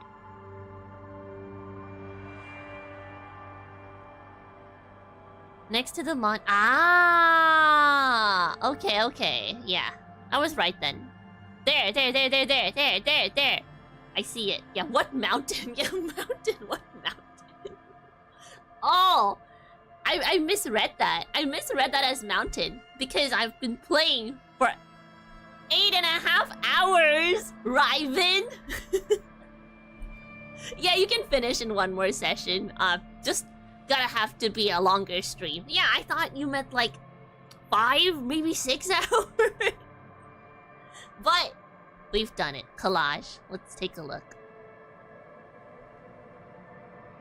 We did it! Disco Elysium! Peak. Accept. Hi. Oh my god, it's Harry Dubois! Yay! Harry! Harry Dubois! Totally worth it. Totally worth it, though. Totally. Harry Dubois! How do I add people? Him! Wait. Come here, Kim. Come here. He looks so... He does look so... He does sweat a lot. Yay! We are... Look at that. We are hand-holding. Beautiful. Now make them roommates.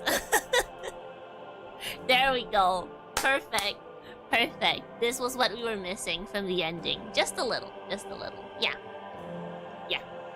What else do we have? Do we have the Insulindian Phasmid? Oh, I have not seen these people. Oopsie, I spoiled it myself. Phasmid! Ah, Kim. Phasmid, Phasmid, Phasmid. Whoa! See, a family can be 2 RCM officers and an Insulindian Phasmid. Peak. Peak. Beautiful. Alright. Are.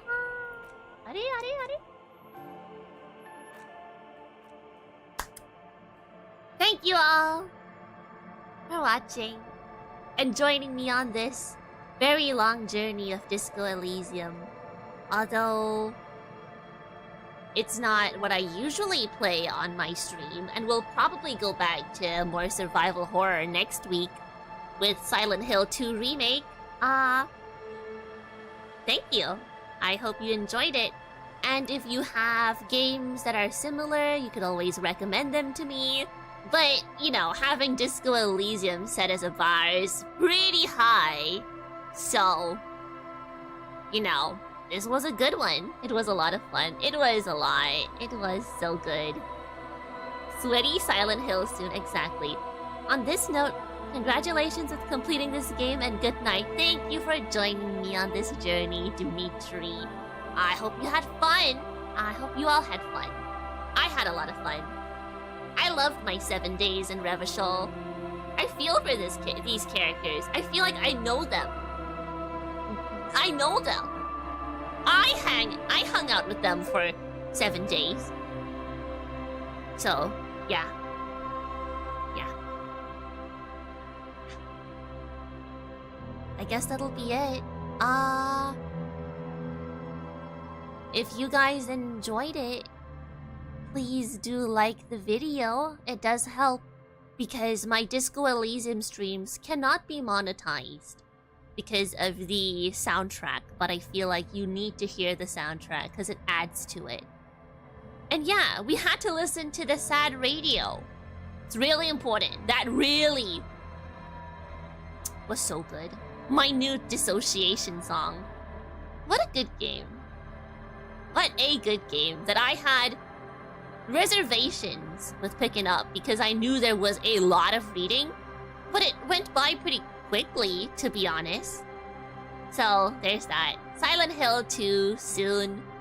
And I got a couple of recommendations from my friends, so I might play those games as well. But if anything similar to this that you think I'd enjoy because I enjoyed this, feel free to let me know as well in the comments. And yeah. Keep discoing, everybody. Keep discoing. I will be there no matter what. Thank you for this recommendation, Riven. You have no idea. You have enriched my life and vocabulary with the introduction of this game into my life. And my journal thanks you for it. What a nice comfort game. It's bleak, yeah, it has its flaws, yeah. People get into sad and bad situations in this if you think about it a little harder, but it's a comfort game. Vampire the Masquerade Bloodlines. We'll look into it, because I do have that game. I do have it. I just never played it yet. But I think some people say I gotta install some enhancers to it or it'll not run as well. So we'll take a look at that. But to be honest, we play Deadly Premonition on this channel. Do we really care about jank? Clearly we don't. We'll figure it out. So, yeah. That's based on the tabletop. It's in the vein of this. Okay, yeah, I need some patches for sure. Well, well, well. Disco Elysium. We completed it. I hope you enjoyed this ending. I'm okay with this, because I can think of a lot of worse endings. If you piss Kim off, he's probably not gonna have your back at the end, and you're gonna get fired, huh? Too bad, he loves us. Sorry! We didn't have anything. But what we did have was physical instrument and suggestion. Maybe that's enough sometimes, you see? Just get through it with the worst fashion possible. But also the best. The worst to other people, the best to us. Endings are always hard to write. Yeah, they are. They are. But this was a good one. But I really wish we could have at least seen Lena's reaction to how the news affected her. Like, you were right all this time.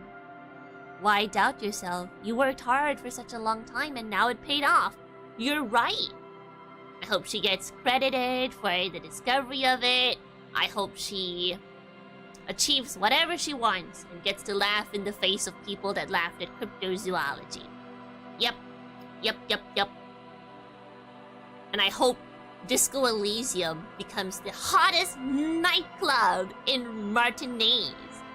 And then, you know, Egghead becomes a world-renowned DJ as he deserves. I want to know the endings for all of them. I hope they all have good endings. I care about their endings. I care about what they become. So yeah, peek. Peek, peek, peek. It already is. That's chill. There's only one nightclub in Martinez, apparently, and that's Disco Elysium, baby. Well, if you enjoyed your journey with me, don't forget to subscribe. If you want to. Hopefully my suggestion is high enough for you to do that. Alright, it's almost 9 hours. I should probably call it here. If you were here for the entire time, thank you. Much appreciated. I'll see you all next week on YouTube for Silent Hill. But if not, you can catch me on my Twitch channel most of the other times. So yeah, thank you. Thank you, and I'll see you all soon. Let's all make it to Yekokata, shall we? Where we deserve. It's the place to be. I'm so glad you picked it up. I'm so glad I did too. Average VTuber stream. Yeah, but if you notice, my YouTube streams are usually pretty short. Around 4 hours-ish. Maybe 5 is the longest. Sometimes 6 when I was playing Fear and Hunger, but you know how it be. So yeah. Skippity skip-a-danger. I am the rearranger. I'll see you all real soon. Silent Hill soon. A different vibe. Scarier. But you know what's truly scary? Capitalism. But yeah, tell me what ending you got and how you felt about Disco Elysium if you want. I would like to know, because I do have thoughts about this. I could probably phrase my thoughts a little better tomorrow or something. So yeah, for now, hopefully you can see that I really like this game, and I think you should play it too. And just roll with it. If you fail checks, you fail checks, but there's one check you must not fail, and that is to dance in Disco Elysium. Well, I'm about to make this game my entire personality for 2 months and recommend it to everybody. So stay tuned for that. Yep. All slappy!